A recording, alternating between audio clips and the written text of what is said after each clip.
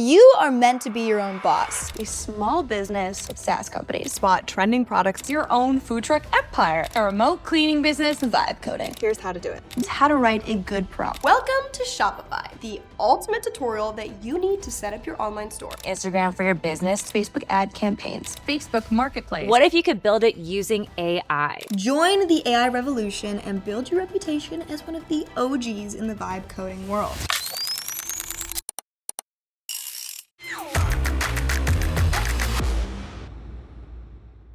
You are meant to be your own boss. According to Business Wire, 62% of adults want to be their own boss. However, most of them never take the leap.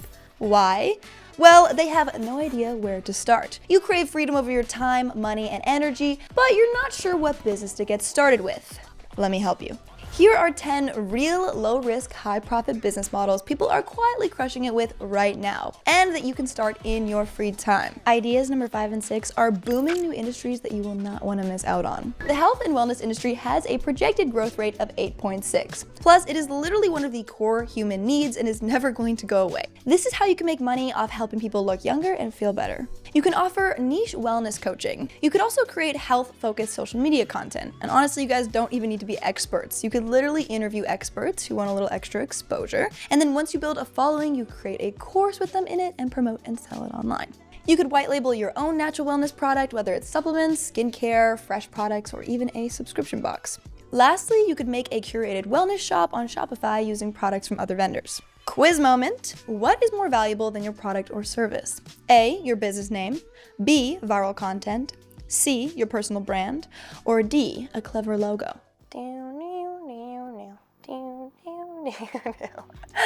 Okay, the answer is C. Your brand goes with you no matter what you're selling, which is why it is incredibly important. Speaking of branding, building brands could be making you money. Personal branding is no longer optional, and according to Sprout Social, 81% of consumers say they must be able to trust a brand to even consider buying from them. You could start a personal brand agency. A personal brand agency helps individuals build and grow their online presence and influence through either coaching, consulting, or done-for-you services. Every good brand has these figured out. Brands and solopreneurs are racing to position themselves as leaders in their field, and you can help them. The industry is literally worth around $35 billion, and it is growing every single year. If you want to become an expert in the personal branding space, I'd recommend that you listen to the audiobooks Building a Story Brand by Donald Miller and The Hero and the Outlaw by Margaret Mark. After that, you can dive into specific types of branding that you want to help people with. You could help them with social media branding, website, visual branding. Honestly, there are a lot of subgenres within this category. And if you're running an agency, you will definitely want a website that clearly showcases what you do. Shopify's pre-built templates are a very easy way to get started because they're going to look polished right away and only take a few hours to build. I've actually linked a free trial down below for you guys if you want to check it out. You could start a ghostwriting agency. Not that kind of ghost. Guys, content is key and writing is at the core of all content. Every single business needs good copywriting. And yes, AI can write content, but it still struggles to have a real human and nuanced tone. Again, I am not human. I am simply an anthropomorphized vessel of knowledge built to make your life easier. This is where ghostwriting comes in. Ghostwriting is when you write content like books, blogs, or newsletters for clients who don't have the time or the inclination to write themselves. You basically write under their name or business. You can honestly even work alongside AI to write for them if you want to. Here's what you need to do to get started.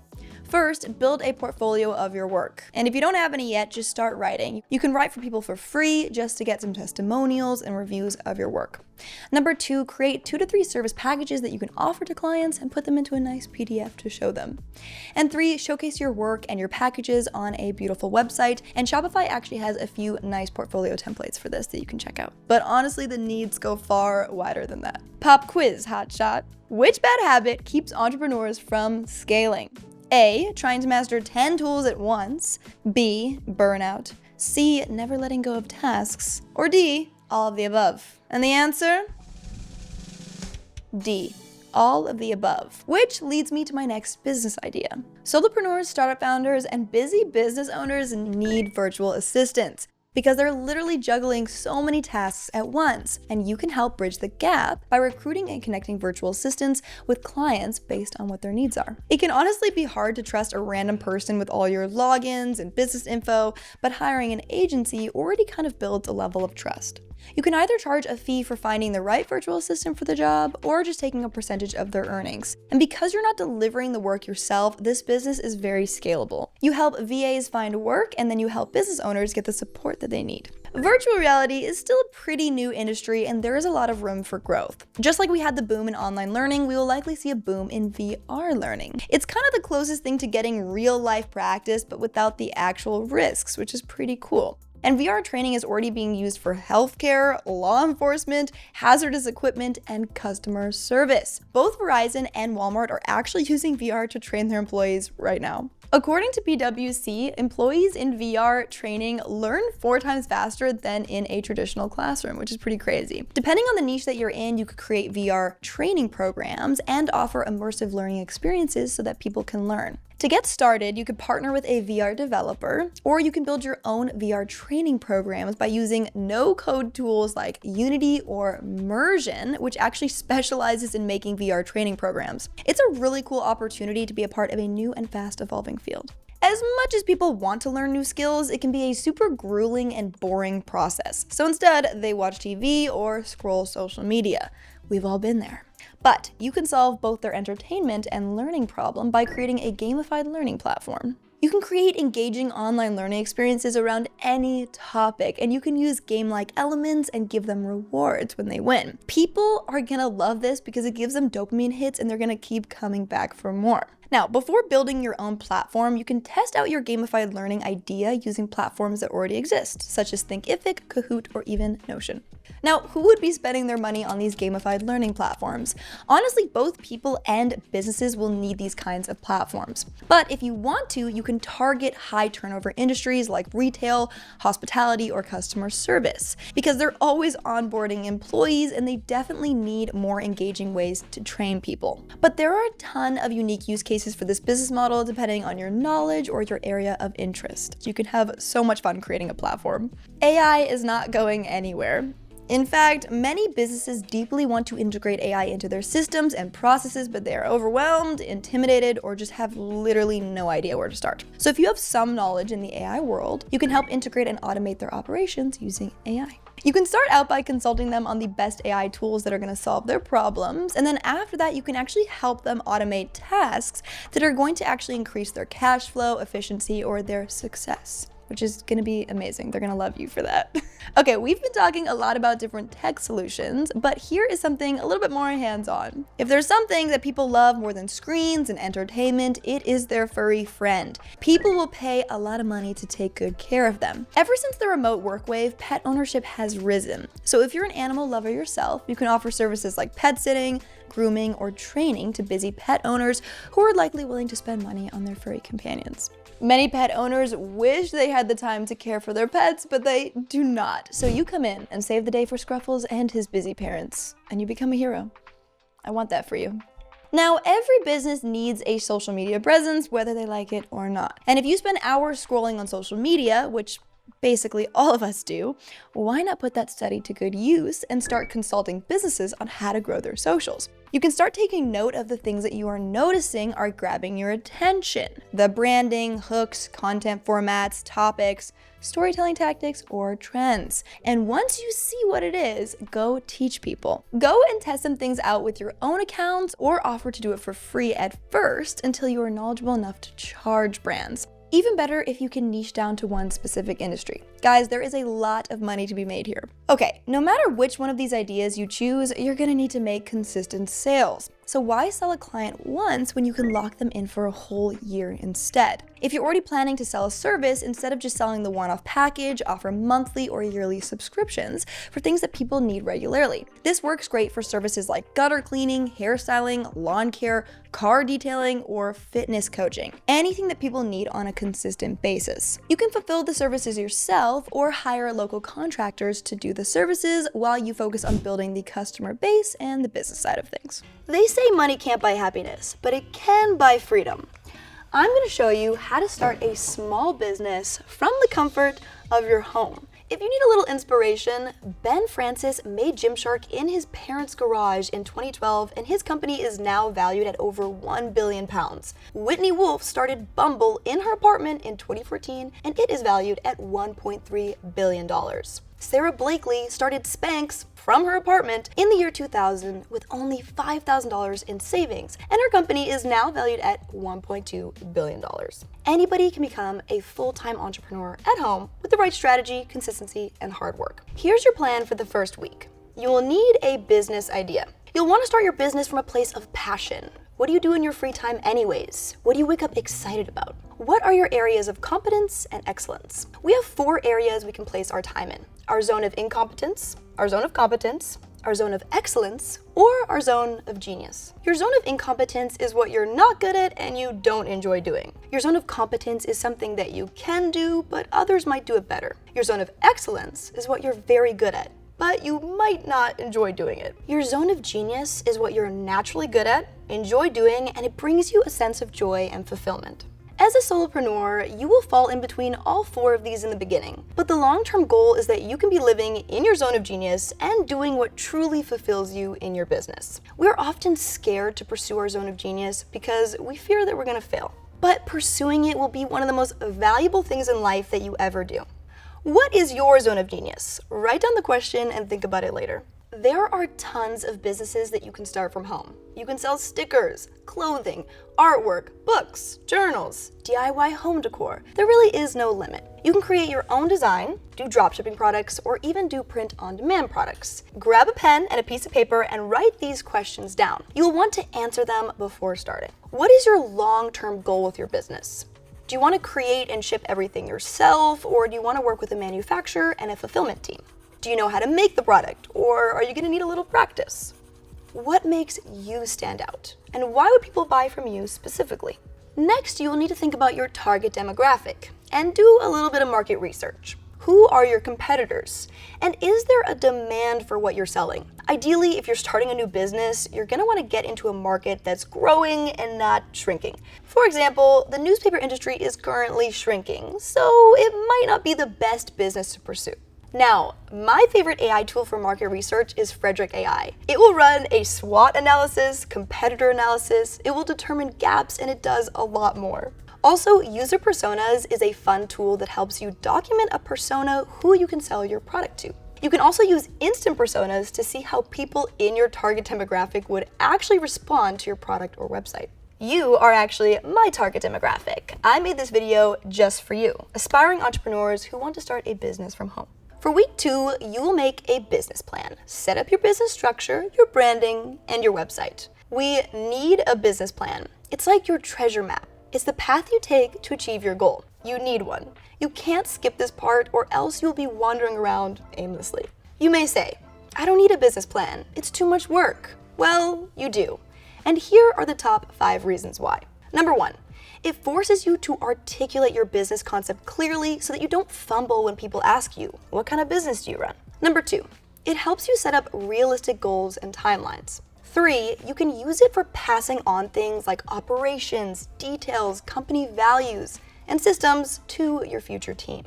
4, you will need one if you're going to pitch your idea to investors or you're hoping to get grants. And the 5th reason is that there are endless reasons. So, let's talk about how to make a killer business plan. First, your financial projections. You will need to calculate the cost of materials, taxes, shipping, your tags, packaging, and any other expenses. I know that it sounds like a lot, but try not to miss anything because even if you miss it on the projection, you will still be paying for it in real life. Then, make sure that you're selling your product at least 3 times your expenses. This means that if an item costs $10, sell it for $30. It doesn't have to be 3 times, but just make sure that you have a good profit margin. Gross profit equals revenue minus expenses. Now, your marketing strategy. You will need to put together a beautiful marketing strategy. Basically, how you're going to acquire your customers. We're gonna have more tips on that later in the video. Operational plans. How will you run things? What will be your processes for creating, selling, shipping, following up, your growth plans, and all that good stuff. Next, you'll need to choose a business structure. Depending on your country, you will have several options. Usually there is an LLC, a limited liability corporation.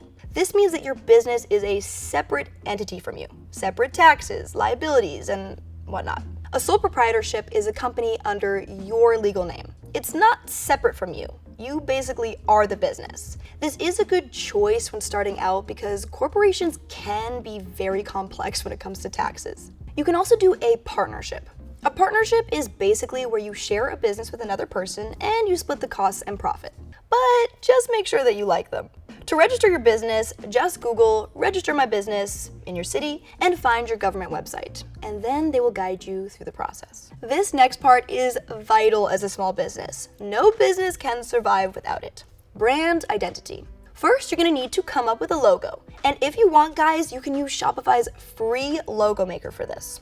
Next, you're gonna need a mission statement. What you do, why you do it, and who you do it for. You'll also need to discover your color palette, your brand voice, tone, and archetype. Add your own story into this. It's definitely gonna make your brand unique because there's literally only one you. Once you have your branding set up, you now get to make your social media accounts with your name, buy your domain, and build a quality website. There is the option to sell on marketplaces, but the problem with that is that your products aren't actually hosted on a website that you own. Now, the best website builder for small businesses is Shopify because you can plug and play whatever you need. Okay, here's the big question. How can you source or make your products? For week 3, you will need to do your own research to find legit suppliers and ways to manage your inventory. Here are some tips. You basically have 5 options. You can create your own product by hand. You can design a custom product with a manufacturer. You can do drop shipping. This means that design, production, inventory, and fulfillment are all taken care of. You can do wholesale. This means buying products in bulk at a discount. Or you can create a digital product or service. I decided to design my own products with a manufacturer because I wanted control over the design, but I had no idea how to sell the kind of products I wanted. So consider what's best for you. Here are some sources for dropshipping that you can use. Spocket, De-essers, Zendrop, and Salehoo are all great options. For wholesale distributors, check out Magnolia Fashion Wholesale, Dollar Days, Costco, Image Beauty, Petra for electronics, and GTS Distribution for games.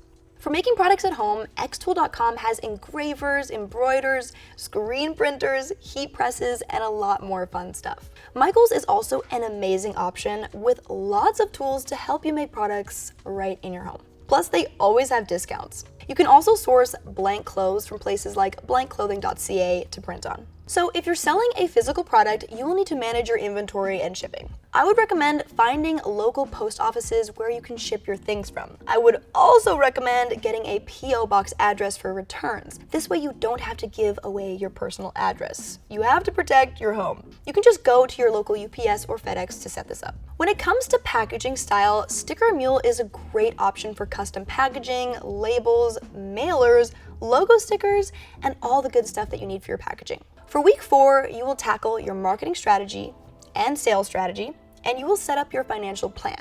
Now that you have all the logistics set up, you'll need to market and sell your product. I know that this is the much dreaded thing for many entrepreneurs. I will give you some advice here, but I would recommend diving deeper into this because we have a lot of good marketing advice right on this channel. Content creation will be your best friend as a solopreneur. You can market your store totally free. But if you have more money than time, you can get UGC creators to create content for you. If you're looking for UGC, I would recommend brandsmeetscreators.com. You can get access to thousands of professional UGC creators for free. You will have to pay the creators, but you get access to the platform for free. Here are a few other marketing strategies. You can do email marketing and use MailChimp for this. Ads on Meta or TikTok, influencer marketing, traditional mailer marketing, and event marketing. There are a lot of options here. Just think about where your target demographic actually hangs out. If you're a student, side hustler, or just someone who wants to make money online without drowning in inventory, print on demand is a game changer. For those who don't know, print on demand means you only make a product after someone buys it, which also means no bulk orders, no guessing what sizes to stock, and no piles of unsold hoodies in your living room. You create a design, upload it to your store, and when someone places an order, a third-party supplier prints it, ships it, and boom, you get paid. Sounds easy, right? It is. And the best part, you can literally run this entire business from anywhere. And I'm not just talking about t-shirts. You can sell mugs, posters, tote bags, pillows, maybe even sneakers. All right, so let's talk about why print on demand is such a huge opportunity right now. According to research, the global print on demand market is already worth $6 billion, and it's expected to hit over $40 billion by 2031. That's not just growth, that's like rocket-fueled growth. And here's the kicker. You don't need to be a big brand to cash in. Regular people are making serious money with print on demand. Take Printful. This company started as a business called Startup Vitamins, selling motivational posters online. But after its founder struggled to find a reliable POD service for his store, he decided to create a platform that could provide high quality and efficient print on demand services for other entrepreneurs. Hence, Printful was born as a solution to the challenges he was facing with Startup Vitamins, and now it is considered one of the best global POD services on the market. If you're curious about the best print-on-demand companies to work with, check out this Shopify guide, which I've linked down below. So now that I think I've got your attention, let's discuss the 5 essentials to get started, because trust me, you don't need a fancy setup, you just need the right strategy. Your starter pack includes, number 1, a winning product, because not all POD products are created equal. Some have way better profit margins, while others might not be worth the hassle. More on that later in this video. Number 2, a great design. Because a plain white t-shirt is super boring, but a t-shirt with a design that makes people laugh? Now we're talking. Number 3, a place to sell, like Shopify. A Shopify store is the best long-term move because you control the branding, pricing, and experience. Number 4, a great supplier. This is a big one. Your supplier handles printing and shipping, so if they mess up, your customers are the ones who get mad. And finally, number 5, paying customers, because a great store means nothing if no one sees it. At this point, you might be thinking, wait, that's it? Yep.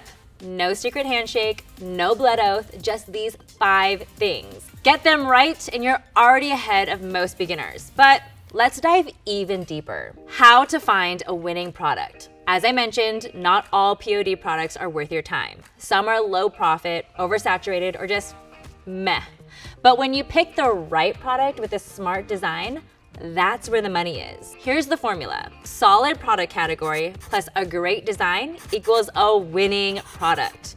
You need both to succeed. A great design on a terrible product won't sell, and a bad design on a great product is also a fail. So, how do you pick the right product category? Start small with one product type. Don't attempt to sell 20 different things at once. Master one, then expand. Stick to products people already buy. If no one is searching for it, you'll have a hard time making sales. And keep it simple. If you offer over 7 variations of one item, customers can get overwhelmed. So, what actually sells? Well, wall art and clothing are actually top tier for profit margins. Posters, canvas prints, and t-shirts all have solid markups. Niche accessories like phone cases and tote bags are also great. Let's talk about how to pick the right niche, because even the best product won't sell if you're targeting the wrong people. Here's the deal. People don't just buy products, they buy products that reflect their identity. A plain tote bag? Meh.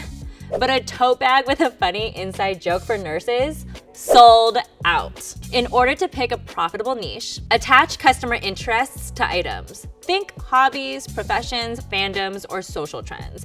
Dog lovers, me. Gym rats, also me. Book talkers, again, me. There is a niche for everything. Check for trademark issues. Obviously, don't just slap a Star Wars logo on a t-shirt, unless you want Disney's lawyers knocking down your door. However, Mickey Mouse is fair game. Use the United States Patent and Trademark Office database to make sure your designs are safe. Don't reinvent the wheel. You don't need a totally original idea. Look at what's already making a killing by analyzing bestsellers on platforms like Etsy and Amazon, or search trends on Pinterest. Then find your angle, whether it's a new slogan, a unique twist, or an underserved audience. A strong niche means easier marketing and more repeat customers. And once you've found your niche, you'll be ready to start creating designs. The good news? You don't need to be a graphic designer to crush it in the print-on-demand market. You've got 4 solid options for creating designs. Number 1, buy ready-made designs. Sites like Creative Market and Vexels sell design packs so you can grab high-quality art without starting from scratch. Number 2, use AI tools. AI-generated art is huge right now. With tools like Midjourney, for $10 a month, you can generate completely unique designs. All you have to do is type in a prompt and let AI do its thing. And your third option, hire a pro. If you want something fully custom, platforms like Fiverr and Upwork connect you with real designers who can bring your vision to life. So, no excuses, because there is a design method for every budget and skill level. Your next step, setting up your Shopify store. If you haven't had a chance to lock this in yet, what are you waiting for? If you're serious about building a brand, having your own Shopify store gives you control, flexibility, and higher profit margins. Why use Shopify? The biggest reason: you own your own brand. No random rule changes or surprise fees. You control the shopping experience. Custom branding, product pages, and checkout flow, all yours. It's built for e-commerce. Shopify integrates seamlessly with all major print-on-demand suppliers, which we'll cover next. But in the meantime, setting up your Shopify store is super easy. Just pick a theme, add your products, set up payments, and boom, you're live. Now let's talk about choosing the right print-on-demand supplier. This part is crucial. Your print-on-demand supplier is the one actually printing, packing, and shipping your products. So if they mess up, guess who gets the angry customer emails? Not them, you. You need a supplier that's reliable, high quality, and fast. Here's a breakdown of the top POD platforms and what they're best known for. Printful. I mentioned them earlier, but they are known for high quality prints, excellent customer service, a broad product range, and branding options. If you want premium products and a great customer experience, Printful is one of the best. Printify has a massive product catalog, flexible pricing, and multiple print providers to choose from. It integrates seamlessly with Shopify and offers door-to-door shipping and online design tools to make customization easy. Guten is perfect for apparel, wall art, home decor, drinkware, and accessories. If you're looking to expand beyond clothing, Guten has tons of unique product options. Applique specializes in custom streetwear and private label apparel and is great if you want embroidered designs, sewn-in labels, and high-end customization. Spread Connect focuses on fast fulfillment and simplified shipping. A solid option if speed is your top priority. T-Launch is known for unique product offerings. If you want to sell something different like headphones, engraved tumblers, or home goods, T-Launch is worth checking out. Custom Cat is one of the largest POD suppliers with a huge selection of products and solid customer support. T-Pop. If you're looking for eco-friendly, sustainable POD products, T-Pop is one of the best in the game. They also offer branding options to help you build a strong brand identity. JetPrint specializes in accessories like shoes, watches, and jewelry. Plus, they provide professional product photos so your listings look polished from day one. AOP, or All Over Print. If you want fully in-house printed designs, AOP is a strong choice. They handle everything from production to fulfillment themselves. Modelist is perfect for fashion and apparel brands. It offers fast shipping and unique products, making it a great fit if you're going for a more boutique style store. Lulu. If self-publishing books, journals, or planners is your thing, Lulu Express is the go-to platform for print-on-demand books and ebooks. And Gelato. Gelato is known for its global print-on-demand network with fast, eco-friendly fulfillment. Quick pro tip: order a sample first. The best way to ensure your products look and feel as intended is to be your own customer and experience firsthand what it's like to receive your products. Don't skip this step. All right, the foundation has been laid. Now, what should you actually sell? At the beginning of this video, I promised you if you stayed till the end, I would drop the top 10 print-on-demand products to sell, and I never break a promise. So here you go. According to data from recent Shopify blogs, these products are proven to sell with solid profit margins and high demand. Number 1, t-shirts are the best-selling POD product, period. Versatile, low cost, and perfect for niche designs. Think about viral social trends and popular memes. Remember when very demure, very mindful was a thing? Yeah, there were shirts for that. Number 2, hoodies and sweatshirts, a step up from tees, are also a high-ticket item with strong demand. Number 3, hats. From dad hats to beanies, hats are an underrated POD product. People love embroidered logos and minimalistic designs. Number 4, bags. Eco-friendly and functional totes are trending hard. Bonus, some suppliers offer all-over prints for even more customization. Number 5, phone cases. I'm so guilty for this one. I love switching up my case to match my fits. These are cheap to produce, easy to ship, and a great upsell item. Pop culture, aesthetics, or personalized name designs work best. Number 6, personalized jewelry. Jewelry isn't just stylish, it's super lightweight and easy to ship. Initials, coordinates, or pet portraits do really well. I can actually attest to this one. My best friend Shelly always gives me personalized jewelry for my birthday and Christmas every year. Number 7, posters and canvas prints. Wall art is high profit and low hassle. It's a great way to sell motivational quotes, abstract art, or niche specific design. Number 8, mugs. While the profit per mug isn't huge, they sell in high volume. The best designs, funny sayings, pop culture references, and personalized names. Number 9, drinkware. Yes, think the Stanley tumbler phenomenon, but make it customized. Guten has some solid options for this one. And number 10, notebooks and stickers.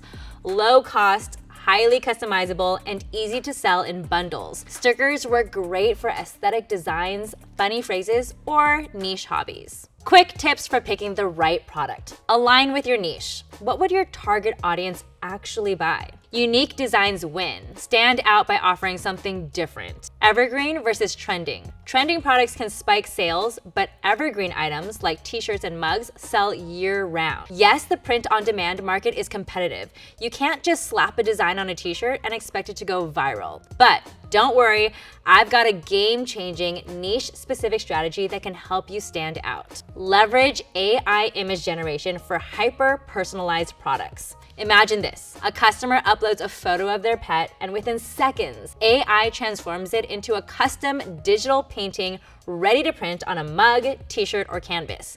That's next level personalization. AI tools like DeepGram and AI Pet Photos create custom pet portraits in seconds, while Midjourney and Copilotly can generate unique, high-quality art in any style. Why does this work? Because people love products that feel unique to them. Whether it's custom art, a name engraving, or a personalized quote, adding that personal touch can set your store apart. Print on demand isn't just about selling stuff. It's about creating something people connect with.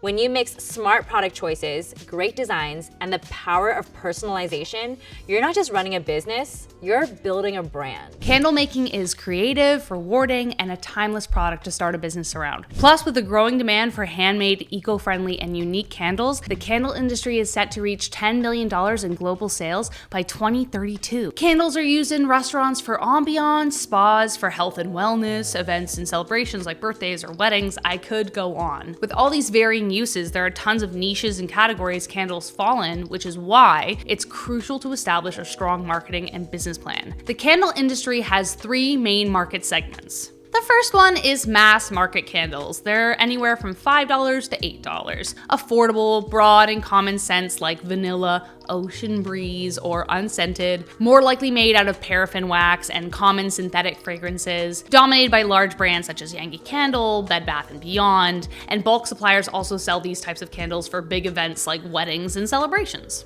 Then we have mid-market candles, anywhere from $10 to $40 or more, often found in retail markets or boutiques, and have a broader appeal by still offering unique scents and custom packaging. Could use either paraffin, soy, or beeswax, and use either fragrances or essential oils. Next is prestige candles that sell anywhere between $30 to $100 or more per candle. Designed for a luxury market, includes highest quality ingredients, premium packaging, and designer brand name storytelling. Some examples: Jo Malone London sells a lime, basil, and mandarin candle for $710, and Lovable has one that's 4.4 ounces for $110.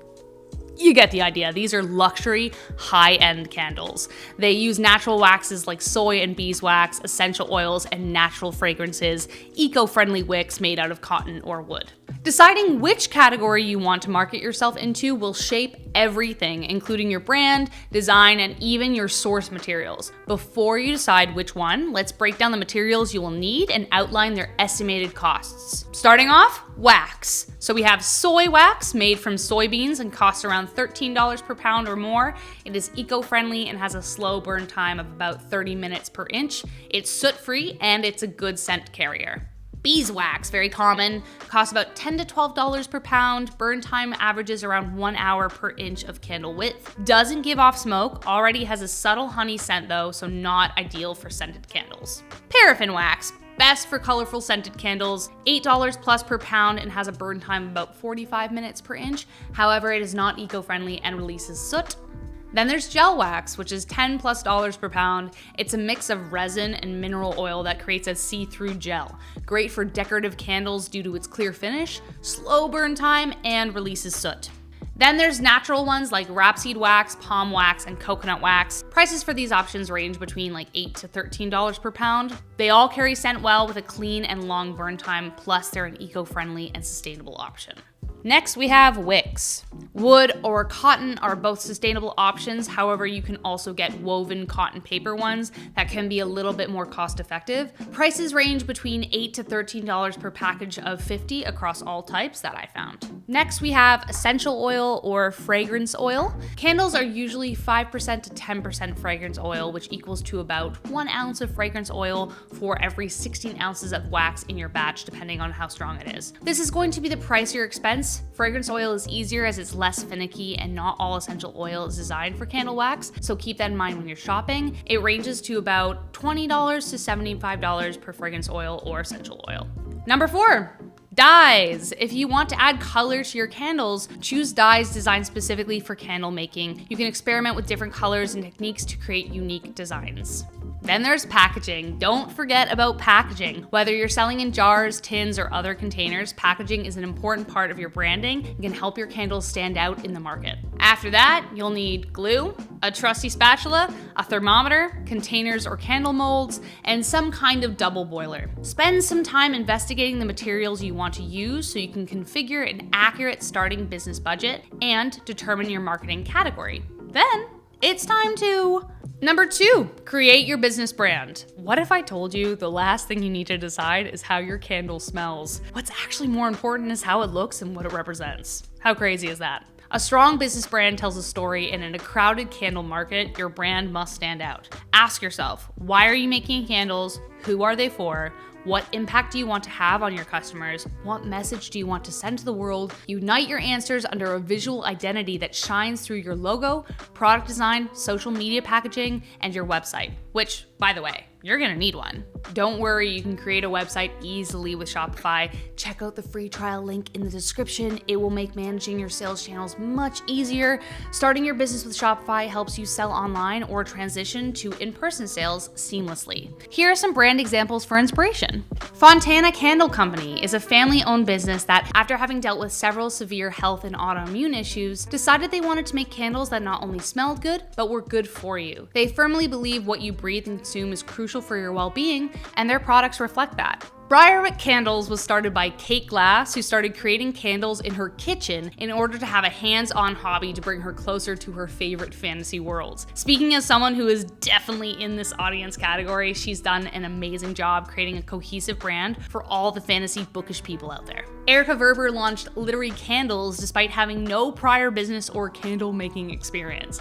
Erica explains, the first thing we worked on was packaging before we even had a prototype or a scent sample. She continues to say, people purchase our boxes, not our candles. They're so pulled in by the name of them and what they represent, and then they're pleasantly surprised when it's a high quality, great smelling candle. Her design all came from wanting to capture being in Central Park for someone's birthday or going to a bottomless brunch with your best friends. Each example is entirely different, yet they all manage to sell their candles successfully by relating them to their passions and intentions. Spending time honing in on your brand will make it easier to sell your product online, especially since we can't yet smell through screen, can we? Instead, capture your brand through fonts, colors, shapes, and designs. Ensure your designs are high quality, tell a story, whether it's a day in Central Park or a night in Middle-earth, and make sure they're specific to you.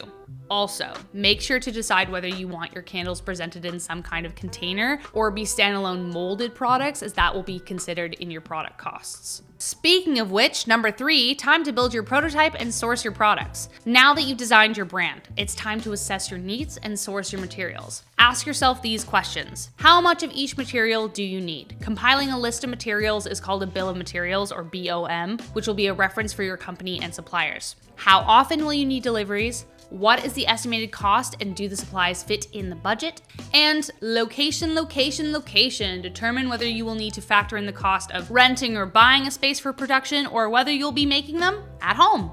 A great way to determine the answers to these questions and test out suppliers is while you build your prototype. When reviewing the materials, make sure you test heat reactivity. Make sure anything that comes in contact with heat related to the product is safe and durable. Erica from Literary Candles made the mistake of choosing the wrong kind of paper for the labels. They started bubbling and peeling, and we had to rip all those labels off, order new labels, and relabel again, which took weeks, Erica says. Durability. Does the packaging you chose actually protect the product? Do you need to outsource to a third party to handle shipping and fulfillment? Tips for sourcing candle materials. Buy local when you can. Consider buying your beeswax from a local apiary. It makes it way easier to deal with suppliers that are only 50 miles away, not 500 miles away. You can save money on shipping costs and gather local support for your business by shopping locally. Diversify suppliers. Establish a go-to list of suppliers in order to stay ahead of shortage issues and delivery delays. There are tons of websites like Rama Candles, which by the way is a fellow Shopify user, Candle Science, and Candle Haven that sell various candle making supplies and decorations. Search offline. To find reliable suppliers, seek out trade organizations, go to conventions or trade shows, and review published industry directories and trade journals. Once you've settled on a prototype, you can explore higher volume options with your preferred suppliers. Make sure you be specific about your requirements. When approaching suppliers, make sure you have a complete list of specifications regarding your product and materials required. Consider volume output. Can the supplier accommodate large volume orders for when your company begins to grow? Inquire about supplier offers. If you buy in bulk, can you get concessions or discounts for a longer commitment? Once you've chosen the right suppliers and assess your material needs, you can determine your market price, i.e. how much your candles are going to sell for. Consider the market tiers we discussed in the beginning and check where your product quality and brand positioning places you. Shopify can help you with our free profit margin calculator. Add up the sum of the cost of goods and operating expenses and input them here. Number 4, register your business. Whether you're starting your business in your kitchen or a full-scale factory, registering your business provides legal protection and adds credibility to your brand. Choose a business structure. Consider a limited liability company, which offers better legal protection because it keeps your business assets separate from your personal ones. As always, seek any legal advice from a professional before launching. Get your EIN or employer identification number. Allows your business to have its own tax identity and keeps your social insurance number private. Register for taxes and ensure compliance. Shopify offers tools to help manage online sales tax, which we talk about in our LWS Shopify tutorial video, so check that out after this. Open a business bank account. This will help keep your personal finances separate from your business, which if you haven't already guessed is a pretty key theme here. Consider trademarks, copyrights, and patents. Protect your intellectual property. The last thing you want is your sales being compromised by a copycat. Now it's time for the fun part. Wait. Okay. Now it's time for the fun part. It's time to make, market, and sell your candles. With your candles ready to go, it's time to start selling and marketing your products. Considering you've taken the time to build an amazing website with Shopify, again, the link is in the description, it's time to turn your brand identity into your marketing strategy.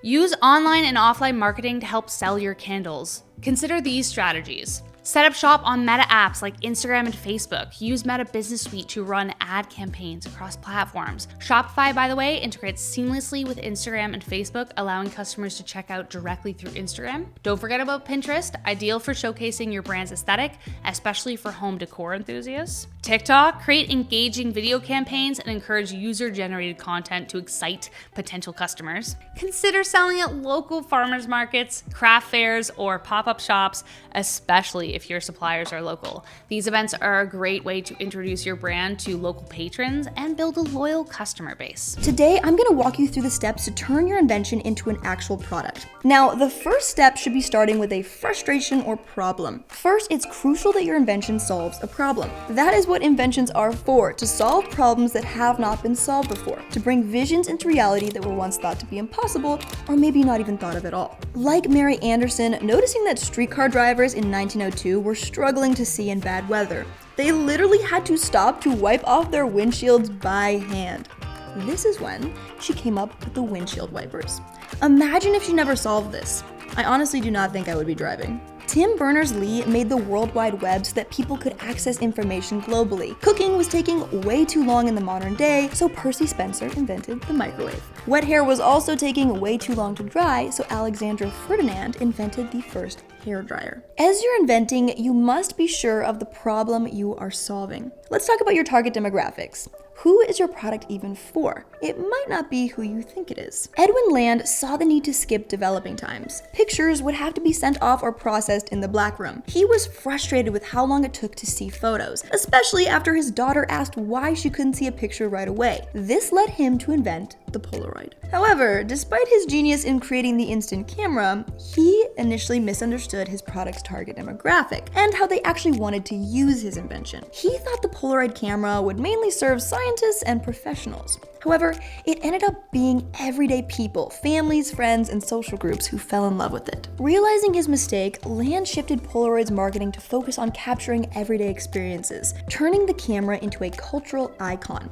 This absolutely skyrocketed sales and made Polaroid synonymous with instant memories. You may think you know your audience, but when it comes to inventing, you have to let your target demographic find you. Put surveys out there, let people try it, give free samples or access, and see who loves it the most. Then serve those people. If you already have a target demographic in mind, then try to solve their unique problems as best as you possibly can by getting to know them better than they know themselves. Just make sure it's a problem they're truly motivated to solve. Guys, speaking of super cool inventions, Oxford scientists have just achieved quantum teleportation. So what does this mean for us? Well, it's not the teleportation of humans or objects yet. This breakthrough allows instant secure data transfers, paving the way for a future of unhackable communication and incredibly powerful quantum networks. Now, the biggest excuse I hear when it comes to people turning their invention into reality is that there's already too much competition in the market. So how do you deal with competition between other inventors racing to the finish line? Nintendo dominated gaming in the 1980s, but in the mid-90s, Sony entered the market with the PlayStation. Actually, after a failed partnership with Nintendo, the two companies have since battled for gaming supremacy. Despite their rivalry, both continue to thrive, each of them shaping the gaming industry in their own unique ways. While competition can be tough, this shows that there is space for multiple inventors to make their mark. While you may not be able to take on the whole market, you can have your share. Plus, you can actually use your competition's genius to make your inventions even better. Learn from their mistakes and wins. Your competition is actually a gift that can help you innovate better and faster. Now, what is the first step to bringing your idea to life? The first step to turning your invention into reality is by building a prototype. Prototypes give you the ability to fail quickly with little risk, so you can iron out your design, test your assumptions, and spot any potential issues. We can learn from the infamous James Dyson on this one. From the words of his truly, "It didn't happen overnight, but after years of testing, tweaking, fist banging, and after more than 5,000 prototypes, it was there." He built 5,000 prototypes using household products in his garage before perfecting his first bagless vacuum cleaner. 5,000. Not all of us are like Jimmy Neutron or James Dyson though. We need a little extra help on the execution.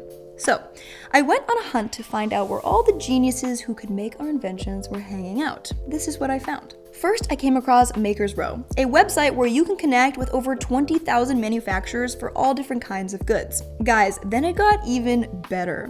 I found a platform called Fab Labs, and they have community spaces all over the globe where inventors and designers can connect and learn together. You can actually find a Fab Lab next to you by just using their world map. Next, I came across University Innovation Centers where you can actually hire out students. I then found a website called Proto Labs for 3D printing and injection molding manufacturers. I found GitHub.com for software builders. And lastly, I really like this platform called IDEO for strategic, sustainable inventions and resources. But wait, after all of that, what if someone tries to steal your invention? There are sharks out there waiting to snatch up any new invention they can, so it is crucial to protect yours and keep it safe. Take Antonio Meucci. He invented a voice communication device called the Teletrafono, and he sent his prototype to the Western Union Telegraph Company, which later claimed to have lost it. Sure, they lost it. Unable to secure a full patent due to not having enough money, Meucci's work was overshadowed when Alexander Graham Bell patented a similar device and received credit as a telephone's inventor. Moral of the story, you need to patent your work. Here is what you need to know in order to keep your invention safe. There are utility patents and there are design patents. Utility patents protect an invention's function, process, and structure for around 20 years, while design patents cover its appearance, shape, decoration, and pattern for about 15 years. Choosing a good patent attorney is key for this, so you can check the FICPI or the WIPO directories to find one. Before applying, make sure your invention is not already patented. Then draft a summary and detailed description, define the scope, pay the fees, and respond to any objections. Once you're approved, don't forget to pay maintenance fees to keep your patent enforced. As Abraham Lincoln said, the patent system added the fuel of interest to the fire of genius. Let's talk about funding your inventions. Now, we don't want to turn into Antonio Meucci and have our inventions stolen just because we can't afford to bring them to market. So here are 4 ways to fund your invention. Number 1, bootstrapping. You can fund it yourself and keep all of the equity in your company. I actually have a video on how to bootstrap a business if you're broke, and I've linked it down below. 2, you can get an angel investor. You can use a platform called AngelList to attract and engage with potential investors. 3, you can crowdfund with platforms like Indiegogo and Kickstarter. You'd be surprised how many people are willing to fund new and exciting inventions. 4 is venture capital. You can give up equity in exchange for funding. VC investors look for a scalable business model, a large market opportunity, innovation, and a competitive advantage. To secure any kind of funding, you will need to create a compelling pitch. Tell your story, share your motives, and give financial projections. I've actually linked a Shopify blog article below on how to create a killer pitch to get funding. Okay, let's talk about bringing your product to market. Once you get money, what do you actually do with it? You're gonna need to source your manufacturer, team, and materials. This process takes time, so be patient. You're gonna need to decide whether you want to manufacture locally or overseas and find materials that balance durability and cost. As an example, it took me 11 months to find the perfect fabric for my clothing design. Developing your business plan. As an inventor, you will also need to become a businessman or woman. So spend some time putting together a basic business plan. You should have things such as the market analysis, competitive advantage, marketing strategy, financial projections, and some realistic milestones. I've actually linked a Shopify business template down below for you to check out and use. Once you've created your product, it's time to let the world experience it. You have a few distribution options. Direct to consumer, where you can sell products online or in-store yourself directly to people. Brands like Apple use this model. You can quickly set up an online store using Shopify, and I've actually linked a free trial down below for you. Retail partners. Stores will buy wholesale and sell your products directly. This is amazing for making bulk sales. As an example, Ruth Handler used this method for Barbie. Licensing. Companies will actually pay for rights to produce and sell your invention, either upfront or as royalties. George Lucas actually used licensing for Star Wars, generating billions of dollars in royalties. Quiz time. Who invented the lava lamp? Comment who you think it is down below. Marketing and launching your product. Let's get people excited about your product and make sure it doesn't get lost in the noise like the Segway did. Sorry, Segway. It is vital that you create pre-launch hype around your product. The goal is to get people biting at it far before you release it. Think about the Stanley Cup phenomenon. They didn't just sell a product, they actually sold an identity. Buyers joined a community, making the cup a status symbol. They brilliantly used social media marketing to fuel the feeling of exclusivity. Now imagine the Wright brothers documenting their invention journey on social media. It would be an absolute hit. Unfortunately, they did not have that luxury, but you do. And sharing your process can build lifelong superfans.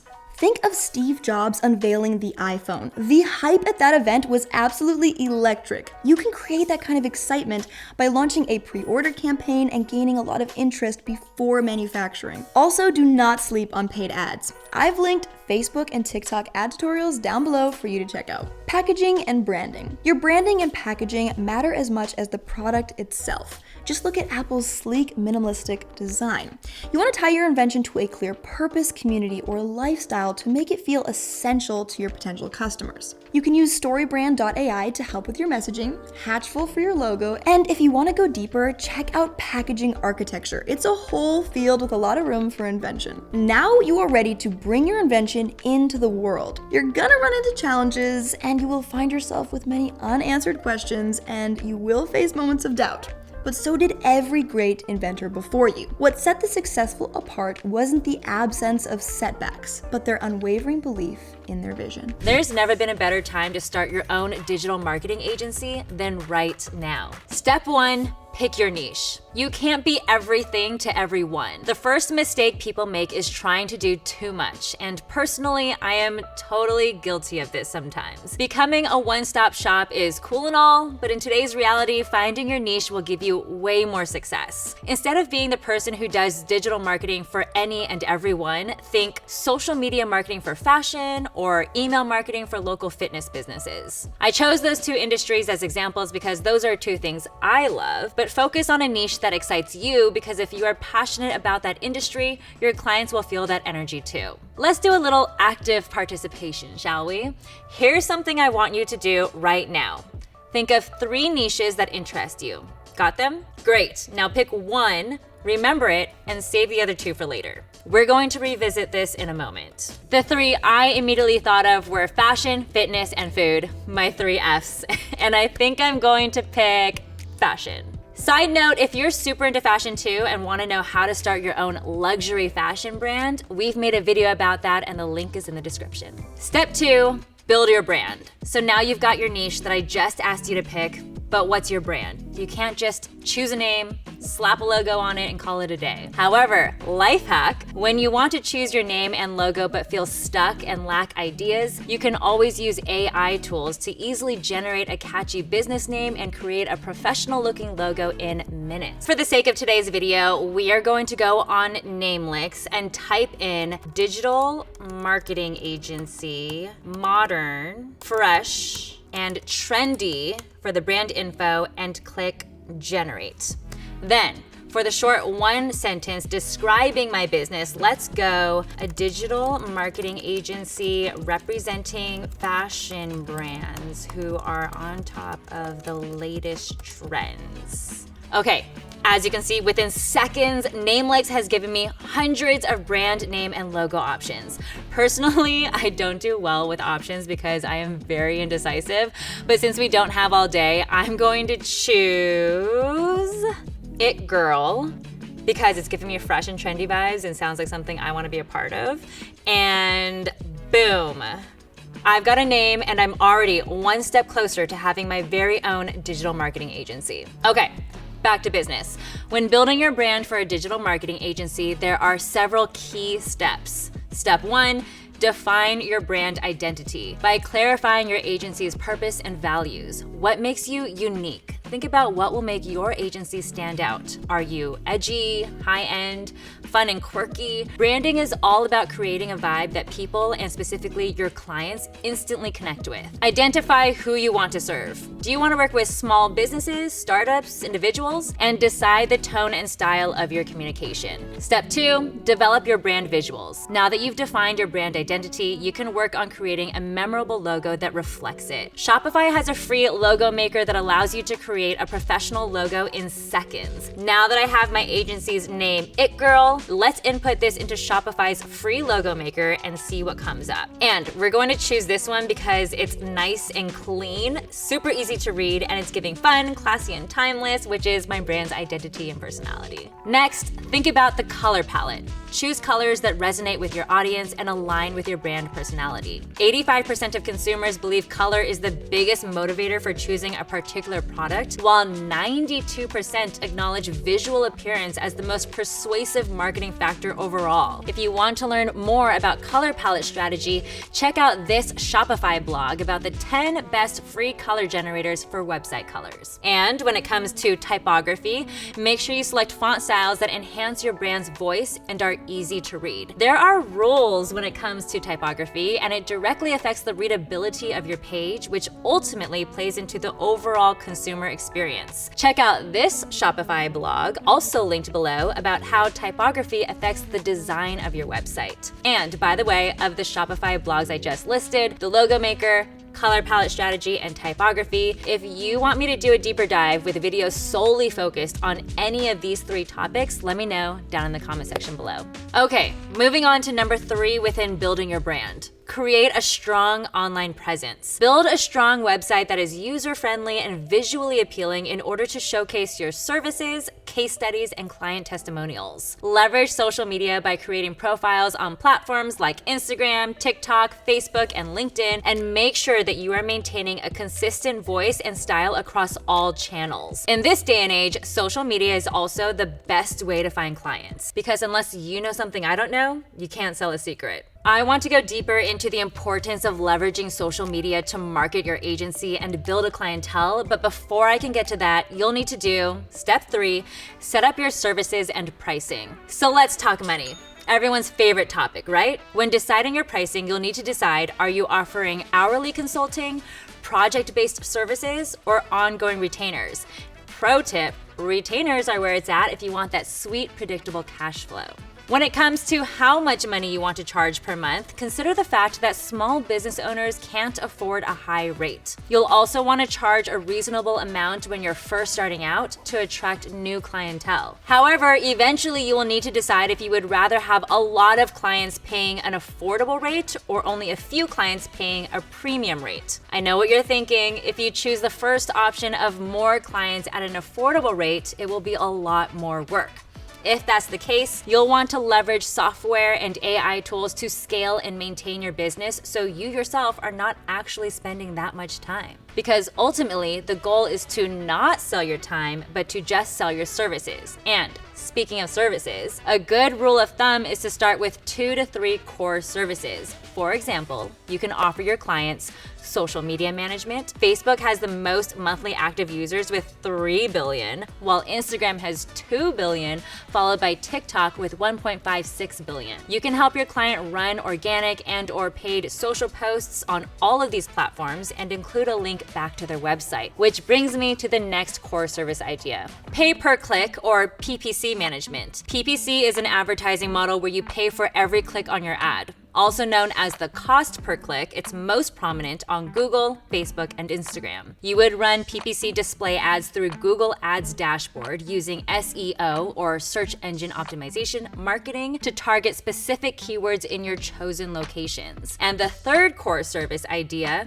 email and text message marketing. I know you already know about this one. Our inboxes are flooded with emails and texts from brands, and yes, while they can often be annoying, I think we can all agree that we still click and open some here and there. That being said, messaging marketing helps build deeper relationships with customers, but in order to not be annoying, only share necessary updates, offers, and content that is truly valuable for them. So remember when I said you don't want to be everything to everyone and make the mistake of doing too much? The reason why I'm recommending sticking to 2 to 3 core services is so that you're not overloading yourself, but you're still offering enough value to attract a range of clients.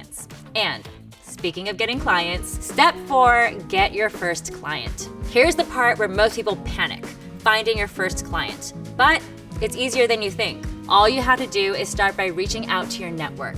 text your friends and family because you never know who they might know. Tap your existing network and open up your social media and slide into those DMs. Try offering free audits to local businesses in your niche. Do you still remember the one you picked? And let them know how you can add value for them, aka your 2 to 3 core services. And no, your grandma's knitting hobby does not count. Other ways to find clients are by leveraging social media. Told you we'd come back to this. So, here's why digital marketing is so important. A lot of people spend most of their time online, in their inboxes, and on social media. So basically, you want to meet them where they're hanging out. LinkedIn groups and Facebook groups are a really good place to network and find clients who are in need of what you're offering. We tend to make friends with people who share common interests with us. So once you find your first few clients, there's a good chance that their friends are also ideal clients. And this is where client testimonials come into play. If your first clients are happy with your work, ask for written or video testimonials. These will build trust and credibility and act as your agency's social proof. You'll then place these testimonials on your website. Don't have a website yet? Well, did you know Shopify allows anyone to create a website from scratch without any coding experience required? Obviously, you'll need a website for your agency, so today's your lucky day because I've dropped a link for a free trial down below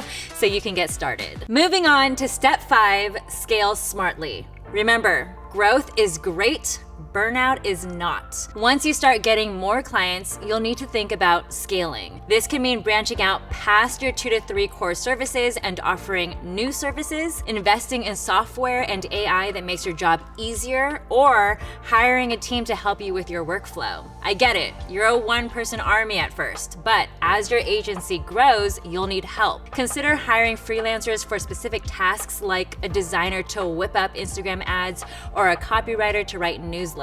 Platforms like Upwork or Fiverr are great places to find talent. Hiring a freelancer allows flexibility without the commitment of full-time hires, but hire strategically. Bring on team members with specialized skills to expand your service capabilities. Another trick, automate as much as possible. Tools like Shopify's marketing automation can help streamline tasks like email marketing, social media posting, retargeting ads, and even follow-ups, saving you hours every week. You'll also want to focus on client retention.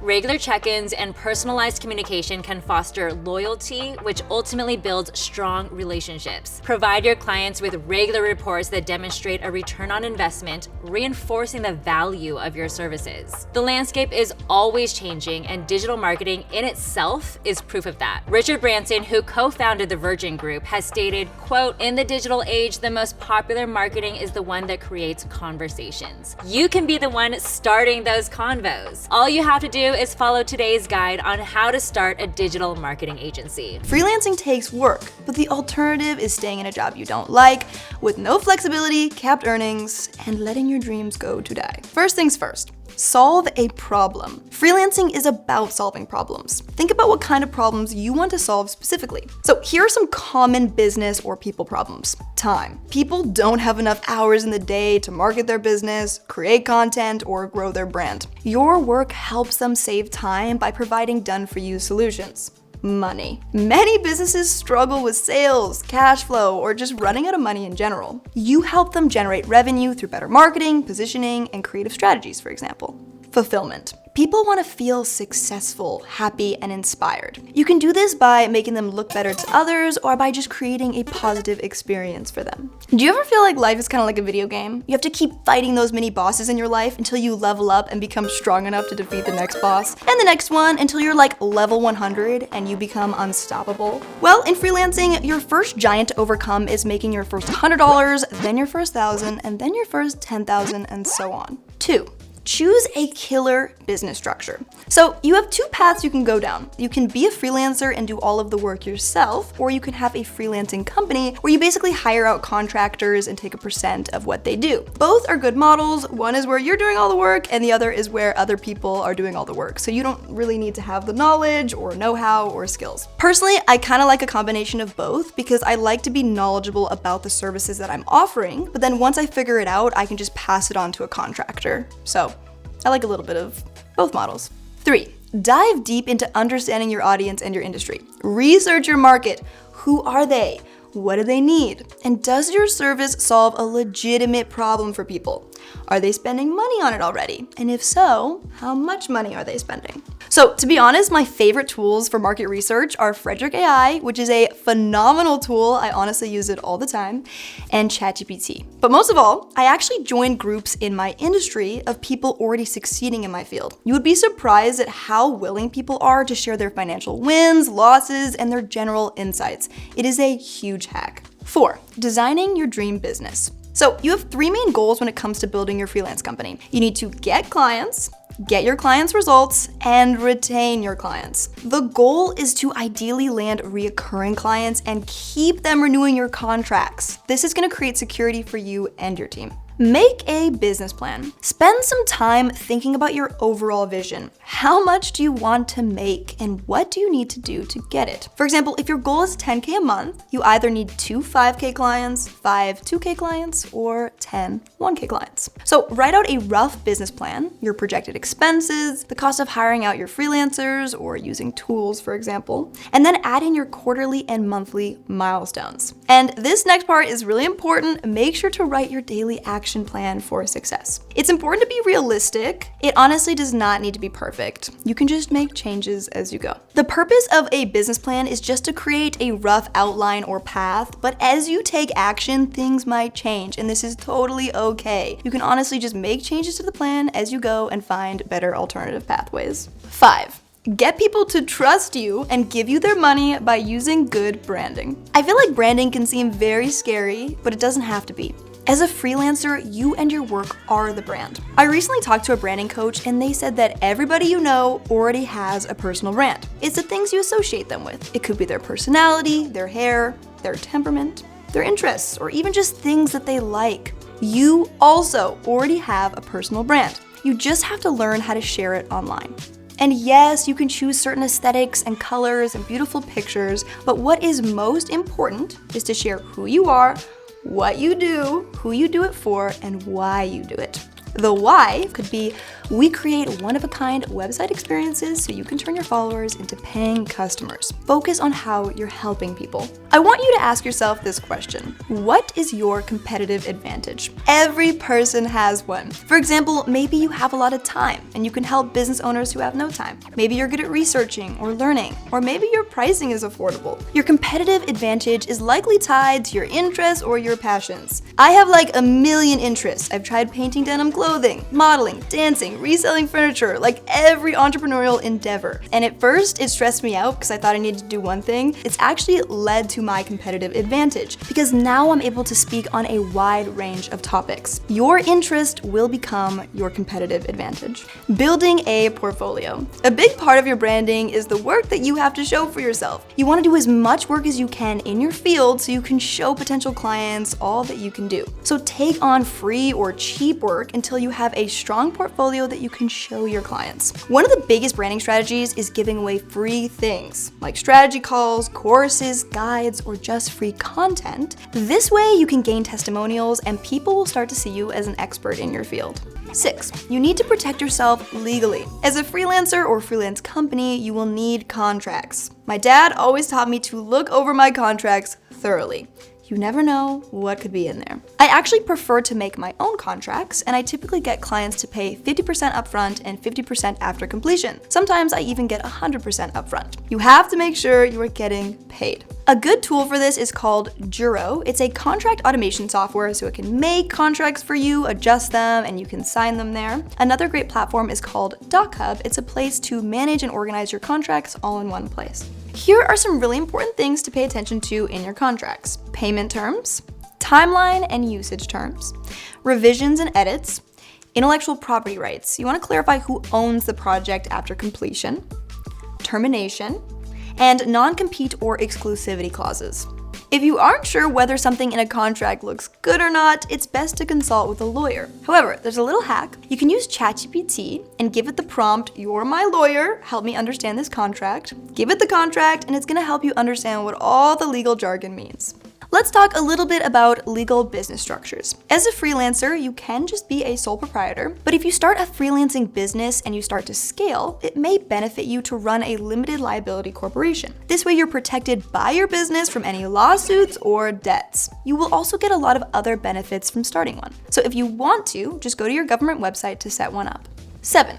Create a sustainable pricing strategy. How much should you charge for your services? If you're just starting out, it's good to offer lower rates to build your portfolio. Once you're established, increase your pricing and offer tiered packages. For example, you could have a 1K, 3K, or 5K a month package. Research industry rates or ask ChatGPT and aim for 3 to 6 month commitments from clients to lock in long-term success. I tried to rely on one-off gigs for a while, and this caused me so much stress and sleepless nights. As a freelancer, you need to create peace for yourself, and a good way to do this is through recurring revenue. I also wouldn't recommend pricing yourself hourly. This kind of means you just have another job without any security. I did this for a while and it took all of my time. So it's best to charge clients based on the value you bring them. And you have to be confident in the value you bring. Again, joining a community in your niche is going to help you understand the value in your specific industry and find as many ways as you can to communicate the value you bring past the initial service. When it comes to pricing, you want to have a healthy profit margin, and the typical freelance profit margin is about 40 to 70%. So aim as high as you can while still feeling confident that your price is fair for your customer. Can I just be honest for a second? For a long time, I thought talent alone would be enough. I had my portfolio, my work was solid, and I just assumed people would find me. I waited and waited, but there was nothing but crickets. I was invisible because the clients that I was hoping for didn't even know I was there. I kept refreshing my inbox and checking for inquiries that never came. I then realized that hope was not a good strategy for attracting clients. I found myself broke, frustrated, and questioning if I had what it took to succeed. So this leads me to my next point. Here are 5 methods that you can use to attract your dream clients. You need to set up a funnel. In simple terms, a funnel is a step-by-step process where a business attracts people, gives them the info they need, builds trust, and then encourages them to buy or sign up for something by the end. Now, here are the 5 methods to attract those dream clients of yours. 1.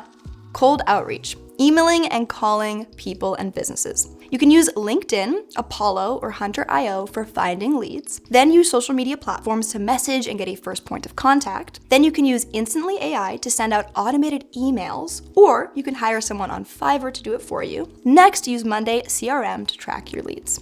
Number 2, inbound marketing. Create organic content that attracts clients to you. You can use Later to schedule posts, CapCut or InShot to edit your videos. You can use Typeform for forms, and you can use ManyChat to automate your DMs. Looms is great for tutorial, and Zoom or Google Meet for your strategy calls once you book clients. One of the best strategies with this one is posting a free lead magnet, such as a guide or course where clients have to give you their email to get it. 3. Lead generation and paid ads. You can use LinkedIn, Facebook, or Google to run ads for your business. And the best platform for you will depend on your target demographic. I actually have a video on Facebook ads, and I've linked it down below if you want to learn more. Next, you can use Shopify email or MailChimp for email marketing and newsletters. Number 4, joint ventures or partnerships. Partner with people who already have access and work with your ideal clients. Or partner with referrals who will sell for you and make a % of the sales. This is a great shortcut to gaining clients. Think of people in your immediate network or use platforms like Wellfound, LinkedIn, and other networks to find startup founders in your niche. You can also go to networking events to find aligned people, which leads me to my next tactic. Number 5, associations and speaking events. Go to events and network with people, or present yourself as the expert and teach. Add value to your ideal clients while you're there. For this, you can use websites such as Eventbrite, and you can use Speaker Hub for speaking engagements, or you can join a speakers guild or association in your area. A little bonus method, which is actually one of my favorites, platforms. Do not underestimate platforms. I have landed a huge volume of deals through niche platforms where people are already looking for my skills. These are warm leads, meaning they're looking for your services already. So just Google platforms in your niche to find them. Upwork and Fiverr are places to find all kinds of clients, but platforms like #paid are great to find brand deals, or YouTube jobs to find YouTube gigs. The more niche the platform, the better. Just run with one of these methods to start and then become a master at it. Once you master one, you can move on to the next one. With all of these methods, you will likely need to schedule discovery calls with your ideal clients, so it's super important to have a booking link. You can use an app called Calendly for this, or if you use Shopify, you can actually just download an appointment booking app on your store, such as BTA or Easy Appointment Booking. And then you can just do your calls on Google Meet or Zoom. 9. Hire out where it is needed. You want to start hiring freelancers and employees when you have enough extra revenue after covering your bills and putting aside the money you need. For each business, it's going to be different, whether you need monthly contractors or just people for short-term projects. So you're going to want to create standard operating procedures so that people know how to take over your projects and do things the right way. It's important to be intentional about the kind of culture and communication that you want to have with your team. And it's best to think of this before you start hiring or contracting people out. 10. Create a healthy money management system. Guys, do not be afraid to invest in yourself. It is the best investment you will ever make. Invest in your knowledge, your skills, and your network. Buy that ticket to the event, purchase that book or course.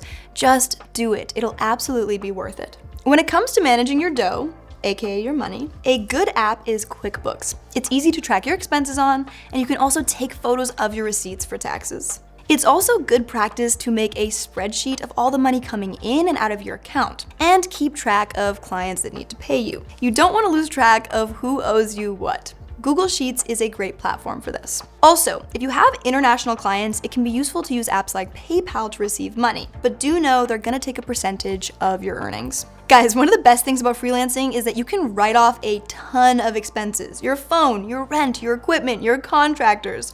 So make sure to track all your monthly expenses. How much should you reinvest back into your business? If you can, it can be great to invest about 20 to 50% back in. You will have to invest a higher percent early on to build. The thing is with freelancing, you might have really good months and really bad months, so it's really important to put money aside just in case. I will say, the number one challenge with being a freelancer is that you will likely have to deal with a lot of rejection. I honestly used to cry when I got rejected by even one brand. I really needed to learn to develop thick skin. Business is just a numbers game. When you get a rejection, it has nothing to do with you, just your processes. Rather than taking it personally, always ask yourself, what do I need to do to get a yes next time? And just so you guys know, the average conversion rate for cold outreach is 1 to 5%. So do not beat yourself up if you get 99% rejections. You only need that 1% to succeed. You now have the building blocks to get out there and make your freelance business a reality. Don't waste time waiting. The cosmetics industry used to be controlled by big players like L'Oreal and Givaudan. But now, with technology, anyone can get easy access to manufacturers and potential customers, which means you can have a seat at the table. How many MAC Ruby Woo lipsticks do you think are sold every minute? What about every year? The answer, it was reported by Who What Wear that 7 of these are sold every single minute, meaning about 3.7 million units are sold annually. So how can you actually create a makeup product to sell? Do you need to be a cosmetic chemist to start a beauty brand? Do you need to make the products yourself or have a ton of money saved up? The simple answer, no. You have options. First, there are some cosmetics that are simple enough to make at home. You can actually find recipes on makingcosmetics.com or just tutorials on YouTube. You want to make sure to keep notes of your formula so your product is consistent. But be very cautious with this. You're going to need to follow regulations and have it lab tested by professionals before releasing it. More on this later on. If making your own formulas is not your thing, you can find cosmetic chemists online to develop your product at places such as ifcc.org or cosmeticformulators.com. And you really want to make sure to verify the credentials of any chemist you hope to work with. And after this, you can work with a reliable manufacturer to make your product in bulk, locally, or overseas. Private labeling or white labeling. ColourPop and Kylie Cosmetics both use this method to begin before they designed their own products. Private labeling is basically putting a label on a product that's already made and packed by a manufacturer. And you can find products for this in places like Blanca or Pinnacle Cosmetics. You can sometimes customize the scent or color, but it's typically sold as is. This is a really great method for launching quickly. It's less about innovation and more about branding. For example, you could launch a travel beauty company or a rave beauty line this way. Lastly, wholesale. You can curate a bunch of wholesale makeup products into one online store. For example, it could be clean beauty products or vegan beauty products.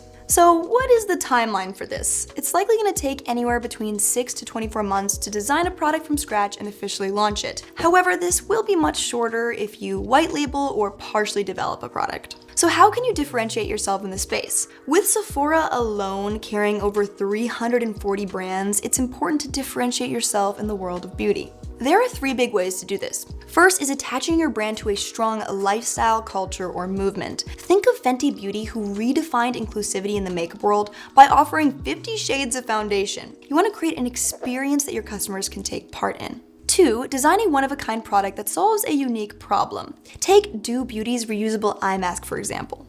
3, create iconic packaging like Flower Nose, something that makes people take a second look. You can use one or all of these methods. Did you know that there is a perfect formula for eyebrows? Anastasia Soirée became the first to apply the golden ratio principle to eyebrow shaping, at a time when eyebrows were kind of an afterthought. She proved how powerful they were in framing faces. Her technique became the gold standard, turning brows into a must-have step in every girl's makeup routine. Now we shape them, brush them, and fill them in. She created a culture. We can all learn from Anastasia Soirée's techniques. Let's talk about your target demographic. Trying to sell to everyone will result in ultimately selling to no one. This is why it's really important to choose your people. Who are you going to serve with your cosmetics brand? Here are a few ways to find your ideal clients. Find an underserved group of people or a gap in the market. For example, girls with sensitive skin or accessible beauty products for people with disabilities. Kohl's one-handed applicators serve this market beautifully. You want to find out your target demographics' age, their income, their gender, interests, lifestyle, and their location. Try to know them better than they know themselves by figuring out their pain points, dreams, and desires, and then go to work on solving them. If you can't think of a specific group of people right now, what can you identify with that is missing in your own life that maybe you can help others with too? This is what Kylie Jenner did when she made her 2-piece lip kits. Finally, a lip gloss and liner together. Super simple and practical. How do you build an unforgettable cosmetics brand? One word: culture. This is what is behind all multi-million-dollar brands. They play on our psychological need to be a part of the strongest community. If they can create a strong culture, people will pay loads of money just to be associated with it. The record-breaking makeup launch was actually masterminded by 2 YouTubers, Jeffree Star and Shane Dawson. But how did they do it? Shane Dawson, known for his documentary-style deep dives, created an 8-part docuseries on Jeffree Star, racking up millions of views as fans eagerly awaited each episode. But what many didn't realize at first was that the entire series was more than just a behind-the-scenes look at Jeffree's life. It was a massive marketing play leading up to the launch of their Shane x Jeffree Conspiracy Collection. The collection sold out entirely within hours, and over 1 million eyeshadow palettes were sold within 30 minutes after the launch. They created a movement, and when customers purchased the product, they became a part of it.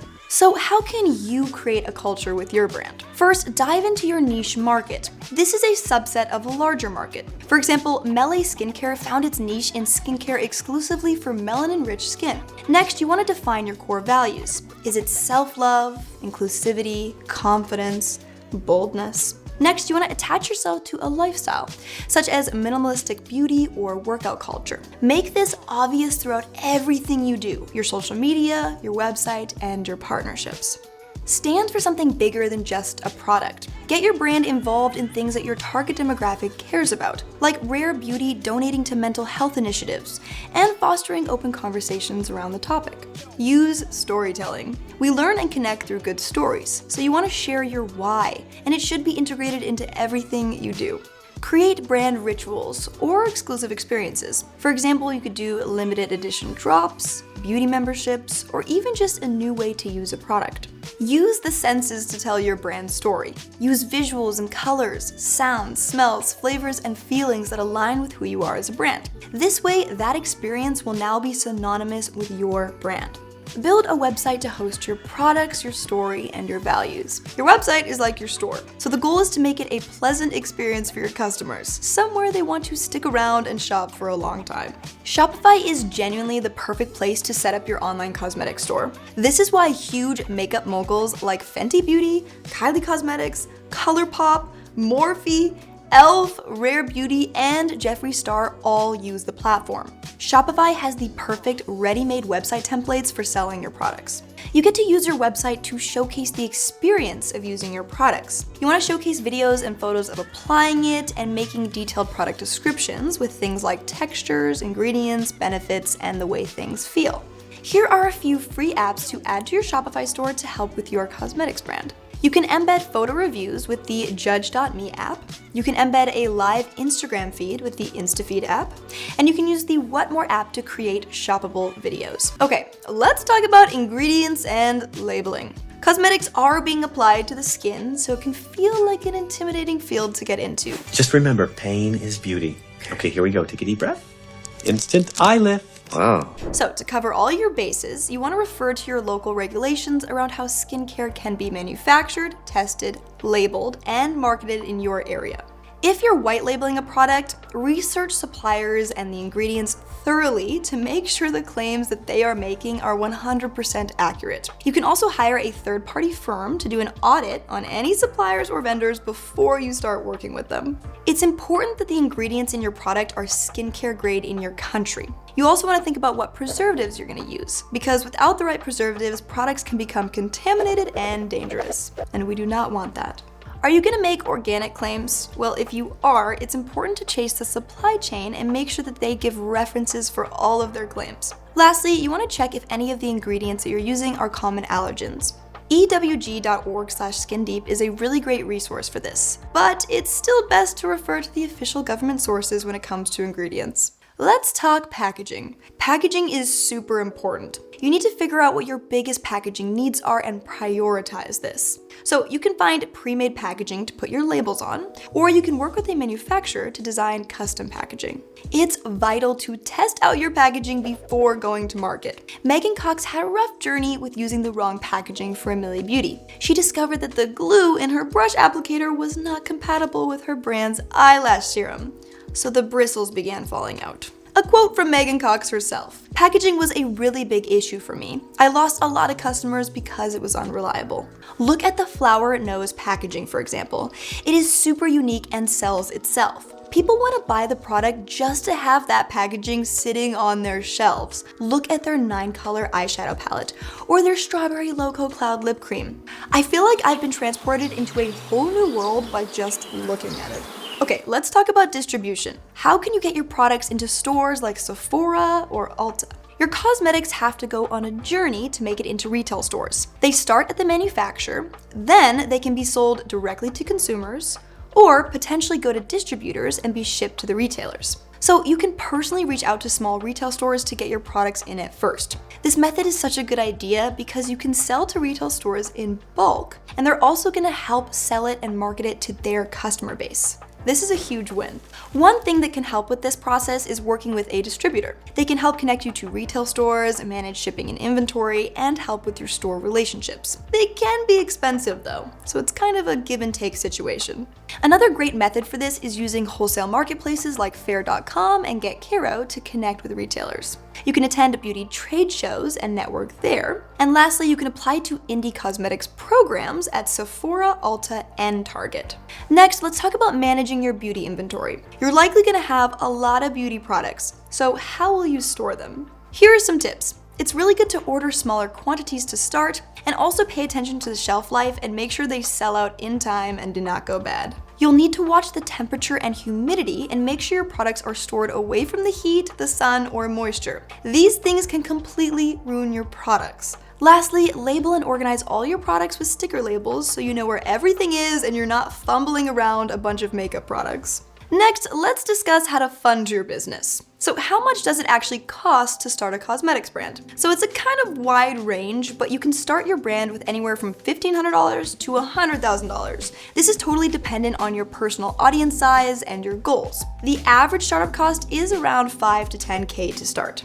As an example, Leslie and Johanna started with a pretty small investment with Vive Cosmetics, taking out a $10,000 loan to start. When it comes to investing, here's some advice from Huda Kattan. Doing less but focusing in more, you get so much more power. She also says, being scrappy is one of the best qualities that you can have as a founder. Now that you're ready, Here are some tactics for marketing your business. Figure out where your client base would hang out and put yourself there. Trade shows, social media, events, anywhere they are. Next, partner with beauty influencers and send them PR packages to post. A lot of large beauty companies got their start this way. Utilize social media marketing, such as organic content or even paid ads on Instagram, Facebook, and TikTok. Make sure to tell your story and share your process. And when making content, begin with a problem and end with a solution. You can also hire out UGC creators for this too. Create pop-up events where clients can try your products and get samples. And lastly, build a personal brand. Create free makeup content and become an authority in the space. That way, when you launch, people are going to be running to purchase your products. Lastly, let's talk about scaling your business. Although Millie Bobby Brown launched her product in stores such as Ulta, her Gen Z audience actually preferred shopping online. She was clever and made TikTok one of her top marketing strategies. And according to Glossy, TikTok now brings in most of their sales. She scaled by going to new channels. And what's most important is going to channels where her audience was hanging out. Anastasia Soare was a Romanian immigrant and esthetician. She started by shaping eyebrows for everyday clients before her incredible talent spread to Hollywood's biggest celebrities, all through word of mouth. She scaled her business by developing a breakthrough eyebrow product called Brow Wiz. She reinvested her profits and scaled her brand into a global makeup empire.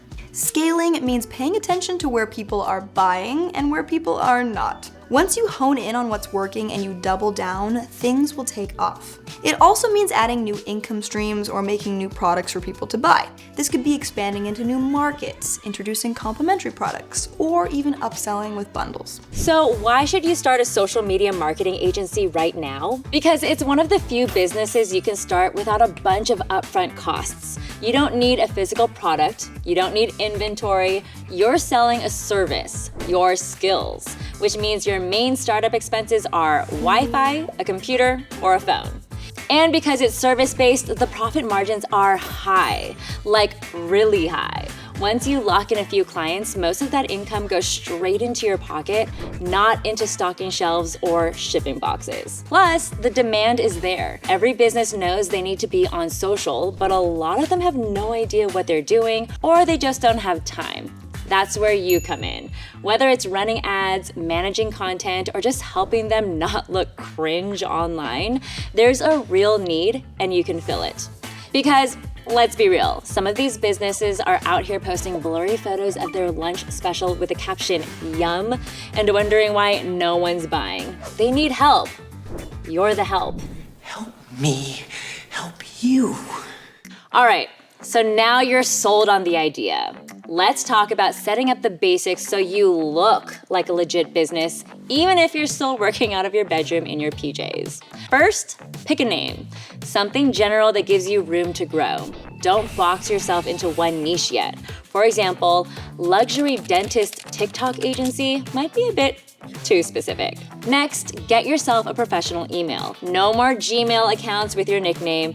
It should be your name at yourcompany.com. For example, Kylie Marr at embercreative.com. Yeah, I came up with that. This will instantly make you look more credible. Then, set up a simple one-page website. It doesn't have to be fancy, just enough to show who you are, what you do, and how to contact you. It's basically your digital business card. These little things go a long way in making you look polished and trustworthy before you've even signed your first client. Oh, okay.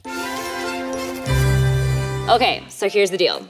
You don't need to have your niche all figured out on day one. A lot of people get stuck here thinking they need to choose between restaurants, real estate, dentists, dog groomers, whatever. But early on, be opportunistic. Let's say your friend's cousin owns a gym and needs help running Facebook ads. Boom. Fitness might be your starting point. Or maybe a random coffee shop you love needs TikToks. Go for it. Focus on businesses that need help and have the budget to pay for them. But eventually, you will want to niche down. That's when you can really start to grow your business because everything becomes repeatable. Your outreach, your services, and your systems. You basically become the go-to person for that niche. But in the beginning, cast a wide net. You're not marrying a niche, you're just dating a few to see what works. Okay, moving on. Once you're talking to a few businesses, the next question is, what exactly are you offering them? I'm gonna make him an offer he can't refuse. This is where a lot of beginners try to do too much. They might say, I do content creation, TikTok growth, Facebook ads, email campaigns, UGC videos, SEO, LinkedIn posts, Pinterest strategies, psychic readings. Okay, maybe not that last one, but you get it. Start with one high impact service that you can learn and deliver well. Something that actually brings in leads or sales, not just likes and follows. Think running Facebook or Instagram ads, creating short form video content like Reels or TikToks, or building out a basic content strategy that helps convert followers into customers. And here's a tip. Look at the biggest pain point in your niche. Are they struggling to reach new customers? Retain the ones they have? Show up consistently online? Pick the service that solves that problem. You don't need to be a jack of all trades. You need to be really good at solving one problem for one type of client.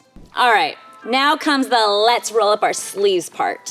Failure is not an option. You're just starting out and it's time to get some real experience under your belt. Here's the thing, you might not have clients lining up just yet, but you've got to build a portfolio somehow. One of the best ways to do this, offer your services for free, or at least at a super low cost, to get the ball rolling. You're not just doing this to be nice, you're doing it to get experience and build something tangible that you can show off for the clients that follow. Think about it. Every successful social media manager has done this at some point, usually with a friend or family member's small business. You can take on a few clients, work hard, and prove your worth. The key is to focus on results that matter. Real results like generating leads, increasing sales, or getting their email list growing. And be transparent. Tell them upfront, hey, I'm in the early stages and learning the ropes. Most people will be cool with it, especially when they see you are serious about delivering results. Pro tip, don't get stuck on vanity metrics like likes or follows.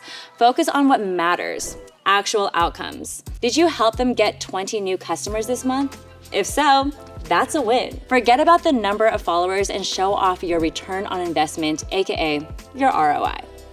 Show me the money. All right, you've done a few free gigs. You've got some results, now it's time to look legit. This is where you set things up to feel more like a real business and less like a side hustle. Here's a quick checklist. Form an LLC, or whatever's right in your country so you can invoice, pay taxes, and protect yourself legally. Side note, if you want more info on what exactly an LLC is and how to start one, check out this Shopify blog, which maps it all out in 7 easy steps. Get a CRM, aka a customer relationship management tool to track leads, clients, and deadlines so nothing falls through the cracks. Even AppSheets or Notion can do the trick when you're just starting out. And payment setup. Use Shopify's free invoice generator to make getting paid super easy. And finally, build a clean, functional agency site with Shopify. Yep, not just for products. Use Shopify to showcase your services, receive payments, and even book discovery calls, all from one place. Okay, so now that your business is starting to look legit, let's talk about what you're actually offering people and how much to charge for it. First, think like a restaurant. Don't just hand people a blank menu and ask what they want. Give them a few solid options.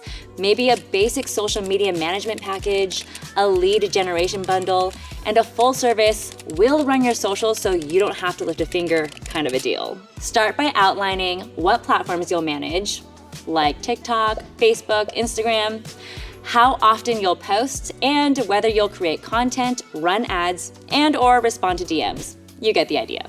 Now for the pricing. This can feel awkward at first, but here's the deal. You're not charging for your time, you're charging for the value you bring. If you're helping a brand get more eyeballs, more clicks, and more sales, that's worth real money.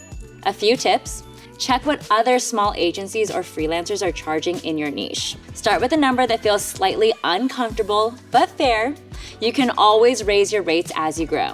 And offer monthly retainers so you're not chasing payments every week. Also, you don't have to be the cheapest, but you want to be the most helpful. If your offer is clear and solves a real problem, people will pay. Wait a second. You're making $500,000 on this deal? All right, you've got your services locked in and your pricing figured out. Now comes the part that actually gets you clients. Talking to people. Scary? Maybe. Necessary? 100%. This section is all about prospecting, aka finding the right potential clients and doing outreach, which means reaching out to them in a way that doesn't feel spammy or desperate.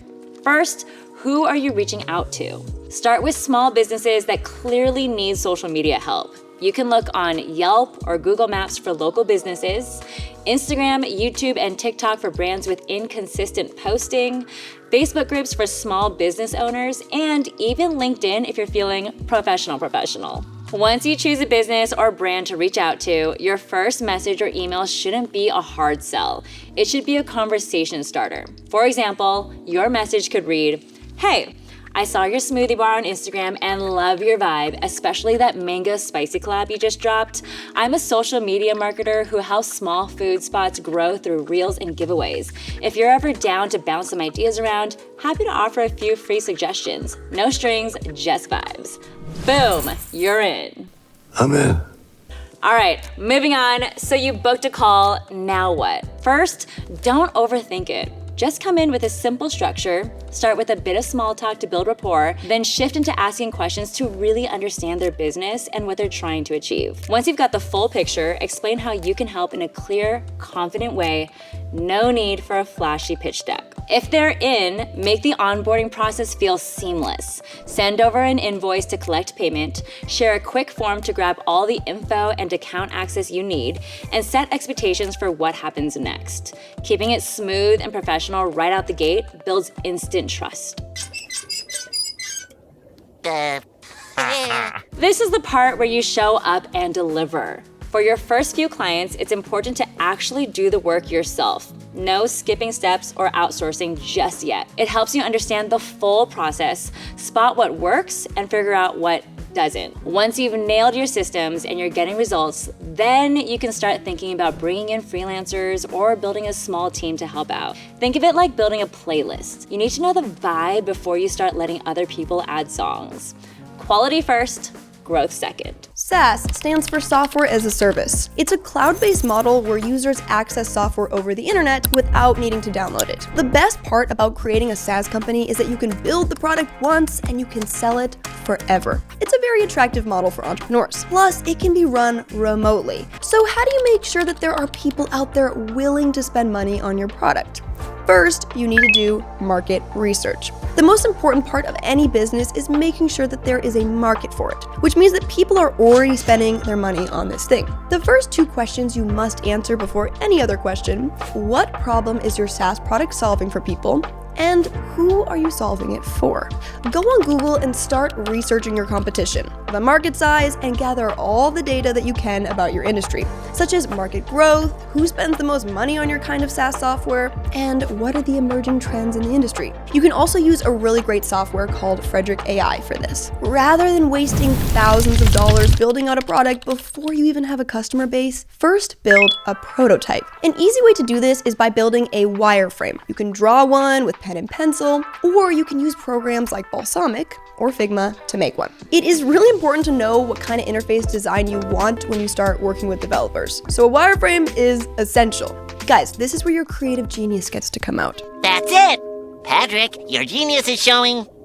Where? Now, this tip is gonna save you from pouring money down the drain. It is the number one thing that most businesses get wrong.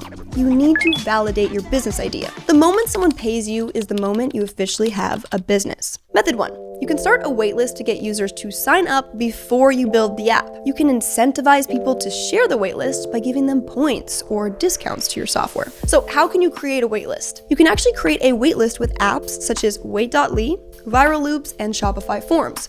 Or you can even use Google Forms if it's easier for you. But here's the best way to validate your idea. Create an early adopters program. Offer participants a chance to invest in your software by purchasing a license at a discount for the first year. If done successfully, this will prove that people don't just like your product, they're willing to pay for it. Name the program and provide exclusive benefits, such as a verified status on the platform or involvement in feature creation. Remember, Even if people say they like the idea, if people don't pay, they're unlikely to spend their money when it's launched. I recently listened to an interview with Daniel Priestley, who at the age of 21 launched his first company. It reached $10 million in revenue within 3 years. He says, the most important part of starting any company is validating the idea before spending a lot of money. Plus, this looks great to investors or future partners. Okay, what do you do once your idea has been validated? You can create something called an MVP. What is an MVP? An MVP is a minimum viable product. You can create an MVP with minimal features to show what your app or software will be like. You can create this using programs like Figma, Bubble, Shopify, or Glide. Here are a few examples of MVPs that big brands started with. Buffer, the social media toolkit for small businesses, first launched with a simple landing page just explaining the concept of scheduling social media posts. Zapier, the tool that integrates all of your web apps, began as a manual process where the founder literally manually connected apps behind the scenes. Crazy, I know. The founders of Airbnb listed their own apartment on a simple website to test if someone would be willing to pay to stay in someone else's home. How should you price your product? Here are some potential pricing models to consider for your SaaS product. Before you think of your model, I would research what other SaaS products in your space are charging. This way you can get an idea of the market value. You also want to consider if you have any monthly costs to run your business. Make sure your price reflects what you would need in order to pay off your initial investment within the next few years or months, and to cover your monthly costs. Now, let's talk about the different pricing models. First is subscription-based pricing. This is where customers pay a recurring monthly or annual fee to get access to the product. Companies such as Netflix, Shopify, and Spotify all do this very well. The premium model. Offer a basic version of the product for free, and then charge for premium features. CapCut and Dropbox both use this model. Usage-based pricing. This is where customers pay based on how much they actually use the product. Stripe uses this model. Flat rate pricing. Customers pay one price to get access to all of the features. Notion and Adobe Express do this. Per user pricing. You can charge customers based on how many users there are in their account. Slack and Zoom use this model. There are many more options, but these are all great. As Patrick Campbell, the founder of Profitwell, says, a great pricing strategy doesn't just maximize revenue, it maximizes your customers' success. The big question, how will your potential customers find you or even know that you exist? And how are you going to make money? Well, marketing will be your best friend in this process. Here are my biggest recommendations when it comes to marketing and selling your products. The nicest thing about SaaS products is that there is no shipping involved, so anybody in the world can access your products immediately at any time. First, partner with any key people of influence in your field. Influencers, thought leaders, businesses, and groups, and give them free access to your platform in exchange for them to share it if they like it. You can also use affiliate marketing and give influencers a % of each referral that signs up. You want people to associate your brand with people they trust and respect. Plus, you're gonna reach a whole new audience this way. You can use ChatGPT or Google Gemini to help you find these people. And you can also use softwares such as LinkedIn Sales Navigator or other email finder tools like Apollo that help you get the contact of the exact people you want. Lastly, Shopify Collabs is also a great place to find affiliates. Next, run paid ads. Chances are a lot of people who need your product are hanging out on social media, and you could target them to sell your product through CGC, UGC, or just ad creatives in general. Next, offer a free trial for new users so that they can test out your app, and once they love it, give you their money. Create educational content on social media focused on your product and build a community around it. Make sure to give as much value as you can. Next, put good reviews and customer success stories all over your front page. People trust reviews. You can also add your app or software to the Shopify App Store if your SaaS software serves businesses. Now, what will you need to create a SaaS product? You will need to find a developer to build out the software and a UI or UX designer for your interface. You may potentially need a DevOps engineer, product managers, and customer service representatives. You can actually find the right people for this on platforms such as TopTal, who actually have the top 3% of talent. Wellfound, which is made for startups, or Gun.io, specifically made to find software talent. For sales, you can hire a sales team on a percentage basis, or you can just do sales on your own. You honestly do not need a big team to start. You may need to do everything on your own in the beginning. The biggest thing you need is to outsource product development. You can also partner with developers to get up and running, but be careful who you give your equity to. Believe it or not, you can actually build SaaS softwares with no-code apps such as Bubble, Glide, or Adalo. So go give those ones a try. The downside is that you don't fully own the software because it is run on their platform. So if something happens to them, you may not have a software anymore. Here are a few more AI tools to help you. You can build an app on Firebase. You can use Maxio for billing. And lastly, you can use FullStory for behavioral data. What is the best way to keep customers happy? Make sure to provide ongoing customer support. Always keep your software up to date and iron out any bugs in the system. You want to make sure your product is actually solving your customer's problem. You will also want to monitor and respond to customer feedback. The goal is to keep people on the platform for as long as you can. We always want to be thinking about the future of our business. You want to make sure that your processes are scalable. So here are some ways you can scale your business. The whole point of scaling is doing more of what is working. So use something called the 80-20 rule. The 80-20 rule states that 80% of your results come from 20% of what you do, and 20% of your results come from 80% of what you do. So narrow down what's actually working for you and do more of it. For example, if you're getting most of your customers from ads, put more money into pushing ads. If most of your revenue is coming from paid feature upgrades, build more of those for customers to buy. You get the gist. Here are a few standard things you can do to scale. Once you have customer data, refine your target customer and retarget them with ads. You can also upsell your customers, solve the problems they face before, during, and after using your products, and then charge them for it. You want to expand your market and start selling to new locations, or even adapt your product to meet the needs of adjacent industries. You can also build a sales team around your product, or even automate your current processes. Another thing you can do is raise additional funding to pour into your business. But most importantly, pour your money into the places where money is already pouring out for you. Look, no one is going to become an entrepreneur without facing some challenges. These are the common challenges you will likely face in the SaaS industry. But you've got this, guys. Rome was not built in a day, okay? First is churn rates. A churn rate is the percentage of customers that stop using your services within a given time frame. Churn rate percent equals the total number of customers lost during a period of time divided by total number of customers at the start of the period.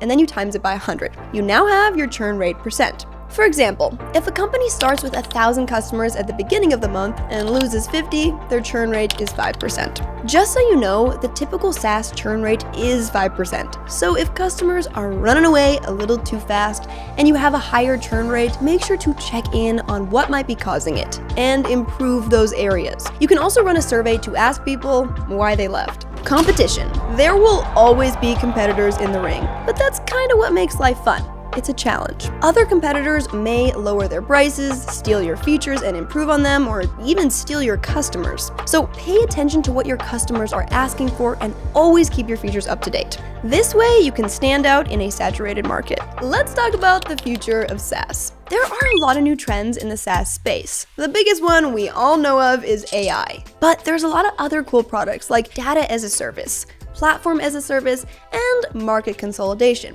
Big companies are actually acquiring smaller companies in their space, so it could be a good strategy to build a SaaS company and then sell it to a bigger player. Another trend is micro SaaS companies. These are operating on a much smaller scale. The last one I will mention is white label SaaS. This is where you can purchase unbranded SaaS software and just put your brand on it. Anybody can become a successful entrepreneur. It is not the smartest people in the room who do it, but just the ones who believe in themselves enough, are willing to learn, and take action. If you're thinking about starting your own high-end jewelry business, this video is your blueprint. Who's actually buying luxury jewelry? Because not everyone is out there casually dropping 5 figures on a necklace. You need to figure out your target audience. Are you catering to ultra high net worth collectors, trendy fashion forward shoppers, couples looking for a one-of-a-kind engagement ring? Knowing this helps you design pieces that actually speak to your customers. Once you figure that out, your next move is to scope out the competition. Take a deep dive into brands that are already killing it in the luxury space. What are they selling?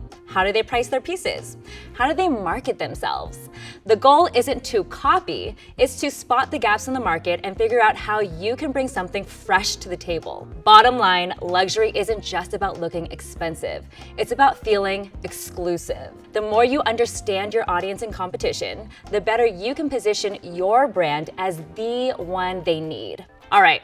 Now that you know who you're selling to, let's talk about how to actually build a solid business plan. Because vibes alone won't pay the bills, unless you can find a way to invoice for good taste. If so, let me know because I have a lot of outstanding charges. First, let's talk business models. Are you going direct to consumer with a sleek online store? Selling through high-end boutiques? Maybe you want to do private by appointment only showings for that ultra exclusive feel. Each approach has its pros and cons, so pick one that fits your brand vision. Then you'll want to establish your business plan. I know, probably not the most exciting part of launching a luxury jewelry brand, but trust me, this step is what separates a fun idea from an actual moneymaker. Your plan should cover a few key things: a vision and a mission. This is what gives your brand a soul. In luxury, people aren't just buying jewelry, they're buying into a story. A brand rooted in heritage craftsmanship feels timeless and artisanal. Modern minimalism gives off that sleek, elevated vibe. And ethical luxury, that's all about transparency and purpose, which today's shoppers really care about. Whatever your angle, your vision and mission help shape everything, from your designs to how you talk about your brand. Market analysis. You need to know who your dream customers are and who else is already selling to them.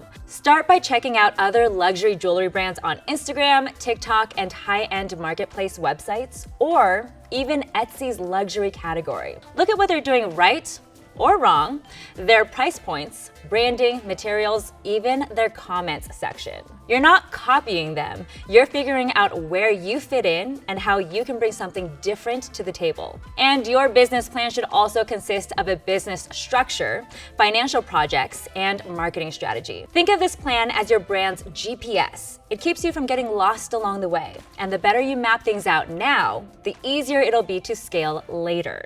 Okay, now that you've got your business plan, let's talk about what really makes your brand stand out and feel like a luxury brand. Because in this space, your identity is everything. Think about how Gorjana built its name on effortless, everyday luxury. It's elevated, but approachable.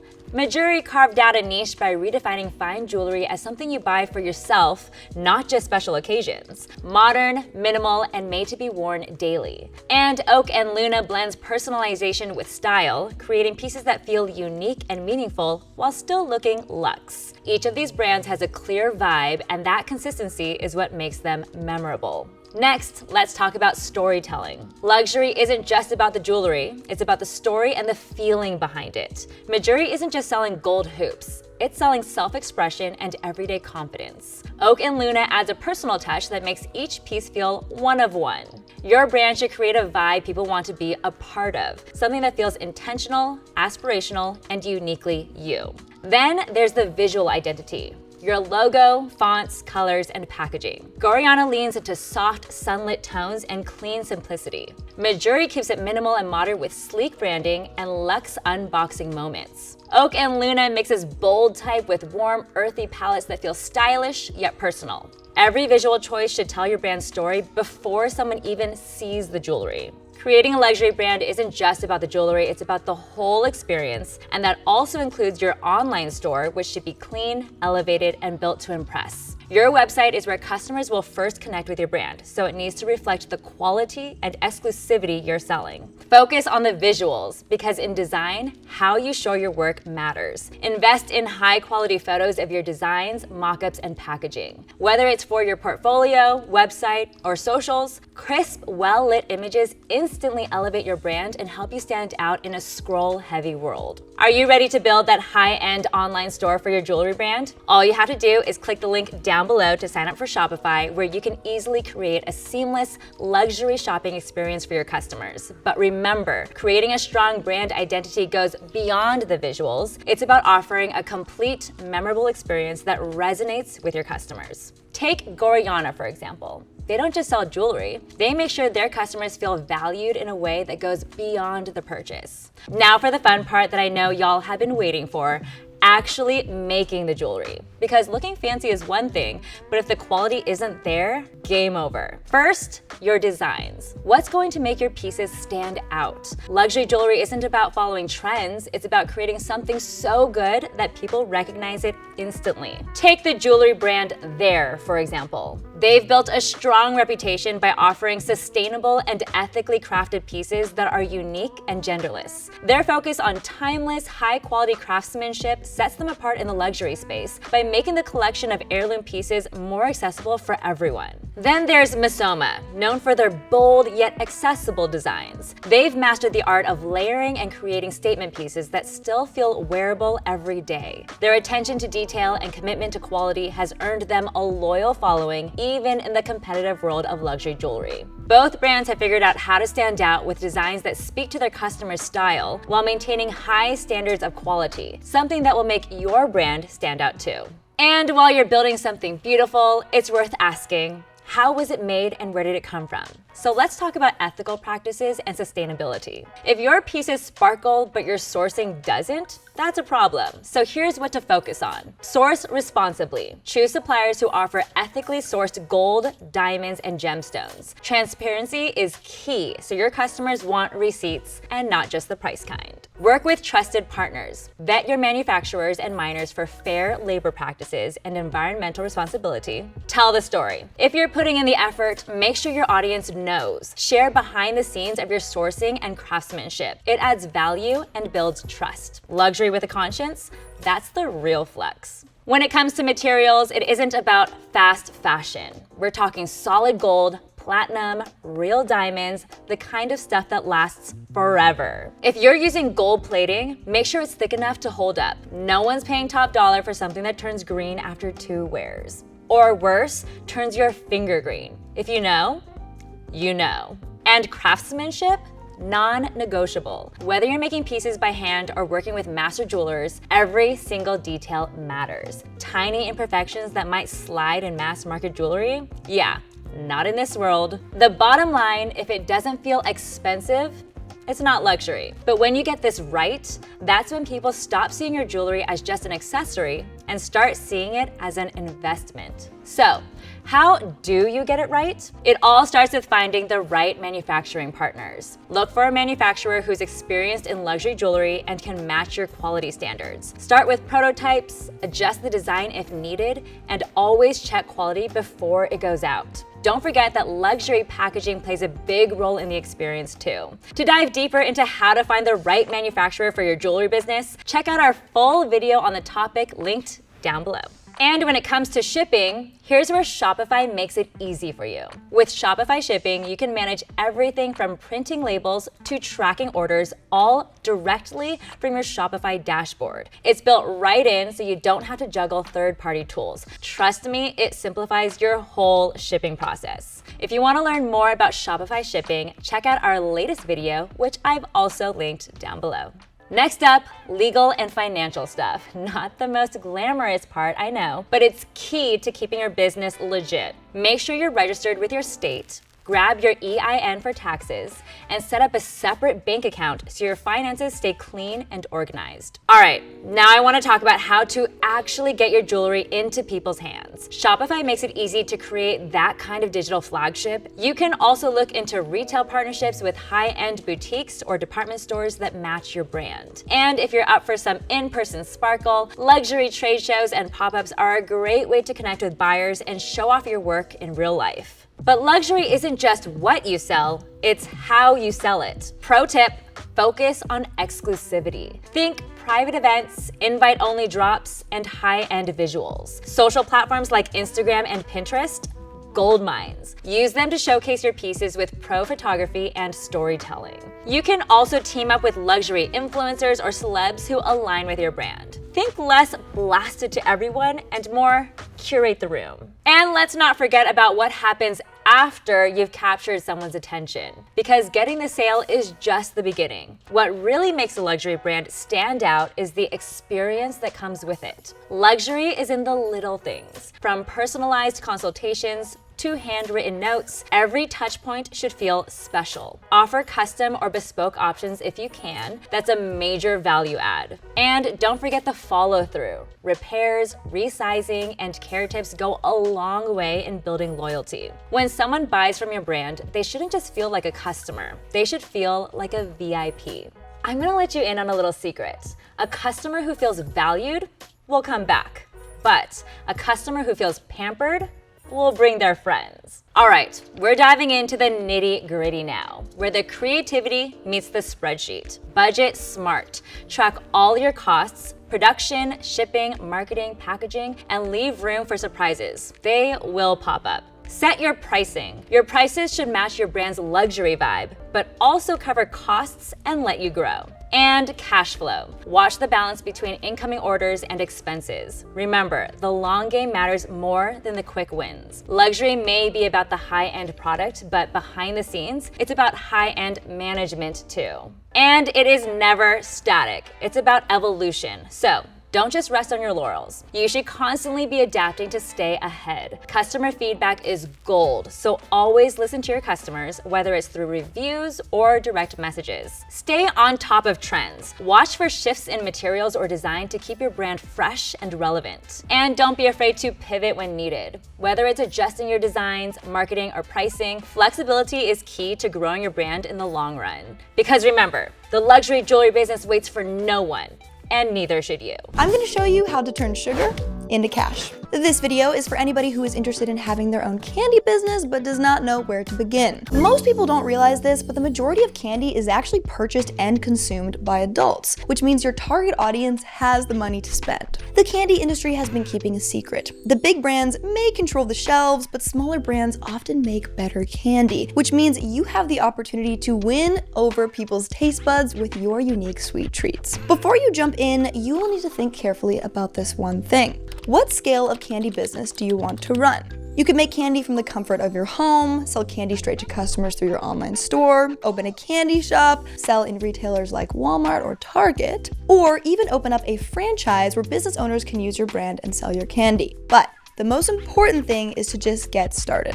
Like Max Tuning, the owner of Sour Strips, said, if you have an idea, you don't need to have everything planned out. You just need to start. Now, this decision can make or break your candy business. You need to find your niche in the vast world of candy. Are you making healthy chocolate bars, vegan gluten-free gummies, protein sweets? Your business is gonna do even better if you solve a very specific problem for people, or if you serve a gap in the market. These are the 3 steps to choose the right candy to sell.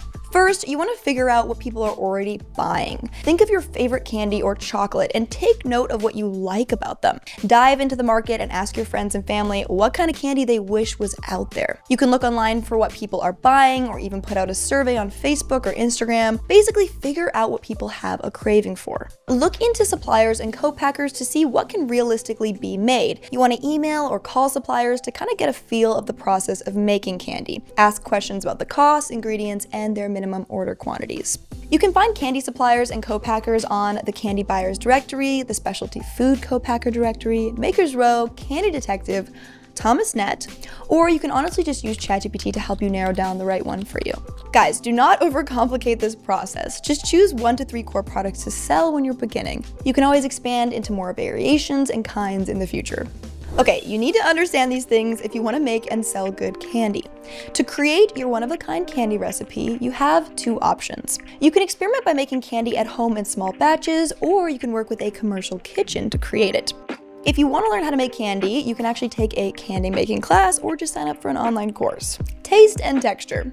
Your candy should be something that people cannot stop thinking about. Does it have a nice texture? Is it consistent from batch to batch?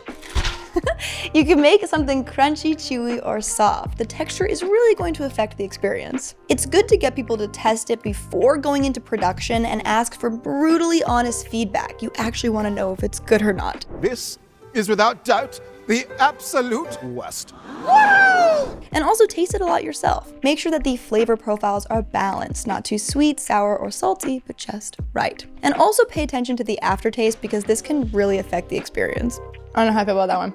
Okay, we have to touch on regulations and safety because people are eating your candy. So before you start shipping candy across the country, make sure it's legal to sell the candy where you live. Some places allow candy made in home kitchens under something called the cottage food laws, but many don't. You're also going to need a food license, allergy warnings, and proper labels. And if you're adding things like protein or probiotics, you're going to need to go through extra approvals or testings. Just keep that in mind. Okay, ingredients and shelf life. Are your ingredients affordable, easy to get, and easy to scale with? How long will it last before your candy starts melting or hardening? These are all very important questions to ask. Lastly, you will need to use preservatives so your candy doesn't go bad, so make sure to choose the ones that are best for your candy type. Now, if you want people to remember your brand and get addicted to your products, you will have to do more than just sell candy. So here are 5 ways to get your candy brand to stand out from the crowd of candy out there. First, your brand should feel like a character, like a friend that comforts you on a sad day. It has a story, a purpose, a reliable, consistent look and feel. Number 2, make customers feel something. Think about the 10-cent gum we used to have as kids with the little joke cards, fortune cookies, Tootsie Pops, or Kinder Surprises. These brands sell more than just candy. When you get to the point that you have staff, you want to make sure to train them on how to treat people well. If your candy is sweet but the experience is not, people are not going to purchase from you again. Number 4, partner with other brands, influencers, and creatives. Associate yourself with likable figures and brands, and then people are going to think your brand is likable as well. Now, if you're selling business to business, make it easy for customers to order regularly by offering auto replenishment and invoicing. So instead of reordering manually, they get monthly restocks, and instead of paying up front, they get net 15 or net 30-day payment terms. This will keep them coming back. To run your candy business, you will need to do your research first and find the top reliable suppliers to make your candy. Rate them on their quality, their previous reviews, customer service, prices, and their customization options. You will also need to make a plan for shipping and fulfillment. This is where co-packers can really come in handy because they handle the production, shipping, and fulfillment for you, which is so nice. No shocker here, but you will also need a place for people to purchase your candy online. So for running a candy business online, Shopify is a really great platform because you can make custom shipping labels, get discounts on packaging, which is amazing, and set up a website template within a few hours. And I've linked a free trial down below just for you. I think it can be easy to severely underestimate just how much those $5 candy sales can really add up to. When you think about pricing your candy, it's really important to have healthy profit margins. And when you're working with small numbers, every single cent counts. Now, some of the main costs that you're going to have to factor in are production, packaging, shipping, transaction fees, and labor. So when pricing your candy, take the overall cost per bag and double it. This means if your cost per bag is $3, then you're going to want to sell it for $6. This is called a 100% markup. You will then need to calculate how many candy bags that you're going to need to sell in order to hit your financial goals. So if you sell 1,000 candy bags at $6 a bag, which adds up to $6,000, and your costs are $3 a bag, which adds up to $3,000, then you're going to subtract $3,000 from $6,000, and now you have the money that you made, which is $3,000 profit. This is the money that you have in the bank. This may sound like a lot of candy to have to sell, but guys, there are billions of people in the world who can easily make a $5 or $6 candy purchase. So hitting 1,000 sales is very doable with the right strategies, which leads me to my next point. Now, if you don't do this, you're going to set your candy business up for failure. You need to create a strong, identifiable brand. It's not an option, it is a requirement. Think of all your favorite candy brands. You can immediately think of the colors and styles and wrappers they are in. You remember their commercials and their signature flavors. Starting a candy business is where having a good logo is extra important. You want your brand to scream fun and to catch people's eyes. Most of all, think of the people who are going to buy your candy and create branding that's appealing to them. You can hire someone on Upwork or Fiverr, or you can also create your own logo with Adobe Express's free logo maker, or use Luca AI's logo generator. These are all good candy brand logos, so take a look as inspiration. What people often miss is that the best marketing is actually having a good product. But the thing is, no one's gonna buy your product if they don't know about it. We want to, 1, invite them to the party by sharing the news, and 2, make sure the party is a 10 out of 10 experience so they invite their friends. In this analogy, the candy is the party. Now, here are 5 strategies to get customers buying your candy and coming back for more. Number 1, give packages away to influencers, creators, or actors, or even customers willing to share a review or post. You need people to try your candy for the first time. Create an Instagrammable product that people are gonna wanna share. Maybe it has a slight shock factor, solves a big problem, or it just looks super cute on camera. Create social profiles on every platform and post consistent and relatable content so people keep coming back to watch more. You can also run paid ads and target people who are likely to buy your products. Sponsor events and give people free candy in their goodie bags. Trying your candy once may create a lifetime customer.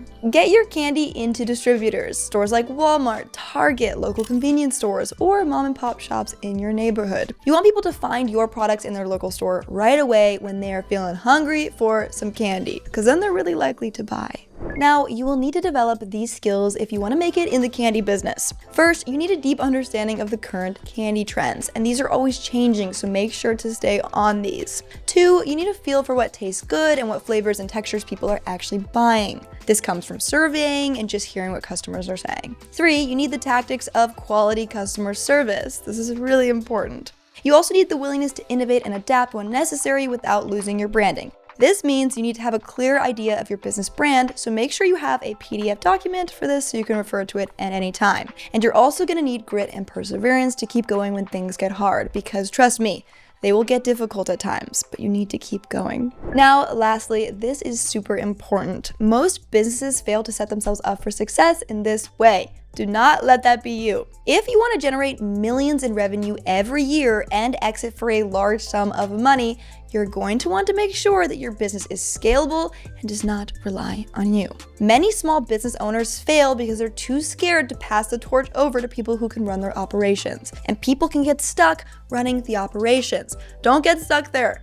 Build, learn, and then replace yourself. And keep doing that until you're only working on expanding the business and doing what you love. So, you've been dreaming of starting your own food truck business. You've got the perfect dish in mind, maybe a killer concept, and you're ready to hit the road. But where do you even begin? Step 1, find your flavor. Step 1 may seem obvious, but hear me out. It all starts with your concept. What gets you fired up? What's that dish that gets your mouth watering and could get others excited too? For me, it's gluten-free donuts because that hits close to home. A lot of people I love are celiac, and with their severe allergy to gluten, they're always looking for gluten-free options. Pick a concept that feels authentic to you and ideally has an existing audience.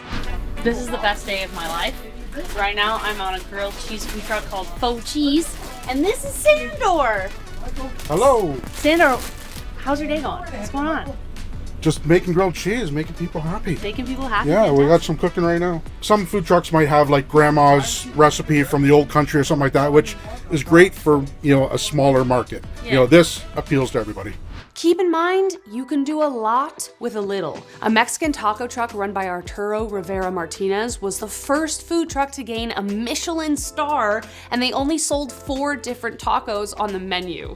I mean, I can't think of a better example of quality versus quantity, and that's the mindset you gotta have. With a savvy approach, daily sales can reach $500 to $1,000, leading to $20,000 to $50,000 monthly, and potentially $250,000 to $500,000 annually. With profit margins of 10 to 20%, food trucks are fuel for your bank account. When it comes to food trucks, consider whether your menu falls into one of these 3 categories. So 1, is it a pre-packaged food item? Or 2, does your menu require simple on-site cooking / reheating, such as a grill for hot dogs and a toaster oven? Or 3, will you require a full operational kitchen in order to make your menu from start to finish? Step 2, taste and tell. Now that I've picked my dish, it's time to announce it to the world. Yeah, you heard me right. Tell your story early. Why? Because your story is what connects you to your customers. It builds trust and accountability. It turns strangers into supporters, especially with some free samples. So test your recipes on friends, family, strangers, and your community in order to get support and generate buzz for your future endeavors. People want to know why you're doing this and what makes your food unique. For me, it's all about setting a new bar for what gluten-free food can taste like and giving more options for the people that I love. Obviously, opinions will vary and you won't please everybody, but this is all market research. Look for what folks are saying, especially your competitors, which brings us to step 3, snoop the competition. You need to scope out the local food truck scene. Who's doing something similar to your idea? What's working for them? What could be better? You've got to get a feel for what the competition is up to, both to learn from them and to find your own unique space. For instance, I'm from Toronto, which I consider a pretty foodie city. However, I was let down. Recently, my friend was visiting and in desperate need of gluten-free croissants and cornbread. I was like, say less. My city has so many options, we got this.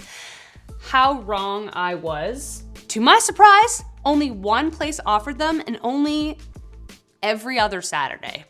Why this was the case, I don't know. A heartbreaking letdown by my city, disguised as an opportunity. Imagine someone with celiac discovering they can once again experience the joys of flaky goodness. Those opportunities are what you're looking for. Step 4, branding your business. It's about creating an identity that sticks in people's minds. The most iconic food truck in the world to me is the ice cream truck. I can't count the amount of times I've run barefoot out the door to chase down the jingle of an ice cream truck. I'm not saying I'll have a jingle, unless I'm feeling wild, but think about it. Your truck needs to be recognizable from blocks away, so don't skimp on the look. When you're driving down the road and you see some kids, they're like, "Faux cheesy!" And they're this big and they know who you are. It's amazing. It's a great feeling. Your truck is a moving billboard. You want a name that's catchy, and your design should scream your brand. Bold colors, fun graphics, and a killer logo are all a must. The very first year we're finding our way, we used to just do stuff in this and, very boring. Mm-hmm. So we wanted something a little more fun. Started doing it all in cones. You see this walking around, you see it, you think of us. Thinking about my hunt for the gluten-free croissants the other day, I'm thinking about calling my truck At Last Bakery because I know that's what I would have said had I found one. Maybe it's not a perfect name, but there's a clear story behind it that I can use to build my brand off of. Step 5, the pop-up. Pop-ups? Wait, you want me to make a pop-up, you say? I thought we were making a food truck. Well, hold on a minute. We don't want to bite off more than we can chew here, and pop-ups will help you test your learnings before committing fully. And it will help you learn about the paperwork you need to get in order to make your business official. Most farmers market websites will usually have a vendor handbook that will list the requirements, fees, and paperwork you will need to have in order to apply. So a business license, insurance, a vendor license, and food safety certifications such as a food handler's and a food service license are all some examples of what we will need. Requirements vary across the world, so be sure to satisfy the requirements of your area. When you get approval, we ain't using ifs here, people, it's gonna happen. Remember to use this event as a networking opportunity by talking to other foodies, and hey, don't forget to support other local food trucks too. You never know what tips or advice you might get from them. It's also a great opportunity to test and see if your branding is catching the attention it needs to thrive out there on the road, in person and online. Speaking of which, Step 6, get social, build your online presence. You're going to need to have a killer website, an Insta, a Facebook page, the list goes on. Yeah, I know it's gonna sound like I'm trying to sell you something, but I really can't help that Shopify is just kind of really good at this stuff. If you wanna make your life easier managing all of these different pages, using a website builder like Shopify is really helpful. So check out the free trial in the description below. In order to have a successful online presence, you have to make it an extension of your brand by creating captivating ad campaigns, communicate thoughtfully with your growing audience, and stay on top of trends. With Shopify, there are tons of automation options you can use to manage ad campaigns, posts, customer messages, emails, and so much more. Step 7, crunching the numbers.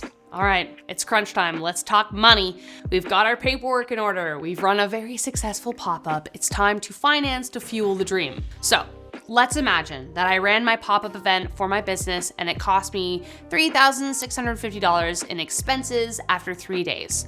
I sold 4 donuts for $10 per person to 200 people per day. My gross sales were $6,000, making my net profit $2,350. If you get overwhelmed easily by numbers, like me, Quick tip, take this information and input it into ChatGPT or Google Gemini and watch what happens when I add this prompt. I am building a food truck, gluten-free donut business, or whatever yours is. I recently ran a pop-up for 3 days at my local farmer's market, insert where it was. Below is the breakdown of my expenses, gross and net sales. Act as my financial advisor and build me a business plan and a step-by-step guide for how I can finance my business and purchase a food truck.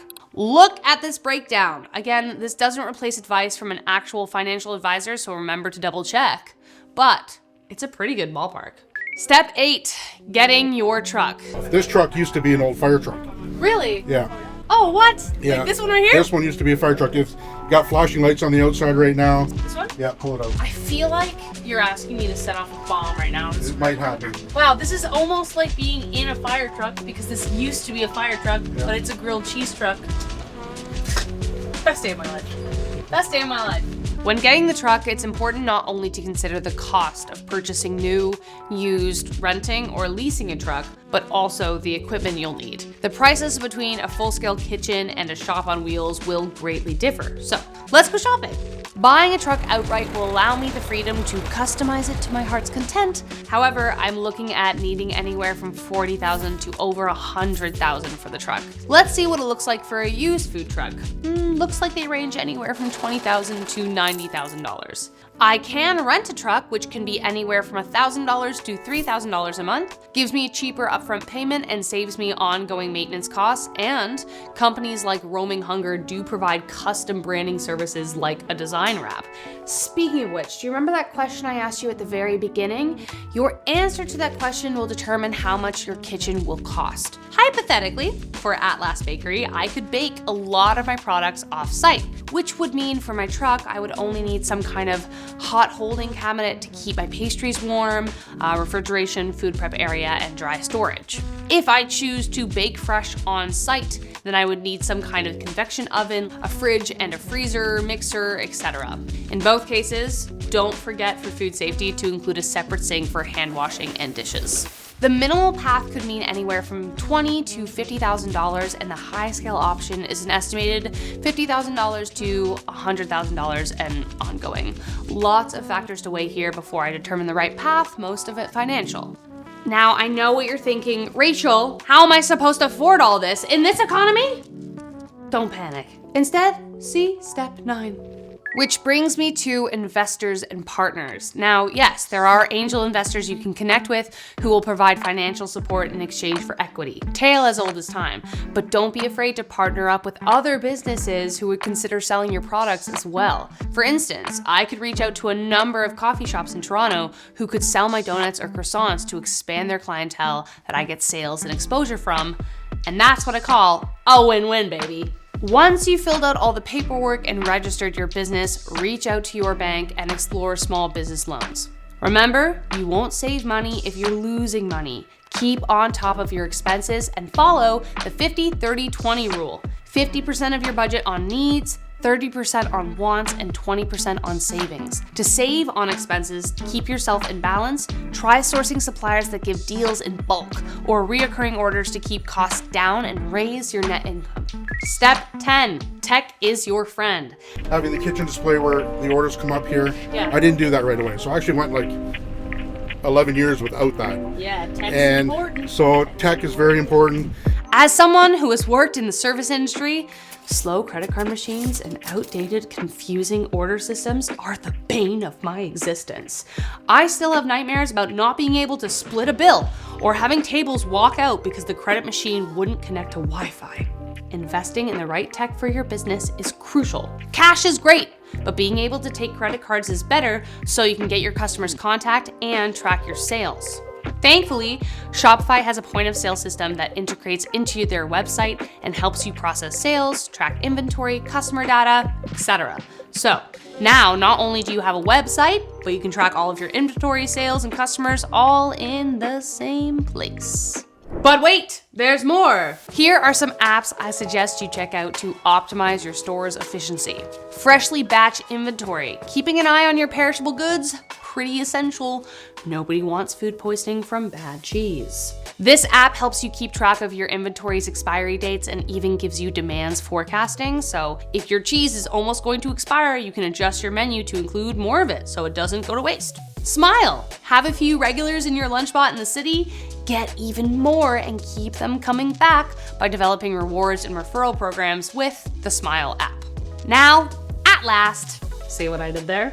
I have a menu people love, I have a community of supporters, I have an amazing, gorgeous website, plus tons of helpful apps and money to buy and build my dream food truck. Hooray! Yes, it may not be physically here right now, but I think I held off the shame and dishonor on my family thing. But here are some final things to consider. Plan efficient routes so you can save money on gas and lower wear and tear of your vehicle. Make sure you have all further parking permits you will need and keep your certificates and insurance up to date. Build a port/base of operations for your truck where you can store your produce, offload any waste safely, and refill. Maintain food safety and cleanliness because no, the 5-second rule does not apply here. But that popcorn, that 1 or 10 times, yeah, sure.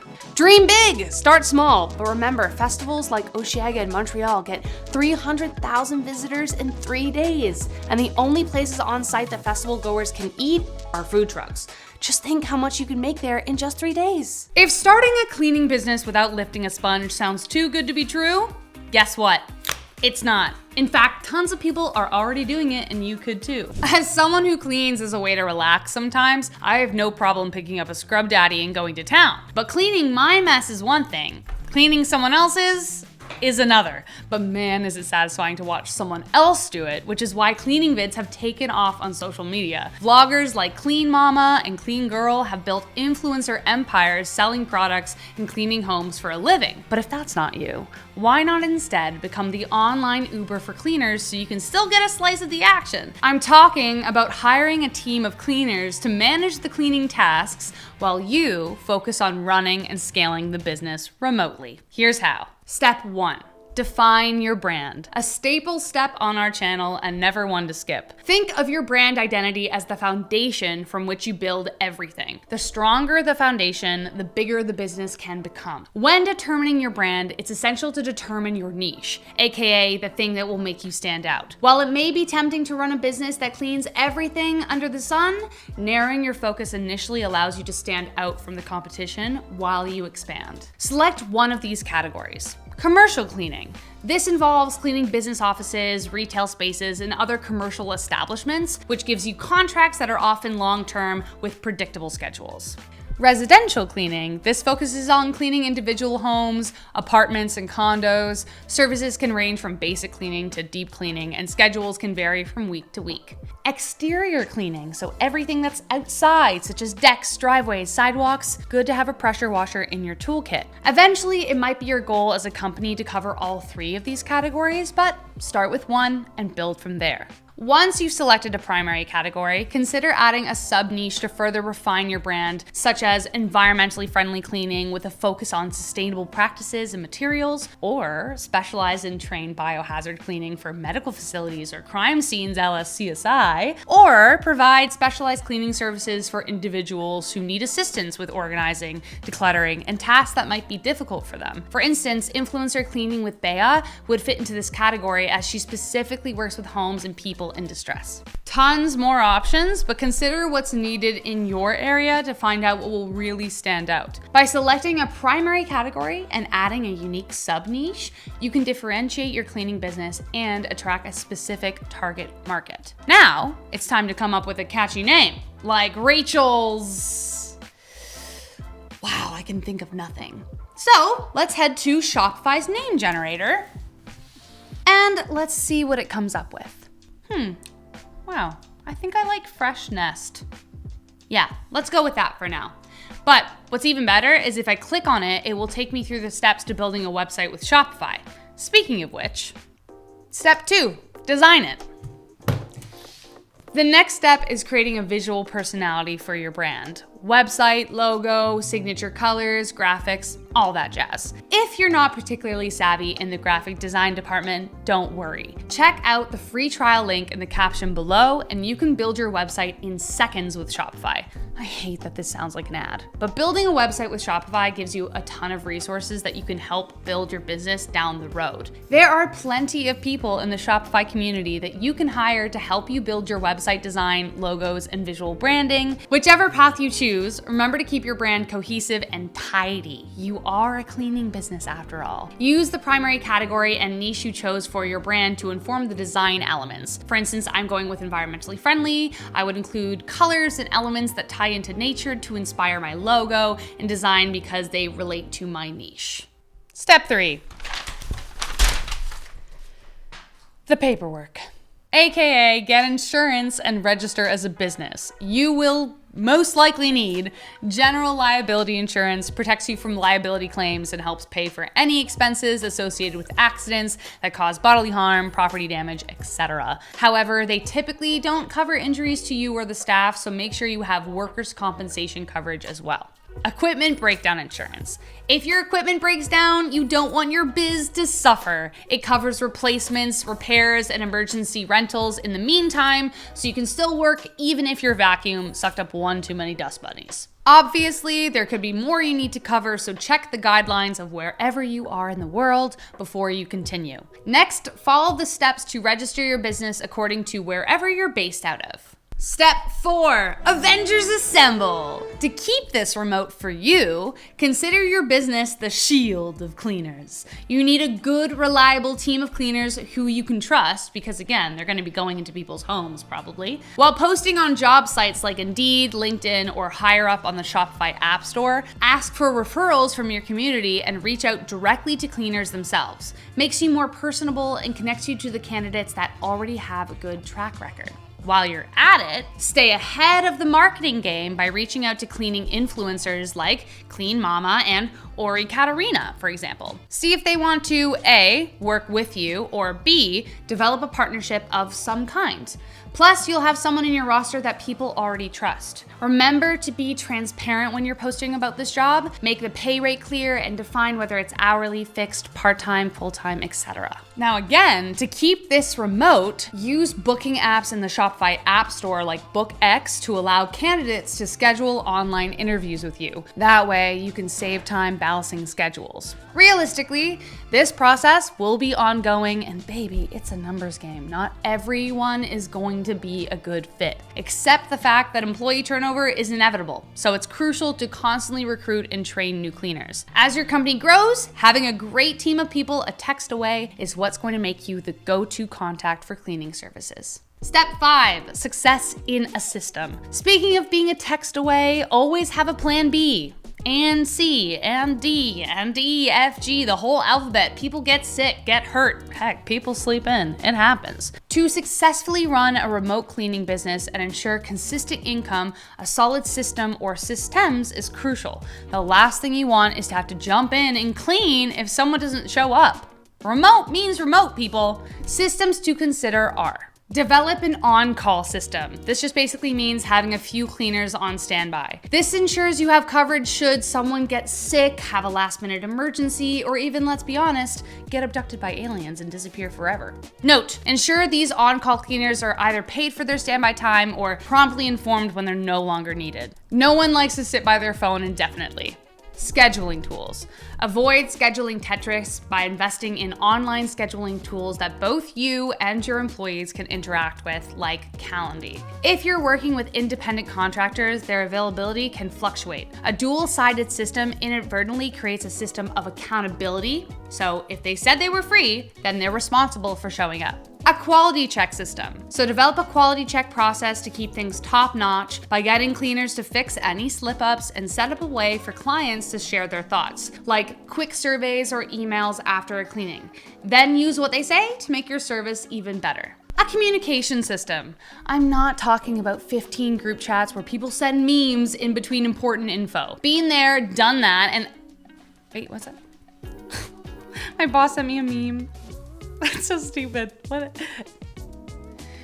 Anyways, keep them specific and purposeful to ensure everyone is on the same page. You need a central hub, not a chaotic mess of messages. Designate a primary point of contact for clients and cleaners, whether that's you or a team lead per contract. This minimizes confusion and streamlines communication. A payment processing system. Implement an online streamlined payment system like Homebase, Clocked In, Easy Team, etc. No one enjoys chasing payments or running in general, especially me. So find a system that is reliable and efficient. Outside of payroll, offer various payment options to cater to client preferences. Flexibility is key, and consider customer loyalty discounts for reoccurring customers and a way to track them. By implementing these systems, you can ensure smooth operations, client satisfaction, and slowly take over the world, one sponge at a time. Step 6. Marketing. How do you get people to notice your cleaning biz, not just the dust bunnies under their couch? Let's cut to the chase. Boost your online game. Shopify plus social media ads equals a match made in marketing heaven. If you build your website with Shopify, good call, then you can seamlessly run ads for Instagram, Pinterest, Meta, and more, all in one place. When creating content, show, don't tell. Think TikToks of jaw-dropping makeovers, Instagram posts with genius cleaning tricks, and maybe even a client cameo with permission. Your team is a lean cleaning machine, so show it off. Influencer magic. Remember the influencers I mentioned earlier? Yeah. Partner with cleaning content creators like Melissa Maker, Clean My Space, or Clean with Bay. Provide pro bono supplies or additional help in exchange for a shout out. Boom! Instant built-in credibility, and you've supported your community. Plus, create incentives for your employees to have fun and get in on the content creating action. Facebook friends, join local groups, but don't just spam ads. Actually chat with people. Be the friendly neighborhood cleaning expert, not a robot. You're here to help, so make that matter most to gain traction. Referral and partnership programs. Give your fans a reason to rave with a referral program. Who doesn't love a discount, right? Partner with businesses similar to yours, like painters and contractors, and give each other referrals. Trust me, you will look cool saying, hey, I know a guy. Become a Google guru. First, create a Google business profile with accurate information, high quality images, and encourage clients to leave reviews. Positive reviews enhance your SEO, build trust, and attract more customers. You can also run Google Ads. Basically, ad gets clicked, Google gets money, you get a lead. Pricey at first, but it is worth the investment when you can afford it down the line. In the meantime, check out lead sites like Yelp, Bark, Thumbtack. These platforms can help expand your reach and connect you with individuals specifically looking for cleaning services. Each platform has its own audience and features, so test and optimize your presence accordingly. Final tips before you launch. Basically, you've done it. You've built your brand, assembled your team, and maybe you're getting a few calls already. But before you officially launch your remote cleaning business, here are a few more essential tips. Test your systems. Before launching, conduct test appointments with friends or family to refine your booking, scheduling, and communication for a seamless client experience. Network locally. Even with a remote cleaning business, local connections are crucial. Attend networking events, join community groups, and build relationships with local businesses for powerful partnerships. It's party time, and you're invited. Smile for the camera, kiddos. We got the tips on how to start an event planning business, so let's get this party started, shall we? I once worked at an $100,000 wedding where the groom had an allergic reaction to dessert because the events team forgot to communicate his nut allergy. 1 ambulance later, and that wedding was free. Yikes. As an event planner, your job is to organize, communicate, create, and execute a plan of action while also troubleshooting all the things that will go wrong. Now, there are 1,000,001 ways to party, so how do you decide what kind of events you will plan? Well, good news, you only have to decide between 2 things. Step 1, define your type. Are you Group A, an event planner for hire, which would be where wedding planners would fall into, such as Vintage Affairs by Jonathan G. Willens, who offers a wide range of planning services beyond weddings on their site? Or Group B, an event company who builds their own events, such as Second Star Events, who host their own style of bookish fantasy-themed galas. Both categories require top-notch organizational skills, creativity, budget management, resourcefulness, strong communication skills, and much more. However, for Group A, Event Planner for Hire, your schedule will be determined by your client's needs, so you gotta be versatile and flexible with your working hours. Whereas for Group B, an event company, it's your event on your own terms. For both, you need connections. When the client asks for 42 lawn flamingos for their anniversary, you better be able to say, I know a guy. Group A is about being adaptable and client-focused, while Group B is all about curation, marketing, and brand building. So jot down your skills and connections to decide where you fit. Still unsure? Head to Step 2. Define your why. Often people get bogged down by how to start a business and forget the why. When it comes to choosing which kinds of events you want to plan, your why goes hand in hand with your choice. If while you're at a terrible corporate event, for example, and you hear a voice in your head that says, man, I really could have done this better, then that's your why. Take Philip and Armand, founders of yohomo.ca. Working as DJs, they noticed how hard it was to find and keep track of queer events in Toronto, so they decided to change that. What started as a place to find events eventually led to Philip and Armand hosting their own events. Now they have an ever-growing list of successful parties under their belt. Do you see how they started their entire business around trying to solve a problem? That's why your why is the first step. Next, you have to figure out the how with a little thing called market research. Step 3, gather your resources. Good news, this is going to be the most fun you've ever had doing market research. In order to understand the events industry, you gotta get out there. So ditch the TV remote and go have fun. Maybe stick to one glass of champagne. From now on, every event you attend is an opportunity to network. Attend industry events, conferences, seminars, workshops, trade shows, etc. Great places to find like-minded individuals with varying skill sets for your research pool so you can make a splash. Then, join an event planning association. Apply for membership to associations like the International Wedding Professionals Association, WIPA, or the National Association of Catering and Events. This will give you exclusive access to networking events and resources. Get certified. Enroll in an event planning course to increase your credibility, industry knowledge, and generate connections. Your teachers and peers will give you a great foundational community to start out with. Be a resource. Show, don't tell. One thing my very own sister did was reach out to event planners and ask to intern or shadow them. So put together a portfolio of skills to good use and get some experience in the field before launching your empire. After all these events, you're sure to have a strong idea of how to do things differently and who to do them for. So now it's time to build your brand for your market.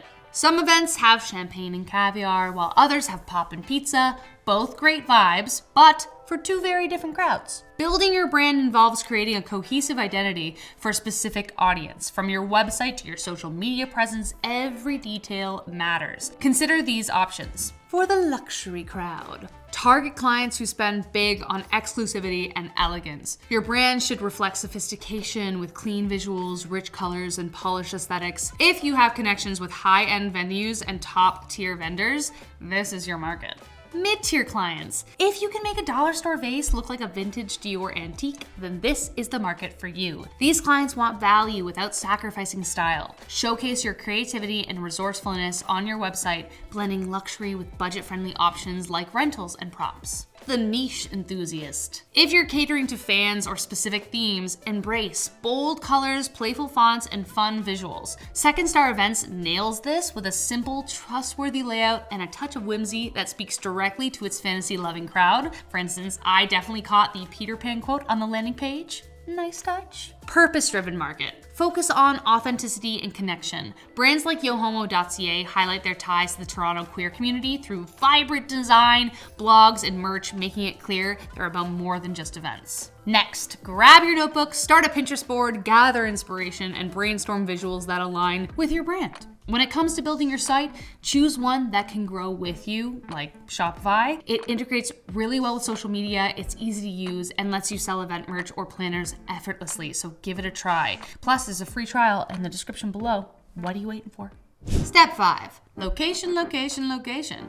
The right location can really make or break an event. Sure, the barn looks rustic and looks great for a fall wedding, unless it doesn't have any heating. Again, true story. Thank God for a sweaty dance floor. So you have two main options: outsourcing a venue or owning your own. Outsourcing a venue means coordinating with a venue manager who handles staffing, security, and logistics. It's a popular choice since you don't have to worry about upkeep, but it can come with limitations like noise curfews or restricted hours, like you can't sing karaoke till 4 a.m. Venues can be found on Peerspace, Airbnb, or by contacting them directly. Owning a venue gives you full control, but it's expensive, of course, so if you're just starting out, consider a more affordable option, like maybe investing in a used party bus, which can go anywhere from 40 to 100K. You can customize it, take it anywhere, and use it to eventually save for a larger venue. Just an idea. No matter the option, your venue sets the tone for your event. So choose wisely and stay creative. Step 6, test your events. Before you officially launch your business, test drive your ideas and your skills. Use your own apartment, offer to host your friend's birthday, parents' anniversary,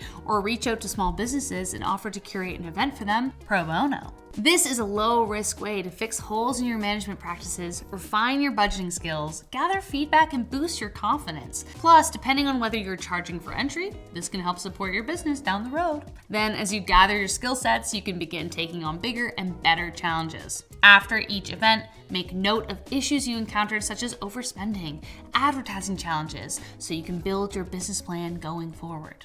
Step 7, tell the world! While you get some events under your belt, show them off. Word of mouth means everything, especially in events, so get people talking. Build a portfolio of high quality images, videos, testimonials, and behind the scenes content to use in marketing. Here are some tips to boost your event planning marketing strategy. Social media. Along with a posting schedule, invite your audience to help you get the word out there.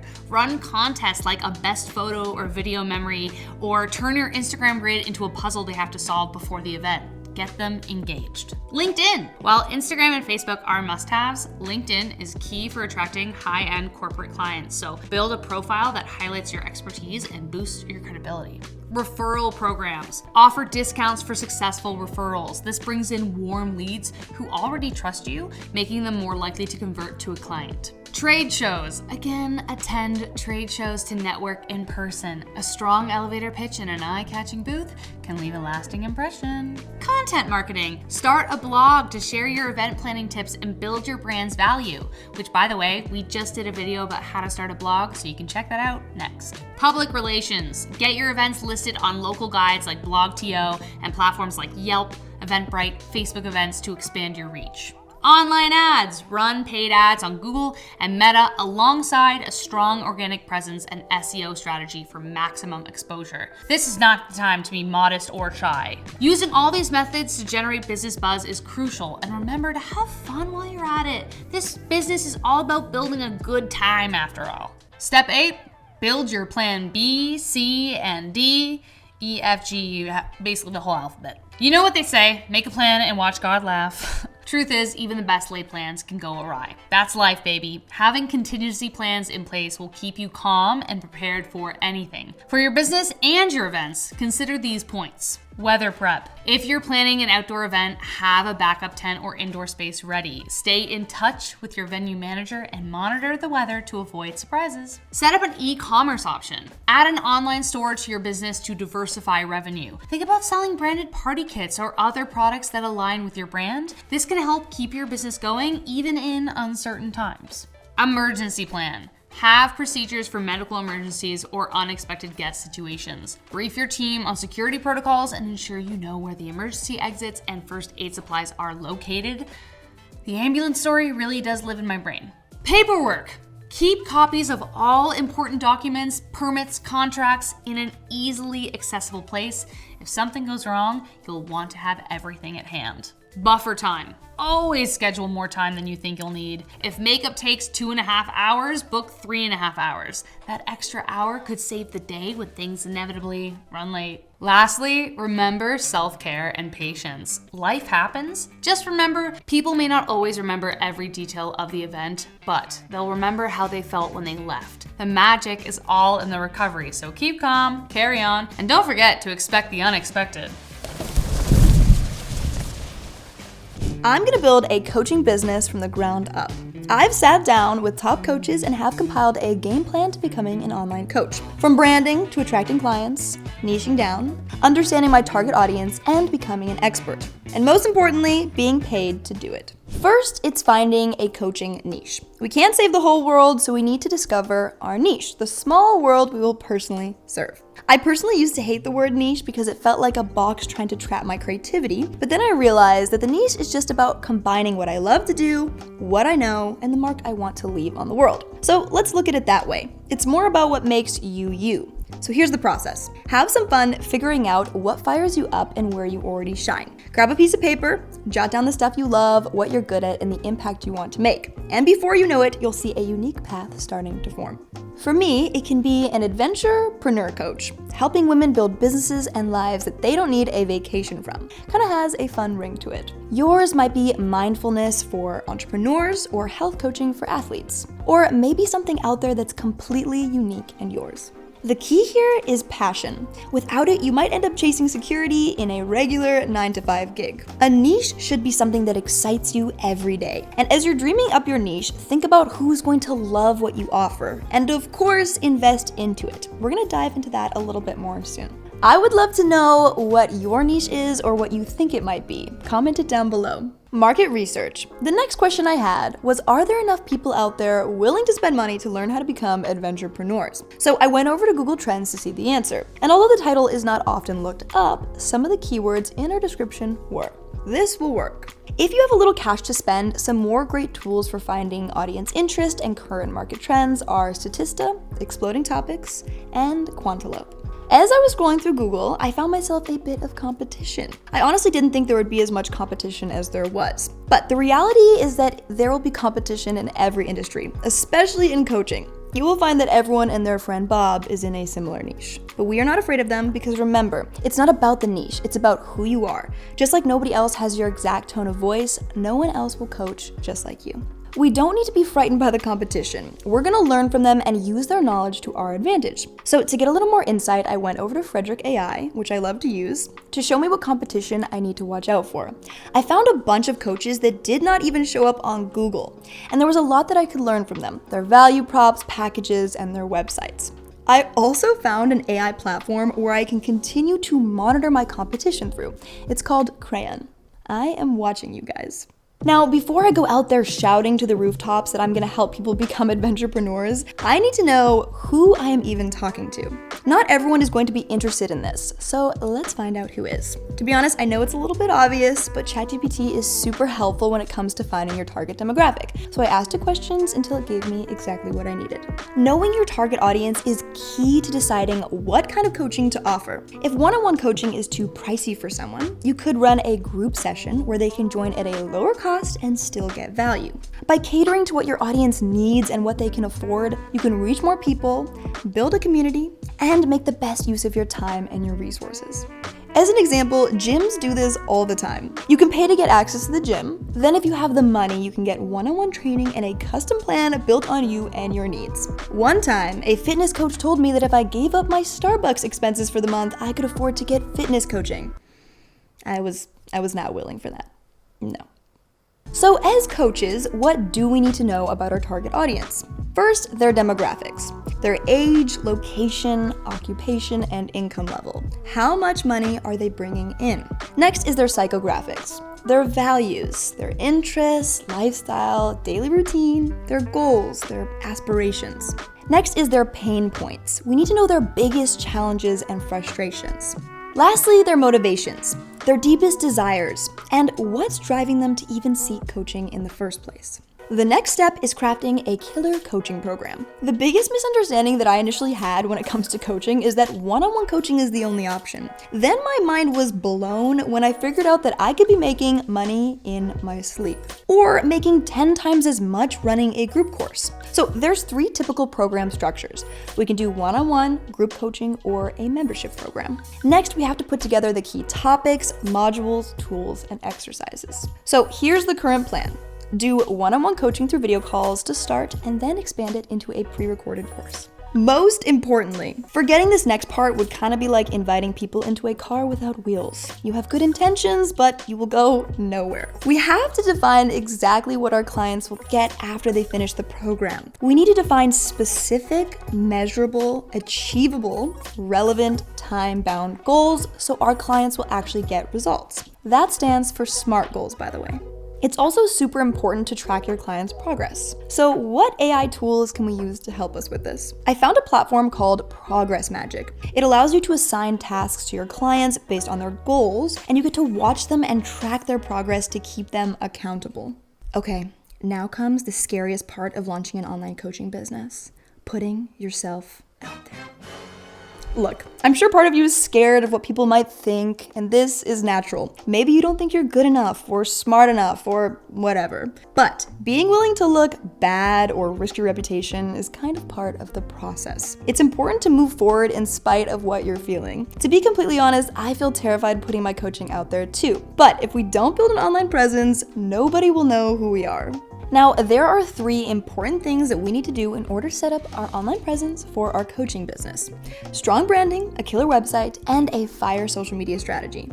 Branding is all about what people think of when they hear your name. You want them to connect you with the right things that match your values, tell your story, and that give you authority. But if you do too many things at once, it may get confusing. So for my coaching business, I want people to think of freedom and autonomy, nature, turquoise and earthy tones like sand, authenticity, travel influencers, and travel entrepreneurs.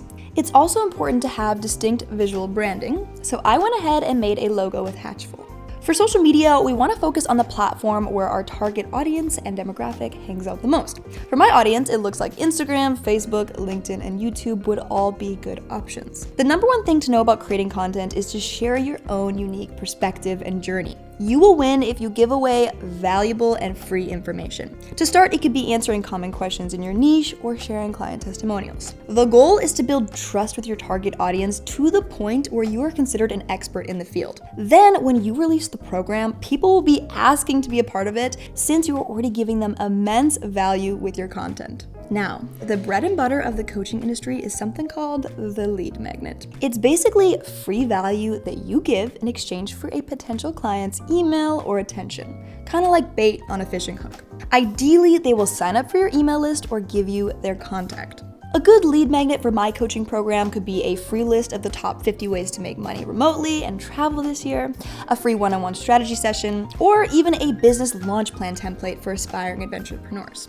Another really great tactic is to start and launch a podcast. It does not need to be that complicated. Just get a few portable or stationary mics and share the beautiful knowledge that you have stored up in your mind. For a website, I'm going to set one up on Shopify. You can also use something called Shopify Email to run your email marketing right through Shopify for free. This is a really big tool for coaches. I'm also going to be sharing a bunch more great tools for coaches later in this video. Pricing and packaging your services. So how much should we charge people?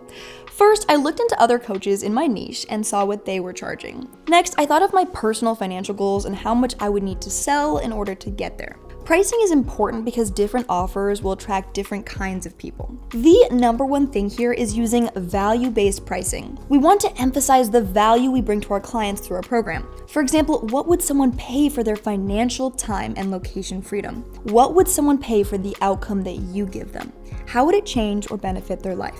Now we need to create an irresistible offer using limited time discounts, limited slots, and by creating bonus incentives. For example, I'm only going to make a certain amount of slots available since I can only handle so many clients at once. This is natural scarcity. Next, we're going to break down the offer I made into 3 package options for my clients to choose from. We want enough choices to attract different clients, but not too much where it creates decision paralysis. Here are the packages that I made so you can see an example. This is a big area where most new coaches experience imposter syndrome and feel bad charging. I get the feeling, but I personally know coaches charging anywhere from $500 to $10,000 a month per client. You are worth it. You're likely underestimating your value. So choose a number that you're confident enough to sell, but that's out of your comfort zone enough to exercise your courage. You can always change your pricing in the future. Now, what tools do you need to run your coaching business smoothly? There are a lot of moving parts when it comes to running an online coaching business. So I spent quite a bit of time finding a tech stack of tools that I'm gonna need to build and run my online coaching business effectively. I found an app called Course Plus, which is an app that you can actually add into your Shopify store to sell courses. There is even a free plan, which is amazing because who doesn't love free things? But you can also sell your course on Thinkific or Teachable. Next, I found Book That app for appointment setting integrated right into my Shopify store. Calendly is also a great option because it works well on its own. Next, there is an app called Otter that takes meeting notes automatically from my sessions so I can refer to them later. This is super important for coaches. We cannot remember everything. Google Meet and Zoom are great for online workshops and calls. For receiving payments, I find that PayPal is great for international payments, but to give people more options, I also set up Shopify payments as well. Lastly, you're gonna wanna give clients the option to subscribe to your program. You can do that by integrating an app called Subby Subscriptions or by using the free Shopify subscription app. You can run your email marketing through Shopify Email, or you can use MailChimp. This is for newsletters and fostering your warm leads list. You can use ManyChat to send automated DMs with your link to people who want to learn more about your coaching program. Lastly, add in Boxgrow to run affiliate marketing and have partners referring your coaching program for you. Now it's time to attract some clients. Now that we're all set up, the next challenge is to start attracting our dream clients and getting paid. Growing up in Los Angeles, I spent a lot of my life networking and going to events in my industry. This was the fastest way to become interconnected in the world of social media. It's the same with coaching. It's very important to build your network and collaborate with other coaches and influencers. You can use each other's audience to attract new clients. Living in Vancouver, I found several incredible industry events in my community. So I decided to go to a few and I got connected with over 20 coaches in just 1 month. So to find these events, I checked out Eventbrite every week or so, or I got invited by friends in the industry who I'd already met. Another really great tool to attract clients is running ads. We also want to make sure we have a strong sales funnel. This is a must when it comes to launching an online coaching business. We need to guide our potential clients through each step until they buy. They first watch your organic social media content. Then they get sent to your free lead magnet using ManyChat, and they give you their email. Next, they get sent to your compelling sales page that clearly communicates your value, in Shopify, for example. Here, they have the option to sign up for your course right away and buy it for a small discounted price, or they can book a strategy call with you using Calendly. You then sell them on that call. If they don't purchase, you have their email, so you can retarget them through your email list with Shopify email and social media until they finally click on your landing page to purchase and sign up for the program. This is a typical coaching sales funnel. Next is building community and support. A huge part of building an online coaching business is building a strong community. People don't just buy into knowledge, they buy into a culture.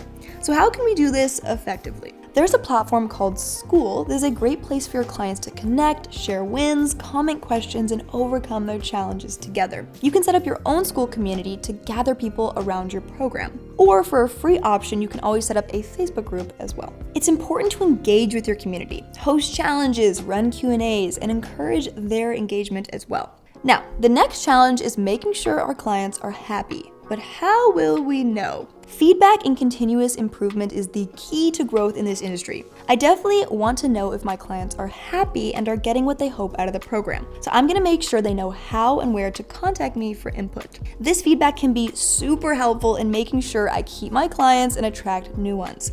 The last thing we want is bad reviews because we're not paying attention. In the coaching industry, like all industries, it's really important to stay up to date on all the trends. So to do that, I'm constantly following successful and emerging coaches in my niche that I can learn from on Instagram and other socials. Okay, the big question all new coaches ask: how can I actually get clients to pay me for my services? Here are some tried and true methods I have found to get clients. We want to offer all the free value that we can. Free value is going to help us make money in the future. We're just delaying it for later. We can provide a discounted or free introductory strategy session for new clients. And honestly, providing several months of free coaching with people just to get quality testimonials is a great and incredibly useful strategy. You can tap into your existing network and see if there are any other coaches or people who would refer you, and you can incentivize them with a % of the sales. If you are consistent in all the places where your potential clients might find you, you post on the platforms they are, you hang out in the spaces, speak there, and network, and are so present and consistent, they will have to notice you.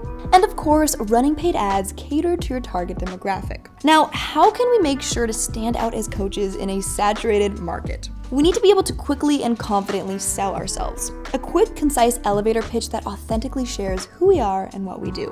As coaches, we also need to share our unique story. What caused you to start your own journey of healing? What were your motivations and pain points? What were the struggles you ran into along the way and the things that you've overcome? How do you plan to help your clients? And how have you helped others already? This is what's going to make you stand out, because there is literally only one you. Now, running a coaching business is demanding, so the next challenge is figuring out how to avoid burnout. We can prioritize our time and focus on something called the critical point. This is the thing that will require the least amount of effort for the biggest effect. So I asked ChatGPT what the critical point would be for building a coaching business, and this is what it says. Leveraging authority and social proof. So make this your #1 priority. It doesn't have to be too complicated. This coach I know, Daria, does this beautifully. She showcases her clients' success, her personal struggles, and the day-to-day in her life. It's super authentic and low maintenance. Lastly, guys, make sure you are on top of your schedule. I double booked on a client and it was absolutely horrible. And then I kid you not, I accidentally did it again to the same client. Granted, I lost that client. So make sure you have all of your appointments logged in on your calendar. A good app to help with managing your schedule and to-do list is called Todoist, and a good app to track your time is ToggleTrack. Building an online coaching business can be extremely rewarding. It's one of the greatest opportunities on the planet right now to be able to get paid for your knowledge. There's no earning cap, you can do it remotely, and you get to make an impact. Don't push it off. Take your first step and get started today. Do you dream of launching your own fitness fashion empire but feel like you're stuck on the sidelines? This video is your ultimate game changer, because we are about to dive deep into how anyone, from college students to corporate pros, can build a successful activewear brand, no fashion degree or trust fund required. All right, so the first thing we need to talk about is finding your fitness tribe. Competition is fierce, so don't just sell leggings, sell a lifestyle. Your target market isn't just people who like activewear, because that's way too broad. The brands that thrive are the ones that deeply understand who they're serving and tailor everything to that specific audience. The more specific you get, the better your chances of standing out in a crowded market. Here are 5 key questions to help you define your niche. Number 1, demographics. What's their age, gender, and location? Are they college students looking for affordable gym gear, or professionals willing to invest in high-performance apparel? Number 2, lifestyle. Are they hardcore gym rats, weekend hikers, yoga lovers, or streetwear enthusiasts who want sporty fits for everyday wear? Number 3, personality and values. Do they care about sustainability? Are they drawn to minimalist designs or bold statement pieces? And number 4, spending habits. Are they budget-conscious buyers who look for deals? Or are they willing to splurge on premium quality? If you're not sure where to start, here are 3 methods to nail down your ideal customer. First, use AI to brainstorm and analyze. Tools like ChatGPT, DeepSeek, and Gemini can help you refine your brand vision by generating customer profiles based on your initial ideas. Just plug in what you think your market might be and let AI help you refine it further. Second, research fashion trends on social media. Platforms like Instagram and TikTok are gold mines for trend spotting. Search hashtags related to activewear and fitness to see what's getting engagement. Pay attention to the brands people tag in their gym selfies. Those are the brands your audience loves. And third, self-reflection, meaning solve your own problem. If you're passionate about fitness, think about what's missing from your own wardrobe. Maybe you've struggled to find high-quality activewear with functional pockets. Or you want gym clothes that transition seamlessly into streetwear. If you need it, chances are others do too. Also, side note, I chose those examples because those are two dilemmas I myself am facing. So if any of y'all take that idea and run with it, send your girl some product samples. Pro tip, test your market before you launch. Once you've identified your target audience, validate your idea by engaging with them. Run Instagram polls, post on Reddit or Facebook groups, and ask fitness communities what they're looking for in activewear. The more insights you gather up front, the better your brand will resonate when you launch. Locking in your target market now will make every other step in this process easier, from branding to pricing to marketing. So, take the time to get this part right before moving forward. Now, before you sell a single piece of clothing, you need to sell a brand. Branding isn't just a logo or a catchy name. It's the entire experience that makes your customers connect with your business. The strongest brands create a vibe that customers want to be a part of. For example, the brand No Bull. This brand's name right off the bat makes me feel like I'm going to get a product that's everything I need with no bull. Here are the 4 pillars of branding. Number 1, name. It should be catchy, meaningful, and resonate with your audience. Think Gymshark, which combines fitness and strength in one memorable word. Use AI tools like Namelix to generate ideas. Number 2, logo. Your logo should visually express your brand's personality. Use tools like Looka, Shopify Logo Maker, or Midjourney to brainstorm ideas and experiment with design. Number 3, visual identity. This includes your color palette, typography, and overall aesthetic. A sleek black and white theme screams luxury, while bright colors and bold fonts feel youthful and energetic. And number 4, messaging. This is your mission statement, brand story, and unique value proposition that sets you apart. Ask yourself, why should people care about my brand? AI tools like Copy.ai can help craft compelling brand messages. Now that your brand identity is locked in, it's time to bring your designs to life. Just like a solid training plan, start simple. Too many options can overwhelm your audience and your budget. Instead, launch with a small, curated collection and expand based on customer feedback. Here's how to design like a pro without being one. Use graphic design software like Adobe Photoshop, Canva, or Procreate, which can help you create professional-looking designs. And leverage AI tools like Designs.ai and Artbreeder, which can generate fresh ideas and patterns. Think of it as your personal design trainer pushing you past creative blocks. Also, order samples before selling and always test the quality, fit, and durability before launching. If it's see-through, itchy, or falls apart faster than a weak squat, your brand's reputation takes a hit. If you know, you know. Once your designs are set, it's time to turn them into wearable, high-quality activewear. Most brands start by printing designs on wholesale blank clothing, but there are 3 main ways to manufacture your line. Number 1, in-house production. This gives you the most control, but requires high upfront investment, space, and manufacturing knowledge. It's like opening your own gym. Great if you have the resources, but not ideal for beginners. Number 2, print on demand. The easiest and most budget-friendly option. No upfront costs, no inventory to manage, just upload your designs and POD services handle the rest. Perfect for testing the waters before scaling. And finally, number 3, third-party manufacturing, which requires bulk orders and storage space, but offers better profit margins.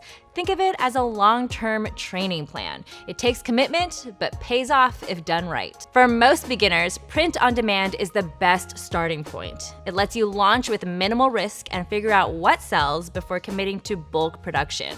And once you're ready to set up shop, don't forget, Shopify makes it easy to launch your brand. Don't have a Shopify store yet? No prob. Just hit the link down below to get your free trial today. And once you've created your Shopify account, you can now start building your website, which will be your brand's online home. It's where all your marketing efforts lead and where visitors turn into paying customers. Think of it like your personal gym. If it's clean, well-organized, and inviting, people will want to stay. If it's clunky and confusing, they'll bounce before breaking a sweat. First things first, get a .com domain. It looks professional, builds trust, and appeals to a worldwide audience. Keep it simple, aligned with your brand, and easy to spell. Here are some website musts. Number 1, a homepage. This is your brand's first impression. You'll need a hero banner, which is a bold, eye-catching image that represents your brand.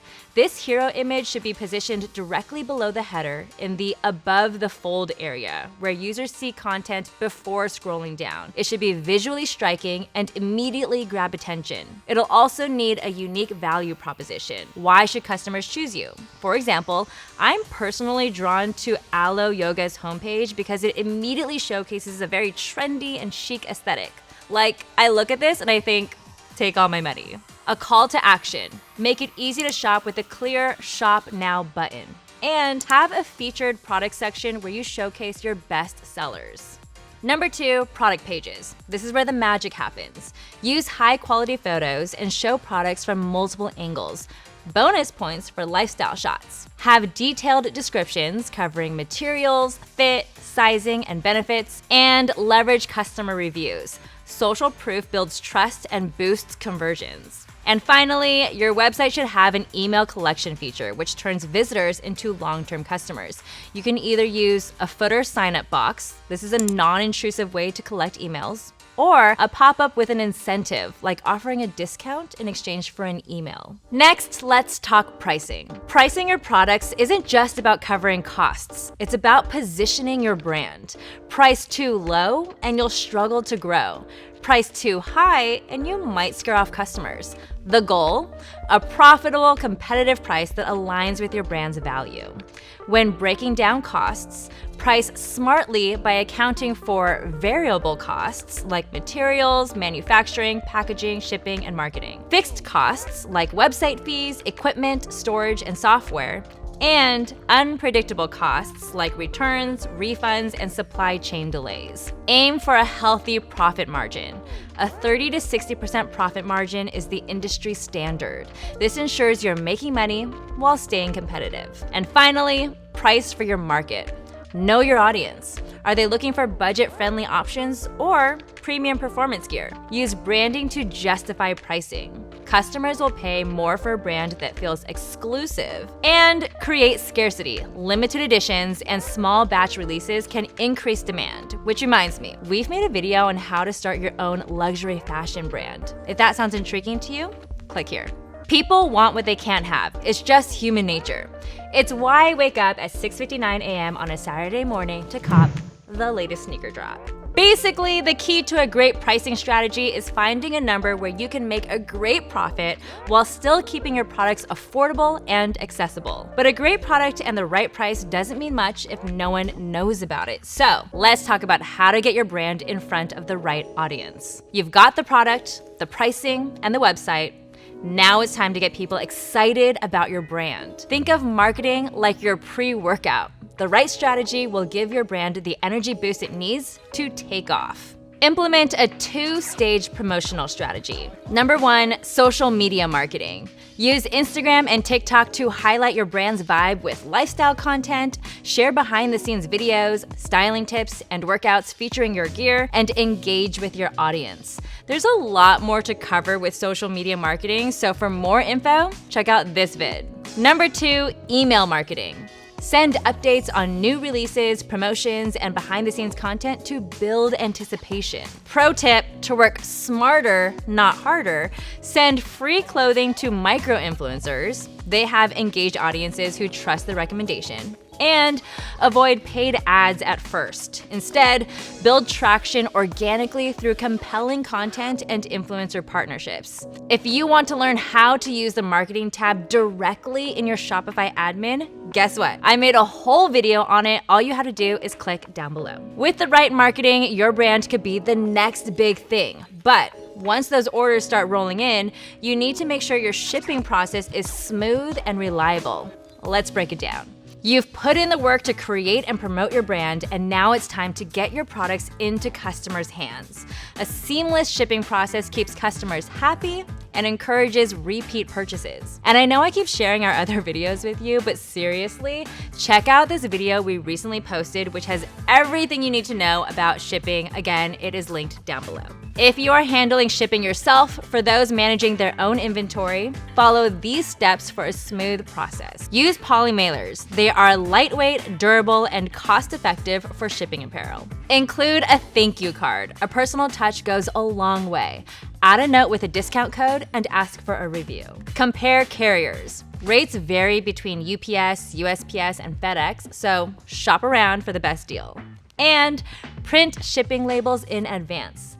Save time and money by using platforms like ShipStation, Pirate Ship, or my personal fave, Shopify's built-in shipping to buy and print labels. If you're using print on demand, the good news, your provider handles shipping for you. No packing orders, no post office runs, just sit back and let the fulfillment service take care of it. Shipping may not be glamorous, but it's a crucial part of the customer experience. Activewear isn't just about looking good, it needs to perform. Customers expect high-quality materials that move with them and enhance their workouts. Some key features for activewear success are moisture wicking and breathability keeps customers dry and comfortable during intense workouts. Antibacterial properties reduce odor and extend the freshness of garments. The fit matters. For example, compression versus a relaxed fit. Know your audience and cater to their needs. And plus size demand. The market for inclusive sizing is growing, and brands that prioritize fit for all bodies stand out. Understanding these key features will help you create a high-performance brand. Now, let's wrap up with some final pro tips. Start niche. Don't try to compete with Nike or Lululemon on day one. Encourage add-on sales. Offer complementary products like headbands or gym bags. Choose the right manufacturer. Work with specialists in sportswear for quality and consistency. Stay adaptable. Keep up with trends, collect customer feedback, and refine your marketing. And expand strategically. Once you've built a loyal audience, gradually introduce new styles and product categories. Beyond the products, starting a fitness brand also gives you the opportunity to build a real community.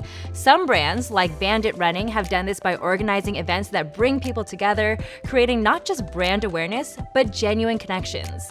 That sense of community fuels word-of-mouth buzz and drives sales. So now, it's time to take action, build your brand, grow your community, and create something truly impactful. Starting a fashion brand may be one of the most fun ways to become a millionaire. You literally get paid to bring your ideas to life. But that's not even the craziest part. The craziest part is that you don't even need to be a designer to make it happen. If you have a desire to become a multi-million-dollar fashion brand, which who doesn't, don't sell clothes.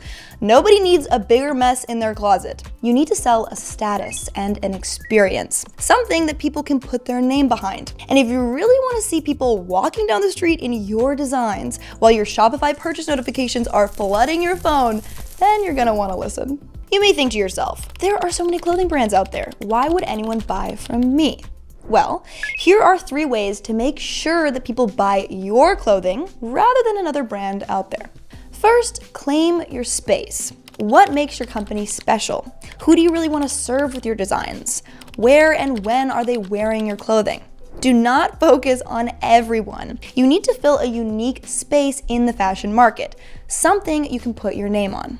2, tell your origin story. Share the behind-the-scenes process and your goals for the brand. This is going to create a very genuine connection between you and your audience. Anybody can design a product, but there is only one you. Lean into that. And this is an ongoing process. People are going to want to see the highs and lows behind your journey. Lock in and create consistent messaging that includes your core values, your mission statement, who you serve, and what makes you different. What is your brand's tone or style? For example, do you stand for sustainability, luxury, or comfort? Do you value high-end clothing, bright, lively colors, or dark, moody pieces? Once you have clarity, use AI to help you with this and make a downloadable PDF that you can always refer to. Here is an example of a branding document kit for a clothing company that ChatGPT made for me. Norform, a minimalist streetwear brand rooted in high fashion and urban edge. We design sleek monochrome pieces for bold creatives who live the city life and move with purpose. Let's talk about finding design inspiration and your style. So the best place to start when it comes to creating your designs is searching for current trends and defining your brand aesthetic. The perfect balance is between your style and filling a need in the market. So here's how to find your style and make your first clothing design. You can look for design inspiration on platforms like Pinterest and Instagram. It's okay to use inspiration from other clothing brands, but make sure to put your own twist on it. You don't want to copy them entirely. That would kind of defeat the whole purpose of making an original brand. Pay attention to what's trending. What needs and gaps are there in the market? What are people actually spending their money on or telling their friends about? You can use Google Trends or literally ask around. Ask your friends what they're buying or liking right now. Are you wearing the Chanel boots? Yeah, I am. But if you want something that goes more in depth on trend data, you can use Tech or Trendalytics. If you're making a design from scratch, you will definitely need to make a mock-up. You can sketch your design on paper and then turn those drawings into realistic looking photos with a platform called Nuark. I was really shocked when I saw this, but you can actually completely design your pieces using AI on platforms like SilkPLM, Clo3D, and The New Black. Lastly, make a tech pack for your design. A tech pack is a PDF with all of the specs from your garment. The photos, measurements, materials, notion tags, and any other details. Do not overcomplicate this though. Just try to make something simple in the beginning that your manufacturer can work with. And you can actually use a platform called TechPacker to help you make one. Now, the big question. How can you actually take your clothing designs from the mock-up to reality? Well, there are 4 main ways to begin with. First is print on demand. You send your designs to a third party and they handle the printing and shipping every time someone places an order. As you scale, you can switch to screen printing or bulk production. Check out Printful or Printify if you want to go this route. Next, you could run a pre-sale to test the demand before investing in inventory. It's a really low-risk way to start because you only make the garments after you've actually made the sale, which means no upfront costs or wasted pieces, which is really nice. However, the downside is that it's going to take a lot longer for your clothing to get to your customers. Next, you could order a minimum order quantity of a pre-made design with a manufacturer. It's typical for you to have to order at least 100 to 200 pieces. If you want to go this route and you want to learn more information on how to do this, you can actually check out our video on how to find a good and reliable manufacturer. The best case scenario though is if you can get referred to a good manufacturer by someone you trust. Next, you can make designer pieces. So if you want to create a one-of-a-kind piece, you're gonna need a manufacturer to help you with the development process. This is definitely a lot more complicated than the other 3 options though, so it might be something you want to do in the future. A little disclaimer, you honestly don't even need to design clothes to have a clothing company. You can purchase pieces from designers at a wholesale price and sell them at a premium. Just make sure to have clear branding and a story behind the clothes you choose to sell. Revolve is a really good example of this. So if you want to go that route, for finding wholesale products, you can use Faire and Fashion Go. Try to also get your packaging, tags, and notions designed or ordered early so that they're ready when your clothes are. So, how do you actually get people to buy your clothing? You're gonna need a strong online presence where customers can learn who you are, explore your collection, and see your pieces styled and worn in real-life scenarios. A website is absolutely necessary because not only is it the perfect home for your brand, but it's where your customers worldwide are going to find your collections, place orders, and make payments so that you can make some money. And if you are starting a clothing brand, some good apps to download into your store are Looks for photo reviews, Buzzbassador to recruit affiliate ambassadors, and ESC size charts for sizing charts. You're gonna need to include all these essential pages. You're gonna need your About Us page, the contact page, and some really good product pages with clear information on sizing and materials. Keep in mind that you're gonna wanna make a really great mobile shopping experience because a lot of your customers are likely coming from social media. And if you need to set up a store, we actually have a free trial down below for you. Can you spot the biggest difference between these 2 clothing brand websites? You probably can, because one is clean, organized, and minimalistic, while the other is crowded and messy with a lot of pop-ups. And you can really tell that these brands have very different priorities, and it shows. So you want your website to scream your brand style and values right away. The cost of starting a clothing company can really add up, so it's super important to make sure that after development, production, tags, packaging, shipping, fulfillment, and your marketing costs, that you're still making a really good profit. You want to calculate your total costs, including taxes, and put a Google Sheet together for each expense you have per item. It's really good to do some market research on products and brands that are like yours to see what customers are actually willing to pay. It is typical practice to sell your pieces at 3 times the production price. However, it may be best for you to honestly sell them lower if they're expensive to make, or higher if they are cheap to make. Now that you have a good landing page, you have your designs, your packaging, you understand your profit margins, and know your target market, it is now time to get the word out and start making money. In the beginning, it's honestly best to focus on organic marketing strategies because they're free. Think social media, connecting with your personal network, asking customers for reviews, and UGC. Now, this is kind of insane, and I'm not sure how I feel about it yet, but you can literally get AI-generated models to wear your clothes using a platform called Boudica.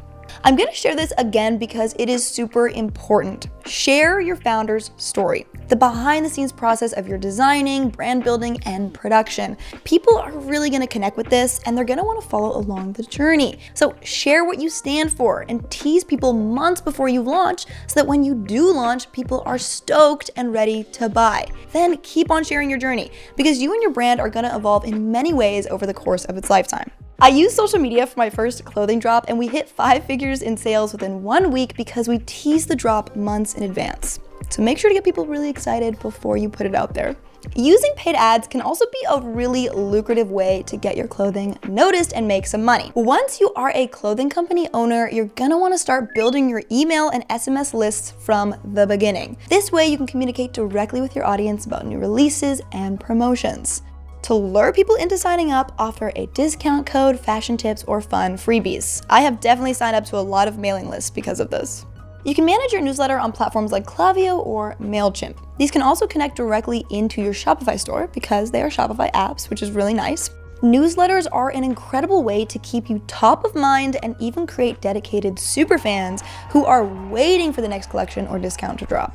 If you really want your clothing store to blow up, make sure to engage with your community in as many ways as possible. Run giveaways, respond to comments, DM customers, thank them for their purchases, and ask for feedback. If you create a sense of community and belonging, people will be very excited to make a purchase and be associated with your brand. A really great tool to use for this is called ManyChat. Basically, when you post a video or photo of your clothes, in your caption say comment blue for the link to buy the dress, then ManyChat is going to automatically send each person a link to purchase your product. Another little tip on community building. Focus on retaining existing customers. It's a lot more cost-effective and sustainable than constantly chasing and running after new ones. So to do this, build loyalty through really great customer service, rewards programs, subscriptions, and content that truly brings value to your community. You want to keep them coming back for more. As your one-of-a-kind clothing company starts popping off and you get money in the bank, you're going to want to think about the next steps for your clothing company. Think about all the ways you can streamline your fulfillment process and your operations. You want to come up with your 3-month, 6-month, and 1-year goals for your company. Then break those down into very actionable daily and weekly steps. Track your KPIs, which stands for key performance indicators, such as the cost to get a customer, your return on ad spend if you're doing ads, influencer marketing, or any other marketing you're doing. The typical lifetime value of your customer, purchase trend behaviors, and any other data that's going to help you get a little bit closer to your goals every day, because you improve what you track. It can be helpful to hire a virtual assistant in the future if you are too busy running other things, but honestly, don't rush with this one. I'm gonna teach you how you can create the luxury effect for your fashion brand. I've worked in the department of some of the biggest brands in the world, so I have seen firsthand how impactful and how important branding is to a company. So, in today's video, we're gonna be talking about how to price your products, how to brand yourself, how to land high-profile collaborations, and how to shape a consumer's perception. If your first foray into the fashion game is starting a luxury fashion brand, then you definitely have the right idea. One trick is to sell to the wealthy so that you can later afford to produce the volume that it takes to sell to the masses. But going back to our original question, how do you become a brand that can sell a black cardigan for close to $1,000? And how do you build a brand if you're starting from scratch? You don't have to spend millions of dollars in advertising. You don't have to hire a big fancy PR firm or get endorsed by every influencer, although that would help. The trick is to start building associations, preferably positive ones in your audience's mind. Okay, I learned this from entrepreneur Alex Hormozi. Hormozi says pairing your brand with something or someone that your audience likes and is interested in is how you build a luxury brand. So when Chanel paired their brand with actor Keira Knightley, that pairing developed an association of class, wealth, and beauty, right? It's the association, it's the pairing that people are buying. And when you continue to plant little seeds of associations over time, these seeds accumulate and grow into the bouquet of flowers that is your brand. It's at that point that your brand starts to mean something to people. Specifically, it starts to mean the thing that consumers like and want to associate themselves with. Especially if consumers are not only receiving the message from you as a brand, but other aspirational people wearing and endorsing your products out in the real world. But we can't buy the feeling of class, wealth, status, and beauty. So consumers go for the next best thing so that they can associate themselves with those feelings and buy a piece of that feeling that you're selling. Why? All because you as a brand have associated yourself with that feeling, that idea, that person, place, or thing that they liked. So in Chanel's case, Keira Knightley. In Nike's case, Michael Jordan. The next step for you is to start thinking about what that pairing is going to be for your luxury fashion brand. What people, places, food, music, other brands, and values does your audience find important? So let's say you have a premium linen clothing company, okay? Stick with me here. Your audience might be interested in jazz music, maybe, and exclusive island getaways. So those pairings could look like an endorsement from a niche underground if you know saxophone player, you know what I'm saying? And your product's being carried in boutique shops in Capri. But what happens if tomorrow you find out that that cool jazz musician got arrested for shoplifting? Or that Capri isn't like the tourist hotspot that it once was? Well, now we've just created a really bad association. Whoops. So to get started, make a list of people, places, other brands and things that your consumers will be attuned to, and develop goals around how your brand can associate itself with those things. Do you have a dream collaborator? Reach out, send a DM on Instagram, a LinkedIn message even, but probably most importantly, immerse yourself in the network of people who are also in the same boat as you. So like galas, charities, fundraisers, fashion events, sporting events. These are all really great places to meet brand owners, designers, PR agencies, marketers, the people that you need to know in order to get the ball rolling for those collabs. Product collaborations, pop-ups, influencer endorsements, those are all really great ways to start associating your brand with other brands adored by your target demo. So branding, guys, is by far the most important factor that contributes to companies' ability to mark up their prices. However, there are other factors that influence consumer behavior, and one of them being quality. You can have Hailey Bieber, Mariah Carey, and a hologram of Marilyn Monroe, all the greats in the world wearing your products, but if your customer has a negative experience with the actual product itself, maybe it's the quality or the performance, this will hurt brand perception and turn people away from your products. You can go real luxury with it. You can go calfskin, silk, gold, and leather, or you can go just durable enough with it, like cotton, wool, and silver. But as long as your product or piece of clothing or jewelry or whatever it is that you're selling isn't shrinking, isn't breaking or tarnishing, you'll be able to maintain a high quality standard and keep your brand's positive perception up. This is so important after all the marketing and the work that you've done to build those positive associations. So far we've learned that branding and quality are what differentiates a luxury brand from a mass marketed brand. But what else? Exclusivity will forever be a cornerstone of luxury fashion brands. The power of exclusivity, having something that others can't easily access, is the epitome of luxury. Whether that means being carried at exclusive boutiques and retailers or dropping products in limited runs, consumer shopping for luxury items seek that feeling of attaining something that's hard to get and out of reach for most. So you might not be able to get carried at Goodman's when you're just starting out, and that's fine, but a good way to keep your products exclusive is selling them online in your own store. That way, you get control of the price, the amount of products available, and your overall branding. To do that, I would check out Shopify. You can get your online store up and running pretty quickly in a matter of days, if not hours. Obviously, I will leave a link for you guys in the description box below for a free trial. And then in addition to exclusivity, there's another piece of the puzzle when it comes to building your luxury fashion brand: storytelling. Remember that $900 Marni cardigan? Well, their brand tells a story. The founder of the brand, Consuelo Castiglione, had no formal training in fashion design and came up with fun and unexpected uses of fur to create a differentiation point. In the 90s, designers were using fur in a very serious, regal manner, and this caught the attention of buyers and press. To this day, Marni remains a fun and experimental brand with flamboyant prints and experimental designs. Colm, the founder of Kids Super, interwove embracing the inner child throughout his brand by posting ridiculous videos of himself to social media, modeling dolls to walk down the runway to debut his collections, and featuring primitive paintings on his actual clothing. Heritage. Heritage is a key defining differentiator between a luxury fashion house compared to a fast fashion brand. Many luxury fashion houses boast a rich heritage and legacy that goes back generations, while Shein, for example, sells clothes that are kind of hot at the minute. Luxury brands sell more than just a commodity. They are champions of heritage and cultural significance. Heritage is usually rooted in timeless classics, whether that's the ballet flats, as worn by Audrey Hepburn, or the if you know, you know Bottega Veneta bags. A rich history of tradition is present in the most successful of luxury brands. All right, guys, so taking everything we know and everything we just learned, let's build our luxury fashion brand. Okay, so first we want to create our brand story. My brand is going to be called just my full name, Michelle Bally, and as a Mexican woman myself, my brand will draw inspiration from Mexican culture.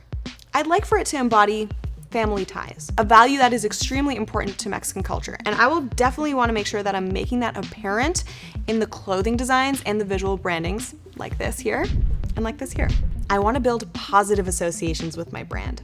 Mexico has become a popular travel destination for Americans, so affluent female Americans will be my target demo.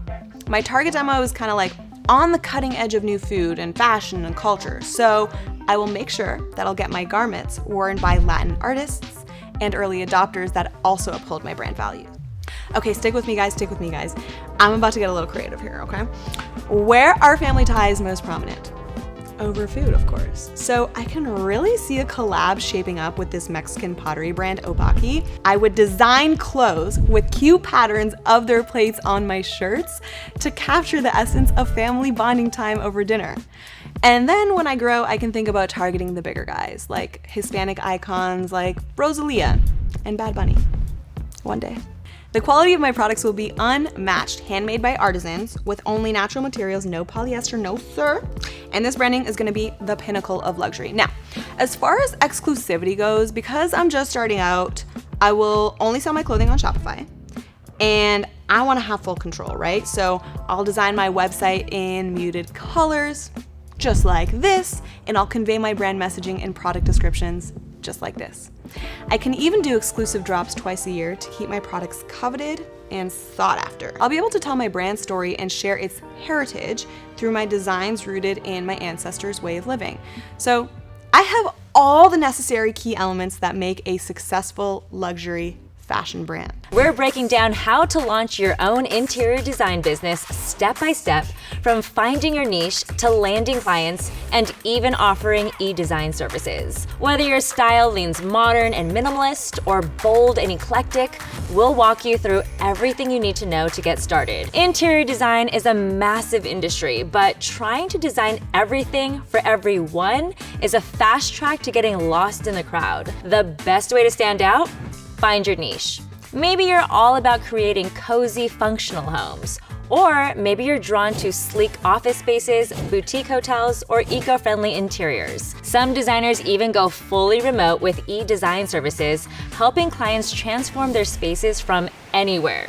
The more specific you get, the easier it'll be to attract the right clients. Once you've locked in your niche, it's time to think about the bigger picture. What do you want this business to look like? Who's your ideal client? Are they homeowners, business owners, luxury real estate developers? And what's your signature style? Modern, minimalist, boho, classic? And most importantly, how are you going to stand out? Your unique selling proposition, or USP, might be budget-friendly makeovers, high-end luxury aesthetics, or a completely virtual e-design model. Getting clear on this now makes branding, marketing, and pricing a whole lot easier later. Because simply saying, I have good taste, isn't exactly groundbreaking.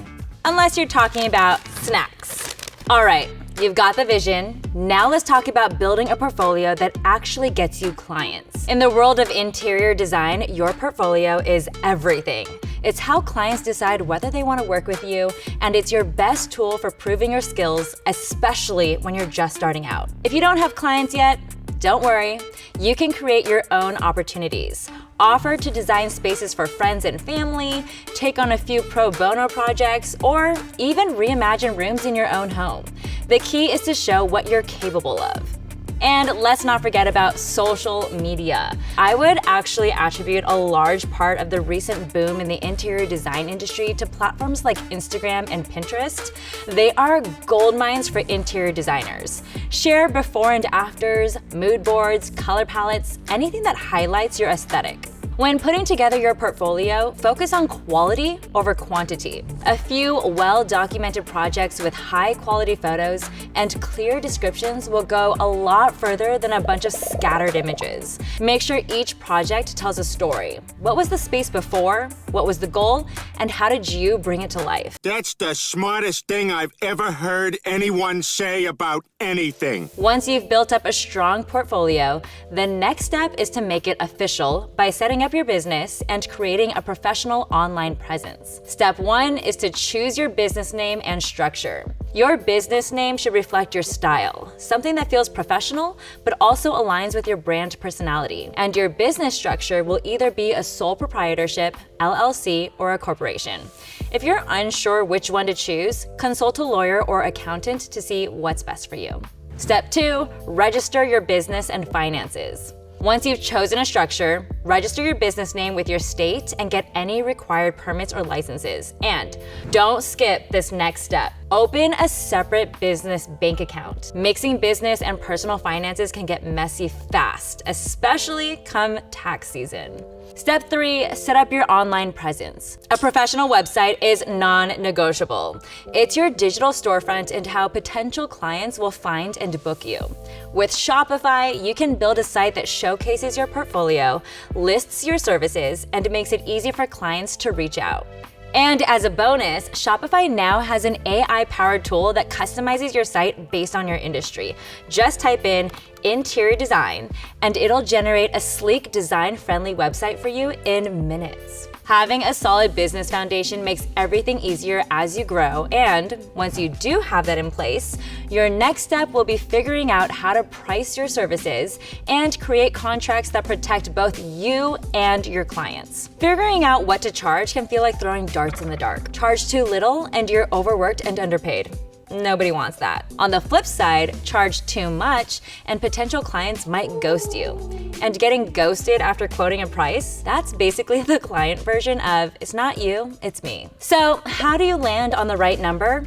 First, you gotta do your research. Look up industry rates in your area and compare pricing based on experience level and project complexity. An entry-level designer might charge hourly per room, while a more experienced designer might offer flat rate packages or percentage-based pricing on total project costs. A good rule of thumb, if every client immediately says yes to your price without hesitation, you're probably charging too little. However, pricing isn't just about what you make, it's about protecting your work, and that's where contracts come in. A well-drafted contract should cover payment terms like a deposit upfront or installments, project scopes, your clients don't sneak in just one more revision 10 times, and timelines and deadlines to keep everything running smoothly. Even if you're just starting out, never skip the contract. It keeps everyone on the same page and helps avoid unnecessary drama down the road. The good news? You don't have to write one from scratch. There are plenty of interior design contract templates online to use as a starting point. You can easily find one by visiting websites like asid.org, the American Society of Interior Designers, or hellobonsai.com. You can't go wrong with either. Yes. Yes. Once you've nailed down pricing and contracts, you're ready to start landing more clients. And that means it's time to talk about marketing yourself like a pro, because unfortunately, clients won't magically appear just because you're good at what you do. You have to market yourself. The first step, we already mentioned it earlier, but it's creating a professional website. And again, Shopify makes it super easy for you to build a sleek, interior design-friendly site that showcases your best work, especially if you use that nifty AI-powered website builder that allows you to use a description of your business as the basis to build your entire site within minutes. But don't stop at just a website. Social media is your best friend. I follow at least 20 interior design accounts on IG, and honestly, I wouldn't even consider looking anywhere else for inspo. Oh, and one more thing, don't be afraid to ask for testimonials. Word of mouth is huge in this industry. When you deliver great results, ask happy clients to send a review that you can then share on your website or on social media. A solid testimonial can make all the difference when a potential client is deciding between you and someone else. Now, let's talk about how the right connections can level up your business. Marketing brings in clients, but in interior design, who you know matters just as much as what you know. Attend industry events like High Point Market or NeoCon. Bring business cards, yes, they're still a thing, and connect with suppliers, contractors, architects, and real estate agents.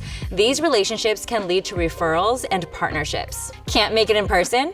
Join online design communities or professional groups like the American Society of Interior Designers or the International Interior Design Association to stay on top of trends, get business advice, and find mentors. And don't sleep on collaborations. Partnering with local furniture stores, home stagers, or realtors can introduce you to potential clients. At the end of the day, networking isn't just about selling yourself, it's about building relationships that open doors. And once those doors are open, you'll need the skills to deliver top-tier results.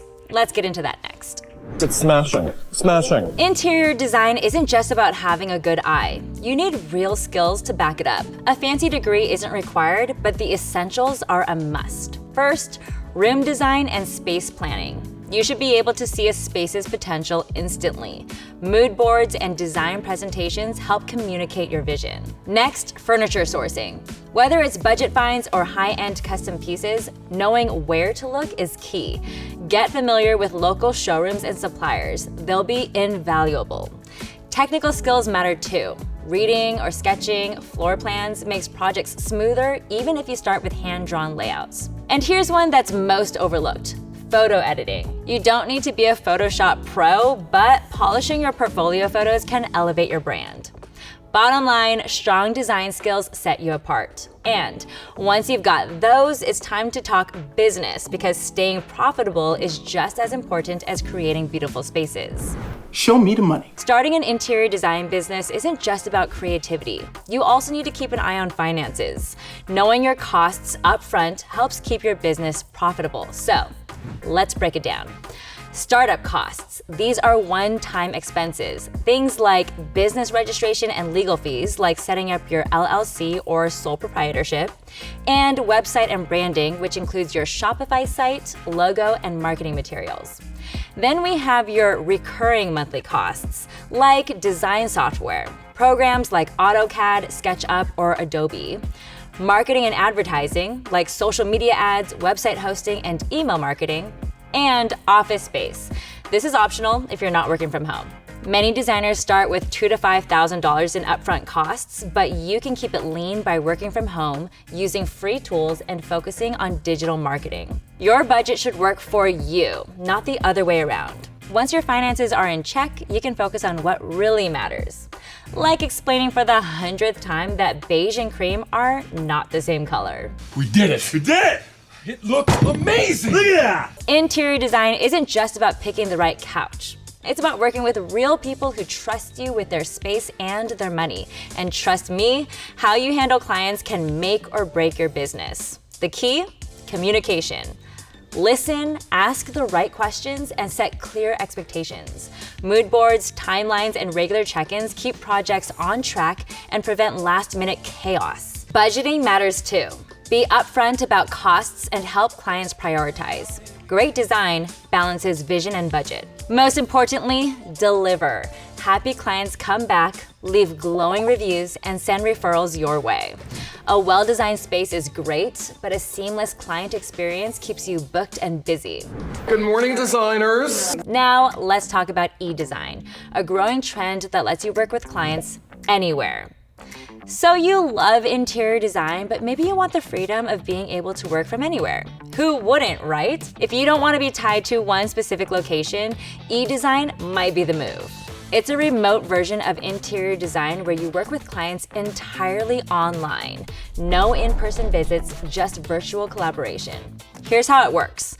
Clients send you photos and measurements of their space, and you put together a design plan based on their needs and budget. Most e-design packages include, yes, you guessed it, mood boards. They serve as a visual guide for the space. Floor plans showing furniture layout and traffic flow, and shopping lists so the clients can buy everything themselves. Communication usually happens through email, Zoom, or project management platforms. And because everything is digital, you can work with clients literally anywhere in the world. Want to be laying on a beach making money? Yeah. So do I. E-design is also great for new designers since it requires low overhead. No on-site visits, no managing contractors, just pure design work. It's also a great way to attract DIY clients who want professional guidance but prefer to handle the purchasing and setup themselves. Can you believe? All right. At the beginning of this video, I told you that if you stayed till the end, I drop a bonus section on AI-powered design tools that can help you work smarter and faster. Well, congratulations, you made it. AI is changing the game in interior design, making it easier than ever to create stunning spaces with just a few clicks. Whether you're looking for inspiration, layout suggestions, or even automated renderings, AI tools can help streamline your workflow. Here are a few AI-powered design tools worth checking out. With Room GPT and Dreamhouse AI, you upload a photo of the space, and these tools generate design concepts instantly. AI Room Planner and Photour are great for creating room layouts and 3D renderings in minutes. And Archie AI helps visualize furniture placement and suggests decor that fits your style. Most AI tools work by having you upload a photo and complete a short form about your style preferences. Some offer free trials, while others have subscription fees, so it's worth testing them out to figure out which one fits your workflow best. Of course, AI can't replace a designer's creative touch, but it can be an amazing tool for brainstorming and presenting ideas faster than ever. Building a successful interior design business takes effort, but if you have the passion and a solid plan, you can absolutely make it happen. Don't let your dreams be dreams. Whether you're diving into full-service design or starting with e-design, the most important thing is to just get started. Take that first step. Define your niche, build your portfolio, and put yourself out there. Every great designer started somewhere, and the sooner you take action, the sooner you'll see results. Tired of just dreaming about launching your own beverage company? Ever wonder how brands like Olipop or Liquid Death went from ideas to grocery store staples? I'm going to walk you through exactly what it takes to go from that idea in your head to a full-blown reality. Every great beverage starts with a simple idea, a thirst for something better. But before you start designing labels or picturing your product on store shelves, you need to nail down your product vision. Step 1 is to choose your category. Are you crafting a refreshing juice, a bold energy drink, a functional wellness shot? Each category has different trends and audiences, so choose wisely. I recently had a gnarly cold after a couple months of traveling, so I think I'd like to create an immunity-boosting water. It taps into the wellness trend, helps support daily health, and has strong consumer demand. It'll be packed with vitamin C, zinc, and ginger. Think of it as hydration, but upgraded. People are always looking for easy ways to stay healthy, so I love this idea. Yes, and it's the choice of a new generation. Step 2 is to do your homework. Market research is key. You need to know what's already out there and where there's room for something new. Use tools like Google Trends to see what beverage types are trending, Spins or Nielsen IQ for industry-level data on what's selling, and social media and Reddit, which are gold mines for spotting emerging trends and consumer preferences. Take Olipop, for example. They saw the massive soda market, but flipped the script by making a gut-friendly prebiotic soda. Or Liquid Death. Who knew water could go viral? They carved out a niche by branding water with the rebellious punk rock edge. In order to set yourself apart from the rest, look at your competitors and think, what are they missing? For example, with my immunity-boosting water, when I think of brands like competing vitamin beverages, I don't necessarily think of them as cold prevention drinks or aids for when I am actually sick. That's a gap my product can fill. See ya on the other side. And finally, step 3 is to talk to experts. Once you've got your concept, connect with industry pros. Did you know that there are beverage formulators and development companies that specialize in turning ideas into ready-to-produce drinks? A great place to start is Parkside Beverage, a company that helps brands develop formulations that work in the real world. A beverage formulation company will help you ideate, research, develop, manufacture, and market your product. You can also find formulators through beverage trade shows like BevNet Live, industry directories like Food Bev Media, and networking groups on LinkedIn and Facebook. A great beverage isn't just about taste, it's about knowing your market and making something people need. Needs more salt.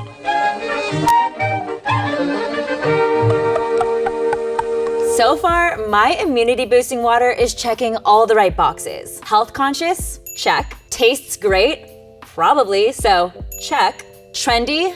Check. Easy to grab and go? Definitely check. Way cooler than plain water? 1000% check. Anybody can have a great idea. Now it's time to bring it to life. That means moving from concept to real drinkable formulation. Give me sugar and water. So we've locked in the concept for my immunity-boosting water, but now I need to make it palatable, which means I need to turn my cool idea into an actual recipe, one that tastes great, meets industry standards, and can be produced at scale. You might start by experimenting in your own kitchen, mixing ingredients, testing flavors, and tweaking sweetness levels. But to create something that is capable of generating a profit and sustaining itself in the market, you'll need to work with actual professionals who know how to balance taste, function, and shelf stability. Balancing ingredients is like building a dream team. Too much of one player? Hello, overpowering ginger. And you throw off the whole game. That's why brands work with food scientists to make sure their drink is the MVP. Your formulation isn't just about flavor, it includes everything in your drink, like flavors, natural, artificial, or a blend, sweeteners, sugar, stevia, and monk fruit are just some examples, acids for tartness and preservation, vitamins and minerals, functional ingredients like the vitamin C and zinc, and preservatives to keep it shelf stable. Take Ben Goodwin, co-founder of Olipop. He personally formulated their drinks, obsessing over how to blend fiber, low sugar, and nutritional benefits while still making it taste amazing. Side note, if you want to know more about Olipop's story and how it became so successful, check out this blog, which features a Shopify Masters podcast episode worth listening to. Back to my immunity-boosting water. I'll need to balance a light, refreshing taste with functional ingredients without making it too overpowering or chalky. So I'm thinking I would probably need to cut it with citrus to help neutralize the strong taste of zinc and vitamin C. And I'll need to add an acidity regulator like citric or malic acid to prevent the chalkiness. Electrolytes will also add hydration while making the drink feel smooth. I'm sure there are a few other ingredients I'll need to add in there, but hey, that's what the pro formulators are for.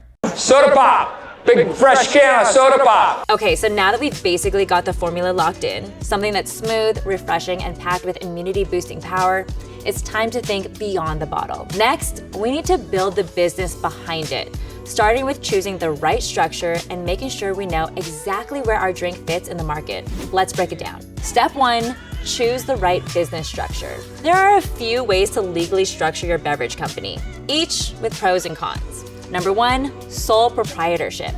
It's quick and easy, but you're personally liable for everything. Number 2, limited liability company or LLC. This is the most common for startups. It protects your assets while keeping things flexible. And number 3, a corporation, a C Corp or an S Corp, which is best for big growth, but requires more paperwork compliance. For my immunity boosting water, an LLC probably makes the most sense because it protects my personal assets while giving me flexibility to grow. Can you repeat the question? Step 2, define your beverage category. Now, where exactly does my drink fit? The beverage world is packed with categories. Soda, juice, functional drinks, sports drinks, teas, coffees, energy drinks, the list goes on. Getting specific helps with branding and marketing.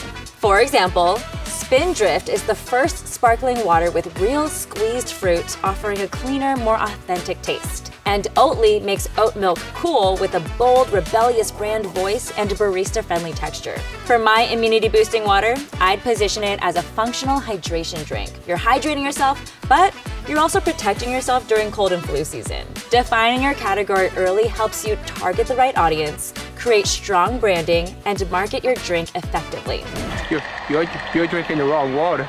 All right, now that we've structured the business and defined where our drink fits, it's time to think about how it looks and feels. Because let's be honest, before anyone tastes your drink, they're totally judging it by the branding and packaging. Guilty as charged. In a crowded market, standing out isn't optional, it's essential. You could have the most delicious functional drink in the world, but if your branding is forgettable, good luck getting people to grab it off the shelf. The best brands don't just sell drinks, they sell an identity, a vibe, and a lifestyle. Step 1, lock in your brand identity. Your brand image should be clear from the start. Some questions to ask yourself are, what's the personality of my brand? Is it playful, premium, or bold? What do I want people to feel when they see my product? And how does my brand stand out from competitors? For example, Liquid Death didn't just sell canned water. They built an entire punk rock rebellious movement around it. The skull logo, the heavy metal branding, it's all part of their DNA. For my immunity boosting water, I want it to feel clean, refreshing, and trustworthy with a modern wellness forward aesthetic. I'm thinking a crisp, minimalist design with bright pops of citrusy color. I'm also thinking I need a brand name so I can stop calling it my immunity boosting water. So you didn't see it because you blinked, but I ran it through a name generating AI tool and decided my new product is going to be called Aqua Shield. Strength in every sip. So thirsty.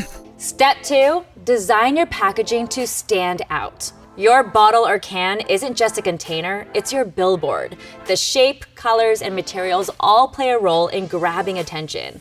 Some iconic packaging moves include boxed water, which was one of the first eco-friendly alternatives to plastic bottles, and Vita Coco. Their Tetra Pak cartons made coconut water feel tropical, natural, and different from bottled drinks. Some pro tips include bold colors, unique shapes, and eye-catching designs that are what grabs customers' attention. And while aesthetics are important, the shape of your packaging should also be practical so it fits easily on shelves, making it easy for retailers to display to customers. Health-conscious consumers seeking low-calorie options tend to gravitate towards slim cans. So, basically, tailor your packaging design to your audience. For Aqua Shield, I would consider a sleek, recyclable bottle with a minimalist label for a clean, premium feel. Vibrant citrus-colored graphics would highlight the functional benefits, and its catchy, memorable name reinforces the immunity-boosting power.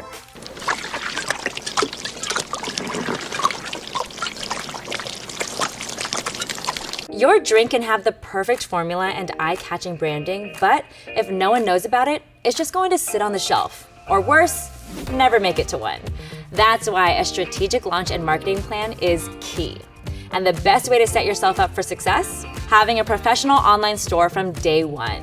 Whether you're selling direct to consumer, building a brand before pitching to retailers, or just testing the waters, Shopify makes it easy to launch, manage, and grow your beverage business all in one place. So, click the link down below for your free trial. Why am I hydrating so much? Let's talk about getting your product in front of the right people and turning it into a brand they can't stop talking about. A great drink is only half the battle.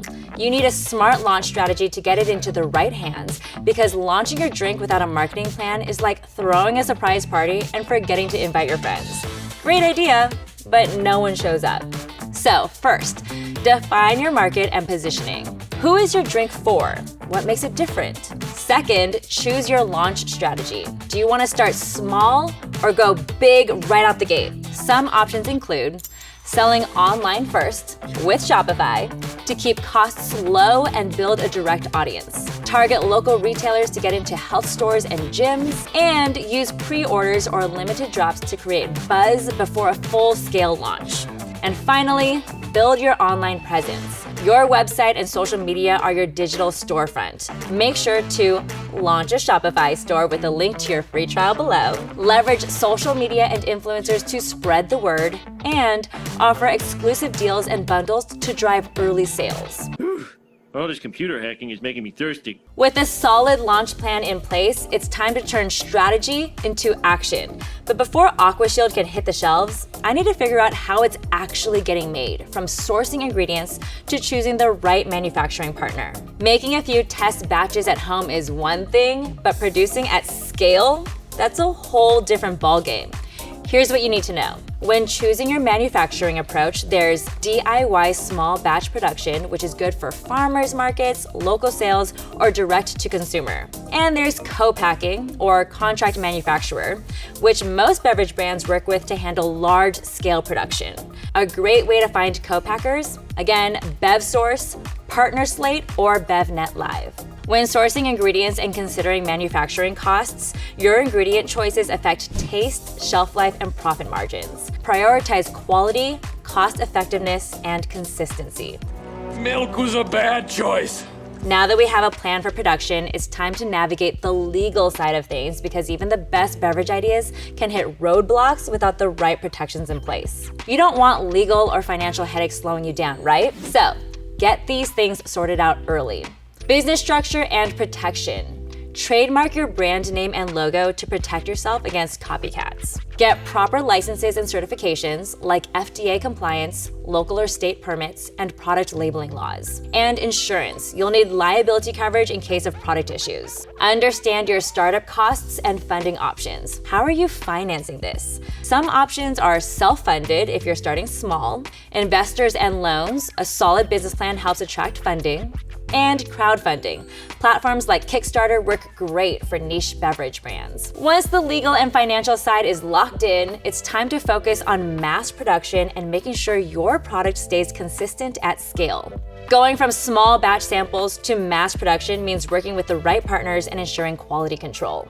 To maintain quality and consistency, work closely with your development partner to ensure flavor consistency across large batches, set up robust quality control testing, and optimize shelf stability for longer lasting freshness. So you've perfected the product, nailed the branding, and locked in production. But now comes the real test, getting your product into people's hands. Because, let's be real, you don't want your drink collecting dust in the warehouse. More beautiful than I'd ever imagined. Let's talk about how to get it on shelves, online, and everywhere in between. Here's how I would get AquaShield out there and selling. First, I would choose a distribution path. There are a few ways to get your drink in front of customers, each with its own game plan. Number one, online sales, or direct to customer via Shopify. This gives you full control over your brand and profits. It's how Liquid Death built a fan base before hitting retail shelves. Number two, retail, like grocery stores, gyms, and restaurants,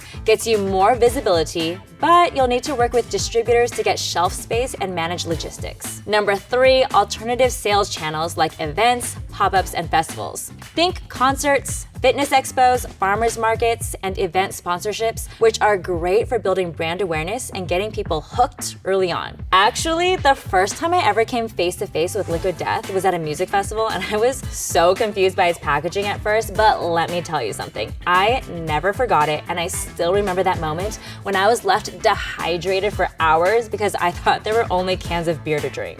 So drink up, and up, and up! Next, build a smart sales strategy. Start small, then scale. You can leverage Shopify, social media, and influencers to build hype before retailers even know your name. And make every marketing dollar count. Ads, partnerships, and promotions should all drive real sales, not just views. I love it! Come on! Distribution is how you get your drink into people's hands, but long-term success, that's about keeping them coming back for more. I don't just want people to try AquaShield, I want them to crave it and tell their friends about it. Like I said earlier, the best brands don't just sell drinks, they build a movement. Keep things fresh. Drop new flavors on a consistent basis to keep customers excited. For example, Olipop constantly launches nostalgia-inspired flavors. And expand strategically, like how Vita Coco went from coconut water to coconut milk, smoothies, and even plant-based protein. Make your brand stick. Engage with your customers, ask for feedback, respond to comments, and make them feel part of your brand. Create a lifestyle, not just a product. Liquid Death fans don't just drink it, they wear the merch and rep the brand. Turn buyers into super fans with exclusive drops, VIP deals, and social engagement. And that's it. We just went from an idea to a fully launched beverage brand. And I've created AquaShield, a functional hydration brand that boosts immunity.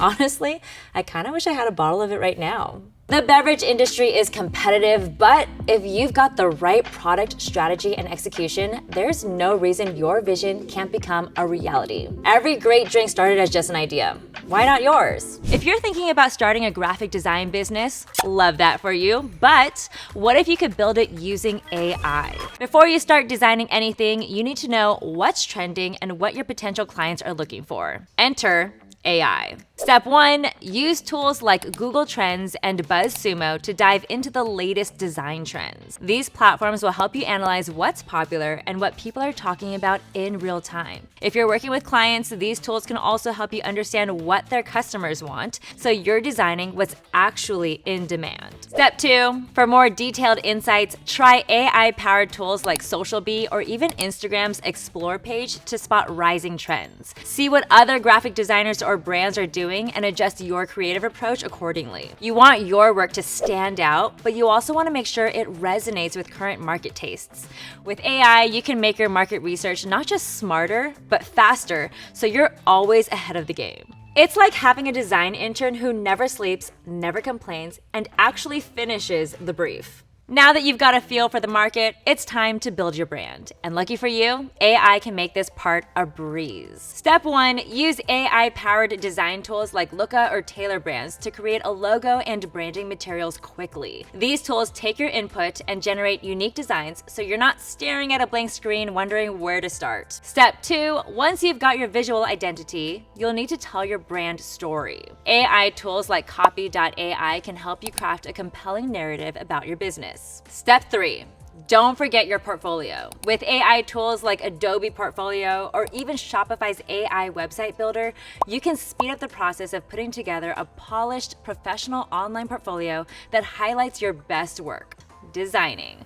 But here's the thing, with AI tools, you can streamline this process, make your work more efficient, and unlock new creative possibilities. Start by tapping into AI-powered platforms like Adobe Photoshop with generative AI. You can generate whole new design concepts or tweak existing ones. Imagine having a tool that takes a simple idea or prompt from you and turns it into multiple unique designs or art pieces. That's exactly what platforms like Artbreeder and Dolly do. They give you creative flexibility with an instant output. The best part? You can use AI to cut down on repetitive tasks. Things like resizing, background removal, or cleaning up files are all automated, which means you can focus on the fun stuff, getting your designs just right. AI will suggest design elements based on current trends, like the perfect color scheme, fonts, or layout for your brand. And don't forget AI's magic when it comes to mockups or product design. AI tools like Runway ML can generate stunning visuals and effects, while Shopify's Logo Maker can quickly create branding elements like logos, helping you build your designs with minimal effort. The goal here is to use AI to help your ideas flow faster and more efficiently without losing that personal touch. It's like having a creative assistant who does the busy work while you focus on making the designs shine. And that creative assistant can also level up your client management process. Managing clients can get a little hectic, but with a little help from AI, it doesn't have to be so overwhelming. Imagine cutting down on all the admin stuff so you can spend more time on the creative side of things. Here's how you can make that happen. First, get a CRM or customer relationship management system powered by AI. It's like the personal assistant every graphic designer wishes they had. Tools like Zoho CRM help you track all your client client interactions, manage leads, and even automate follow-ups. That means no more lost emails or forgotten reminders. You'll stay on top of everything effortlessly. Then, let's talk about chatbots. Those little robots that never sleep. Set one up on your Shopify website and it'll respond to clients' questions in real time 24/7. It's like having a super helpful team member who's always on call, even while you're sipping your coffee or catching some Z's. Here's how to do it. Go to your Shopify admin and on the left panel, tap Apps. In the search bar, type chatbot to search for one from the Shopify App Store. As you can see, Tidio and Chatty AI are two highly rated popular options, but there are also a lot of other ones to choose from. Once you install your app, you can then go in and customize your chatbot and set it to run 24/7. And as your business grows, consider using tools like AI-driven email marketing platforms such as Klaviyo, Omnisend, or MailChimp. You can easily find and install them through the Shopify App Store. These tools help you keep in touch with customers in a way that feels personal, not spammy, so they actually come back and shop again. Managing clients is a huge part of running a creative business, and it definitely takes time. But with AI, you can streamline the repetitive stuff so you have more space to focus on both building those relationships and creating great work. Now, let's dive into how AI can enhance your collaboration and feedback process. Because while it can't stop your client from sending feedback at midnight, it will help you respond without rage typing. Client feedback can feel like herding cats, but AI makes it way easier. Tools like Figma and Miro let you collaborate with clients in real time, which means no more endless email chains. Everyone's on the same page no matter where they are. Then there's automated feedback analysis with tools like Usability Hub. It collects user feedback and AI breaks it down for you, so you don't have to sift through a bunch of comments. Think of it like having a super efficient design critic on call. All right, so you've got your portfolio up, your product photos are looking amazing, you've got your bundle set, maybe you even cleared off your desk and finally cleaned that computer screen that's been covered in a million fingerprints, but then you check your Shopify traffic, 0 visitors. You don't just need a store, you need people to find your store. You need eyeballs, you need clients, so how do you get them? Marketing. Now it's time to talk about getting the word out. Marketing can feel like juggling flaming swords, but with AI, it's more like juggling beach balls. Yeah, that analogy works. First up, targeted advertising. Using AI-driven platforms like Facebook ads or Google ads, you can set up hyper-targeted ads that speak directly to your ideal clients. AI analyzes user behavior and preferences, helping you deliver ads to the right people at the right time, so you're not just throwing spaghetti at the wall hoping something sticks. But wait, there's more. Content creation. Forget the endless hours of brainstorming blog post ideas or social media captions. Tools like Jasper AI help generate copy in seconds, tailored to your brand voice. Why use a tool like Jasper instead of just asking ChatGPT or Gemini? Because Jasper is built specifically for marketing copy. Think Instagram captions that don't make you cringe, emails that actually get opened, blog posts that sound like you, not a robot. No more typing the same prompt 5 different ways and still ending up with, "Hey there, valued customer." Jasper gets it right fast. You can also use AI for SEO optimization, ensuring your content is discoverable. AI tools like ClearScope or Surfer SEO help you optimize your website and blog content, making sure it ranks higher on search engines and drives more traffic to your site. Now, let's dive into streamlining your workflows and making your day-to-day tasks a breeze with AI. Trello or Asana are project management tools that help you organize tasks and deadlines. With AI enhancements, they can automatically assign tasks, adjust timelines, and send reminders, taking some of the pressure off so you can focus on the creative work. Let's say you're juggling multiple client projects. AI can help prioritize your workload based on urgency, deadlines, or even your own work habits. It's like having a super organized studio manager, minus the salary. And then there's design automation, which is the use of AI and software tools to streamline repetitive design tasks, allowing designers to focus more on creativity and strategy. Tools like Relay That let you generate entire batches of branded assets with just a few clicks. Swap in a new logo or headline, and the tool updates everything across your designs in seconds.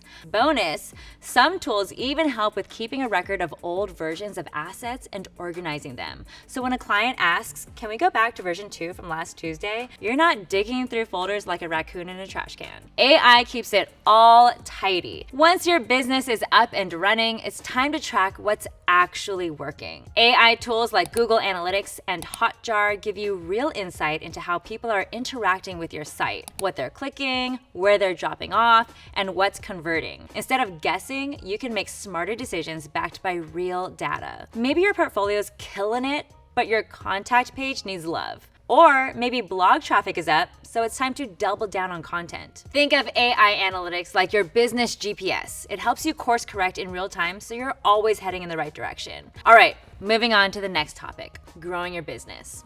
Obviously, we love growth. That's the goal. But scaling doesn't always mean hiring a bigger team. Once you've gone into your groove and you're ready, you can use AI tools to take on more clients, expand your offerings, or even build passive income streams. AI-powered platforms like Zapier or ClickUp can automate repetitive workflows so you can focus on creativity and strategy. Need help managing your inbox or sending proposals? Tools like ChatGPT or Bardeen can help handle that too. And if you want to make money in your sleep, think about offering digital products, design templates, branding kits, stock graphics, and LUTs. Platforms like Designify use AI to help you create these assets quickly and beautifully. The best part? With AI, you can scale without burning out. Work smarter, grow faster. When it comes to continuous learning and adaptation, AI makes it easier than ever. AI-powered learning platforms like LinkedIn Learning or Coursera use algorithms to suggest courses tailored to your goals, interests, and skill level. So instead of getting lost in a sea of random tutorials, you're getting a curated playlist of skills that actually level you up. Want to learn motion graphics, branding strategy, or how to use Midjourney prompts more effectively? These platforms adapt to you like a personal trainer, but for your brain. Then there's community engagement. Don't sleep on places like design forums, Discord servers, or subreddits where AI and creativity collide. People are out here sharing prompts, shortcuts, and real deal lessons they've learned the hard way. It's basically free mentorship. Oh, and YouTube? Total goldmine, especially this channel right here. Learn with Shopify is packed with tips to help you grow your creative business without the boring biz talk. And don't forget about your own data. Tools like Notion AI or even your past project analytics can help you spot where you're thriving and where you might need to hit the books. Bottom line, the best designers aren't just creative, they're adaptive. And in a world where AI evolves fast, staying adaptable is what keeps you at the top of your game. Do you want to know the best way to draw in customers and keep them coming back? It's by making your website somewhere they want to be. Enter blogging. You want to create a traffic magnet for your store? Blogging. You want to see higher sales than you've ever had before? Blogging. Want to impress your parents with something other than your ability to binge watch dog videos? Blogging. A well-crafted blog earns strong relationships with its customers, and by doing so, acts as a sales funnel for your business, which is why companies like Gymshark, Dollar Shave Club, Shopify all have blogs. Hey, take your finger off the publish button. We're not posting anything yet.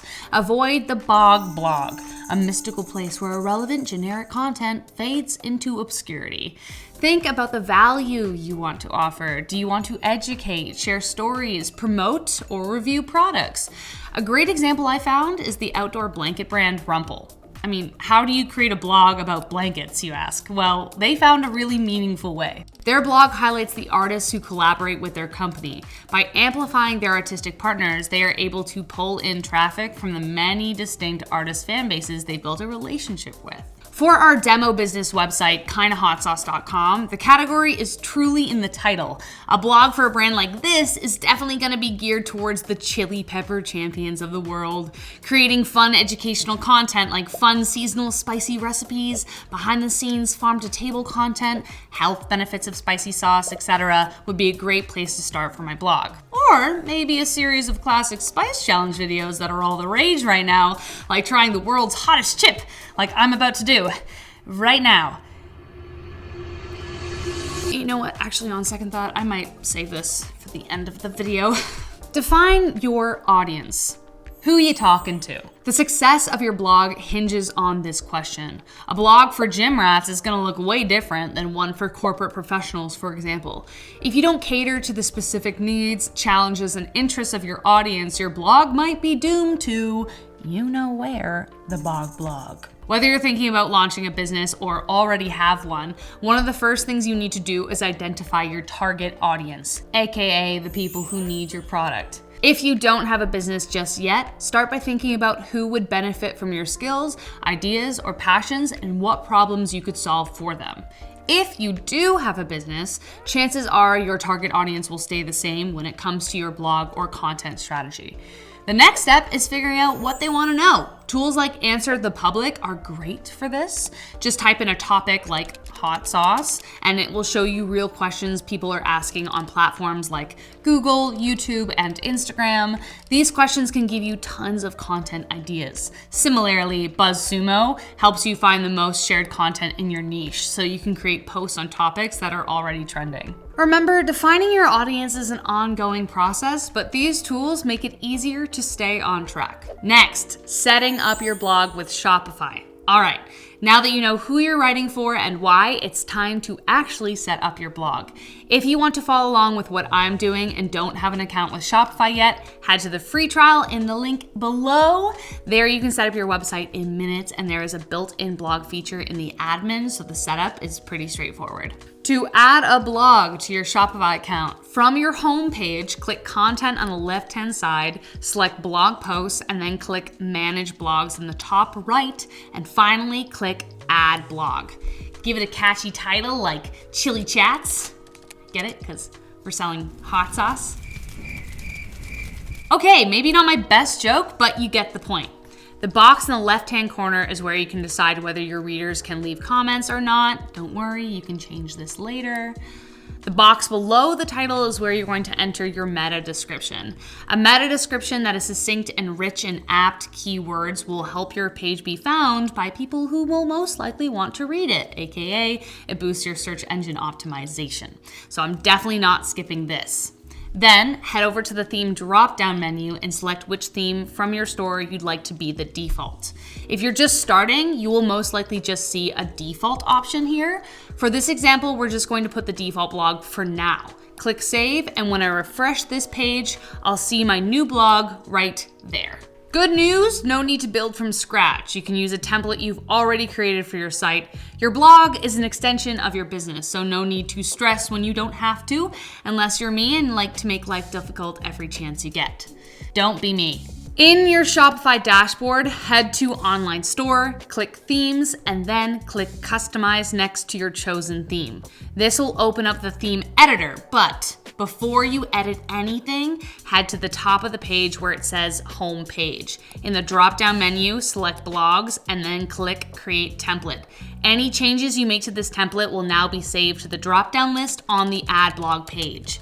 To add individual templates or separate blog pages, select Blog Pages instead. Make sure you do this before you edit your theme, otherwise all that work won't be accessible to your blogs. I endured that learning curve, so you don't have to, so don't skip it. In the editor, head to Settings on the left-hand side. Go through tabs individually, adding your logo images, create color themes, choose your ideal text style, add your social media handles. You'll even have control over things like SEO settings to make sure your content gets found on Google. Then go back to the header section, delete or add sections that include media like images, videos, or slideshows. Click directly on the page elements to choose different color themes, change text sizes. And don't forget to integrate your blog with Shopify. You can easily link to products in your posts, making it a seamless experience for visitors who want to shop while they read. Add a search bar so visitors can find exactly what they need. A sidebar with your most recent posts is always helpful. And don't forget those social share buttons, because who doesn't want their content spread around like wildfire? Once you're happy with it, click save and then publish. Head back to Manage Blogs. Click the blog you'd like to add it to, and then select it from the drop-down menu. You can edit your template anytime by heading back to Customize on the Themes page and selecting the template you'd like to edit. Look at all the content I've created for my blog. Guess it's time to Creating your first post. If you follow all the above steps, then all your proverbial ducks are standing in a row, eagerly behind you, waiting for you to create your first post. If this is the part where you're feeling stuck, don't worry, there are already some AI tools integrated into Shopify's blog platform that you can use. Head to Content, click Blog Posts, and click Add Blog. Below the title section in the main text block, you will see a set of stars in the top left corner. Hover over it and it says Generate Text. Follow the prompts and this tool will write a blueprint article for you to work from surrounding your topic and chosen tone. Of course, you can use Google Gemini, ChatGPT, or any other preferred AI tool to jumpstart your inspiration, but not replace it.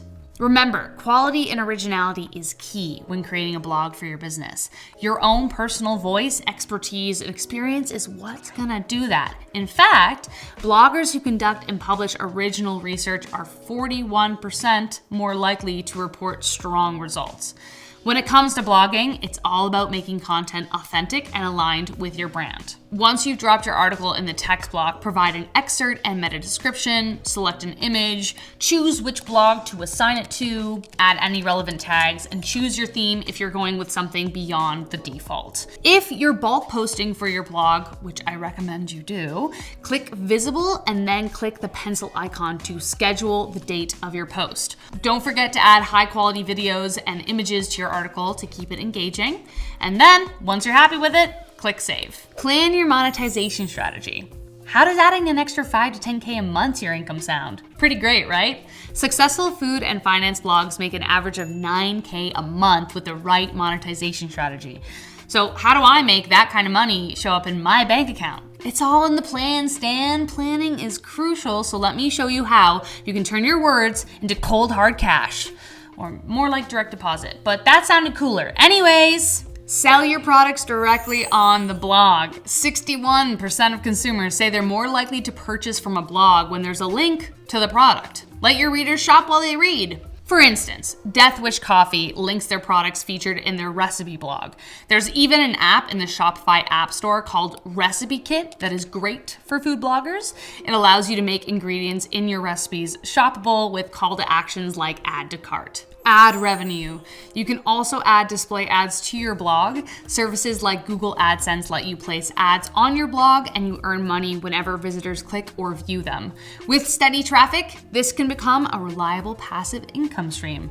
Once your blog generates 5,000 plus monthly visits, you could earn anywhere from $50 to $500 per month from ads, depending on your audience. So not something you can do right away, but it's a goal to aim for.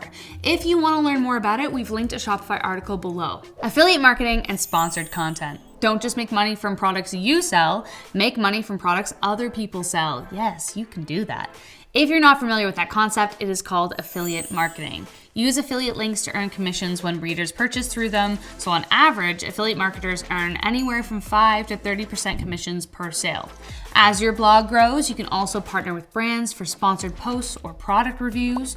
You can get paid to use and test out their products, plus free stuff and a salary to try it out. Sign me up. Brands are willing to pay anywhere from $100 to $2,000 per sponsored post, depending on your audience size. Paid contents or memberships. People want what they can't have. So by all means, create exclusive content behind a paywall, such as in-depth guides, tutorials, and curated content. Platforms like Patreon let you set up membership tiers, offering perks like early access or premium resources. Bloggers on Patreon can earn anywhere from $100 to $5,000 per month, depending on their niche and engagement. Focus on one or two of these methods at a time and scale up as needed while you gain traction. The more you understand what your audience wants, the better you can tailor your monetization efforts to meet their needs and keep them engaged. But in order to really see results from these categories, people need to know your blog exists. So it's time to show the world. Promote your blog. If you haven't already created varying social media accounts for your business, serious question, are you trying to hurt my feelings? Because it's working. If you have, then here's how you can shout out about your beautiful blog from the digital rooftops and get people clicking. Repurpose your content, because why not? Take that blog post and turn it into a funny meme or infographic for your Instagram, TikTok, Twitter, and Facebook. One post, multiple lives. This is a great gateway for this kind of creepy new AI feature called NotebookLM. You can turn your blog post into an audio podcast narrated and delivered by AI in a super realistic manner. It's a fascinating look at ingenuity meeting purpose. Yeah, it really is. And our source for this deep dive is this fantastic article from Shopify. Then upload that podcast to Spotify, YouTube, and other podcast platforms. So kind of cool. The power of email marketing. Email marketing has a return on investment of 42-1, making it one of the most effective ways to generate income, so don't miss out. Offer discounts and special codes to entice subscribers, then send updates when new blog posts drop. Keep it fun, casual, and let your excitement show so you can see your views grow. Team up with other bloggers and influencers for a shout out. Just remember, a free product might help you sweet talk them into it. If you've got the budget for it, consider paid ads. A couple of ads on Facebook or Instagram can send some traffic your way, especially if you target the right audience. Speaking of audience, treat your audience as royalty. Reply to comments, ask questions, and actually talk to your readers. The more you connect, the more likely they are to share your content with their friends. Word of mouth will never go out of style. Common challenges. Full disclosure, there will be days where it feels like despite all your efforts, your blog is stuck in the blog bog and failed to grow its wings. So here are some common problems to anticipate and ways to address them. SEO jail. Are you using all the key terms but still feel like you're being chosen last in gym class all over again? Well, thankfully, there are tons of SEO optimizer apps you can take advantage of on the Shopify App Store.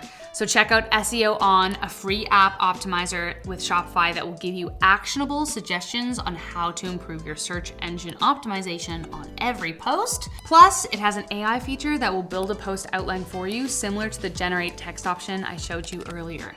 If you want to invest some money, Drop-In Blog and Bloggle are also great apps that will do more than jumpstart your SEO. They also have additional design template features. To add any of these apps to your current template, you can do so in the theme editor by toggling on your desired app beneath settings. Writer's block. If you're out of ideas, run a contest and reach out to your customers for stories that might be interesting. Or write about something totally different to get those creative juices flowing. As always, ask AI for help. Consistency. Stick to a plan and bulk your posts. Remember, you can schedule your posts, so why not spend the month writing and then stagger out your articles across the next month while you write your next batch? It's all about building a routine. Lastly, patience, young grasshopper. Rome wasn't built in a day, and the pot will never boil if you watch it. You've heard all this before. A small number of high-performing blog posts can drive a large portion of traffic over time. In fact, compounding blog posts can generate 38% of overall traffic. So, focus on actionable goals, quality over quantity, and treat your community like royalty. Starting your own online store is one of the smartest ways to launch a business today. And the good news? It's way easier than you think. First things first, let's set up your Shopify account. All you gotta do is hit the link down below to sign up, and you'll only need 3 things to get going: your email, a password, and your store name. Don't stress, you can change it later. Once you're in, you'll land on your Shopify dashboard. This is your command center where you'll handle everything from adding products to tracking orders to running your first marketing campaign. Before we go deeper, take a quick look at the left-hand menu. You'll see tabs for things like orders, products, customers, analytics, all the good stuff. Now let's talk about the look and feel of your store, aka your theme. Your theme is basically the vibe. It's the design template that shapes how your website looks to customers from homepage to checkout. To pick one, click Online Store, then Themes on your left sidebar within your Shopify dashboard. Shopify offers both free and premium paid themes. You can always upgrade later once the money's rolling in. When choosing a theme, think about, does it support features you need like product zoom or videos? Does the style match your brand's personality? And how many products are you planning to sell? Once you've picked your theme, hit Customize. This opens up the theme editor, aka your design playground. No coding required. You can add, remove, or rearrange sections on your homepage, upload your logo and set your brand colors, change fonts, button styles, and navigation menus, and highlight a featured collection for your best products. Make sure to hit Save Often and use the preview buttons to check how it looks on desktop and mobile. Let's add your first product. This is where it starts to feel real. Head to products in your Shopify dashboard and click add product in your top right corner. You'll see a bunch of fields, but don't worry, we're just filling out the basics for now. Here's what you'll need. A title. Keep it simple and searchable. What would you type in to find this product? A description. Think benefits, not just features. How does this thing make someone's life better? And if writing's not your thing, Shopify Magic using AI can draft your product description in seconds. Images. This is what sells your product. Aim for 3 to 5 clean, high-quality shots from different angles.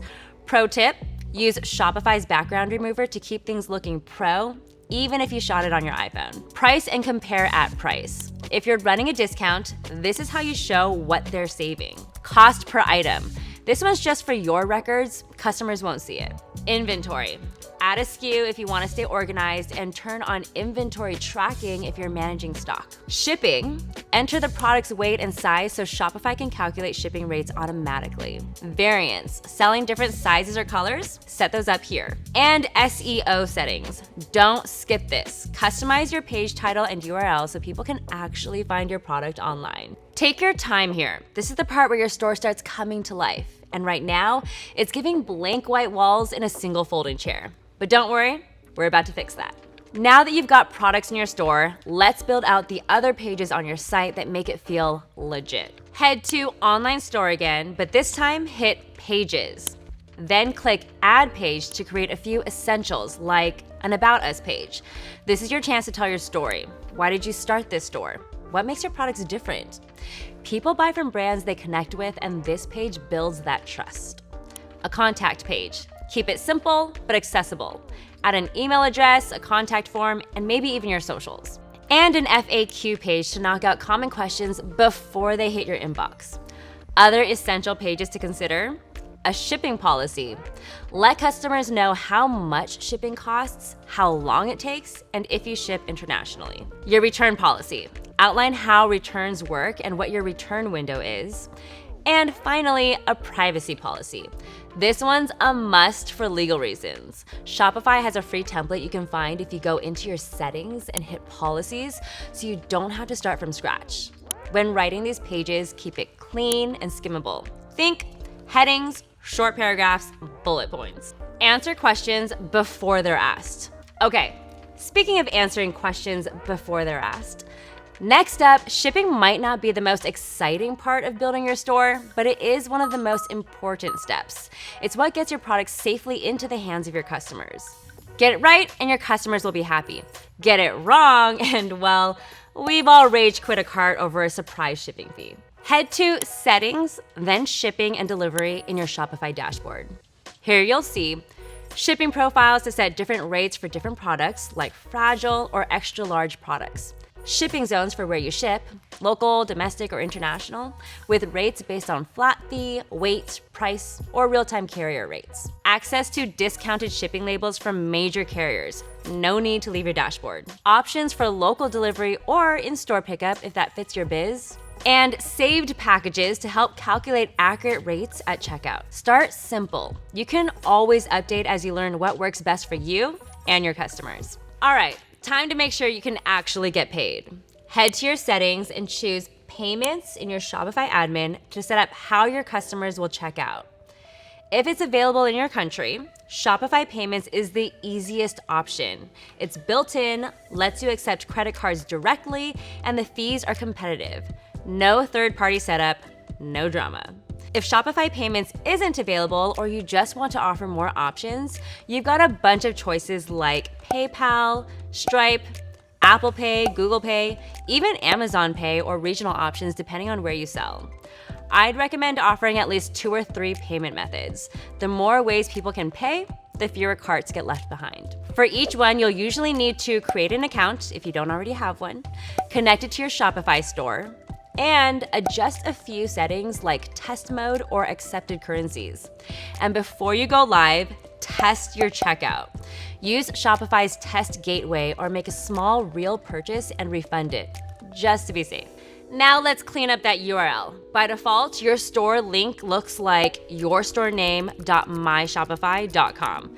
Technically fine, but if you want to look polished and build trust, you'll want a real domain like yourstorename.com. Head to Settings, then Domains in your Shopify dashboard. You have two options. Buy a domain through Shopify, it's easy and fast, or connect an existing domain. If you've already bought one through, say, GoDaddy, you can connect it here. It just means tweaking your DNS settings, but Shopify walks you through it step by step. When picking a domain, keep it short and easy to spell, free of hyphens and random numbers, and relevant to what you're selling. Bonus, check if the matching social handles are available too. That'll help your branding in the long run. An extra bonus tip, once your domain is connected, consider setting up a business email like info@yourstorename.com. You can do this through email hosting providers like Google Workspace or Zoho Mail.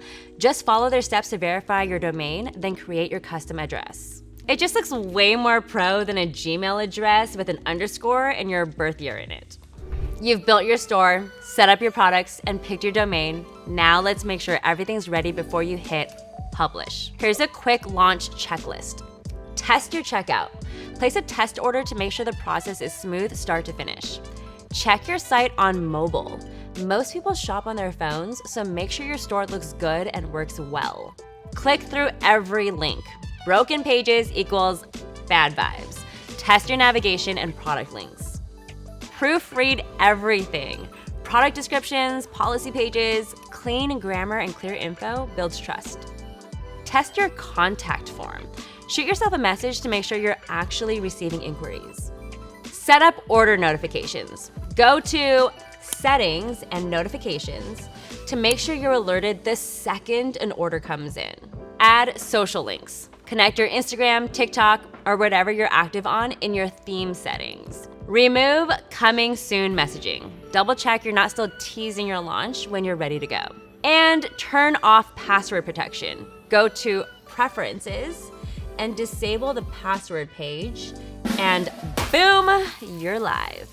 Lastly, take a breath. You did the thing.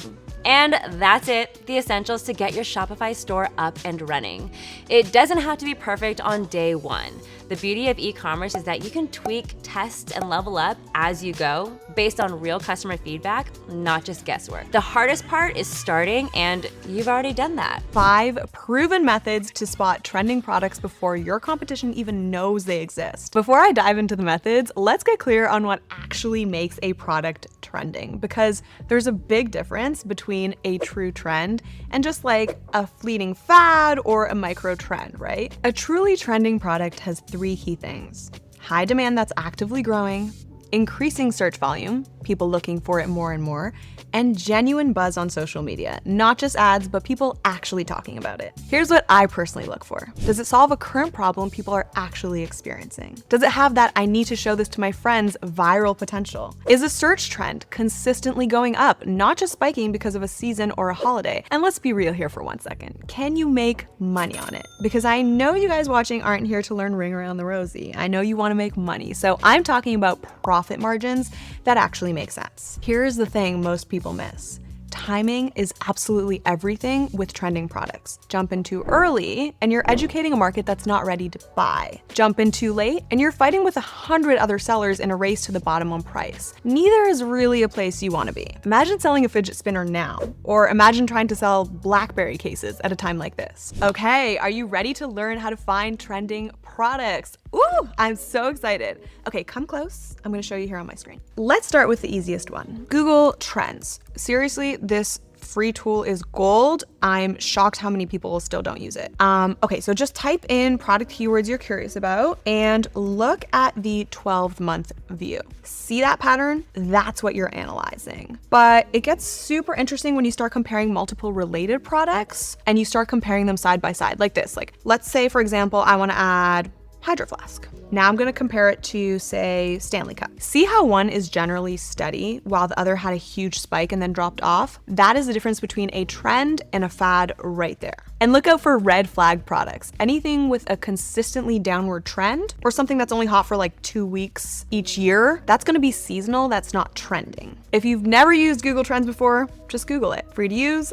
love it, let's move on. Okay, so here's where it gets fun. Social media is literally always showing you what's about to blow up. You just need to know where to look. On TikTok, do not search hashtags, guys. That is amateur hour. Get on your For You page and train the algorithm by engaging with product-related content. Then watch for videos that have that explosive view count, and I'm talking millions of views on random products. Now for Instagram, the Explore page is gonna be your secret weapon. Instagram's algorithm is good at showing you what's gaining traction in categories that you actually care about. Also, watch for products that keep showing up in multiple influencers' content organically, not just paid promotions. I even like to scroll over to Reels to see what's popping in my feed for a product category like beauty products. And do not sleep on YouTube, guys. I could talk about this for days because this method is so good. Look for videos of product reviews and unboxings that are suddenly just getting tons of views from creators who don't actually normally have that amount of reach. That is gonna be a clear signal that that specific video is trending. In recent years, founders have bragged about finding some of their most profitable products just scrolling through Reddit. Reddit users are literally telling you what they want to buy. So check out subreddits like Shut Up and Take My Money and Didn't Know I Wanted That. These are literally dedicated to cool products people are discovering. But also look at niche communities related to your market. The key to finding what's trending is looking for posts with tons of upvotes and comments like, where can I buy this? And definitely make sure though that these posts are recent. Facebook groups are good too, especially entrepreneur groups where people often share their winning products. And Discord servers, guys, particularly for gaming, tech, and hobby communities. These are like early warning systems for trending products. I am literally gagged. Look at this outlet extender that comes above couch height, 17K upvotes. See, if only we thought of this a year ago, we could have really had something here, you and I. So timing, guys, is everything with these products. Now, let's get a little more advanced. Google Keyword Planner is free with a Google Ads account, though you'll get more detailed data if you're running active campaigns. Even with a limited version, you can still spot trends. What you're looking for is keywords with strong 6-month growth patterns.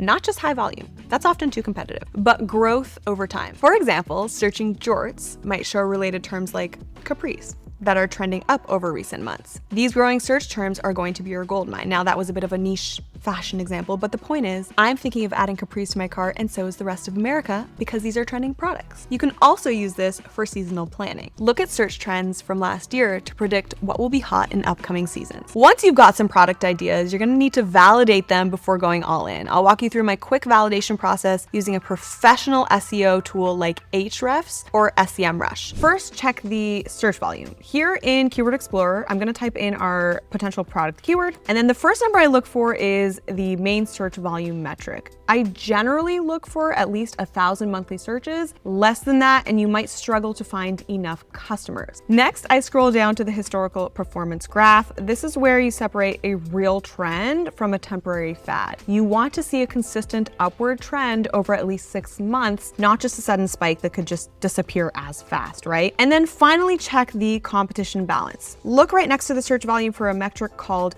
keyword difficulty, or KD. This score usually is color-coded. It's gonna tell you how hard it is to compete. You want that sweet spot. Enough demand to show the market is real, but a low KD score, ideally in the green, so that you don't need a massive budget to stand out. So let me show you a perfect example. I'm gonna type in jorts. Okay, so look at this. The search volume is over 1,000, check. The keyword difficulty is low and in the green, check.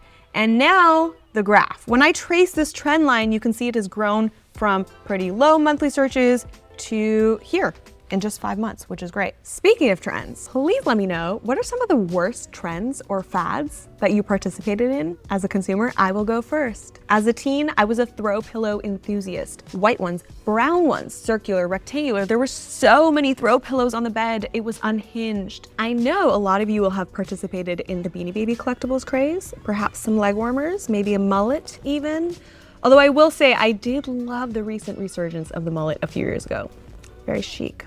Leave them down below. Not ready to invest in inventory? Here are 3 quick tests that I use. Test number 1, run a small Facebook ad campaign, just $20 to $50 is enough, and create an ad for the product and see what the click-through rate is. Anything above 2% is promising. Test number 2, build a simple landing page for the product and drive some traffic to it. Use a heat map tool. You can see if people are actually clicking the buy button, and that's gonna show real purchase intent. Test number 3, my personal favorite, create a coming soon page with an email sign up. If people are willing to give their email to be notified when it launches, that is solid proof of interest. Here are some red flags to avoid. Let me save you some heartache with these red flags that I've learned, unfortunately, the hard way. Watch out for fads versus trends, okay? This is a trap. If something seems too viral too fast, like fidget spinners were, it might be gone before your inventory even arrives. Be careful with products that might have legal issues, like patent infringements, trademark problems, or regulatory concerns. That cheap knockoff might seem profitable until you get a cease and desist letter. And please, please check saturation. If you search the product on Google and see 1,000+ sellers already, especially if they're all running ads, you're probably too late to the party. Now, let's put this all into a practical action plan that you can start today. First, create a weekly research routine. Dedicate 2 to 3 hours each week to spotting trends across these methods that we just talked about. Consistency beats intensity here. It's better to spend 30 minutes daily than 5 hours once a month. Don't rely on just one method. I recommend using at least 3 to 4 different approaches and looking for products that show up across multiple methods. So when Google Trends, Reddit, and Amazon are all signaling that same product category, that's when you pay attention. Create a simple documentation system, even a spreadsheet where you just track product ideas with columns for trend signals, competition level, and profit potential. That's amazing. That's a great place to start. And give each product a score from 1 to 10 on these factors. For testing, give yourself a realistic timeline. 2 to 4 weeks minimum to properly validate a trend. Rushing this process is how you end up with inventory that nobody wants. And please, guys, please calculate your profit margins properly. I generally look for products where I can price at least 2 to 3x my cost, but this varies by industry. The important thing is leaving enough margin to cover marketing, shipping, and still make a profit. If you're just starting out, focus on methods 1, 2, and 3 this week. They're free. They're easy to use and incredibly powerful when used together. For those of you with a bit more experience, try combining 5 or more methods for maximum accuracy. The more confirmation signals you get across different channels, the more confident you can be in your product selection. Remember, guys, consistency and patience beat rushing to the market every single time.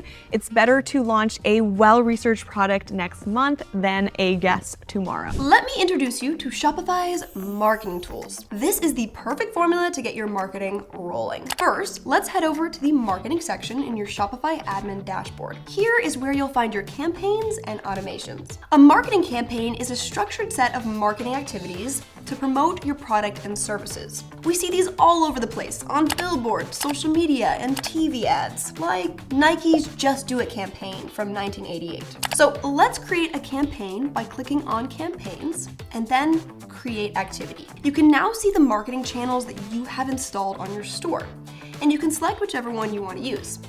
Once you click on one, it's going to give you the directions to set it up. But you're not limited to these. You can actually download apps on the Shopify App Store that integrate with Shopify Marketing. You can see here that we have Shopify Email, TikTok conversion ads, Pinterest conversion ads, and a lot more. Email marketing is an incredibly effective way to acquire customers. Let's use the Shopify Email app to set up your email marketing. First, choose a template that fits your needs. From here, you can edit the email template to reflect your information.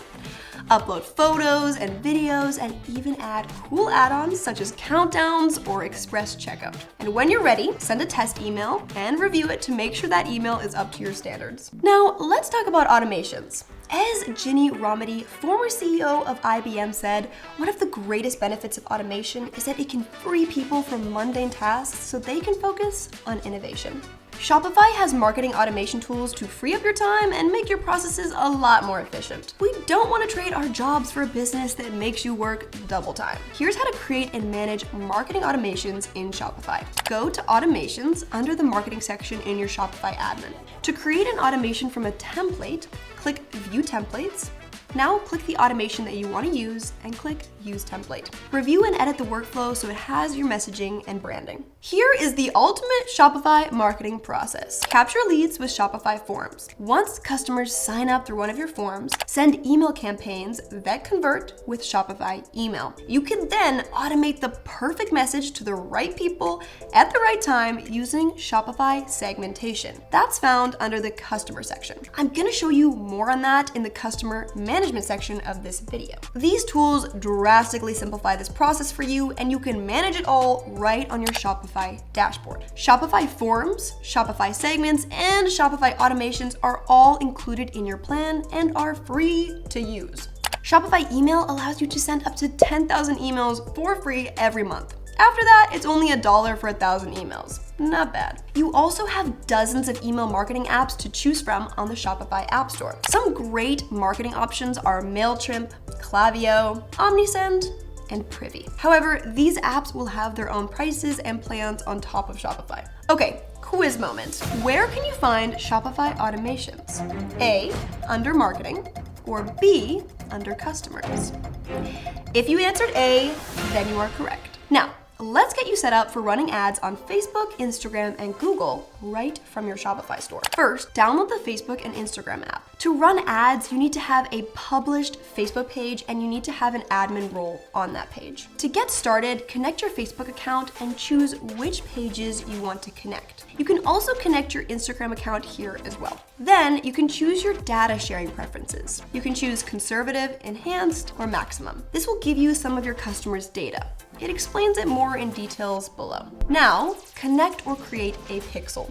Then read and agree to the terms and conditions, and make sure that you have or create a business portfolio in Meta Business Manager. To set up a Facebook campaign, click Create Campaign, select Facebook Audience Building Ad, and click Setup. Now, we can't forget about Google Ads. To run Google Ads, first install the Google and YouTube app from the Shopify App Store. Then connect your Google account, review setup requirements, and make any necessary changes. To complete the setup, connect your Google Merchant Center. You can always make one if you don't have it. Then check online store requirements, verify your business, confirm your recommended store setup, and agree to all the terms and conditions. Now, to create a Google ad, click Get Started under Advertise Your Products on Google Ads. You can see here that your products will need to get approved before you can get started. Lastly, link your Google account and your Google Analytics account. And now you can officially set up your campaign in your Google Merchant Center. Let's talk about Shopify Audiences. Shopify Audience is a tool that helps you find new customers by generating custom audiences for advertising platforms. It generates lists of customers likely to buy from your store. These lists are automatically uploaded into your advertising account, where you can launch targeted ads. This is incredibly helpful for targeting the right people. To set up Shopify Audiences, go to the App Store and look up Shopify Audience.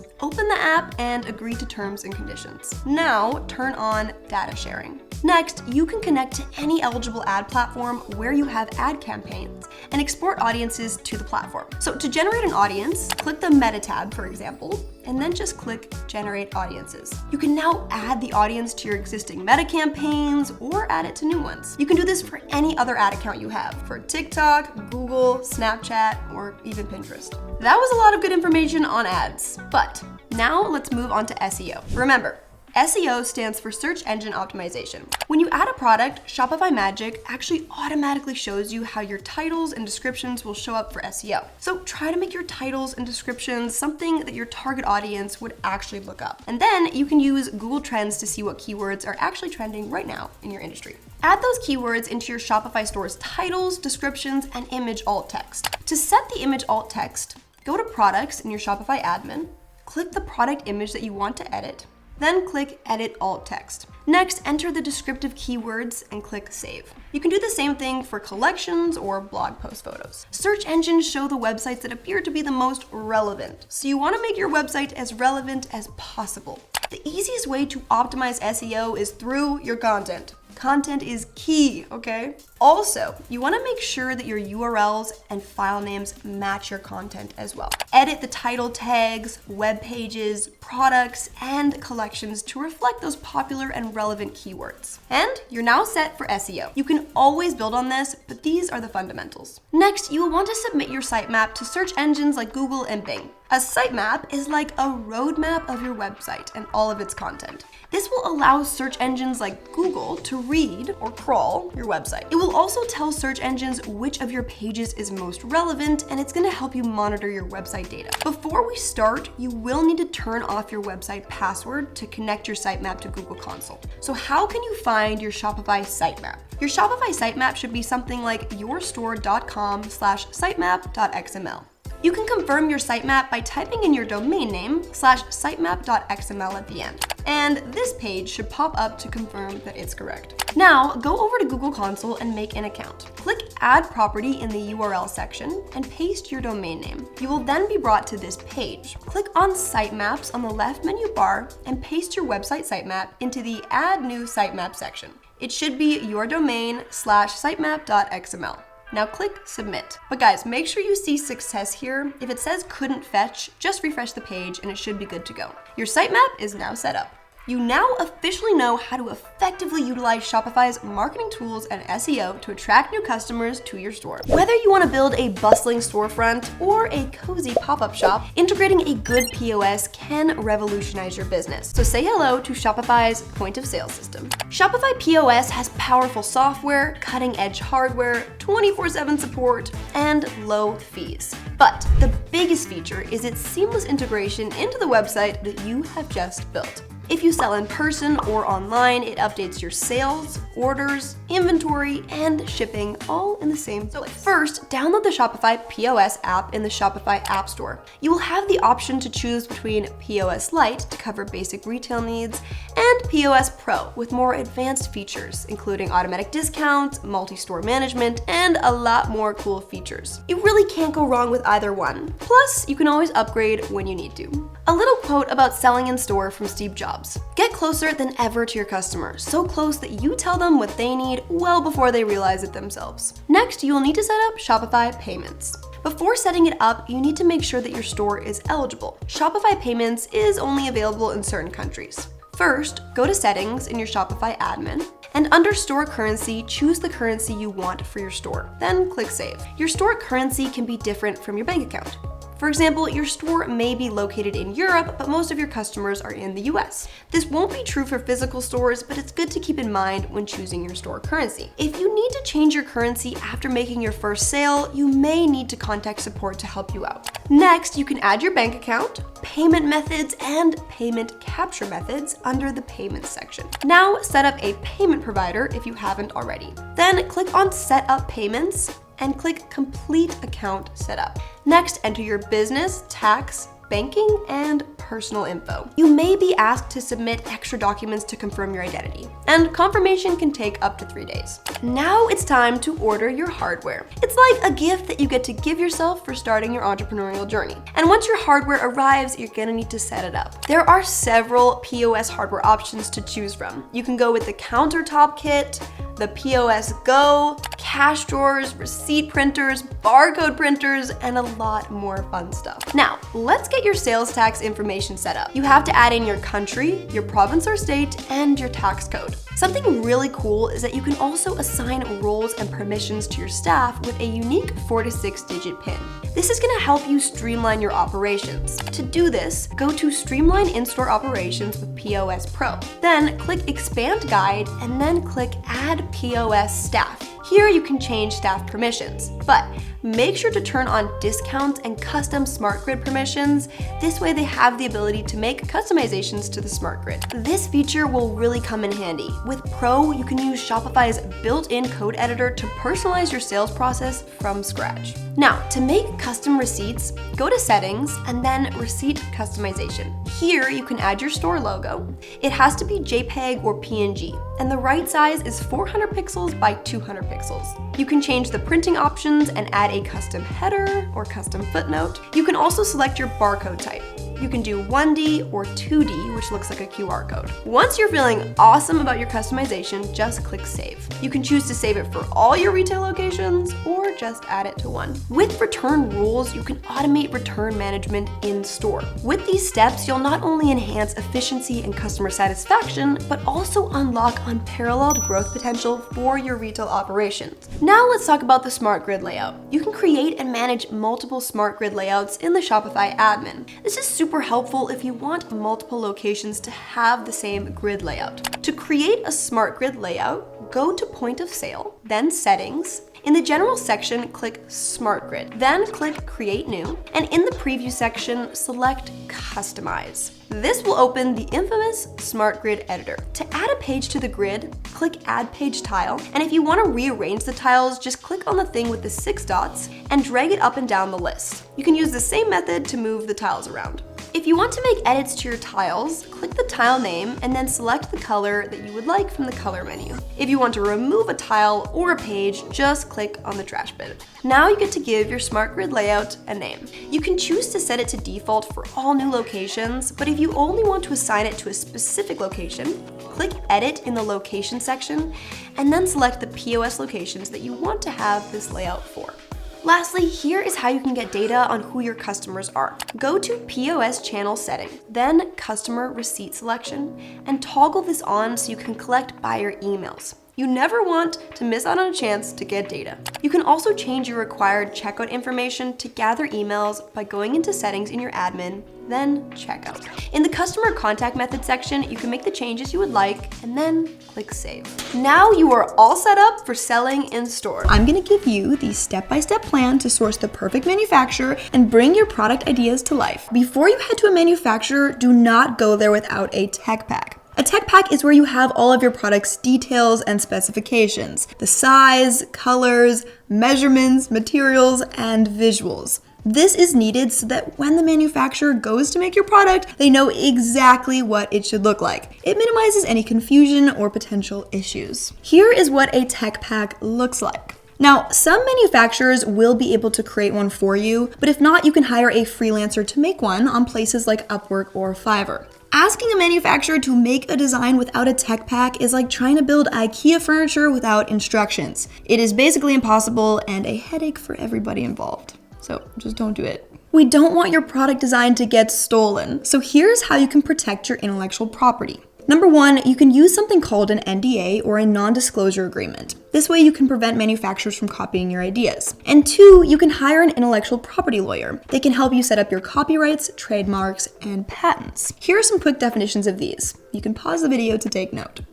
If you've created something truly unique, do not give your design to the manufacturer without a patent. Remember how I mentioned you're going to need a tech pack before you start manufacturing? Well, you're also going to need a physical prototype or sample to use as reference. It's basically a proof of concept for the manufacturer or potential retail buyers. Most manufacturers can make this for you. Just ask if they do product development. You can also hire a local designer or a prototype maker to do this before you approach a manufacturer. I am going to explain how to find and reach out to the right manufacturers later in this video.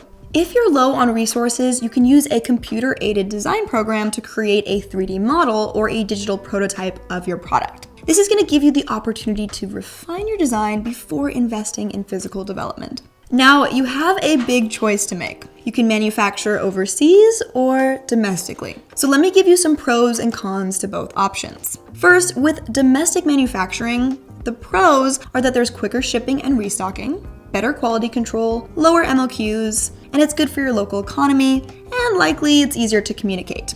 Plus, you can be there every step of the way. The cons, it's more expensive, they may have limited capabilities, or potentially smaller production sizes. Now, with overseas manufacturing, the pros are that there is a lower production cost, typically skilled overseas specialists, high volume production potential, and you usually have direct access to materials. The potential cons, there are longer shipping and restocking times, tariffs, and quality control can be a challenge. There also might be intellectual property risks, language and cultural barriers, and potential ethical issues. You also will likely have to purchase a higher MOQ. Both can be great options. It honestly just depends on your personal priorities. Okay, so let's say you decide to manufacture overseas. what countries should you be looking in?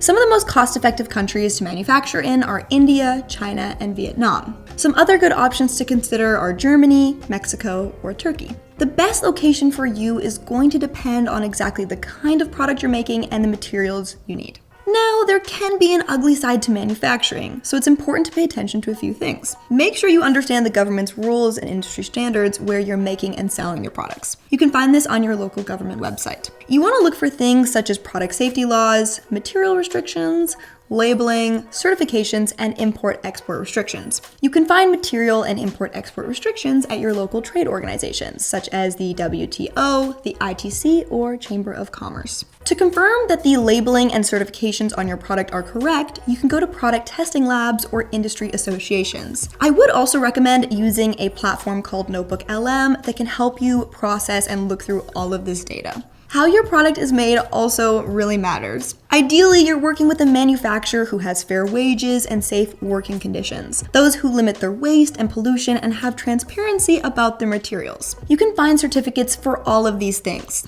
but make sure their certificates are vetted by a third party, such as GOTS, ISO, or BSCI, for example. You also want to watch out for child labor and confirm that your manufacturer does not use it. So a good way to confirm this is to ask for ethical labor certificates, such as the FLA. Or you can hire a third-party auditor, and they can come unannounced and buzz the doors open. Or you can just do an in-person visit if you want to go see for yourself.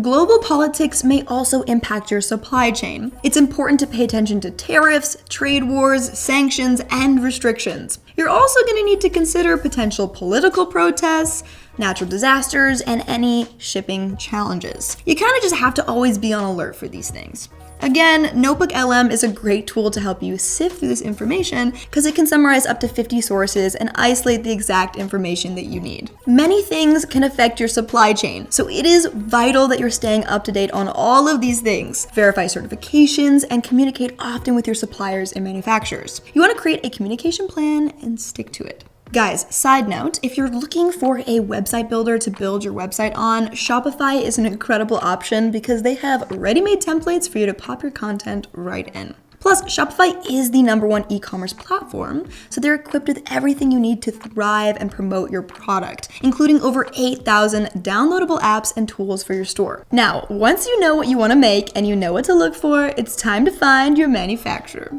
First, when you're Googling, you can use these keywords to help you find one. You can use manufacturers near me or your product and then manufacturer, such as sneaker manufacturers or hat manufacturers. You can also use the words wholesale, supplier, or distributor. I would scroll past the sponsored or paid advertisements and look for organic listings that show up. A lot of manufacturers may not show up on Google because they don't have great SEO. So just keep adjusting your keywords until you find exactly what you're looking for.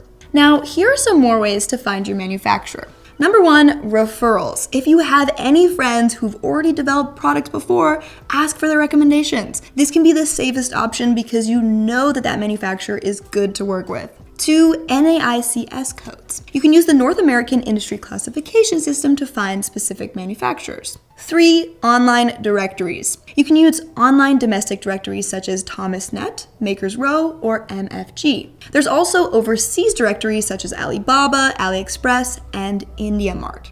There are a ton of these to look through and they are incredibly helpful. Lastly, go to industry trade shows in your city to meet distributors and manufacturers in person. A great platform for finding manufacturers overseas is Alibaba. You can use it to look for verified manufacturers and suppliers in almost any niche. But when you're looking through, make sure that the suppliers you're reaching out to have trade insurance. Another great platform for the UK or Europe is europages.co.uk. You can also choose to look through the website from a few other countries. So get out there and go find your manufacturer. Okay, let's say you found a list of potential manufacturers. How can you confirm they're actually good for you? You're going to need to look through their website and reach out to them via email, phone, or WhatsApp to confirm all of these things. This checklist is for you to make sure that you get all of the information that you need. We don't want you to be blindsided. So I'm going to explain how to reach out to the manufacturers as well in the next section. Here is the manufacturer checklist. Communication is key. Are they responsive and eager to work with you? Do they take holidays off? Do they communicate in your style? Phone, text, email. 2, quality control. Do they have a proper inspection process for quality checking? You want to ask for quality control certifications, photos and videos of the process, potentially third-party inspections, custom reviews, and samples you can personally test. 3, customizability. Do they have the ability to customize your design the way that you want? This is very important. Lead times. Do they deliver products quickly and on time based on your industry standards? Minimum order quantities, also known as MOQs. Can you afford to purchase their MOQs? Is it the right amount for your company? You also want to see if you can negotiate the MOQs and potentially get a better rate. Next is cost per unit. Do they have reasonable prices? You can of course negotiate this as well. Never Split the Difference is a really good book on negotiating if you need a little bit of help in this area. It's a really good read. Certifications. Check for any ethical or sustainable certifications that matter to you. They can either be on the website or you may have to reach out directly and ask. Again, make sure that it is a certification that has been audited by a third party that they cannot give to themselves freely. Prioritization. Do they have too many large clients to prioritize your project? Ideally, they have the time and resources they need to service you well. Smaller companies are more likely to value your business, so I would definitely check those out. Choosing your manufacturer is like choosing a partner. Make sure you can actually see a future with them. If they ignore your messages, take forever to commit, or keep making excuses, run. Get as far away from there as you can and go find somebody else. Now, how can you reach out to manufacturers? You want to put together a clear email with all of the essential details. Explain what your project is and what you're looking for. Make sure to include all the details you can about your product. This is really going to help you in the future. Make sure to ask each manufacturer about these things. What is their MOQ? What are the development and prototype costs? What is the turnaround time for development, production, and shipping? What are their payment terms and schedules? What payment methods do they take? And for example, do they require a 50% deposit up front? Do they have any reference of previous work or reviews? It can be a really good idea to request photos and videos of their previous products. And you also want to ask for a financial quote for all of these things.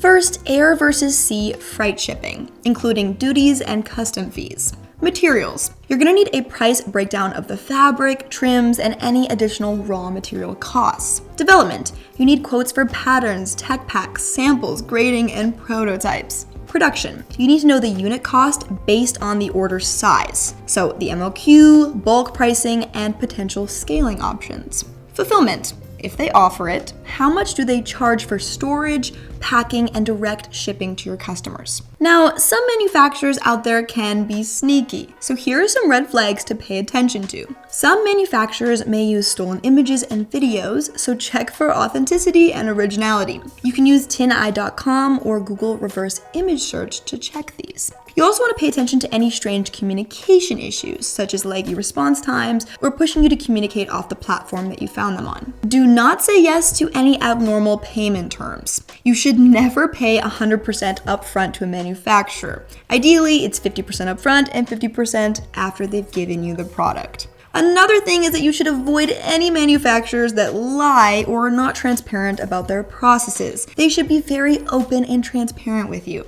Lastly, quality control is super important. It is your job as the designer to pay attention to any strange discrepancies between the original design and the actual product. You want to order samples from the manufacturer before the actual production to check their quality. You also want to cross-reference the samples with the tech pack you gave them and make sure it accurately depicts the specs. And share your feedback on any discrepancies and ask for revisions until you actually get a product you're happy with. You also want to ask about their defect rate and process for handling defects. Acceptable defect rates depend on the industry that you're in. Request progress photos and videos during production. This is especially important for overseas manufacturers since you can't actually go in person and see your product. And the last step, once you have approved the manufacturer, the details, and the payment plan, you can finally move into production and get your beautiful product made. When bringing your product to life, it's super important to be patient and to persevere. It is highly likely that something will go wrong, and you may need to spend more money, time, or energy than you initially thought. This is normal. The first time you develop a product, you're learning, so leave a little room for error. The next time is likely going to be a lot smoother. And honestly, the best thing that you can do is seek support from anyone in your network who already has knowledge manufacturing in your industry. This way, they can help mentor and guide you along the way. If you're looking to expand your business by selling wholesale, Shopify offers two powerful tools, Fair and Shopify Collective. Fair is a business-to-business online marketplace designed to connect brands and retailers for seamless wholesale transactions. For brands, Fair integrates directly with Shopify, making it easy to sell wholesale to independent retailers. You can set up and publish products directly from your Shopify admin with inventory, orders, and product details automatically syncing between the two platforms. For retailers, Fair allows you to discover and stock your Shopify store with products from independent brands worldwide. Any purchases made through Fair sync effortlessly with your Shopify inventory, ensuring your stock stays updated. Best of all, using the Fair sales channel and app is completely free.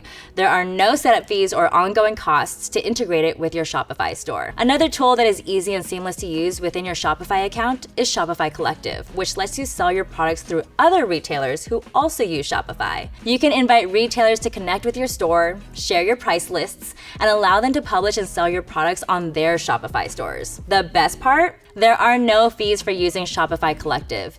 You fulfill and ship orders directly to customers, ensuring control over product quality and customer experience. These platforms give you access to a larger audience without the complexity of traditional wholesale operations. Whether you want to reach boutique retailers through Fair or create direct partnerships with other Shopify sellers using Shopify Collective, both options can help scale your business efficiently. So at this point, we've gone over the initial steps to finding a wholesale supplier, and I've even given you actual options you can start using today. But let's go over some additional tips for finding the best supplier for you, because it's not just about clicking a link and placing an order. It's about building strong, reliable business relationships. Here are some expert tips to help you source like a pro.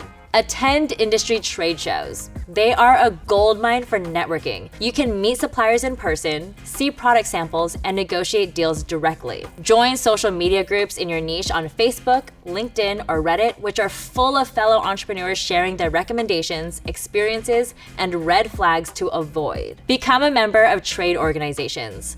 Groups like the National Association of Wholesaler Distributors can provide supplier directories, industry insights, and network opportunities. Check for product liability insurance. Some products come with inherent risks, and you want to ensure your supplier has proper liability coverage.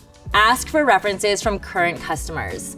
A trustworthy supplier will have no problem connecting you with other businesses they work with.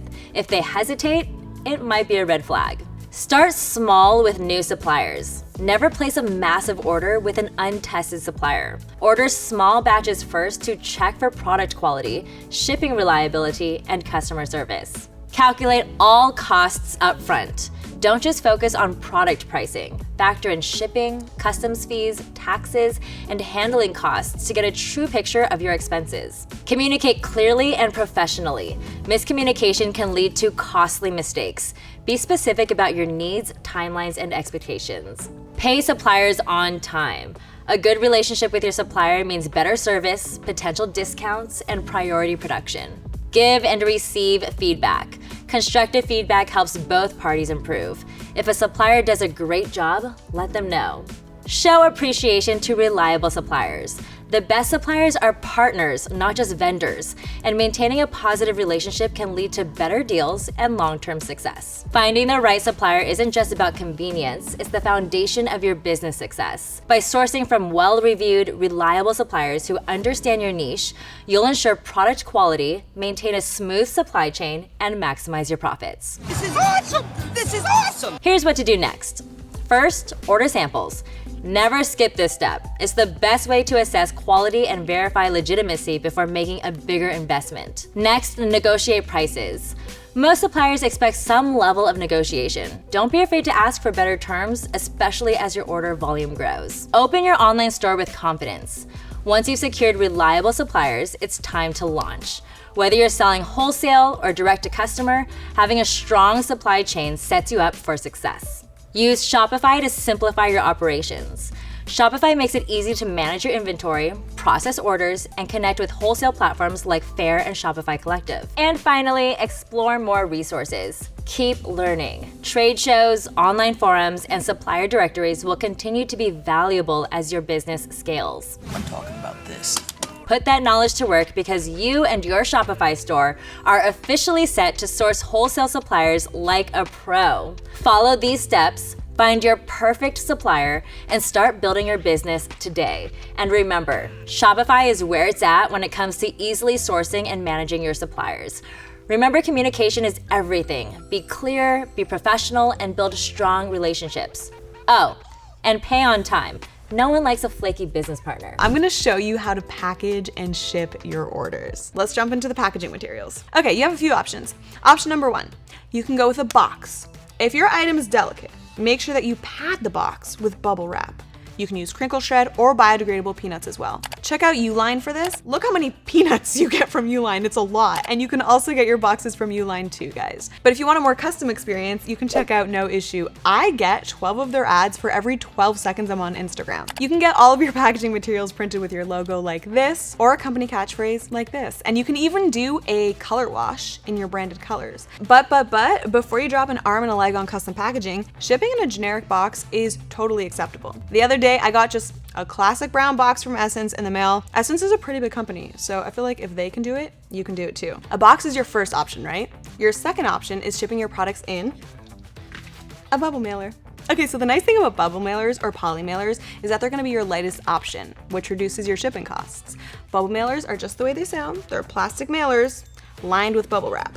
Poly mailers, on the other hand, they are not gonna have bubble wrap in them, but they are plastic, which makes them super durable and amazing. Because these two options adjust to different volumes and weights depending on what's included in the order, that same poly mailer could accommodate 1 pair of socks or 5, and you wouldn't be overpaying on packaging. It's a really good look for your company to have environmentally friendly shipping practices. So try not to ship a pair of earrings in a 12 by 12 foot box.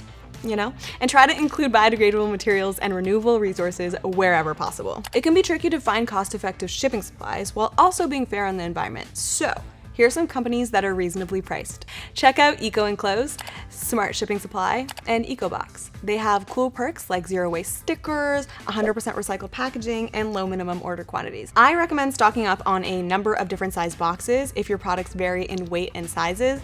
That way, you're paying only what you need for shipping. Now, the next step is to decide how you're gonna charge for shipping. You might be thinking, duh, I'll just charge the customer at checkout. Well, the problem with that is that you might lose people at checkout. I don't know about you guys, but if I see $5.99 or more for shipping at checkout, I'm just like, I'm sorry, I'm not doing this. So what are you supposed to do? Okay, we got options, guys. There are several ways to charge for shipping on your e-commerce store. Your first option is to give your customers free shipping. That means you are not charging your customers at checkout for shipping, nor are you marking up your products to account for this cost. You as a business owner will have to eat this cost if you're really truly making it free. Not sure if you should do this? If you have high margins and are selling in a competitive space, you would be a really great candidate for this option. Free shipping can not only help customers get over that finish line, but also attract new ones. Here's the thing though, guys. Customers expect free shipping. I know. It's like, it's great as a customer, but as a business owner, you're like, excuse me? I don't want to pay for your shipping. But this expectation has been shaped by several factors. First of all, the mere existence of Amazon. Prime members get free 2-day shipping, and this has definitely set a pretty high standard. Secondly, because competition is high in e-commerce, customers are more likely to shop at your competitor that offers free shipping, and you might find yourself at a disadvantage if you don't offer free shipping. And the last factor is that studies have shown that customers are more likely to complete a purchase if free shipping is offered. It's a psychology thing. Shipping costs can be a major deterrent leading to cart abandonment, and trust me, I'll be ready to drop $300 on a bikini, but if they're charging me $20 in shipping, I'll just be like, offended. So your best bet is to offer free shipping if you can. But if you absolutely can't, customers are going to be less sensitive to the cost of shipping, specifically if you are a small business, artisan, or of handmade goods. This is because you're not in direct competition with the big guys. One time, I bought a $40 scrunchie, guys, and I accepted the fact that this woman charged me shipping on top of that because I was like, hey, I get it, you're a small business and I want to support you. On your shipping policy section, make sure to spell it out. Be like, hey, I'm a small business, and as much as I would love to offer you free shipping, I can't. don't use those exact words, but you know what I mean. This is because you want customers to understand why you are charging for shipping. Your second option is charging your customers for shipping. That means either they see a fee at checkout or the price of shipping is factored into the price of your products. Now, the problem with this is that your prices won't be as competitive as other players in the space, and you might lose potential customers. However, if you do decide to go this route, charging real-time carrier rates is going to be your best bet. Setting up on Shopify takes literally 2 seconds, but the reason that this is so clutch is because when a customer is checking out, they can choose what service they want to pay for right at checkout. So who would this method be right for? For some industries, very few right now, because typically customers expect free shipping, but yes, for some industries, the customer does know they'll have to pay for shipping, like food and furniture delivery. So if you fall into an industry or category where the customer typically expects to pay for shipping, you could probably get away with this. However, a happy medium is going to be a somewhere in between route. You can share the cost of shipping by getting your customer to pay some, and then you as the business cover the rest. So how do you do this? There's going to be a couple ways, guys. You can slightly mark up the products to account for some of the shipping. Another method is encouraging customers to meet a certain dollar amount in their shopping cart in order to qualify for free shipping. And who is this method going to be right for? Well, virtually everyone. The reason this is such a successful shipping strategy is because it allows you to balance customer satisfaction with profitability. Okay, now the next step is to choose which carriers you want to go with. Is it going to be UPS? Is it going to be USPS, Delivery, Blue Dart, FedEx? You even have the option to make all of these available at checkout, by the way, guys. This is a really important part because shipping is going to be a recurring cost for you as a business, and you want to make sure that you're going with a carrier that's going to give you good service and is within budget. So here's how to choose the right carrier. First, we want to consider cost. Don't just go with the first one that you see. Make sure that you're doing research and you're comparing your carrier rates. Make sure you have an idea of how much it will cost for your specific products, including the weight, dimensions, and destinations. Be aware of any fees, like any little sneaky fees, like fuel surcharges, because those things can add up over time.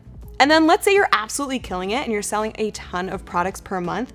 You can actually negotiate for volume discounts or preferred rates with your carrier, so keep that in mind. Then we'll want to consider the delivery speed. How fast is your parcel going to get there? Carriers will typically offer standard, expedited, and overnight shipping. Customers can get pretty bent out of shape if they're not getting their package in a timely manner, so just make sure that you're going with a reputable and reliable carrier. And speaking of reliable, the next thing that you'll want to consider is reliability and performance of your carrier. Consider the carrier's reputation for handling packages with care, and understand whether the carrier has specific procedures in place for handling lost or damaged packages. Another thing to consider, you want to make sure that your carrier is shipping to your target market. Sometimes rural or remote areas are not covered with some carriers, so just be aware of that. Most major carriers have pretty decent customer service, but if you're going with a lesser known carrier, just double check that their customer service meets your needs. Like, do they have a phone line, email, or live chat? Do they have a good response time?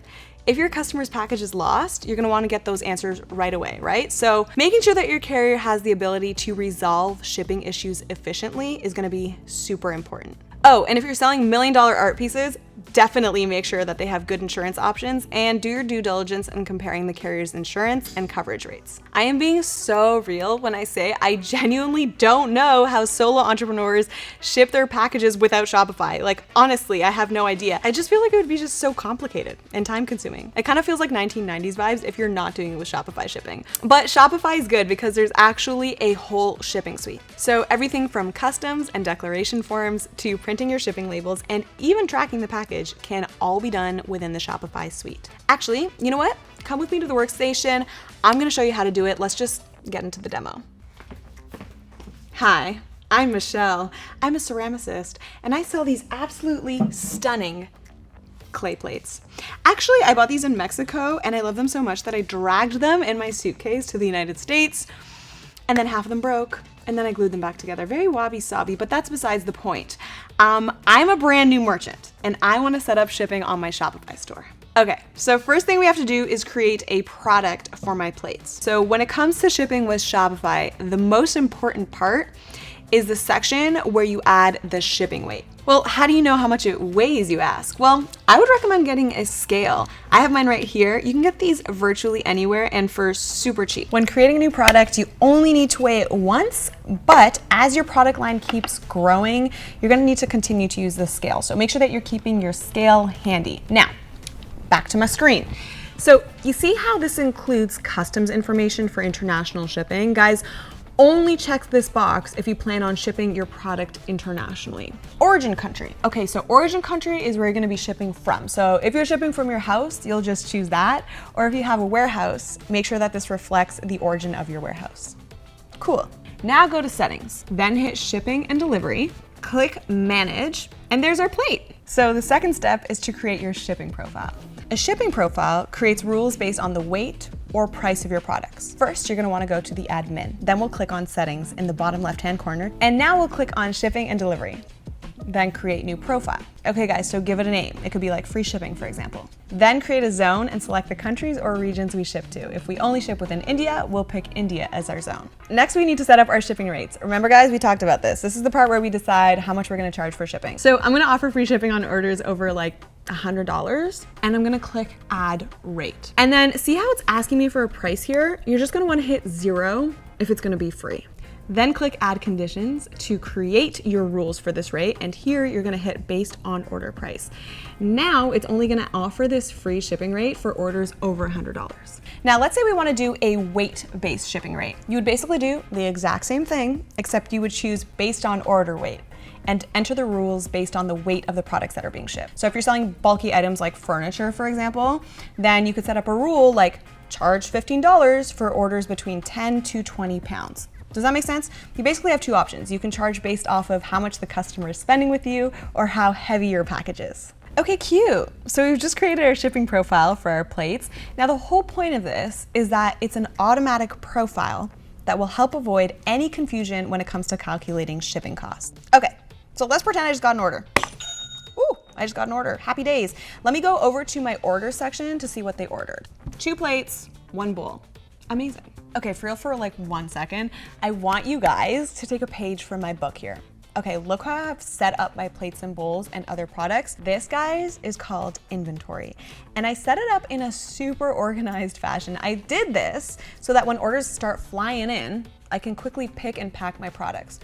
There is nothing worse than sending the wrong item to the wrong customer because it'll be a loss for the business. Having little shelves or cubbies for your products is a great place to start, and make sure that you're also including labels. Right, so ding, ding, ding, we have an order.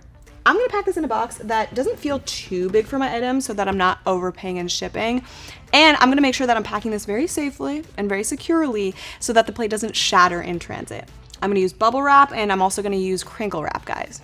Okay. So now we gotta send it somewhere, guys, which means we need a shipping label. You can buy Shopify shipping labels individually in your Shopify admin. To buy Shopify shipping labels individually, you're gonna wanna follow these steps. In your Shopify admin, you're gonna click on orders, and then you're gonna locate the specific order that you wanna ship. You're gonna click create shipping label, that's just next to the order, and then you're gonna verify the order details, including the items, weight, and shipping address. Then you're gonna make sure that everything is correct, and if it is, you're gonna click purchase label. After you buy a shipping label, the cost and the taxes are billed to you in USD through your Shopify account. Hold on 1 second. You're like, why do I have to buy the label? What if the customer is paying? Well, if the customer is paying for the shipping, then they've already included that amount in the order. So essentially, they're reimbursing you for the payment you're about to make from your own account. So you should be coming out even on shipping costs. Once the label is purchased, you can print it immediately or download it so that you can print it later. But let's say the orders are flying in. They're flying in. Then you can actually buy and print up to 100 shipping labels at the same time from the orders page in your Shopify admin. All right, guys, so how are we going to print all these labels? Well, my favorite method, which is also the easiest method, is using a thermal label printer like this one right here. They're super inexpensive, they're really easy to load, and they print super fast, guys. Basically, you just peel the label off and you stick it right onto the package. And I love that they require absolutely no ink. I cannot believe how much printer ink costs these days. So let's just skirt that. And then while we're on this screen, you'll also want to look at printing a packing slip. A packing slip is a document that lists the items that are included in an order. They serve as a record of what was ordered and received and can be used for returns or exchanges if necessary. I'll never forget this. One of my friends, he ordered a package and the duties were actually more than the value of the merchandise, and he was like, nah, send it back. And I had no idea that customers could do that. So make sure that you include this is the responsibility of the customer to pay in your shipping policy. so that you're not getting any returned packages. And then there's also the method of local delivery. You can go ahead and drop the packages off to your customers yourself if they're within a certain mile radius of you. Kylie, Rachel, and I will not only guide you through building a successful online store, but we're also going to share how to effectively market it, optimize it for sales, and fully leverage the incredible capabilities of Shopify. It's time for the fun part, setting up your store. Once you launch your store, the home dashboard will be the place you frequent the most. But for now, let's peek over to the left to view the sidebar and do a quick breakdown. Orders. This is where you will go to see all of your orders and their statuses. Products. You guessed it. This is where you are gonna manage all of your products and product details, inventory, purchase orders, gift cards, transfers, and catalog. You get it. Customers. This is where all the details concerning your customers will be. This includes location, purchases, and contact information. Content. This is where you can manage pages, blogs, files, and meta objects for your online store. Finance, where you can keep track of all of your payouts, order transactions, earnings, spendings, and any repayments you owe. Analytics, my favorite. Review insights on sessions by device type, location, social media referrals, and so on. Marketing, review and manage your social media ad campaigns and automated messages and sales automations. Discounts, create, manage, activate, and deactivate discounts running on your website. Sales channels, manage all of your multiple sales platforms, both online and in person. And last but not least, inbox. You've got mail. That's where it all lives. Now we head to general settings. The first tab in general settings is where you put all of your store's information. So store name, business address, business contact information, default currency, password protection, and weight unit system, which is important for shipping calculations. To set up your payment gateways, head to the payments tab to view Shopify payments. With Shopify payments, you can accept various payment methods directly on your Shopify store without needing a third-party provider. If you'd like to add more payment options, you can do this by scrolling to supported payment methods and clicking add payment methods to select and activate any other providers you want to use. To review and edit your checkout configuration with the checkout editor, head to the checkout tab. Click customize and you can edit the appearance and functionality of your checkout page by adding your logos, preferred colors, fonts, etc.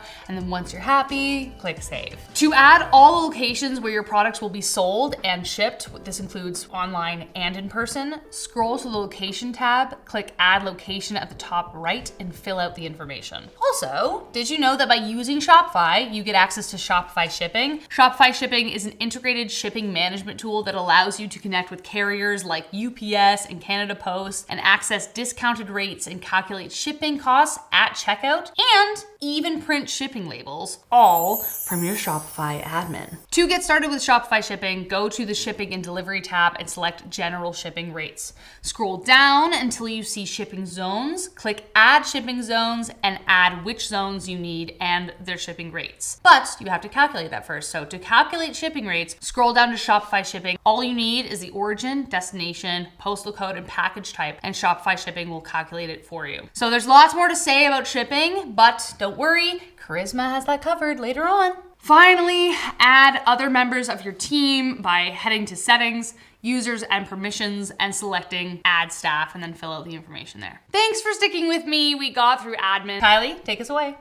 Ready to set up the perfect domain on Shopify? Before we dive in, let's go over some essential do's and don'ts that will set you up for success. Do keep it short and memorable. Aim for it to be concise and easy to remember and spell. Do include keywords that are relevant and reflect your business. Do use a .com extension because it's the most recognized and trusted. Do check for trademarks and ensure that it doesn't infringe on any existing ones. Don't use hyphens or numbers as this can confuse customers and make it harder to remember. Don't use complex words that can be easily misspelled or misunderstood. Don't change your domain often, which can hurt your SEO and brand identity. Stability builds trust. Now, let's talk purchasing a domain. You can do this directly through Shopify. In order to navigate to the domains section, first log into your Shopify admin. From the left-hand menu, click on Settings, then choose Domains. To search for available domain names, in that domain section, click on Buy New Domain, enter your desired domain into the search bar, And then Shopify will then display all the available options and similar suggestions for you to choose from. Once you choose one of the available names, you can then purchase that domain through Shopify by simply clicking on it and following the prompts. However, if you do have an existing domain, you can also easily connect it to Shopify by selecting Connect Existing Domain. Next, setting up your domain. After purchasing or connecting your domain, you'll want to make it your primary domain, which is the address customers will use to access your store. To do this, go to the domain section, find the domain you want to use as your primary, and click Set as Primary. This ensures your custom domain is the default and appears in all of your store's links. Now let's talk about managing subdomains. Subdomains are helpful for organizing different sections of your website. For example, you can set up a customer service portal at help.yourstorename.com or create a blog at blog.yourstorename.com. In order to manage your subdomains, in the domain section, click on Manage Subdomains. And now it is time to start customizing your store. Take it away, Charisma.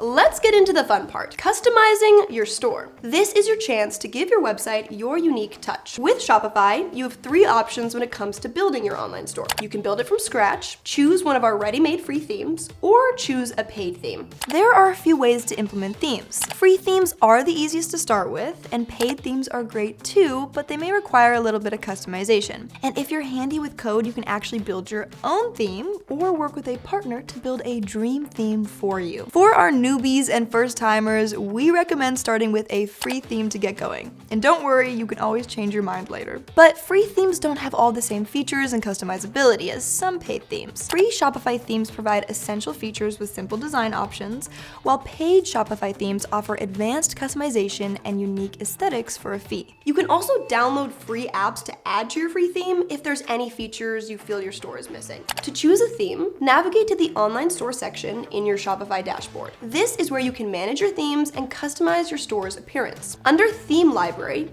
click Visit Theme Store, then click Browse Themes. Now you can see that there is a whole section of unique themes to choose from, and you can filter them based on your industry, catalog size, or even specific features that you're looking for. My recommendation would be Shopify's Dawn theme to start, because it has everything you need, it's free, and it's super easy to work with. The Dawn theme has cart and checkout, recommended products, an FAQ page, and a lot more. Plus, it looks really clean and modern. Once you've chosen your theme, click the Try Theme button to install it onto your Shopify store. Now, let's customize it in the theme editor. This is where you can adjust colors, fonts, your layouts, and all other design elements. To access the theme editor, click Online Store, scroll down to your theme, and click Customize. Now, you are officially in the theme editor. And this is where the real fun begins. Click Theme Settings in the left-hand bar. It has a little gear logo. This little section is where all of your tools are going to be. First, to adjust your store colors to match your branding, just click on Colors, then click on Color Swatches to change them. What's really nice is that you can actually enter color codes for an exact color match. Create several color schemes and play around with them until you find something that you really love. And you're gonna see a live preview of the colors as you change the scheme. You can choose specific colors for your text, your background, your buttons, shadows, and outlines. To choose your store fonts, click on Typography, and then you can edit each section: the headings, the body text, and the buttons. There is a plethora of fonts to choose from here, so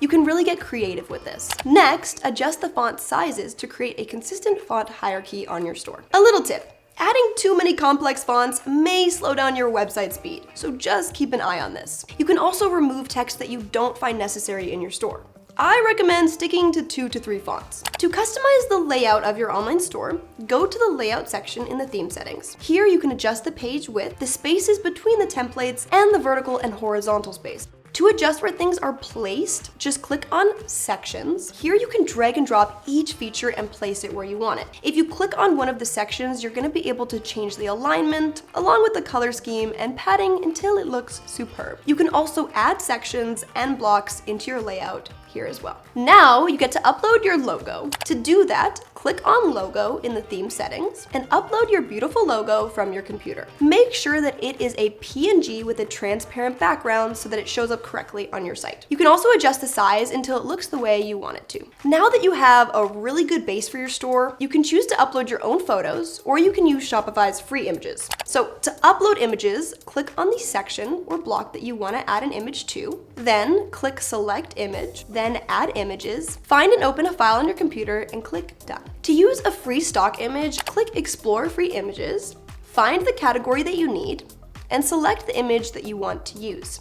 Your photos should be high quality and relevant to your products and your brand. You really want people to have a clear understanding of who you are as a brand when they come to your website. When you're adding content, Shopify is actually going to show you how it shows up on each device. On the top right of the page, you see the option to scroll through different device types. Check this out and make sure your photos are looking good on all devices. The sooner you can add your photos to the website, the better. Lastly, copywriting. This is where you explain who you are, what you do, and everything else important on your website. Shopify Magic can actually help you with writing these. Just click on the text that you want to edit, then click on the little star icon. Describe what you want with keywords and choose a tone.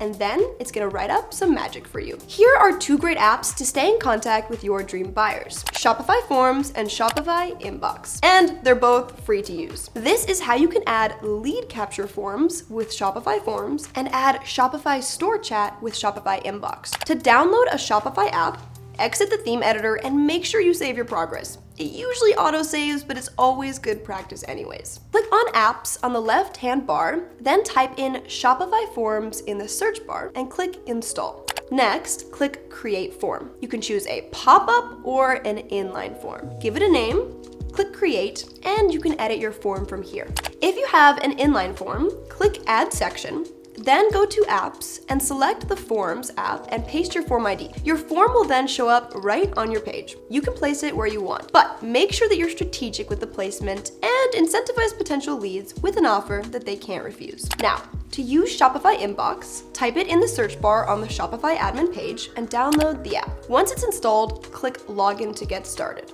Under Sales Channel, go to Inbox and then click on Setup Chat. You can decide if you want it to be a chat bubble, a hand wave, an email, or any one of the other options. Then decide on the purpose. You can do contact, chat, assistant. There's lots of good options here.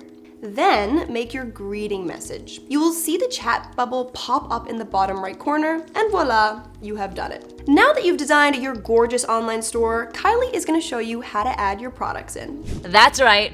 When setting up your Shopify store, one of the most important steps is adding products and organizing them into collections. So now I'm going to walk you through exactly how to do just that. To get your products into Shopify, the first thing you need to do is navigate to the products section of your Shopify admin panel. Here's how to add your first product. From your Shopify dashboard, go to the left sidebar and click on Products. This will bring you to the Products page where you'll see all the items you've added so far. Click Add Product at the top right of the page. This opens the product creation page where you can enter all the details of your new product. Fill in the product information with all the key details like the title. Here is where you will enter the product name. Remember to keep it short, clear, and easy to read, because in the description is where you can get into more of the details like size, color, features, or in this case, flavor. When uploading the media for your new product, remember to always use high quality, clear, and attractive images. This is probably the most important step in listing a product because people are all about the visuals. If you don't have an artistic eye or photography skills, there are lots of AI tools like Remove.bg and Shopify Magic that remove backgrounds from images so you can easily create professional product photos. Simply click on the AI image enhancement tool to either apply default enhancements or input custom text prompts to create tailored visual effects. You also have the option to upload product videos, which have the potential to increase engagement and sales. Better visuals enhance trust and increase conversions. Set the price for your product. Shopify also allows you to set up a compare at price. If you want to show the customer, they're getting a discount. Under the inventory section, add the number of products you have available for sale. You can also manage inventory across multiple locations if you have more than one warehouse or store. And you can set up a SKU, which is also helpful for inventory management. Underneath that, you can input the weight for shipping if it's a physical good. This is important for determining shipping costs. And select different variants if your product comes in different options like sizes, colors, or materials. Once you do all that, the very last field at the bottom will show you what the search engine listing will look like. Here you can make any necessary edits for SEO optimization. And then, if you scroll all the way back up and over to the right column, you'll see that you can choose which sales channels you'd like to publish your new item on and which markets. And finally, we made it to the product organization. Here you can add product categories and tags, which helps with organizing your products and improving search functionality on your website, and manually add your product to a collection. Oh, and don't forget to hit save at the bottom right. Okay, so what are collections? Collections are groups of products that share a common theme or category. You can create collections based on product types, seasons, sales, or any other grouping that makes sense for your store. There are two types of collections you can create. One, manual collections, which means you select which products to include. Or two, automated collections, where Shopify automatically adds products to the collection based on criteria like tags, product type, or price range. To create a collection, go to your Shopify admin panel and navigate to Products, then Collections. Click on Create Collection, and you'll be prompted to enter some details like collection name. Give your collection a clear name like what's trending or bestsellers. Description. Add a short description of the collection to help customers understand what it's about, like our What's Trending collection features the boldest, most talked about hot sauces that are taking the flavor world by storm, or spice things up with the hottest flavors of the moment. For a manual collection, you'll need to go through and add products individually by selecting them from your product list. And for an automated collection, choose Smart. Here you can set the conditions under which products are added.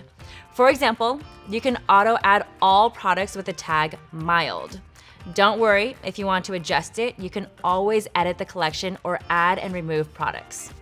Be descriptive in naming your collections, and remember that your collection description not only helps your customers understand what's in it, but it also can improve SEO. SEO stands for Search Engine Optimization, and you can use SEO to make sure your products on your Shopify store are easy to find for those who want to buy them. By using the right words and making things organized, more people can find and visit your store. Once your collections are created, you can organize them in your store's navigation. Go to Online Store, then Navigation to adjust the order in your main menu.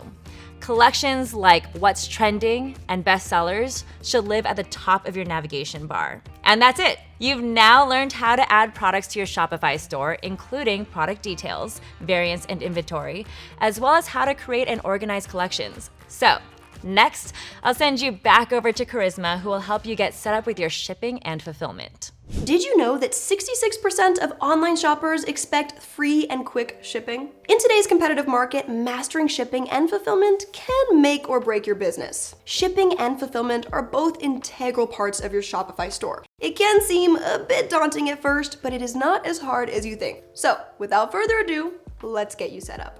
A really cool perk is that with Shopify, you can actually get competitive shipping rates from Shopify partners. You can see here that USPS has discounts up to 88.5% off. You can check out what offers you have for your country under the Shopify shipping section in your admin settings. Next, you will need to decide on your shipping rates and methods. Here are the 3 shipping rate options. You can do exact shipping costs, where you charge the customer the same as the carrier to ship the product. Next, there is the flat rate shipping option. This is where you charge a fixed shipping rate based on the order value or weight. As an example, you charge a $10 fee to ship anywhere in America. Lastly, you can do free shipping and include the shipping costs in your product price. This can look really good to potential customers who want to avoid any extra costs. To set up your shipping rates, go to the settings in the bottom left corner and click on Shipping and Delivery. From here, you can create a shipping profile by clicking on New Profile. Give your profile a name to distinguish it, such as Fragile Products or USA Shipping. Then, add your products in. Now, it's time to add in your fulfillment location. This is where the product will be shipped from.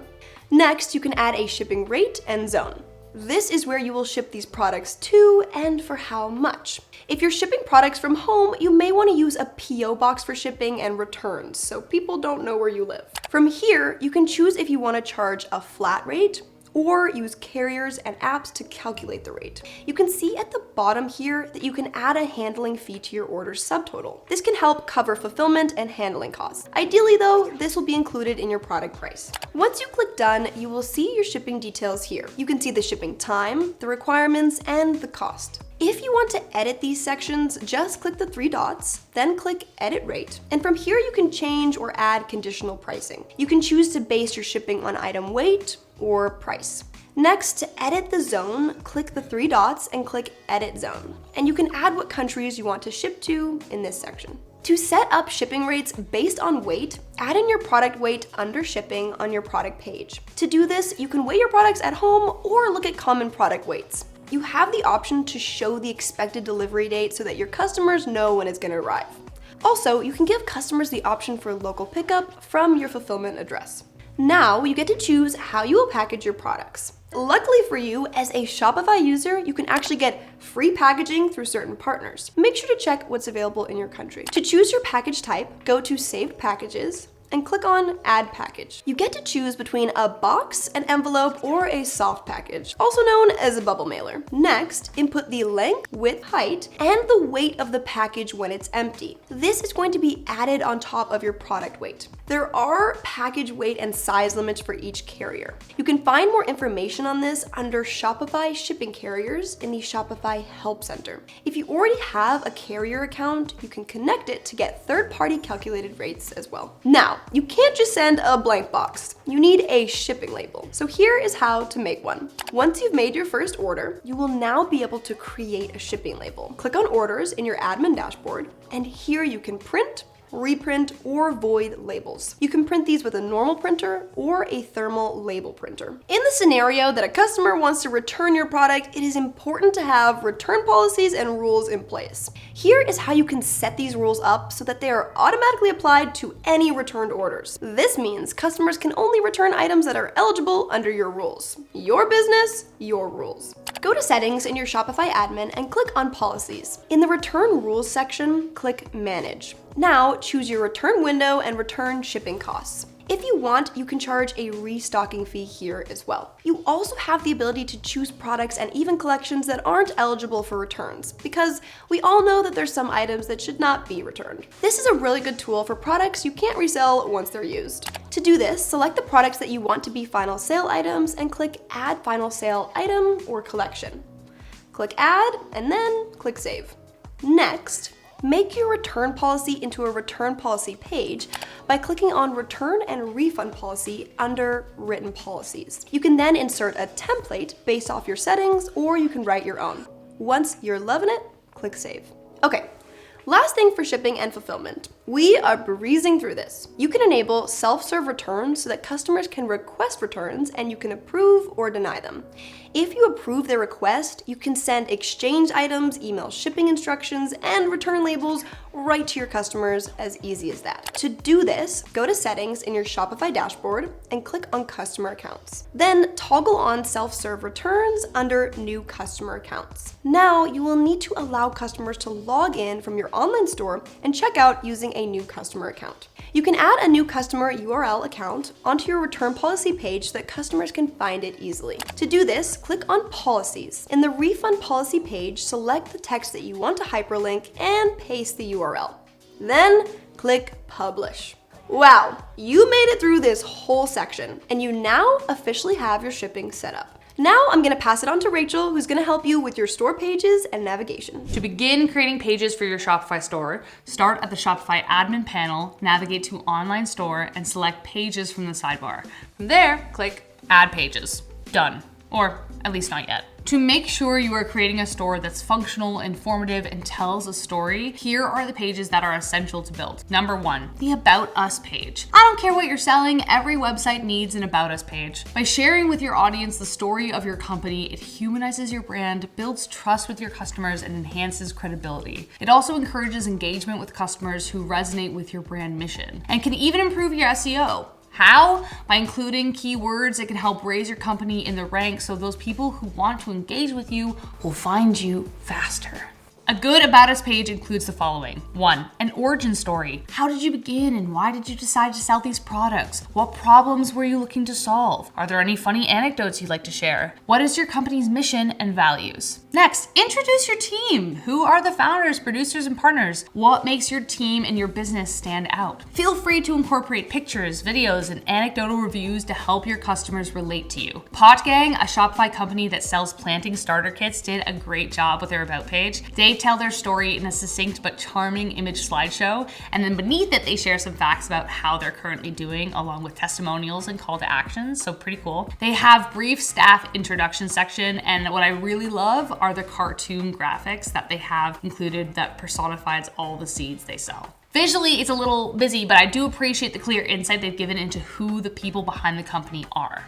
Another example I really like is the Black and Bold Coffee Company. Super clean and tidy design with a concise description that doesn't sacrifice personality.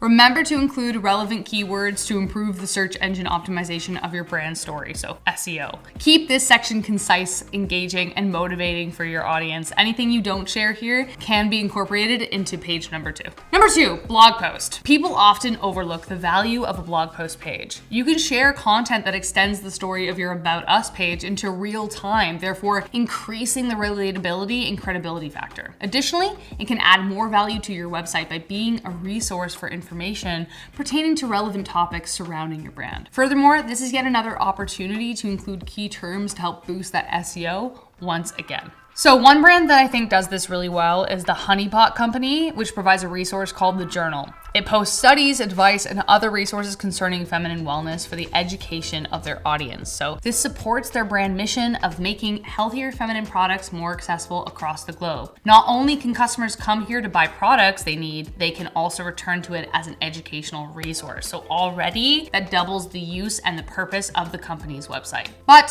what if your audience has questions and queries? Well, time for number 3. Number 3, the Contact Us page. Very simple. You want to make sure there's a way to contact your business. So make sure to include your business email, phone number, and address. Consider also a contact form for easy customer communication. Number 4, a privacy policy and terms of service page. Ah, yes, the paperwork. I know, it's tedious, but don't overlook it's a key element that not only protects you, but also your customers. The About Us and blog pages are not the only places where you will build trust with your audience. Providing transparency concerning how your data is collected, used, and protected is crucial. It ensures your customers make an informed purchase and covers your basis when it comes to claims. Outlining terms regarding refunds, returns, privacy, shipping ensures your customers know what to expect when shopping with you. Consult with a legal professional to confirm your compliance with relevant laws and regulations. To add in your policies, head to your settings from your admin page and click Policies. Then enter your store's policies across the appropriate sections and click Save to Publish. This will then automatically link to the footer of your checked out pages. Next, the FAQ page, or otherwise known the Frequently Asked Questions page. This might be something you set up later once you accumulate data regarding what questions you're often asked. However, you can start with answers to queries regarding shipping expectations, refund policies, return policies, facts about your products, etc. And then finish the page with another contact form for any outstanding questions. This page is important mostly because it will save you time answering the same emails repeatedly. Having an FAQ anticipates the needs of your audience, which in turn makes your customers feel more secure by improving their customer experience. Setting up navigation. Now that you've made all these great pages, let's make sure it's easy to find everything. A well-organized navigation menu is crucial for a seamless shopping experience, so here's how to set it up. Creating a main and footer menu. First thing we want to create is a main menu and a footer menu.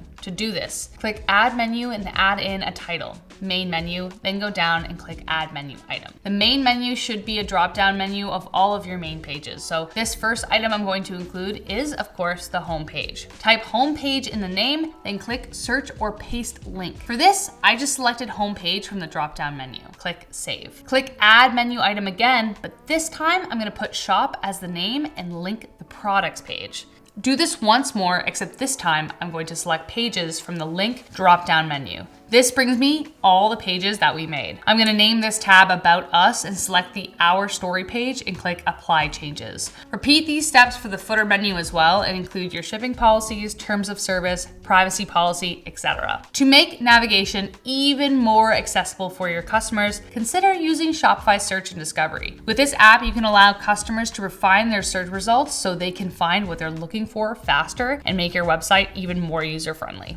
To do this, first go to your homepage and go to the app's drop-down menu. Search up the app in the search bar and press install. Open the app and go to the filters section and click add filter. In the source field, select the filter source you want to make available to your customers. You can rename it if you like as well. Because we are selling hot sauce and we're using this hot sauce template as our example, I'm going to make a heat level filter for my customers. At the bottom of the page, add the values that your customer can select when using this filter. I'm choosing hot and medium. You can also reorder the filters as many times as you like. And speaking of sales, Kylie, take us out of here. Now I want to talk about social commerce, or S-commerce, a huge trend right now, and Shopify makes it easy to sell directly on social platforms.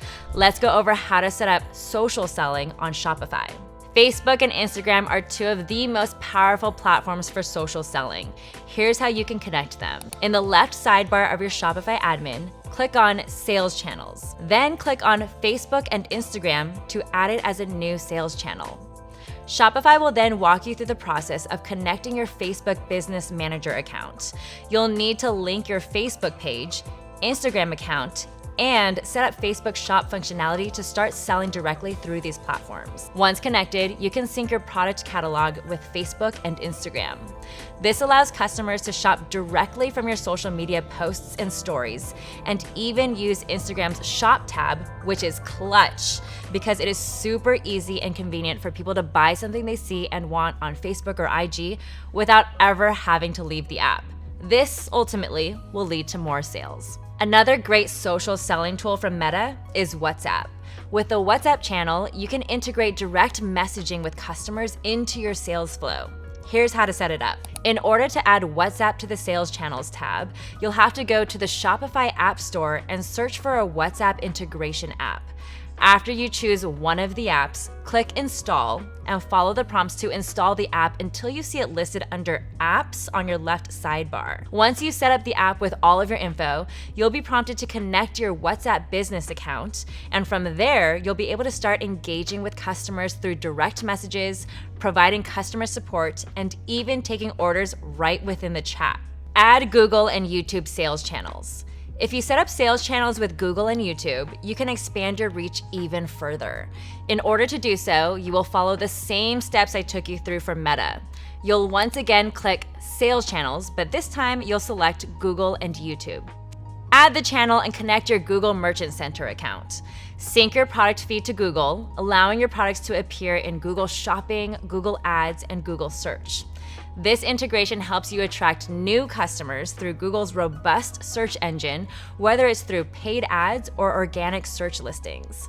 All this to say, Shopify's centralization capability means no more jumping between different platform dashboards, which ultimately saves you so much time.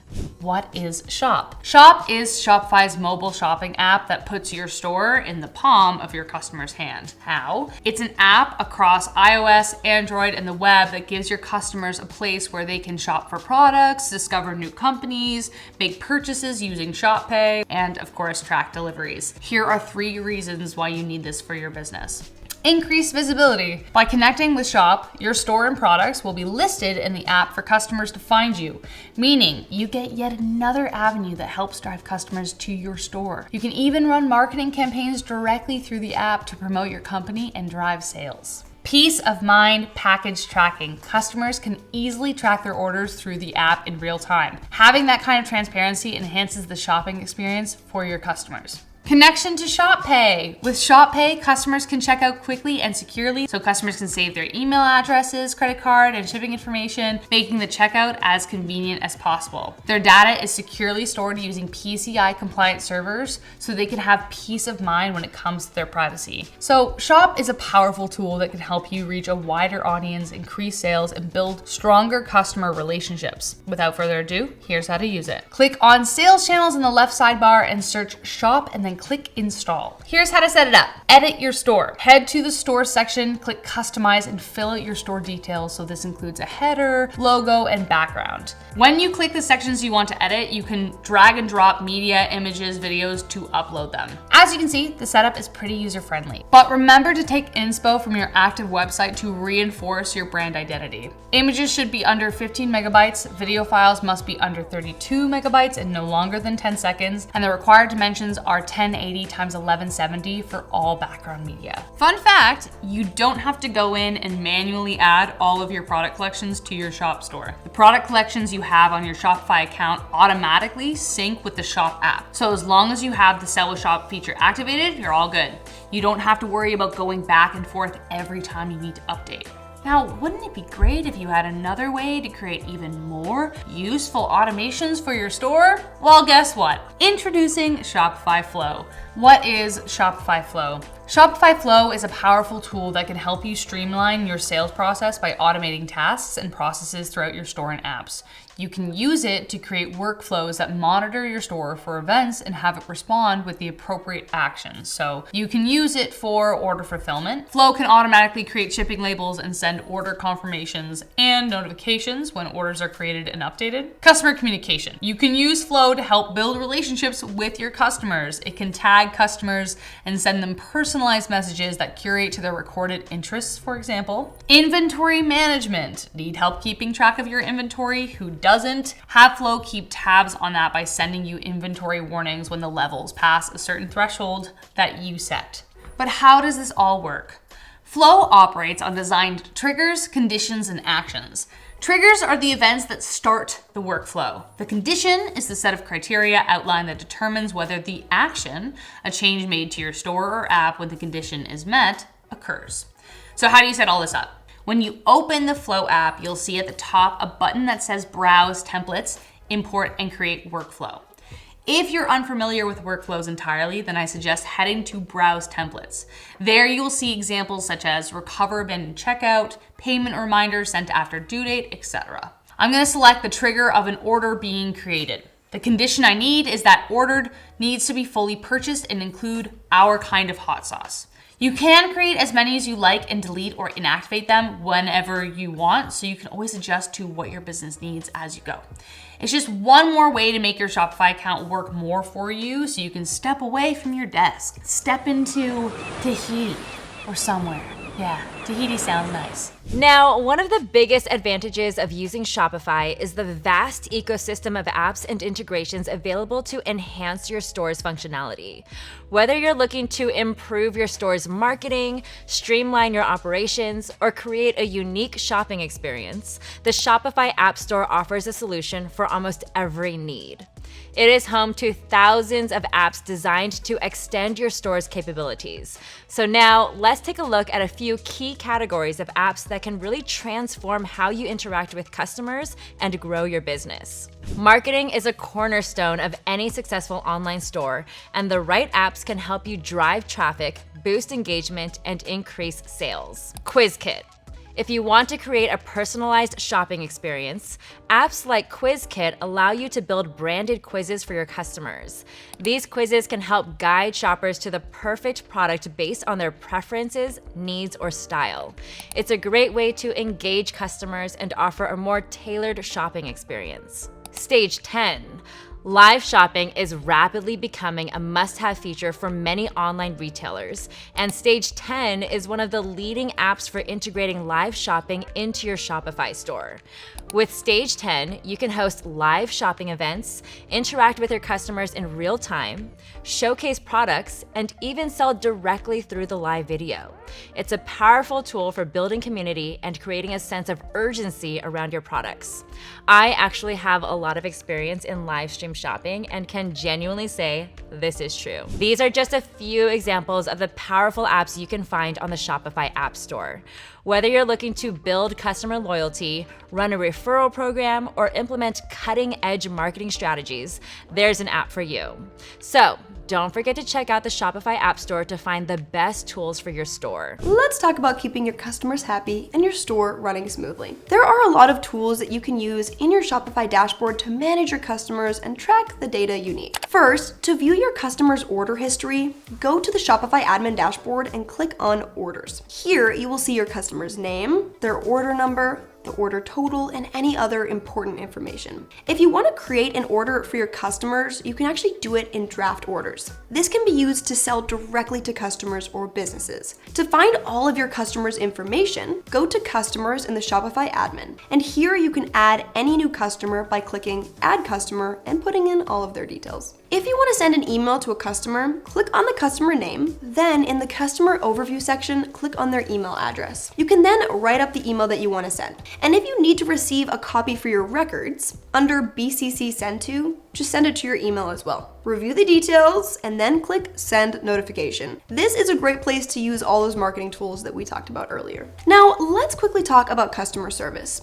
It's very important to keep your customers happy and well taken care of. Make sure to understand your customers' specific needs. Happy customers, happy business. So here are some ways you can offer customer service. By adding an FAQ page like you did earlier with Rachel, putting a clear way to contact you on the contact page, or making a contact form. And lastly, make sure to let your customers leave reviews and feedback so that you can improve. Don't worry if it feels a bit overwhelming right now. There are tools to help you navigate this better. To make your list of customers more manageable, you can create customer groups and tags. This is what the segment section is for, and here's how to do it. Click on the segment section under Customers, and then click on Create Segment. You then have the option to choose one of Shopify's templates or apply a filter. Templates are default customer segments used as a foundation for creating your own. For example, a segment could be first-time customers or high-value customers.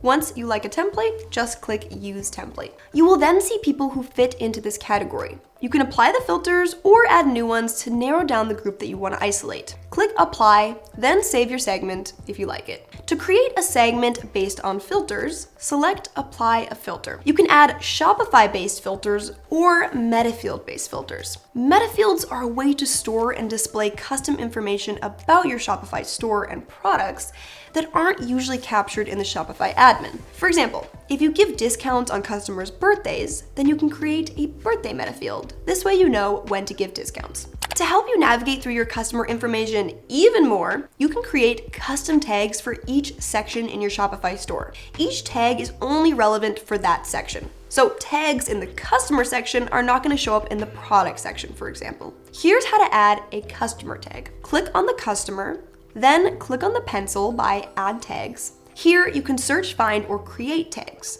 Then click on the checkbox to add a tag and click Save. Then you're gonna see your tags pop up right here. To remove it, just click the X. This is gonna help you filter out your customers even more for marketing. Your store's performance can be influenced by apps, third-party libraries and services, analytics libraries, your theme code, and the quantity and size of your images and videos. To access this information, head over to Online Store. You will then see the information right under Themes. There is loading speed, interactivity, and visual stability. Each section will have a score.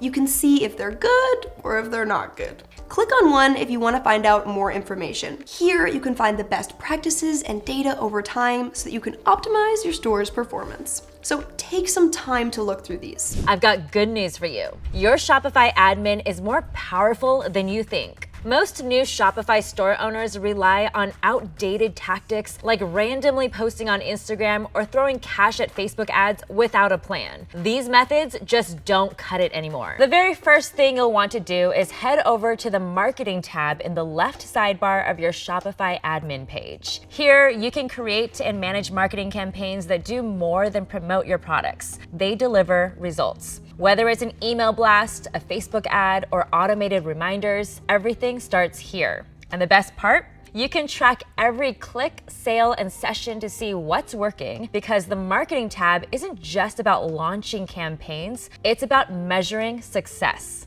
In the main marketing summary dashboard, you'll see online store sessions, which allows you to track how many people are visiting. Online store conversion rate. This tells you how well visits turn into sales. Average order value, which shows you how much customers are spending. Your total sales.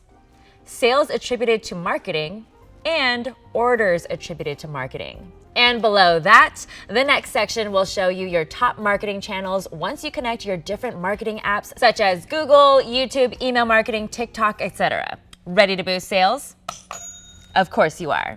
With Shopify, creating and managing campaigns has never been easier. Whether you're launching a promotion, advertising a new product, or planning for major shopping events like Black Friday or Cyber Monday, Shopify has you covered. And if you need inspiration, Shopify even offers tailored recommendations to sharpen your marketing strategy. But it doesn't stop there. If you're using third-party apps or services for marketing, you can seamlessly integrate them with Shopify. So, let's talk campaigns. These are the heart of your marketing strategy and can include one or more activities like social media posts, email campaigns, or paid ads. Campaigns are designed for specific promotions, helping you focus on a clear goal. For example, you might create a Facebook ad to promote a sale or post on Instagram to introduce a new product. And with Shopify, you can group activities under one campaign for a streamlined approach. Ready to start? Here's how. First, from your Shopify admin, go to Marketing. Then hit Create Activity in the top right corner. From there, you can select a marketing activity like an email marketing campaign or a social media ad. Fill out the required details, preview your activity, and save it as a draft or publish it when you're ready. Want to plan ahead? Shopify lets you prepare and save activities for future campaigns, which is perfect for big events like Black Friday. Need a head start? Shopify even offers pre-made templates for popular marketing activities. Just add your details and you're good to go. With Shopify's marketing tools, growing your audience and driving sales is simpler than ever. Now that you know about how to create campaigns from within your Shopify admin, are you ready to grow your Shopify store's reach and connect with your audience on the world's biggest social media platforms? Let's talk about how to market your products on Facebook and Instagram with Shopify and Meta's tools. By integrating Facebook and Instagram by Meta, you can sync your Shopify products with a catalog on Facebook. This opens the door to creating powerful marketing campaigns across Facebook, Instagram, Messenger, and the Audience Network, all through Meta's Ads Manager. Here are 3 types of Facebook ads you can create to drive sales and engagement for your Shopify store. Number 1, audience building ads, which boosts traffic to your online store by reaching new potential customers. Number 2, dynamic retargeting ads, which helps customers rediscover products they've browsed or similar items they might love. And number 3, page posts, which keep your existing audience informed about promotions or new arrivals. Setting up these ads is simple, but first, you'll need to authorize Facebook and Instagram by Meta to access your Facebook page, Business Manager, and Ads Manager accounts. Here's what you'll need to get started. A Facebook Business Manager account that owns both your Facebook page and ad account, and admin access to your Facebook page and Business Manager. If you don't have these set up, don't worry, Shopify and Facebook make it easy to get everything in place. Once your products are approved by Facebook, you're ready to start creating dynamic retargeting ads to showcase your products to the right audience at the right time. Ultimately, you can use social media to not just gain followers, but drive real traffic to your Shopify store and convert those visitors into customers. And as you're increasing those conversions and building your loyal customer base, you'll want to start collecting their information. Not their personal information, just like their contact info. Building an email list for a Shopify business is one of the most powerful marketing tools because it gives you direct access to your audience. Here's why. Unlike social media, where algorithms can limit your reach, emails go straight to your audience's inbox. This gives you control over your communication and ensures that your message is seen by those who have already shown interest in your brand. Through your direct access to your audience, you can connect with them by sharing exclusive updates, discounts, and product launches, sending personalized recommendations based on their browsing or purchase history, and using thank you emails to nurture customer loyalty.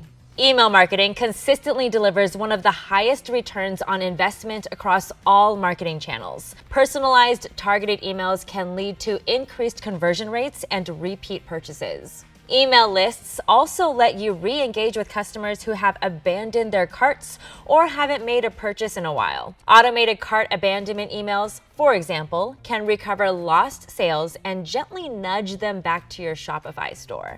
Email marketing scales easily. Whether you're just starting out or have thousands of subscribers, email tools allow you to grow your reach without dramatically increasing your costs. Some final pro tips for you when building your list. Offer incentives like discounts or exclusive content in exchange for signups. Use pop-ups or sign-up forms on your Shopify site. Leverage social media to encourage signups. Email marketing works best when combined with social media and paid ads, creating a cohesive approach to customer engagement. Email marketing might sound old school, but it's one of the most effective ways to drive sales, and you can use Shopify's built-in email tool to easily collect customer emails. You can use the Forms app, making it easy for customers to sign up for marketing updates directly from your website. Once customers subscribe, you can use tools like Shopify Email to send newsletters, announce new products, and share upcoming sales. You can even engage your customers on the go with SMS marketing. The best part? These tools help you stay top of mind with your customers while building lasting relationships. Here's how to get started. Add a newsletter sign-up form to your website to collect contact information. Use Shopify's checkout settings to give customers the option to subscribe to email or SMS updates.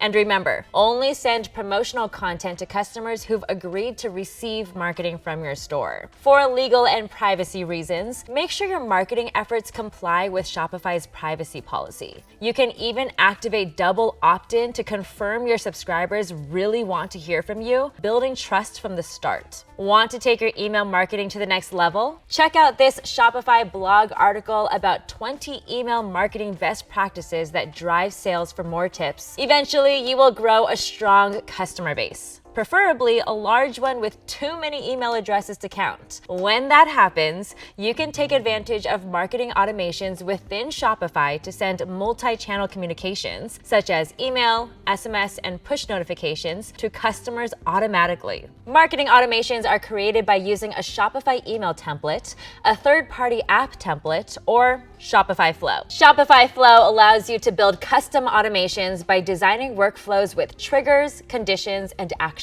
Here's a bonus. If your workflow includes a marketing activity action, it will appear in your Shopify admin as a marketing automation. You can manage and edit it directly from the automations page or within the Flow app. When setting up a marketing automation, you have the flexibility to fine-tune its behavior. For instance, you can customize the delay between when a customer abandons their cart and when they receive an abandoned cart email. Honestly, I love when I get abandoned cart emails. Sometimes I legitimately get distracted and need a reminder that I haven't actually checked out yet. It's sort of the equivalent to Netflix asking, "Are you still watching?" Like, your cart is checking on you. It's so thoughtful.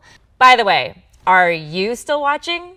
Speaking of abandoned carts and checkouts, every online store owner's challenge. A checkout is considered abandoned if a customer leaves without completing their purchase. But don't worry, Shopify makes it easy to recover these missed opportunities. Let's dive into how you can turn those abandoned carts into completed sales. First, let's talk about why abandoned checkouts happen. Customers might get distracted, face payment issues, or second guess their purchase. Shopify helps you analyze these patterns so you can find solutions and bring those customers back. Start by reviewing your abandoned checkouts. Go to Orders in your Shopify admin and click Abandoned Checkouts. Here, you'll see details about incomplete orders. If you notice repeated payment failures, Shopify tracks payment events in the timeline, making it easier to troubleshoot and assist your customers. Now, let's recover those checkouts. Shopify offers 2 ways to follow up: automated emails and manual emails. With automated emails, you can send a recovery email to customers with a link to their abandoned cart. In order to do so, you'll navigate to the marketing tab in your admin and, under automations, create the activity within the abandoned checkout automation. Once it's active, Shopify tracks the recovery status so you can see how effective your emails are. Prefer a hands-on approach? You can manually send a recovery email. Just click the abandoned checkout you want to recover, then select the customer's email. Your customer will then get an email with a pre-filled link to their cart, making it effortless for them to complete their purchase. Sounds simple, right? It is. With Shopify's tools, recovering abandoned checkouts is easier than ever, and you can start turning those missed opportunities into loyal customers. We're about to show you 10 proven strategies you can implement today that top-performing Shopify stores use to convert up to 4.7% or more of their visitors. Strategy 1. Transform your product pages into conversion machines. Let's start with your products, or more specifically, your product pages. These are your digital salespeople working 24/7. So let's make them absolutely irresistible. Remember this: visual storytelling sells. Start with high-quality images that let customers zoom in and explore every angle. But here's what'll make you stand out. Add videos that show your product in action. Not just static beauty shots, but real people using your product, solving real problems. This builds trust and helps customers visualize themselves with your product. And if you think that's cool, you can take it a step farther. Shopify supports 3D product models and mockups. Yes, you heard that right. Your customers can actually rotate and interact with products in 3D right on your product page. It's like letting them hold the product in their hands before they buy. Creating these 3D models is easier than you think. You can use simple scanning tools or even just your iPhone if it's a newer one. Upload them directly through Shopify's product media section. The best part is that this cool tech is genuinely a conversion booster that sets you apart from your competitors. So what comes next? Write descriptions that sell instead of just, describing. Focus on benefits, not features. This might sound tricky, but think of it this way. Don't just say waterproof. Say keeps your gear dry even if your feet get wet. And since online shoppers love to skim, make sure you use bullet points where you can. And here's a productivity hack that will save you hours. Shopify Sidekick. This free AI tool lives right in your admin panel. Click the Sidekick icon next to any product description, tell it what you want, choose your brand tone, and boom. Polished, benefit-focused copy in seconds. You can even ask it to make descriptions shorter, longer, or completely rewrite them. You can even use this for handling other admin tasks, and you've got an AI-powered content creation system that keeps your brand voice consistent while saving massive amounts of time. Strategy 2. Need for speed. Optimize performance like your revenue depends on it. Optimize like your revenue depends on it because, spoiler alert, it does. A 1-second delay in page loading can slash conversions by 7%. So how's your site speed doing? To keep your Shopify store lightning fast, use Shopify's built-in content delivery network, also called a CDN. What's a CDN? Think of it as a global network of servers strategically positioned around the world. Each server stores copies of your store's content. When someone visits your site, they automatically connect to the closest server, dramatically reducing load times whether your customer is in New York, Nairobi, or New Delhi. Shopify's CDN works behind the scenes, automatically compresses files without sacrificing quality, converts images to optimal formats like WebP, and distributes traffic to prevent crashes during sales spikes. All you do is upload your content as usual, and Shopify handles the heavy lifting. Remember, mobile first is mandatory. Most of your shoppers are on their phones, and websites loading under 2 seconds on mobile see the highest conversion rates. Slower sites? They're watching customers bounce away faster than you can say, loading. Strategy 3. Navigation that guides, not confuses. Quick question, how's your site structure? A confusing website is your worst enemy. Your navigation should be so intuitive that a first-time visitor can find what they want in under 30 seconds. Clear, logical menu structures are your best friend. Organize them by main categories and subcategories. For example, if you have a clothing store, you might use women, men, accessories with smart filters for size, color, and price range. Another pro tip is the universal search bar with autocomplete. When customers start typing and see helpful suggestions with product images and categories, they find products faster and feel less frustrated. Fast finding equals higher converting. If it's easy to find and easy to use, there's a better chance they'll buy. Strategy 4. Build unshakable trust on every product page. Now that we've covered great images and descriptions, it's important to think about building trust. Social proof is your secret weapon. Add customer reviews, testimonials, and user-generated content like photos and videos to show potential buyers that real people have purchased and loved your products. Apps like Luke's, Stamped.io, and Yotpo make collecting and displaying authentic reviews nearly effortless. And don't forget trust badges and certifications, secure payment icons, money-back guarantees, free shipping badges. These visual signals instantly communicate safety and reliability. Avada lets you add customizable trust badges to reassure those hesitant visitors. Strategy 5. Make buying effortless with sticky CTAs. Word of advice for this next strategy: never make customers hunt for your Add to Cart button. Instead, use a sticky Add to Cart button that stays visible on screen as shoppers scroll. This is particularly helpful on mobile devices where the scroll is longer. This ensures the purchase option is within easy reach at all times. Here are 2 options to do it. 1. Use Shopify apps like SEO Ant or Buy Me Sticky Buy button for quick setup with conversion tracking. 2. Add custom code for more control over design and functionality. To really seal the deal, use a bold, action-oriented CTA that creates a sense of urgency. Think, add to cart, buy now. Get yours today. Strategy 6. Personalization that converts. Don't you just love when something feels tailored to you? Everyone loves feeling special, so it makes perfect sense that personalized experiences convert at higher rates. If you offer strategic incentives like discounts, free shipping, or loyalty rewards, it's going to go far with your customers. Let's talk a little about that last one. Loyalty programs are conversion goldmines. Apps like Absol Loyalty Reward Program, BLOY Rewards Program and Loyalty, and Smile Loyalty Rewards Program are here to help you make programs where customers earn points for purchases, referrals, and social engagement. Another effective approach is tiered rewards and birthday bonuses make customers feel valued and appreciated. You can also make customer experiences feel customized with recommendation apps that suggest products based on browsing history and past purchases. The goal here is to up the average order value by showing customers products they actually want to buy. The last place you can use a little upgrade is your homepage. Dynamic content that changes based on your visitors' behavior gives them that one-on-one shopping experience that builds stronger relationships and drives conversions. Strategy 7. Checkout optimization. The final conversion frontier. A complicated checkout is where good customers go to die. So here's the strategy. Minimize steps, maximize conversions. You want to allow guests at checkout so first-time buyers don't have to create accounts if they don't want to. Make this option clearly visible. It's a major barrier removal. Don't forget to support fast payment methods that enable one-click purchases and store payment information securely. Shop Pay, Apple Pay, PayPal, and Google Pay are popular digital wallets. If you want more helpful features, try autofill for address fields, progress indicators showing checkout steps, mobile-optimized design for phone purchases. A streamlined checkout means happier customers and happy customers come back. Strategy 8. Recover lost sales with smart follow-up. So you got them to the cart, but you still need them to convert. Sounds simple, but about 70% of shoppers abandon their carts. On mobile, that jumps to around 85%. So don't let them disappear. Set up automated email and SMS reminders at key moments, 1 hour after abandonment, and again after 24 hours. To make the chances of conversion even higher, think back to that personalization point. Personalized incentives like discounts, free shipping, or limited time offers can seal the deal. Show your customers exactly what they left behind and remind them why they wanted it.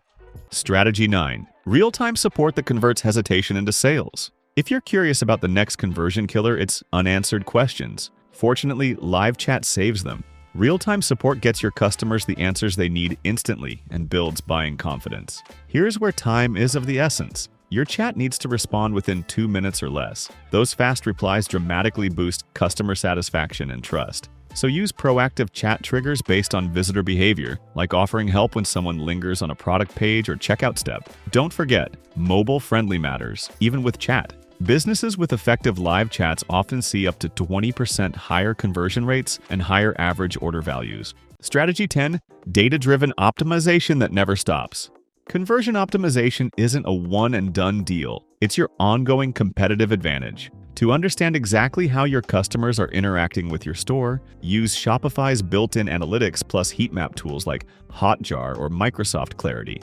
You'll see where they click, pause, and drop off. When you combine this intelligence with A/B testing, you can experiment with different pricing, images, CTAs, and page layouts to make the most of your conversion potential. A great place to start are your headlines or button colors. Optimize these, but don't stop there. Keep testing and refining continuously. This data-driven approach helps you identify what works best for your specific audience. And that's a wrap. Those are 10 proven strategies that can transform your Shopify store from a window shopping destination into a conversion machine. From perfecting product pages to simple checkouts and insight-driven testing, every touchpoint in your customer's journey can be optimized for higher conversions. And remember, conversion rate optimization isn't a destination, it's a journey. Global e-commerce sales are expected to reach $58.74 trillion by 2028, which is a significant increase from previous years. The number of online shoppers is projected to reach 2.77 billion worldwide this year, with a 2.7% annual growth rate, and the global spending is expected to increase by 6%, with an additional $3.2 trillion spent compared to 2024. These days, the majority of e-commerce is happening on our phones. Mobile e-commerce revenue is projected to reach $728.28 billion this year, driven by increasing smartphone usage and convenience. So what does that all mean? Well, it's time to have some skin in the game. And on the internet, you can literally sell anything. That's legal, of course. Don't be doing something shady and blame it on me. If the feds come, I am deleting this video and claiming plausible deniability. Generally, I recommend always considering your own interests and expertise when choosing a product or service because it A, makes things more fun and enjoyable for you, and B, adds authenticity because you're truly passionate about it and because you may already have some background knowledge. However, in case you still need some inspiration, here are 20 examples of high demand products to sell on your Shopify store. And yes, all of these ideas are legal. Kicking things off with the technology category, smartwatches remain a top seller, especially among fitness enthusiasts with devices tracking steps, heart rate, sleep, and other fitness metrics. Gotta get in those steps. Wireless headphones and earbuds that connect to devices via Bluetooth for exercising, traveling, or even working remote in public spaces always come in clutch. I myself recently made this purchase and thought I was late to the audiophile game, but apparently it's just getting started. Bluetooth trackers are also gaining popularity as a solution for finding lost items quickly via smartphone apps. The most embarrassing thing is when you're looking for your phone, but it's in your hand. We've all been there. Don't pretend like you haven't done that. Portable chargers for smartphones and tablets, because as much as they claim these new models have longer battery life, somehow we still seem to drain our batteries before the end of the day. Smart home devices like thermostats, light bulbs, speakers, and security cameras that can be controlled with a smartphone or voice assistant like Alexa or Google Home. Book talk is all the rage right now. If you know, you know.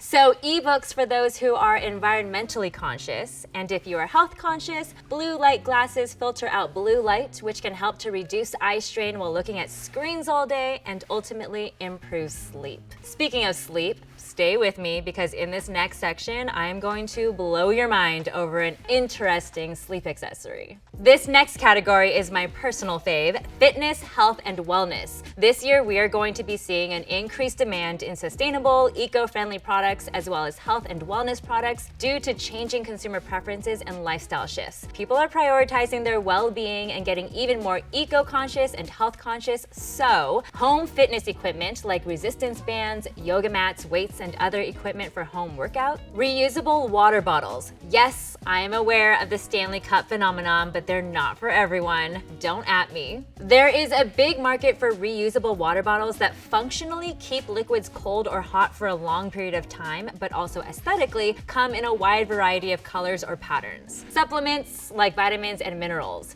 Probiotics, functional medicine, and digestive health have emerged as large trends within the health and wellness sector. However, if you are interested in creating a Shopify store dedicated to selling supplements, you'll need to consult the FDA or country-specific regulatory body. Okay, this one is interesting. Sleep accessories. People are really starting to get serious about their sleep, so I'm talking anti-snoring devices, sound machines, eye masks, humidifiers and air purifiers, blackout curtains, and memory foam pillows. But the biggest plot twist? Mouth tape. this is real. According to some studies, sleeping with your mouth open reportedly leads to dental problems, teeth grinding, snoring, heart problems, and get this, it changes the shape of your face due to poor jaw alignment. Disclaimer, I have tried mouth tape, and while I was fine, I have had friends who woke up in the middle of the night freaking out, so, just be careful. Don't say I didn't warn you. Our next category is beauty and fashion, makeup and skincare products. The beauty and personal care category is still a reliable moneymaker and a great choice for anyone looking to sell in-demand products. Shoppers are always searching for innovative, high-quality items that boost their appearance and well-being. Hair products. Selling hair products online can be incredibly lucrative due to the growing demand for diverse and specialized hair care solutions. With consumers increasingly seeking products tailored to their specific hair types and concerns, there's a vast market to tap into. Additionally, the rise of social media and influencer marketing has made it easier to reach potential customers, driving interest and sales. Plus, the beauty industry tends to have high margins, making makeup, skincare, and hair products not just popular, but also profitable for online sellers. Sustainable clothing and accessories. Again, people are being a lot more environmentally conscious, so eco-friendly clothing made from organic cotton and recycled materials can be appealing to some. And while we are on the topic of clothes, print-on-demand items. Create personalized t-shirts with fun memes or designs, and fun fact, you can use AI to search what's trending on social media to get ideas for popular memes or quotes to print on shirts. Think very demure, very mindful. There are a number of print-on-demand companies to choose from. All you gotta do is find one that has the types of products and quality you are looking for. And the final trending category, home and lifestyle. Honestly, this one makes the most sense. There will always be a market for baby and toddler-related products like diapers, wipes, and other essentials because parents are busy and tired. The last thing they wanna do, and probably don't have time for, is to drive to the store for supplies. And hey, shout out to all the new parents watching this video right now. You're doing amazing, sweetie. Educational toys that help children learn and develop their skills. On Amazon, the toys and games category tops the list as one of the best performing product categories as parents look for engaging activities to keep their children occupied, especially during holiday seasons. Next one is probably my checking account's least favorite category because I spend the most money on it. Toys, beds, treats, and other essentials for your pet.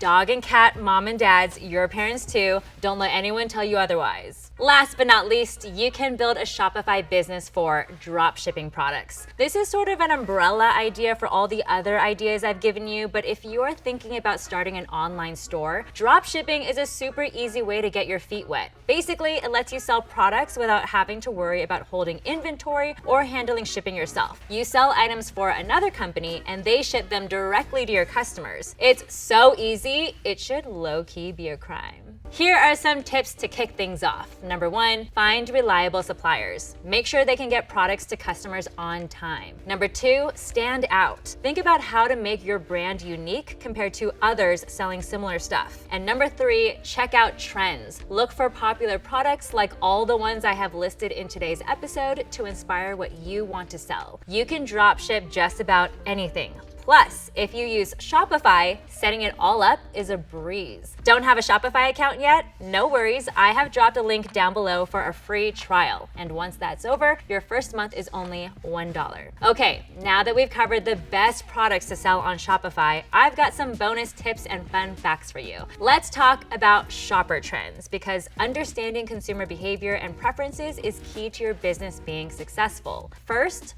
personalized shopping. There is an increasing demand for personalized experiences. Our phones listening to us isn't as creepy as it used to be, but let's just say my Siri needs to sign an NDA. Consumers have embraced targeted marketing and tailored recommendations based on their browsing history and past orders. So leveraging data analytics and using AI-powered tools, you can get insights on individual shopping habits and deliver customized experiences for your audience. Personally, I've become way too overwhelmed with the hundreds of options on one website when I'm shopping for an outfit, and I have found the For You you, or more like this sections, to be so useful. It's kind of like having your own personal shopper who you don't have to talk to. And second, M-commerce and S-commerce. We've all heard of e-commerce, but have you heard of M-commerce and S-commerce? E-commerce is constantly evolving, and in order for your business to thrive, you must stay ahead of emerging trends. One significant trend is the rise of mobile commerce, or M-commerce. So let's face it, our phones are practically glued to our hands, so it's no surprise that shopping on mobile phones is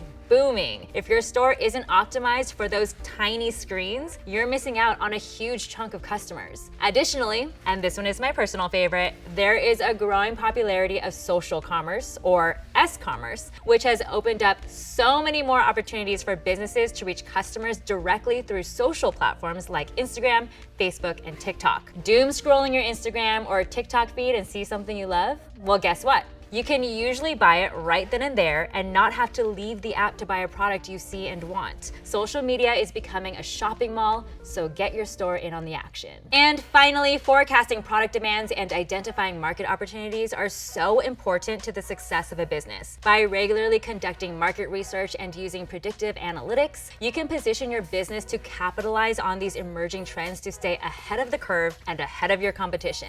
All of these ideas that I listed today highlight consumer shifts toward convenience, health, sustainability, and multifunctional fashion. Businesses capitalizing on these trends can thrive by leveraging social media marketing, influencer collaborations, and e-commerce platforms like Shopify to reach wider audiences efficiently. Bonus tip: building a successful Shopify store for your trending product is a very important step, and Google Trends can help you vet your idea's trend potential. But at the end of the day, if you are looking for a business idea and aren't sure what to sell on Shopify, the answer really is almost anything. While I mostly discussed physical products, you can also sell services, memberships, tickets, and digital goods. And remember, consumers are wanting a personalized shopping experience. Mobile and social media shopping is where it's at, and AI is your best friend when it comes to analyzing market trends, customers' needs, and gaps in the market to help you come up with those light bulb ideas. So what are you waiting for? Start that business, set up a Shopify store, and start selling products or whatever your heart desires today. Okay, so this has been taking up a lot of real estate in my brain lately, and let me know what you guys think.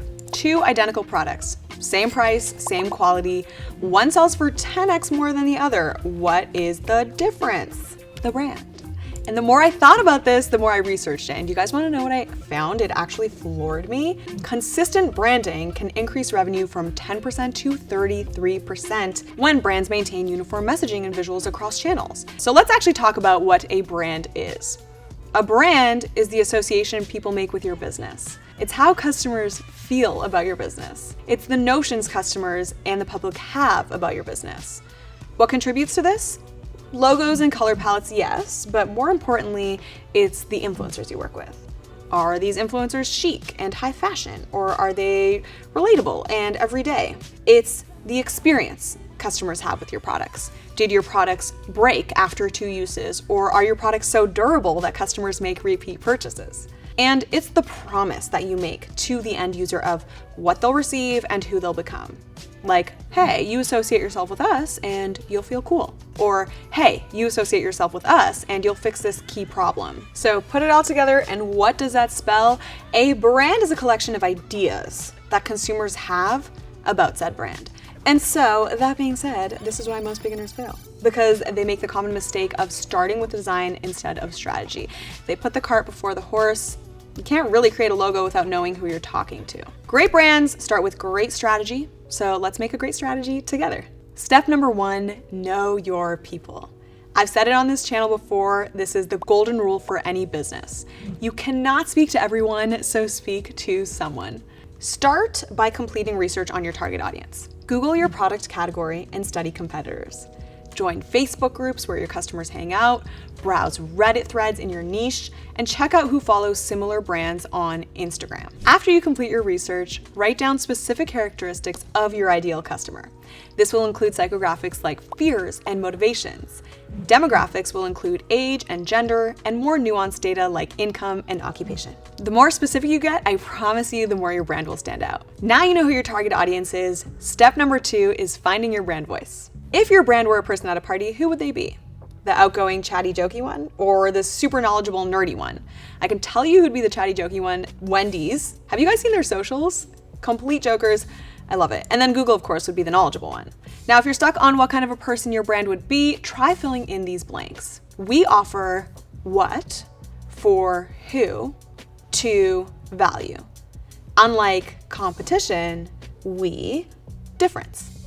For example, we offer eco-friendly cleaning products for busy parents to clean safely around kids. Unlike harsh chemical brands, we only use plant-based ingredients. Your voice should be the same on Instagram, your website, and customer emails. It can be very disorienting to customers when these don't jive. Step number 3, now it's time to name your brand. Don't get hung up on this because, like I mentioned, it's the strategy that matters, not the logo and the name and the color palette, okay? So here are the naming strategies that work. You can go with a descriptive framework like The Honest Company. You can go with an invented framework like Kodak and Xerox. You can go with a metaphorical framework like Apple for computers. You can go with a personal framework like Ben & Jerry's. I think it does help to go through a practical checklist as well, so check these things out. Number 1, is the .com available? Secondly, are the social handles free? Does it sound good when said out loud, right? So all these things are important. And then some red flags to avoid are, is it too hard to spell? Is it too similar to competitors, or maybe there's negative associations with that name?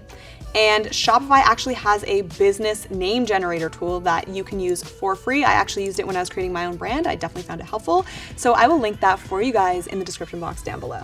Step number 4, this is the fun one. Craft your brand story. So here's how to do it. You state the problem you noticed. Then you state the aha moment. Next, you state the solution you created. And finally, you state the mission moving forward. For instance, I noticed that my dog was always scratching herself. Then I realized that it was her food.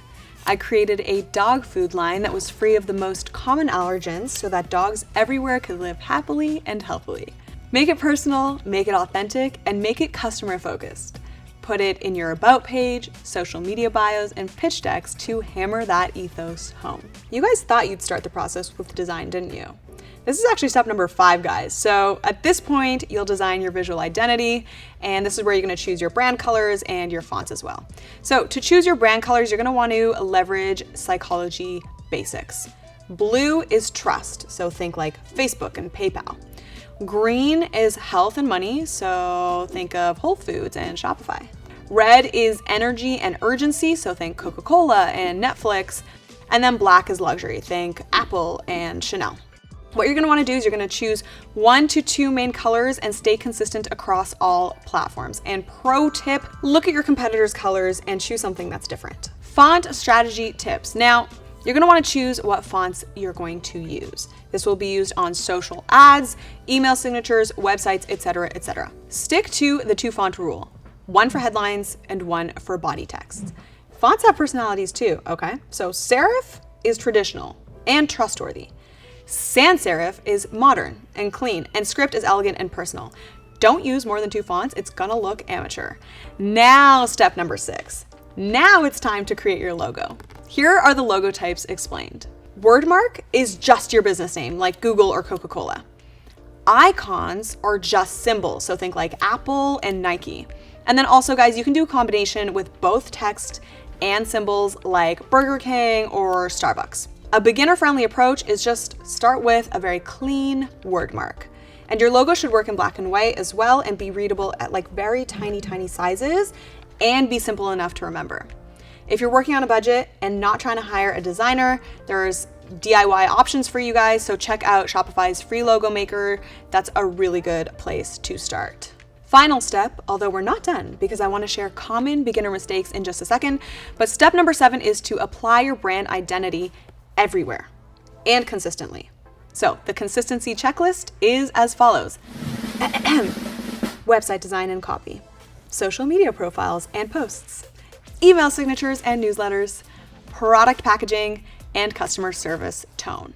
Create templates for social media posts, emails, and marketing materials, and create a brand guideline document so that you can stay consistent as you grow. Here's a scaling tip. When you hire people, they should be able to represent your brand perfectly with those templates and that branding standard guide. You now have the 7-step system. Research, voice, name, story, design, logo, apply. This is the same process million-dollar brands use. Your action plan, start with step number 1 today, define your ideal customer, and don't move to step number 2 until step number 1 is solid.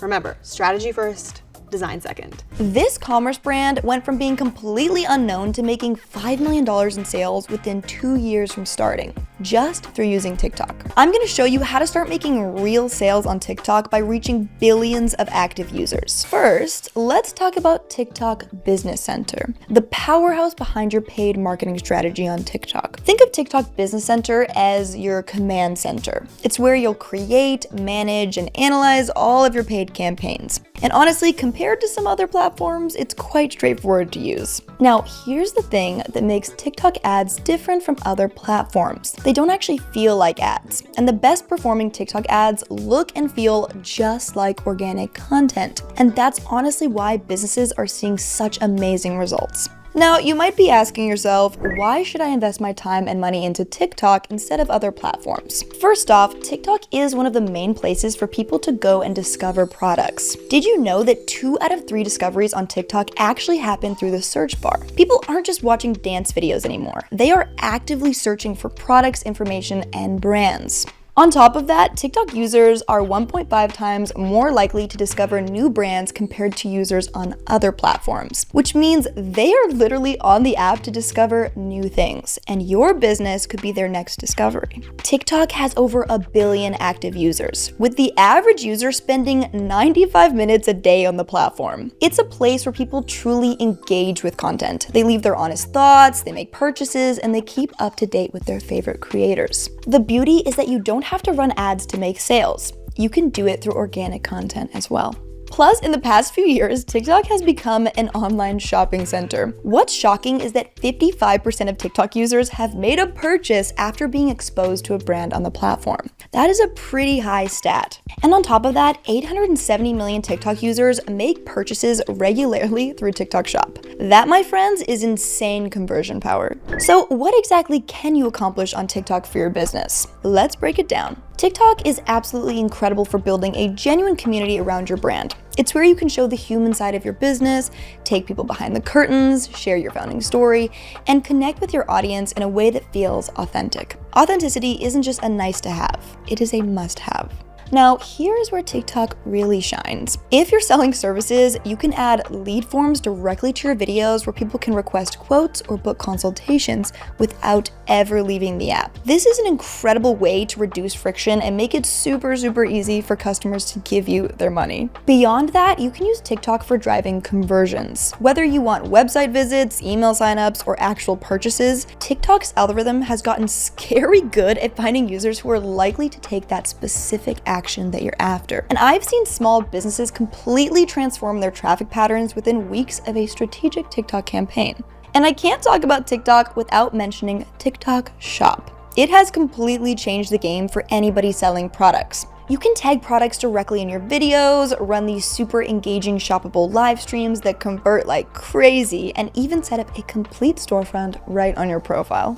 There is now a feature called TikTok GMV Max that is going to help you make more sales when running TikTok Shop paid ad campaigns. More on that later. Quick story time. I'm in a community of TikTok creators and affiliates, and one creator recently hit $1 million in GMV from just one viral video. And I've been seeing a ton of creators hitting 500 to 800,000 in monthly GMV. GMV stands for gross merchandise value. Basically, the total value of goods sold on the platform within a time frame. But guys, this is one creator. You could have 10, 20, 100 of them selling your product at a time. Your brand could literally get creators to do the work for you, and then you just give them a cut. It's a huge hack if you don't have time for content creation, but you really want to leverage TikTok. All right, let's talk about how to find your perfect audience on TikTok. TikTok's algorithm is actually incredible at matching the right content with the right viewers. Using keywords in your videos and engaging with similar content is very helpful.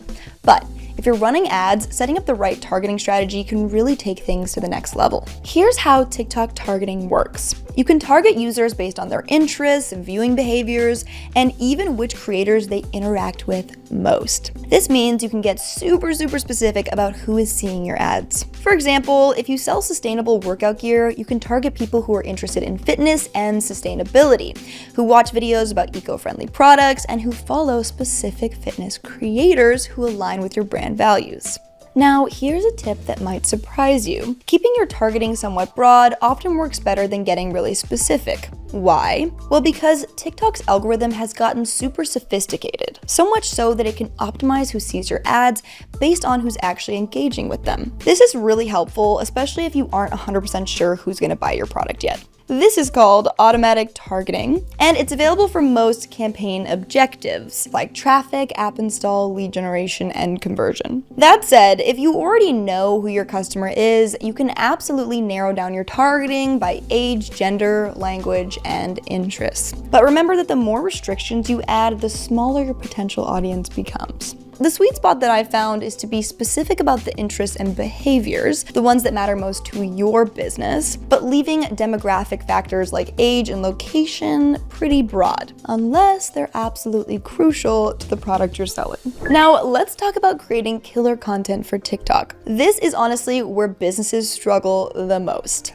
But the good news is that TikTok has some incredible tools to help you create content, even if you're not a video production expert, which, let's be honest, most people on TikTok are not anyways. First, there's the Creative Center. This is a goldmine of inspiration where you can see examples of top performing ads from other businesses. You can filter by industry, objective, results, and region to find relevant examples for your brand. You can also explore trending sounds, hashtags, and video formats that help keep your content fresh and relevant to the platform.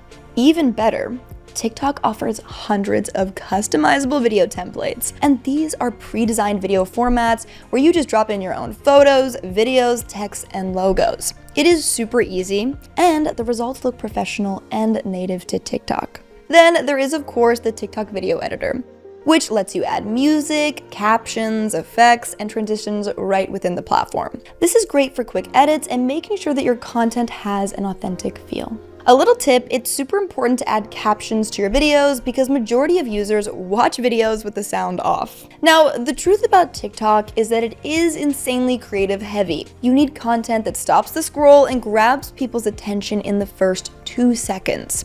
And you're gonna need a lot of content. The average business should be testing at least 7 to 10 different creative assets for every campaign they're running.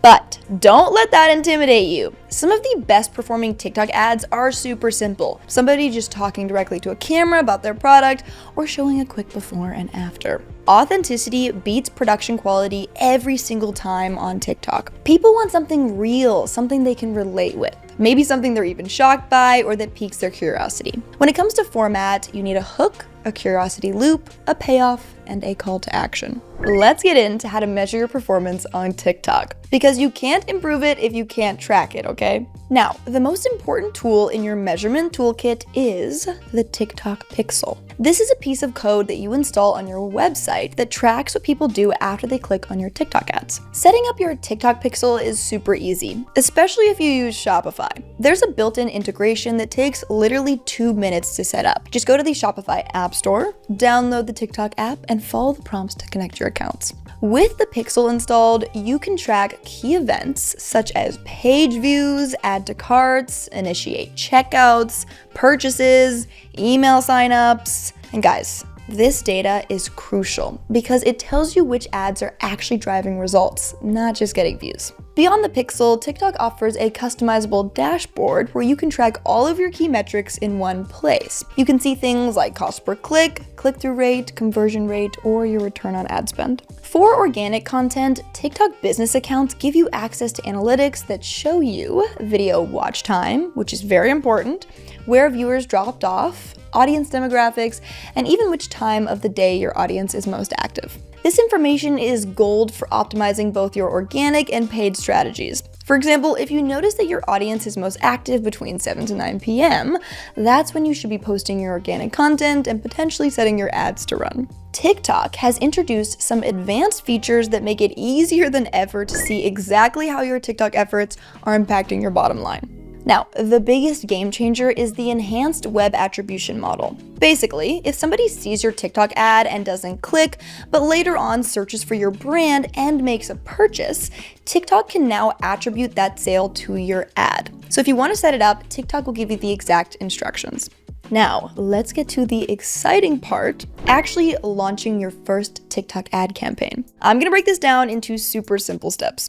Step 1, select your objective. TikTok offers several campaign objectives, but for most beginners, I recommend starting with one of these 3. Number 1 is website traffic. This is for if you want to drive people to your website. Next is lead generation. This is if you are collecting contact info. And 3 is conversion, if you're selling products directly to the consumer. Step 2, set your budget, targeting, and bidding method. For your budget, I recommend starting with at least $50 per day for 5 to 7 days. This gives the algorithm enough data to optimize things properly. If you start too low, like $10 a day, you're likely not going to get enough data to get informed decisions. You absolutely can make it work within your budget, however, it may just take longer to get the data that you need. When it comes to targeting, remember what we discussed earlier. Be specific about interests and behaviors, but not too restrictive on demographics unless it's absolutely necessary. When it comes to bidding, I typically recommend starting with lowest cost bidding until you have more data.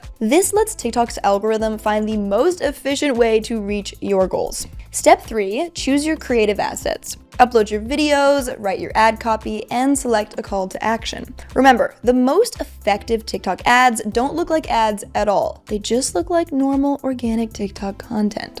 But your ads should have a call to action, something to tell the viewer what they need to do. Here's a pro tip. Use the Spark Ads format whenever possible. This allows you to boost your organic TikTok content as ads, which typically perform 30 to 50% better than standard ads because they appear a lot more authentic. Plus, you can push the best performing content. It did well organically, so it's likely going to do well with ads. Some notes on the call to action button. Be specific. So instead of learn more, try shop now or see products. And if you're selling something, the more clear your call to action, the better your conversion rate is going to be. Step 4, submit your ads and watch the magic happen. Once everything is set up, hit submit, and then your campaign is going to go through a brief review process before it goes live.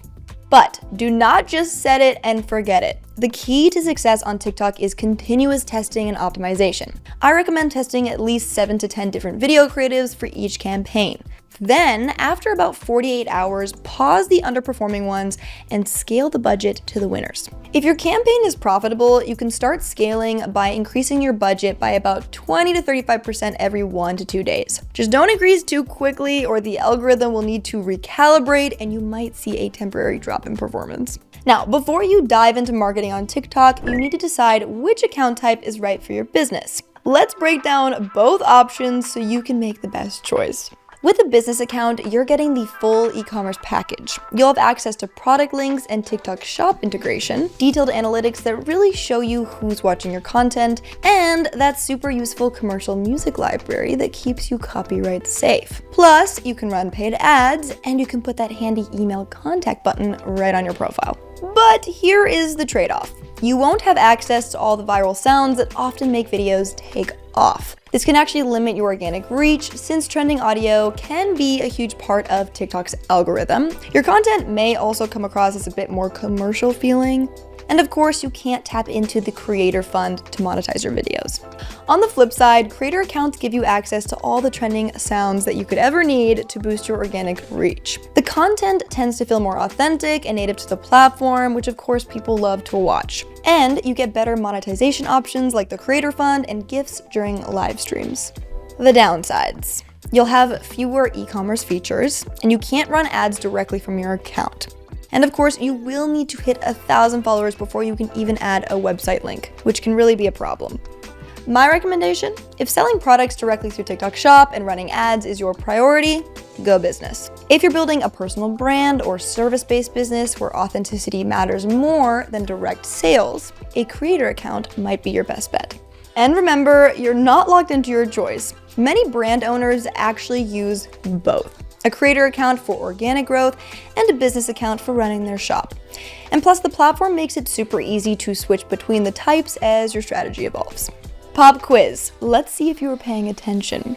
When scaling a successful campaign, how much should you increase the budget every 1 to 2 days?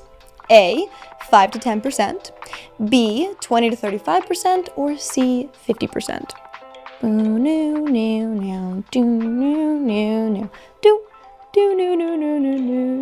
Okay, the answer is B. Good job if you got it right. Okay, let's walk through the exact steps to set up your TikTok business account and get your first ad campaign running. First, download the TikTok app if you don't already have it. Open it up and tap sign up at the bottom. Choose phone or email, and I would recommend email if you're a business. Enter your birthday and obviously create a username that reflects your business. Once you're in, tap on the profile icon in the bottom right. Add a nice profile picture or logo, and then write a clear bio that explains what your business offers. Now, if you want to, here's how to switch to a business account. Tap the 3 lines or the hamburger menu in the top right, select Settings and Privacy, tap Account, then choose Switch to Business Account. Then you're gonna select your business category. Be specific here because this affects who TikTok shows your content to. Lastly, add your business email. Once you're set up as a business account, you'll need to access the TikTok Ads Manager to create your ad campaigns. This part should be done on a computer. So to access your Ads Manager, go to ads.tiktok.com and sign in with your TikTok account. Now to create your first ad campaign. Click Campaign and then Create, and then select your objective. Next, name your campaign. It's good to use a descriptive name like US, product name, and then the date. Then set your campaign budget. Next, you're gonna create an ad group and define your target audience. And next, upload your creative assets, and then add your destination URL and call to action, and then boom, review it and submit it. Another pro tip, TikTok now offers AI-powered creative optimization. So if you enable this feature, TikTok will automatically test different combinations of your video, text, and call to action to find the best performing version. This can improve your results by 15 to 20% with zero extra work on your part. Also, don't forget to set up your TikTok pixel before launching any ads. This is crucial for tracking performance and optimizing your campaigns. To add the pixel to your Shopify store, go to the Shopify App Store, search for TikTok, install the official TikTok app, follow the setup wizard to connect your accounts, and then verify that your pixel is firing correctly. The sooner you connect your store to TikTok, the sooner you can start converting those billions of views into sales. Instagram is super important for getting your business noticed, but a lot of people are finding it tricky to actually make it work for their business. If you want to make your Instagram really work for your business, you first need to know who you are even talking to. Even though there are billions of people on Instagram, you need to find your people. Think about who they are, their age, their interests, and what kind of posts they like. Even their behavior, like how they shop online. There's actually a really fun tool called Brand Watch that can help you gather all of this information. Once you figure out who your perfect audience is, you can make posts catered just for them. Try creating a simple one-page user persona. This way you can check it often. Instagram can actually help you figure out who this is, especially if you've already built a following. Here's how to do it. Open your professional dashboard and click on Insights. Here you can see who's checking out your content, how many people like it, and what's popular. It's like a treasure of important information for your business, so make sure to use it. Another great hack is to follow hashtags and accounts that are similar to yours. You want to keep an eye out for what's working for them. Pay attention to how they're currently serving their target audience. If they have the same or a similar one to you, you can really learn from this. And it's especially useful if the account is not much bigger than yours. You might discover some great ideas for your own posts. As Tony Robbins says, if you want to be successful, find someone who has achieved the results you want and copy what they do, and then you'll achieve the same results. If your Instagram profile isn't growing a following or attracting leads, here's how you can optimize it. First, you need to make sure that you have a business profile.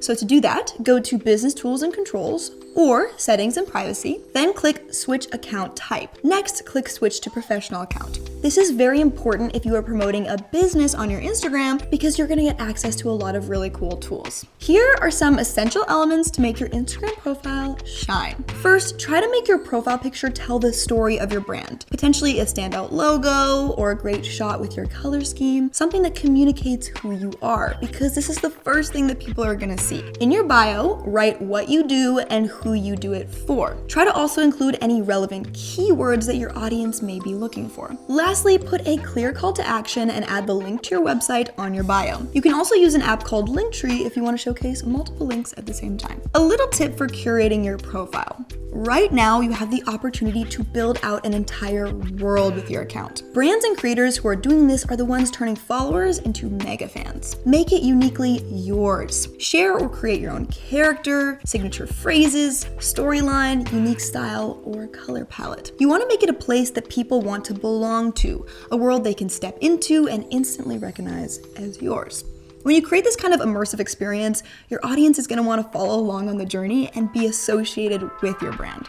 Now, maybe you're just posting and hoping for the best, or you're not even clear on what success on Instagram even looks like for you. Creating content and posting on Instagram without clear marketing goals is kind of just like running at full speed in no direction. You're not going to arrive where you want to. You have to have SMART goals. Your Instagram marketing objectives need to be specific, measurable, achievable, relevant, and time-bound. This is the only way you're gonna know if you're actually getting a return on your investment. Everyone's goals may be a little bit different depending on the stage of their business. Do you want to increase brand awareness, generate leads, drive website traffic, or boost your sales? Take some time to really think about this. You want to define your #1 marketing goal for your Instagram profile and align your content strategy with that. I'm going to explain how you can build out a content strategy in the next section. Now, if your goal is to make sales, you're going to need to have CTAs in your posts, which are calls to action. You don't want to push things too much though. A good ratio is 80% organic posts and 20% posts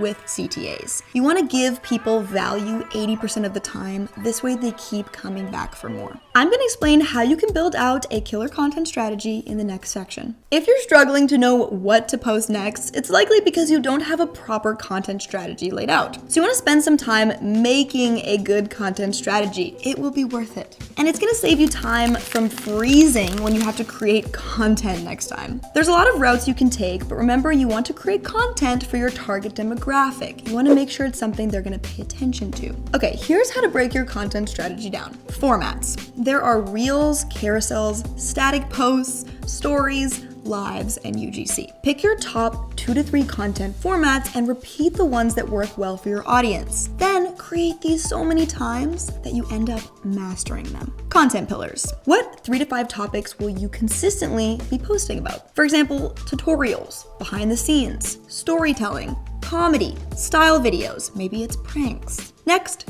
styles. You want to pick one main style. Is your brand more educational, entertaining, or inspiring? The mood. Is your brand playful, luxurious, edgy? Your brand feels a certain way. You really want to play into this. Your niche. This is the magic formula. Combine 1 to 3 unique things that make your brand stand out. This could include your product or service attributes and who it's for, or your unique selling proposition. Your brand archetype. Spend some time figuring out your brand archetype if you haven't already. There's actually an online quiz that you can take for this, and it is so fun and useful. Your values. What do you stand for as a brand? Show this. Get people involved. Support organizations and individuals with similar values. Your posting cadence. How often will you post on Instagram and when will you post? You want to build out a content calendar that incorporates a mix of these content types and aligns with your overall marketing goals. You can use Sprout Social or Buffer to automatically schedule posts out. This is going to make your life a lot easier. Manually posting honestly feels like a drag. Collaborations. What kind of influencers or brands do you want to collaborate with? What do their attributes and following look like? You also want to make a user persona for your collaborators as well. In the beginning, it's also a great tactic to show behind the scenes content around your brand. This is going to build trust and brand loyalty with your new audience. People don't just buy goods and services. They buy relationships, stories, and magic. Seth Godin. Trends are for brands too, but how do you actually make them your own? On top of your content marketing strategy, introducing some PVC as a strategy can really push your overall reach. PVC stands for proven viral content. You can use PVC in 4 main ways. 1. you can create reaction videos. 2, you can remodel the content by making the trend your own. 3, you can remix reels on IG and add commentary. And 4, you can repost or rewrap content from different platforms. If you want to remix a video on Instagram, you can do it by clicking the 3 dots in the top right corner on a reel and then just hit the remix button. A little warning, PVC content can be great for exposure, but it is not the kind of content that builds trust or keeps people around. Use it sparingly compared to your own organic content. Unless, and only unless, your content strategy is focused around curating, reacting to, or commenting on viral content, and only that. In this case, you can lean into this strategy heavily like 9gag does. But definitely make sure to give credit where credit is due and try your best to avoid copyright infringement. It's important to value and honor people's original work. So how do you even find trends? Well, if you want to stay up to date on trends, follow @creators on Instagram, check out the explore page, follow trendy creators, or check out trendpop.com. If your comment section is crickets and your likes are low, here are a few tactics to build a stronger Instagram community. Instagram cares about one thing more than anything else, and that is keeping people on the platform. So how do we do this? We do this by keeping people engaged. Instagram wants to see that people are sharing, commenting on, saving, tagging people, and liking your posts after watching them. Extra points if people watch the whole video, or even better, if they watch it more than once.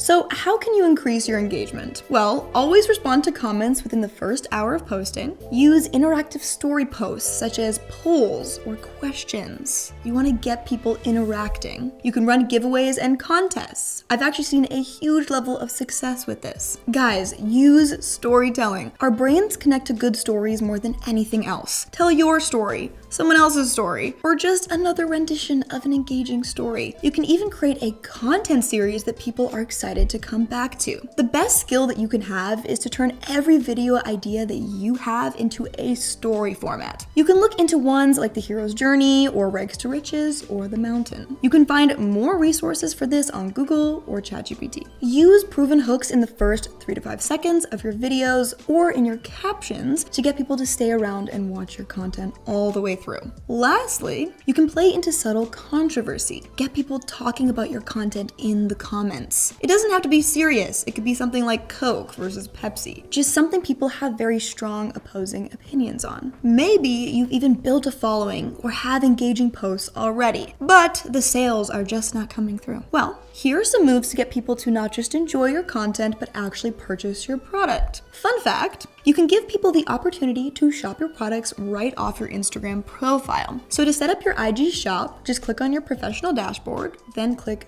Shops. And then you can set it up from here. This can be a great way to get more sales. And if you run an e-commerce store on Shopify, you can actually access a whole suite of apps to level up your Instagram marketing. The Facebook and Instagram app for Shopify can sync your sales and connect your Instagram shop to your online store. The goal is to make it easier for your followers to buy things. You can also add products and link stickers into your Instagram stories so people can purchase directly from there. Now, once your IG shop is set up, you can make shoppable posts right on the platform. This way, people know exactly where to buy your products from. I would also highly recommend using ManyChat. You can get people to comment any word on your post, and once they do, ManyChat will automatically send them a DM with the product link. And boom, you will have a lot more purchases. Instagram ads may seem overwhelming, but they're really not that complicated. Similar to organic socials, it's all about posting engaging content and targeting the right people. The biggest difference is that this content is all about pushing the sale or the conversion. If you've been thinking about running ads, IG has some options. You can choose to boost an Instagram post right in the app, or open your ads manager on Facebook to create full-on campaigns. You can target people based on their demographics or their interests and behaviors. You will have to choose your main goal for ads. You can do brand awareness, reach, traffic, or conversions. I will say that creating conversion ads in the beginning is going to be the quickest way to get your return on investment. You want to use relevant, engaging content and make sure to add in your call to action, such as buy now or sign up here. Lastly, start with a smaller budget. It's best to experiment with different ad formats and targeting options. You can use A/B testing in the beginning for this. Then, when you find what works, pour more money into the winning ads. As Jeff I. Richards says, creativity without strategy is called art. creativity with strategy is called advertising. A lot of small business owners may be intimidated by this one, but it's such a great marketing method for any business. Good word of mouth and brand association is a must. And by working with affiliates and influencers who closely align with your brand, you will build your brand awareness and ultimately trust. Affiliate marketing is when you generate affiliate links for your brand partners so that you can track sales and give them a % of the sales that they generate. You can find aligned influencers and affiliates in a few ways. Number one, look for keywords on Instagram or scroll through relevant categories in your For You page and then DM the influencers that you find. 2, go to influencer platforms like #paid or Brands Meets Creators. 3, reach out to an influencer agency like OneFluent or Viral Nation. 4, you can actually go to Shopify collabs and find affiliates right through your Shopify store. And 5, you can hire an influencer marketing manager or social media marketing agency to find, reach out to influencers, and handle all your contracts and campaigns. You will also need to create a partnership tag on Instagram if you plan on paying creators. So to create a paid partnership tag on Instagram, go to Settings and Privacy, then Business Tools and Controls, then Branded Content. Next, enable approved content creators and allow creators to tag you. Once they tag you, you're going to be notified and you can approve the posts, access insights, and run branded content ads on those posts if you want to. You improve what you track, so it is vital that you track your content's performance and then make changes based on the data. If you don't know what you should be tracking, here are some key metrics to track. Reach. How many people saw or watched your content? Then there's engagement. This means comments, likes, shares, saves. You also want to track your website clicks, new followers or lost followers, and sales. You can access your insights in the same place as you can access your demographics. So click the professional dashboard and look under the insights section. Here you're going to see how each post is doing, your followers, and your overall engagement. Track this data and review it monthly at the least. You can actually use a platform called Zapier to automatically store your post analytics in Google Sheets after your post goes live. Or you can use an all-in-one platform like Sprout Social to track your analytics and data. Review your analytics often and change your content strategy, ad campaigns, and influencer partnerships based on the data. Data is your best friend because it will never lie to you, so definitely use it to your advantage. Now you're ready to go out there and make your Instagram work for you. Get clear on your target demographic, create a tailored content strategy, build influencer and affiliate partnerships, and master IG ads. We will be unlocking the secrets to leveraging Instagram for your business the right way. First up, growing your audience organically is the foundation of everything we'll cover in this video. Growing your audience organically without relying on paid ads is of utmost importance because it attracts followers to your page who genuinely care about your content. This leads to higher engagement rates, and you want that. These organic followers are more likely to interact with your posts, recommend your profile to others, and become loyal supporters. And in general, it just makes you as a brand more credible while also ensuring that your growth continues. To grow organically, start by optimizing your profile. What does this mean? It's just a fancy sentence that means that your page bio should be clear and enticing. Ideally, it should also have a direct link to your website. If you don't have a website yet, more on that later. Focus on creating high quality, consistent content that resonates with your niche. This means creating posts that align with both your brand identity and audience expectations. This approach is about maintaining a balance between engaging visuals, meaningful messaging, and regular posting. Let's take Brooklinen's IG as an example. As a bedding and home essentials brand, Brooklinen creates visually appealing content that emphasizes lifestyle and relaxation. Their strategy includes leveraging customer reviews and featuring aesthetically pleasing home setups to attract an aspirational audience. With an occasional funny meme like this penguin post or this Seinfeld reference to add in a little more personality and relatability. Use trending audio for reels. Your captions are important because it leads to higher watch time. Try writing strong hooks that encourage people to read until the end. You can also add interactive elements like polls and questions to your Instagram stories to spark conversation, which also counts as engagement. Regularly engage with your audience through stories and comments. Got a comment? Perfect. Don't be rude and make sure you reply to every single comment, especially if you're just starting off. Post at optimal times and collaborate with like-minded creators or brands. This will expand your reach and boost your brand's visibility. Don't know when that is? On your profile page, go into your professional dashboard. Under Insights, tap Total Followers and scroll to the bottom to view what days and time they are most active. Oh, sorry, it's been a couple minutes since I've checked my Instagram. Okay, where were we?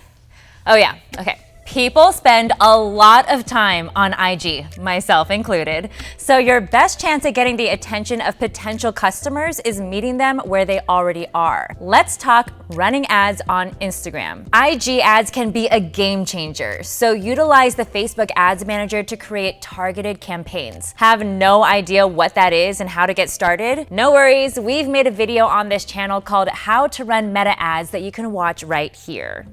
Start by identifying your audience demographics and interests and experiment with different formats like carousel ads and story ads to see what resonates best. Here is a step-by-step guide on how to run ads on IG. Step 1, set up a business account. If you don't already have one, convert your Instagram profile to a business or creator account by going to Settings, Account, switch to Professional account. Next, link your IG account to a Facebook page. This is required for ad management. Step 2, go to the Meta Ads Manager. This tool will allow you to create, manage, and track Instagram ads. Step 3, create a campaign.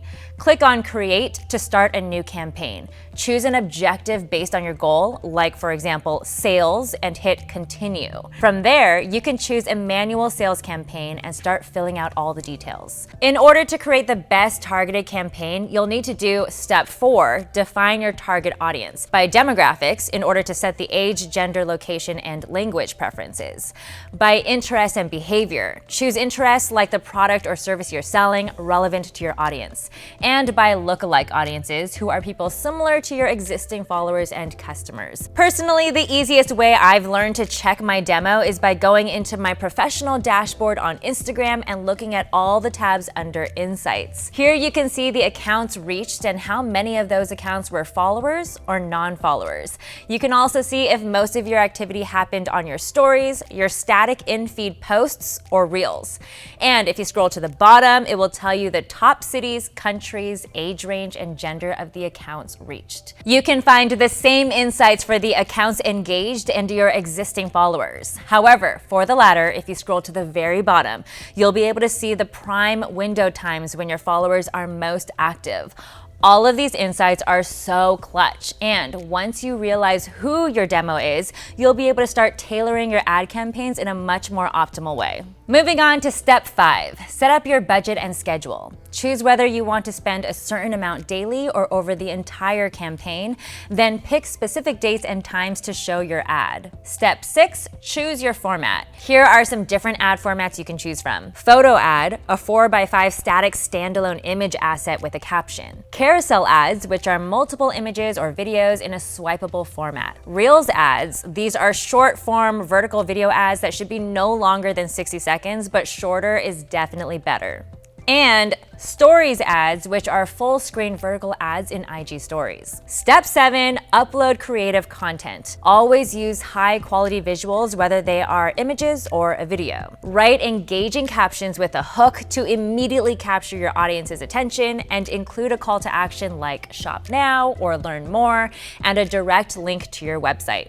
Later, we're gonna go into how to make your IG Reels go viral, which is where I'll give you more tips and tricks when it comes to your hooks and captions. But first, now that you've got your profile in check and your ad campaigns ready to go, it's time to connect your e-commerce store to Instagram. For those of you who already have an account with us, if you haven't already, connecting your account is a must. Once set up, you can easily tag products in your posts and stories, making shopping seamless for your customers. Let me be frank with you. People don't really like having to leave an app to read an article, watch a video, or in this case, buy something. Tagging the product directly in the post allows customers to buy your product without even leaving Instagram. So in case you haven't connected your Shopify store to IG, Follow these steps. You'll need an active Shopify store. Earlier, we got you set up with an IG business account and linked it to Facebook, so now you'll want to set up a Facebook shop. Use Meta's Commerce Manager to create a Facebook shop linked to your business page, which will allow you to tag products on IG. Integrate IG and Shopify. In your Shopify dashboard, click Sales Channels, Facebook and Instagram. Follow the prompts to connect your Facebook account, which will then sync your products across both platforms. Enable IG shopping. After your products are approved by Instagram, which may take a few days, enable shopping by going to Settings, Business, Shopping.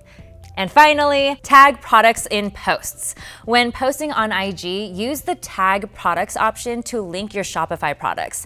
And if it's a photo, don't forget to strategically place the tag within the frame where it makes sense and doesn't totally block the product. Once you finish this setup, you can actually manage IG and Facebook sales directly through your Shopify dashboard. This is like so much easier than you thought, right? That's why everyone's already doing it. Now that you've got everything set up and ready to go, the money question is, how do you make an IG reel go viral? Instagram is all about reels. In fact, the algorithm prioritizes them. So, focus on trends and create engaging content that speaks to your audience. Use trending audio, participate in challenges, and don't shy away from behind-the-scenes content. Authenticity sells. Here are some best practices to make your IG reels go viral. Hook your viewers within the first 3 seconds because attention spans are short. How do you do this? By having attention-grabbing visuals and bold captions that explain how your product or service is a solution to a problem.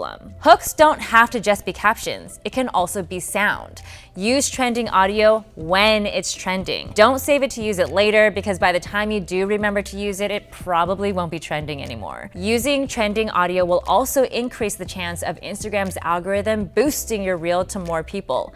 Pro tip: try to use audio that has been used for 10,000 reels or less and has a beat that drops within the first 2 seconds. Add running captions to reels because 80% of viewers watch without sound. Add a call to action to engage your viewer and encourage them to comment. The best post length for a reel right now is between 7 to 11 seconds. Anything less than 4 seconds gets marked as spam. However, IG is trying to push longer form content the same way YouTube and TikTok are right now. So when you do post a longer video, still make sure you are posting super valuable content within that first 7 to 11 second window and that the video clip is changing every 7 to 11 seconds. Make it loopable. Reels that loop smoothly are more likely to be rewatched, which translates into more views, which taps into that algorithm. Post at optimal times and engage immediately. I already showed you how to find out what time your viewers are most active, so use that info to upload your reel during that time to increase early engagement. After posting, respond quickly to comments to maintain momentum and boost visibility. Understanding algorithm changes. All of the best practices I just shared with you align with Instagram's current algorithm, but I do just want to touch on a few extra points. So let's talk about how the algorithm works at the time of recording this video. You may have noticed that some posts in your feed are from days, even weeks ago, because right now Instagram wants posts to have a longer shelf life. So if you have a post that is doing well, you should actually hold off from posting again for a little bit so that you can let that post continue to hit. Bars. The same strategy goes for your stories, and if your story is getting a low amount of views, you should actually take 24 hours off from posting. And when you do come back, utilize polls or post something that's going to get your followers to like it, because that engagement will signal to IG that it needs to push it out more. As I mentioned, early engagement is key. So whether it's a static post or a reel, a call to action encouraging viewers to comment and share your post and commenting back is what ultimately triggers the algorithm to share it even more. And there you have it, the complete Instagram for Business tutorial. By now, you should have a solid understanding of how to transform your Instagram presence into a thriving business tool. Now you know how to grow your audience with smart strategies, run ads that convert, connect your e-commerce store to IG for seamless shopping, and create reels with viral potential. With these tools in your pocket, you're ready to turn followers into customers and build lasting brand visibility. Consistency, creativity, and understanding your audience are non-negotiable. And don't forget, Instagram's algorithm loves early engagement, so always include a call to action for comments and respond to them right away. Focus on building real connections. Since 2023, 80% of global marketers have used Instagram to advertise their businesses. Plus, 50.3% of Gen Z's social media users say they turn to Instagram for product discovery, making Instagram the ideal place for brands to target that audience category. You can advertise on your feed, in stories, via reels or photos in so many creative ways and optimize your campaigns using AI. That's right, you can supercharge your marketing campaigns like never before. We'll start by setting up your Facebook business page, which will serve as the backbone of your Instagram advertising efforts. So start by setting up a Facebook account for your business, then go to business.facebook.com and log in using your business account credentials. Once you're logged in, you'll see an option to create a business account. After you click on it, follow the prompts to input the necessary information regarding your business, so your name, category, contact information, bio, things like that. But remember to keep your bio a succinct summary that describes your company's purpose. So if we were to create one for Learn with Shopify, our category would be educational e-commerce, and our bio would be short, something like, we provide simple, actionable advice that takes the guesswork out of starting and growing an online business. Okay, so that's what we would say, very short. Once you've set up your Meta Business Suite, it's time to link your Instagram account. Go to Settings in Meta Business Suite, click Accounts, then Instagram Accounts, click Add. Review and agree to the terms for connecting your Instagram account, then click Claim Instagram Account, and that's when you're gonna enter your username and password and click Login. Having both these accounts linked will make it easier to use Facebook Ads Manager. It is the go-to tool for creating, managing, and optimizing your Instagram ads. To be successful on Instagram, having one centralized location for all your tasks is crucial. In the Ads Manager, you can not only create ads, but it gives you performance tracking tools that you can use to determine whether you are on track with your campaign goals. Section 2, understanding the building blocks of Instagram ads. Before we jump to creating ads, let's review the fundamentals of effective ad campaigns. The first thing you need to do is set specific objectives for each ad campaign you choose to run. You can run one at a time or even multiple, but each ad needs to have a specific intention in mind. One could be for brand awareness, just getting your name and message out there. Another could be driven towards urging website traffic or subscribers. Of course, there are opportunities in each of these examples that will likely drive sales for your store. But varying your tactics is a great way to diagnose effective campaign strategies based on how your audience responds. The bottom line is, to be successful on Instagram, your brand must establish credibility, awareness, value, and community. By getting creative and specific with your campaign strategies, you can make your ads do more for you when it comes to building your brand.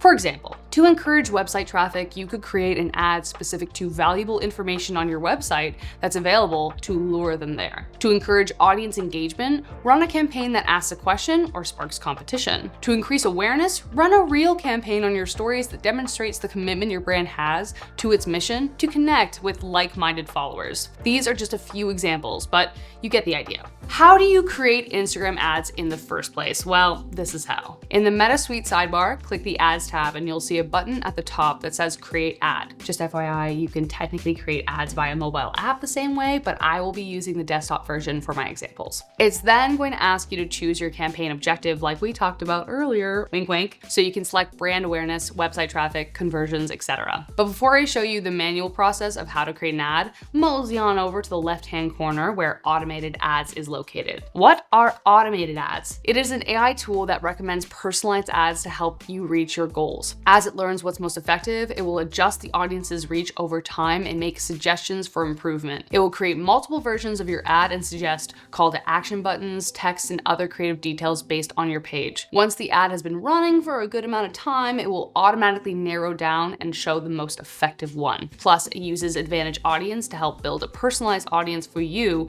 based on your page details. It will even recommend a budget and give you result estimations based on the set budget. Finally, you get notifications regarding improvements and suggestions anytime your ads start generating results. To be clear, it will not create ads for you. You still have to create your own designs. However, if you're playing around with ideas and concepts, this is a great way to test multiple campaign tactics like the ones I mentioned above. When you click on it, it will ask you a series of questions regarding the kinds of services you offer, the kind of traffic you need, and potential interests you and your audience are into. From there, you can select images from your Instagram or upload whatever new fantastic ads you have. Don't worry, we will get there. At the top of the page is where you can choose your goal, connect your website URL, set your daily budget, and where you want it to be placed. But let's zoom in on Advantage Audience because this is really what automated ads are all about. So the goal you choose at the top of the page will determine how Advantage Audience is being applied. So if you choose a campaign optimized for impressions, video views, reach, engagement, or ad recall lift, they all have the option to opt in for Advantage Detailed Targeting.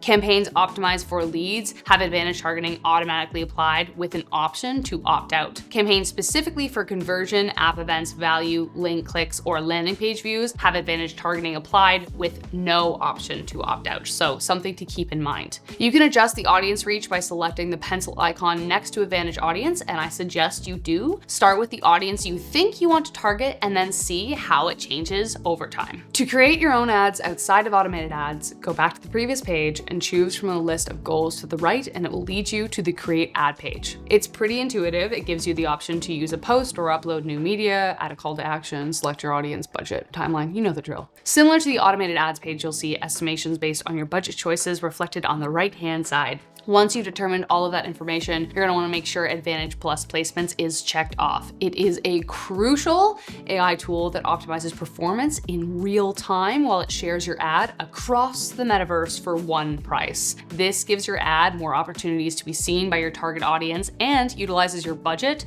more efficiently. Now, when it comes to the ads themselves, you have quite a few formats to choose from, such as photo ads, simple, to the point, and effective for showcasing products, services, and sales. Video ads, engage your audience with high quality videos up to 2 minutes in length. A great option for you to use to reinforce your brand by adding value and entertainment to your page. Carousel ads and collection ads, an excellent way to showcase multiple products or services in one single ad, or a single product in multiple ways. For carousel ads, you can link photos and videos to help tell an even larger story. But for collection ads, they're similar because you can link to a different product page from each image. Lastly, story ads. This is where you can really develop your relationship with your audience. Use stories to reveal and share your company's personality with photos or videos. Whichever method you choose, make sure your upload quality is as high as possible. Why? Well, imagine if this video was kind of blurry and I spoke like I've never heard of anything exciting in my life.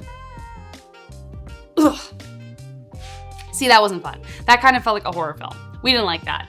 Your content quality matters. When it comes to using text, filters, and animations, remember, less is more. Make sure whatever you add says what you need it to say succinctly and simply. You don't need a lot, and whatever else you want to say can be added in the caption below. Your post should engage curiosity and not satisfy it until they go where you want them to go, whether that's to your website, comment section, subscriber link, description, etc. Keep that in mind. With all the options I mentioned, there's plenty of room to experiment so you can find the most effective tactics for you. Section 3, leveraging AI for data analysis and optimization. If you're just starting out, a lot of the data and analytics you receive for your ads can feel like you're doing high school math again. Feels like you should understand what's going on, but you don't. Or at least that's how I feel. The good news is, A, you're not in high school anymore, or if you are, good luck to you.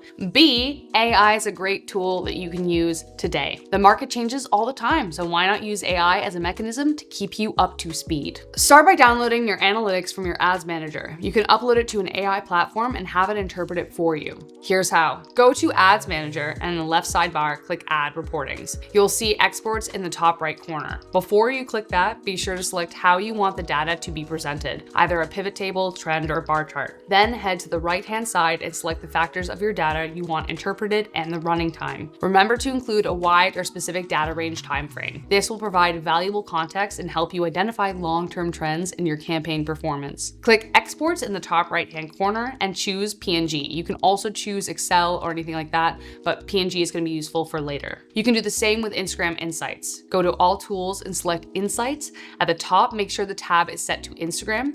At the corner of each panel, you'll see export. Again, download it as a PNG, but you can also download it as Excel for your own records. Now that you have your data, head to either ChatGPT, Google Gemini, or your preferred AI bot and attach it as a file. From there, paste this. Analyze this Instagram ads data. Identify top performing ad sets, underperforming campaigns, and potential optimization strategies. Provide insights into audience demographics, ad creative effectiveness, and overall campaign performance. This prompt transforms ChatGPT or Google Gemini into your own personal Instagram ads expert. You can always refine your prompt to include other factors like age and gender variations to deduct issues and brainstorm strategies. This is a helpful tactic you can use to increase your overall understanding of your account's analytics and adjust on your findings. If you choose to use automated ads, it does a lot of this for you. However, this is particularly useful for the campaigns you manually set up, and your increased understanding will help you when it comes time to set up your automated rules. Automated rules is another useful AI tool that will streamline your ad management process and optimize performance. By setting up predefined conditions or rules, you can automatically pause underperforming ads and increase the budget for high-performing ones. To set up automated rules, go to All Tools, navigate to the Ads Manager, and go to the Tools section and create Rule. My rule will be called Ad Stop because I wanted to stop all of my ads if the cost per result is greater than $20 after 30 days. To increase the budget for high-performing ads, you could set something like condition. Set the condition to return on ad spend and establish a threshold. Time range. Choose a specific time frame. Action. Set the action to increase daily budget by whatever specific percentage you want. Some other common examples of automated rules you can implement are budget optimization, adjust the budget based on performance like we just did, notification alerts, receive alerts for campaign performance changes, ad rotation, you can automatically rotate your ads based on their performances. So much more. But basically, automated rules is a tool you don't want to overlook. As always though, start small and then build up the complexity over time. Otherwise, you're gonna end up like me, crying on a black diamond ski hill because I thought I could handle it because I crushed the bunny hill so many times. One step at a time, folks, or in my case, one slope at a time. Section 4, AI-powered ad creation and ideation. I'm a big fan of AI being used to streamline tedious tasks to make more time for your own creativity. And I'm loving how AI can work as a collaborator alongside the creative process. Why not save time writing tedious ad copy so you can find more time to design really exciting graphics and images? Or maybe that's tedious work for you because coming up with image or video ideas feels like swimming through mud. Marketers like you can save time and boost efficiency by using AI to troubleshoot creative blocks by generating a diverse range of ad copy and visuals. Starting with ad copy, let's be honest, this job can be a little repetitive. There are only so many ways you can describe one thing. By inserting specific prompts and guidelines into ChatGPT or Google Gemini, you can generate multiple variations of ad copy tailored to different target audiences and marketing objectives. Here is a basic example, and you can apply it to any AI text bot that you use. I'm gonna use Google Gemini for this one. Write 3 Instagram ad copy options for a new sustainable shoe brand targeting environmentally conscious consumers. Highlight natural ingredients, carbon neutral initiatives, and ethical sourcing. This is what Gemini came up with. Option 1, short and sweet. Option 2 is focusing more on the science elements. Then option 3 has more emotional appeal. When it comes to image generation, you can apply the same principle. So by inputting specific prompts regarding your guidelines, marketing objectives, and target audience, you can use the output as inspiration for your ads. So you can use things like Midjourney, Stable Diffusion, DALL-E 2, there are literally so many. But consider that image generation does require more intricate prompts. But we did a whole video about prompting for image generations, which I will link in the description below. You're welcome. No matter which AI image or text generator you use, they're excellent spaces to explore and experiment to keep your creativity flowing, to keep your posts fresh and captivating. By combining the power of AI with human ingenuity, you can create truly innovative and effective advertising campaigns at a faster and more efficient rate than ever before in history. That's crazy. However, choosing the right website platform is key when you're using Meta and AI. Shopify is a great option because it's easy to use and packed with features and apps designed to work with Meta and AI, plus so much more. Section 5, 10 expert tips for Instagram advertising success. Let's go. Speaking of easier, here are 10 tips you can keep forever and use as a reminder while building your Instagram ad campaign. You can frame it and put it right beside your desk, or stick it to your fridge, or keep it on your phone. That's probably easier. Anyways, first thing, optimize your Instagram profile using keywords. Instagram's search algorithm scans your page for keywords and surfaces posts to match searches. Use broad and specific keywords like sustainable coffee in your bio, hashtag stories, and posts. Prioritize concise language and highlight key business aspects. Avoid overwhelming your page with too much information. This helps your content reach users searching for similar terms. Set SMART goals. The SMART acronym helps you set effective goals because you have to be specific, clearly define what you want to achieve. They have to be measurable, quantify your goal to track progress, achievable, ensure your goal is realistic, relevant, align your goal with your overall objective, and time bound. Set a deadline so you stay motivated. Identify pain points. Pain points are problems, challenges, frustrations, or unmet desires customers experience when interacting with a product or service. Some examples of pain points would be misleading product claims, complicated checkout processes, and price gouging. Understanding pain points in your market really helps you because it'll improve customer experience and loyalty, identifies areas for improvement, and develops solutions to address customer needs. Number 4, engage the 5 senses in your ads. So see, hear, touch, taste, smell. To create dynamic and effective ads, incorporate sensory details. So for sight, include high quality visuals that make your product really tangible. For hearing, sounds that evoke emotion or atmosphere. Touch, you want to make your audience want to reach out and grab it. So textures and sensations that invite interaction are important. For taste, if you're selling products that are like food related, flavors and aromas that tantalize the senses, like include some descriptors about that. Smell, I know you can't smell an ad, but some kind of imagery that evokes a sense of smell, like steam coming from a cup of coffee. Aim to engage at least 3 senses to elevate your ad game and make your product more relatable and desirable. Leverage user-generated content, or UGC. UGC is content created by customers or followers, not you. It provides social proof and credibility, builds trust with potential customers, expands your reach through influencers and customer networks, generates content with less effort, which is honestly the point. Number 6, host Instagram contests and giveaways. Contests and giveaways can generate buzz and increase brand visibility, boost engagement through share, comment, follow, and like conditions, encourage user-generated content through creative challenges. But before you do that, here's some best practices. Provide clear instructions, offer an attractive prize, but number 1, follow Instagram's guidelines. Number 7, create valuable content. To stand out and build loyalty, you want to make sure you add educational elements to your posts or share valuable information through tutorials, how-tos, inspirational advice, behind-the-scenes content. This will help foster a deeper connection with your audience and drive more meaningful results and promote loyalty. Number 8, create an effective automated message strategy. Now, automated messages can be super useful because they can save you time responding to FAQs, greeting new customers, send reminders and promotions. However, you have to find a balance because you don't want to overuse them. Don't use automated messages for sensitive issues like refunds or technical difficulties or negative feedback. You want to respond personally when possible to ensure messages are up to date, important, and creative, and find a balance to craft a community for your brand, because otherwise your audience is just going to feel like they're talking to a robot, and it doesn't particularly support the credibility of your brand.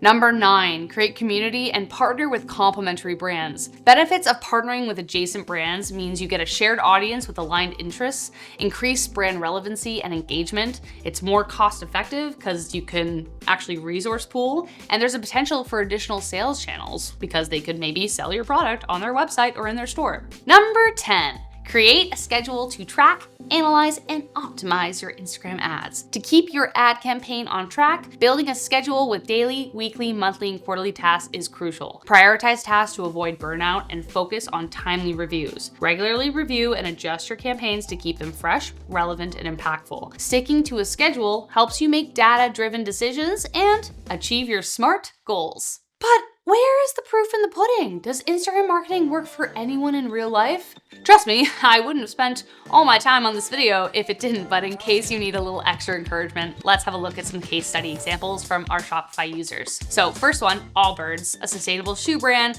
ran a 4-cell split test in order to test out different creative concepts. They had 3 cells. Each one had a unique creative concept, and the 4th combined all of the concepts into one. Cell 1 consisted of a brand storytelling approach. Cell 2 centered around product benefits and lifestyle. Cell 3 focused on innovative materials, and then they combined all of them for a 4th one. Then they measured the sales lift of each cell based on the people who viewed the ads. They also ensured to include a shop now call to action button on each of the posts and budget optimization, and they used the automatic placement feature. The ads were run for 2 weeks, and they saw a 48% lift in the purchases for all creative, 46% lift in purchases for the brand storytelling creative, and an 18% lift in an ad recall for all creative. This case study emphasizes the importance of creative testing, data-driven insights, and strategic budget management in Instagram advertising to maximize sales and improve ad recall. Another is Hi Smile, an Australian toothpaste brand that utilized a brand partnership with Conor McGregor with the intention of increasing their viewership among millennials across the world. By creating short, clever 15-second videos combined with eye-catching images and a website call to action, they saw a 5-time return on ad spend. Not surprising because, I mean, Conor McGregor is Conor McGregor. But this case study demonstrates the importance of partnering up with influencers in order to expand your brand reach. Choosing the right partnership can make your ads far more effective. Speaking of partnerships, Oak and Eden, a Texas native whiskey brand, collaborated with a Meta business partner to create an effective ad strategy for their company. They prioritize expanding and scaling the Advantage Plus audiences, which favored video placements in stories and reels as opposed to their previous strategy of feed placements. The results that were tracked by both Shopify and Meta Ad Manager saw a 156% increase in return on ad spend, 599% increase in conversions, 116% increase in meta revenue, and 69% decrease in cost per result. Pretty impressive stats. This study highlights the effectiveness of utilizing the Meta AI technologies in creating a very specific strategy for your company in order to see results. AI is transforming the landscape of Instagram advertising, and it's time to embrace it. Experiment, readjust, schedule your time, and honestly, have a little fun. Building a business can be stressful. By using AI to handle the tedious tasks, this can give you more time to spend on the aspects of your business that you love. I'm gonna show you how to grow your business on Facebook Marketplace. What is Facebook Marketplace and why should I use it? Well, Marketplace was started in 2016 and it's basically like an online garage sale, except way bigger, and holds a market share of 51.9%. Also, remember that 1.1 billion I mentioned? Well, guess what? Even the youths are logging on. Despite only 32% of US teens using Facebook today, Marketplace experiences an entirely different kind of engagement. 16% of Facebook's active users log in just to browse or use Marketplace. So why is it so popular? Because it's the place to go to find affordable and unique secondhand items for the eco-conscious and thrifty consumer. In fact, furniture, clothing and accessories, and electronics are consistently the top 3 popular categories of best-selling items. Also, fun fact, I found my first apartment on Facebook Marketplace. Not surprising, considering houses and apartments dominate listed properties, accounting for over 80% of the total. Plus, if you're an organic seller, it's free to use, free to sell, and puts your listing right in front of local traffic. Anyone can make an organic listing in a few minutes, and I'll prove it. Log on to Facebook, select the market icon at the top, select selling in the left-hand corner, click create a listing, and from there, it's just a matter of uploading a high-quality image of your couch or lamp or candle, whatever it is, or listing your apartment, fill out the details, and click publish. Boom, done. Plus, it's free to start and listings appear right in front of, again, your hyper-local traffic. But there are limits to organic listings. Marketplace likes physical goods only. They do not like non-physical products, i.e. lost and found posts, news, jokes, and plenty more. So as a note, before we continue, take some time to review Meta's commerce policies and Facebook community standards. Fun fact, services such as house cleaning can't be listed as an organic listing. So if that's you, No need to panic just yet. The workaround for this just so happens to be the very thing that will boost your business to infinity and beyond. I'm talking about marketplace ads. The power of Facebook marketplace ads. When I go on Marketplace and type in, let's say, couch, right off the bat, I'll see a couple of listings, but then suddenly an image with a subtle sponsored tag will appear. These are the ads I'm talking about. But I'm sure you're asking, because I thought the same thing, why am I selling new items in a predominantly used space? Well, it works because you're meeting people who are already in the buying mode, often looking for deals. So if your product is priced competitively, it stands out, especially when it's new, but close to the price of something used. So as a business, it's a great space to offer deals and sales as a gateway to introduce people to your products and your business. When you boost a product, Meta places your ad across the metaverse, which includes the Facebook feed and marketplace. Running a boosted post or ad dramatically increases reach compared to free listings by driving traffic and visibility. Remember, ads are how Meta makes money. In 2024, Meta generated $160.6 billion in advertising revenue, so we ain't talking chump change here. So if their ads don't work well, not only do you not make money, neither do they. While Facebook doesn't publish marketplace-specific conversion rates, as of 2025, the average Facebook ad conversion rate is around 8.95%, which is higher than Instagram or TikTok ads, which both sit around 3% right now. Their ads are so effective because Facebook understands the art of subtlety. When you promote a product using Facebook Marketplace ads through Meta Ads Manager, it appears right alongside regular listings with just a subtle sponsored tag, so your offer blends into the browsing experience of people already shopping. How do you set up an ad? Well, firstly, for this step, you're gonna wanna make sure that you have an A, Facebook page and Commerce Manager account, and B, a website platform like Shopify that you can link to your business Facebook so all of your products will sync. Speaking of which, head down to the link in the description below to your free trial and thank me later. It will save you a lot of time. Type into the search bar Commerce Manager and log in with your desired Facebook account. On the landing page, click Add Products and select Catalog Type. I'm choosing online products, then toggle on Connect to a partner platform, Shopify for example, and then paste the link to your store's website. Then it will prompt you to continue on your shop's dashboard. As you can see here, it says continue on Shopify. From there, follow the prompts to connect your store to your Commerce Manager so you can start making ads. But for the marketplace, there are a couple things I really want you to remember. 1. As of now, there's no way to create ads specifically and only for the marketplace. However, utilizing keywords to do with location and Advantage Plus placements are strong tactics to make sure your ads show up there. Marketplace is all about local, so spoon feed Meta keywords relating to location like Canadian made, Toronto based, local handmade, etc. Meta will automatically place your ad in the marketplace if it meets their eligibility criteria and if it fits the user's behavior. Follow the same rules if you want to post multiple ads at a time.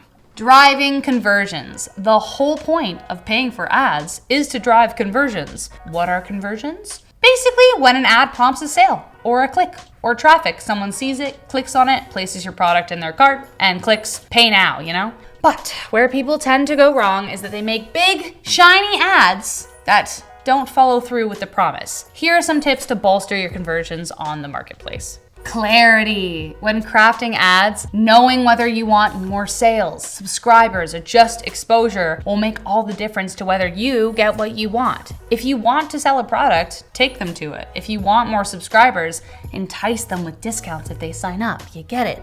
Which brings me to targeted landing pages. If a marketplace ad is for a specific product, like a dining table, the click should lead directly to that product page, not the general homepage. The product was right in front of the customer. If the link then takes them to your whole website where they have to search for the product again, then you created a barrier. Genuinely, as a consumer myself who falls prey to these ads all the time, this is my biggest pet peeve, and it physically stops me from buying the product because it makes me second guess. Creating effective landing pages that deliver immediately to your audience is crucial. But it doesn't end there. You've got to nurture your leads. Both Meta and Shopify have tools you can use to input follow-up strategies like an abandoned cart nudge or an email campaign to help guide customers towards the big yes. Say they added it to the cart but didn't click buy now. Perfect time for the abandoned cart nudge. But how do I track that? The Metapixel. The Metapixel is a cheeky bit of coding that you can use to quietly track your audience. It does sound creepy saying that out loud. Maybe it's more like a fly on the wall checking on how your ads are doing. Yeah, that's better. You can install it into your website to assess what people do after they click your Facebook Marketplace ad. So let's say someone clicks your ad for a coffee table. With the Pixel installed, you'll know if they actually visited the page, if they scrolled, added it to their cart, or if they bounced after 2 seconds. You can then retarget that exact person later with a more specific offer or a reminder. Hello, abandoned cart email. The Pixel gives you insight into your customer journey, so you can see which ads are converting, which ones are wasting money, and which products are pulling the most attention. And don't worry, installing the Pixel isn't some coder level nightmare. If you're using Shopify or another e-commerce platform, there's usually a plug and play integration. And yes, Shopify has that, so just in case you're still thinking about that free trial. Go to Meta Business Suite and then click Events Manager, click Datasets, and then click Continue Pixel Setup. It will then give you the option to manually insert Pixel code, or you can connect to your Shopify account and continue through there. So if you're spending money on ads and not using the Metapixel, you're basically throwing darts in the dark. Ow! Use the Pixel, track your data so no one gets hurt.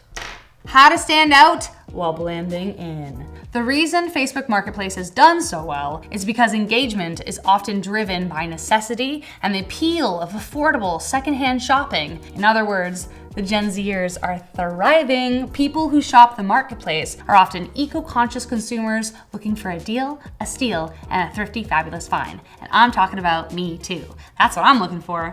The truth is, the people who sell well on the marketplace are the ones who know how to blend in while standing out. Quality matters, but you don't want to look too good to be true or like an ad. We talk about using clear, well-lit, high-quality photos and images, but think about styling your items as well. This ad from Wayfair is great because while the colors are vibrant and the image is clean, it still looks like a picture of a couch in someone's apartment, and it isn't so far away from some of the other organic listings. Then, when I click on it, and this is clever, it takes me to a deals page, which shows that their items are competitively priced, whereas this one from Ashley Canada looks like an ad, so it's hard to imagine a thrifter clicking on it. Again, use location and category specific keywords, so local terms and categories like home and garden, kitchen, living room in your title and description helps Meta place your ad where it counts. And don't forget to time your posts. Evenings and weekends are prime times. Spread out your ads to manage inquiries and/or volume smoothly. For those of you who will be operating less through an external website and more through Facebook Marketplace itself, remember to be responsive and polite. Quick, friendly replies build trust. People can be flaky on Marketplace, doesn't mean you should be.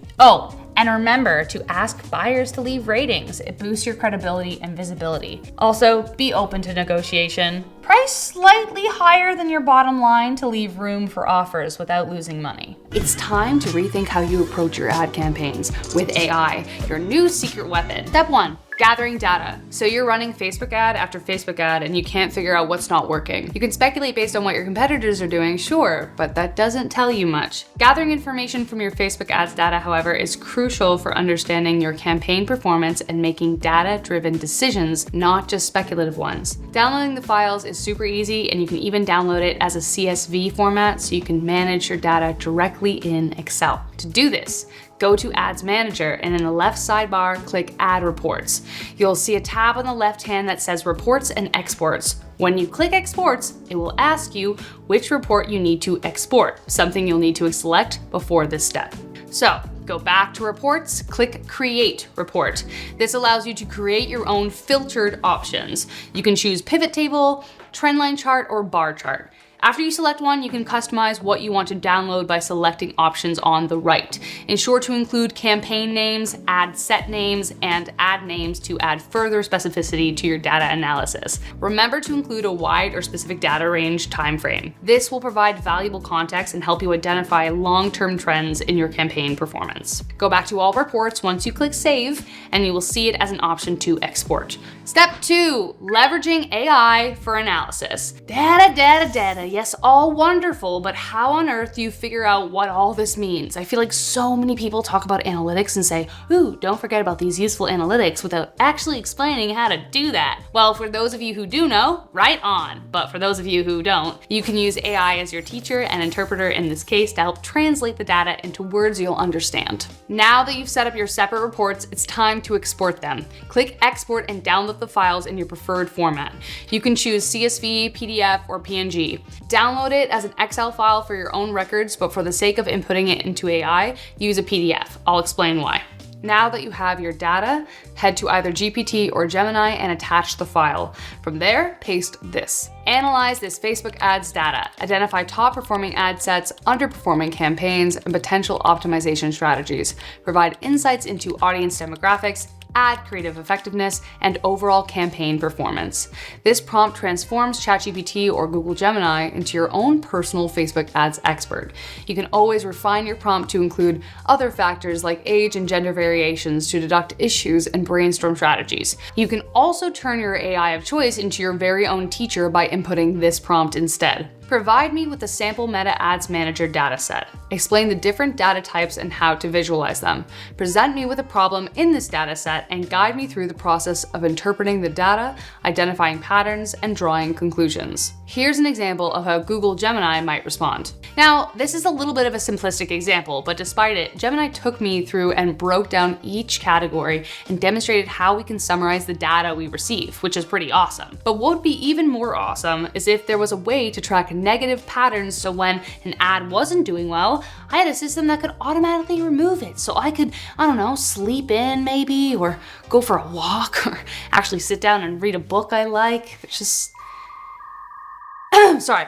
Anyways, you get the point. Which brings us to step 3, utilizing automated rules. Good news, all those daydreams I just had before are actually something you can do after you start using automated rules.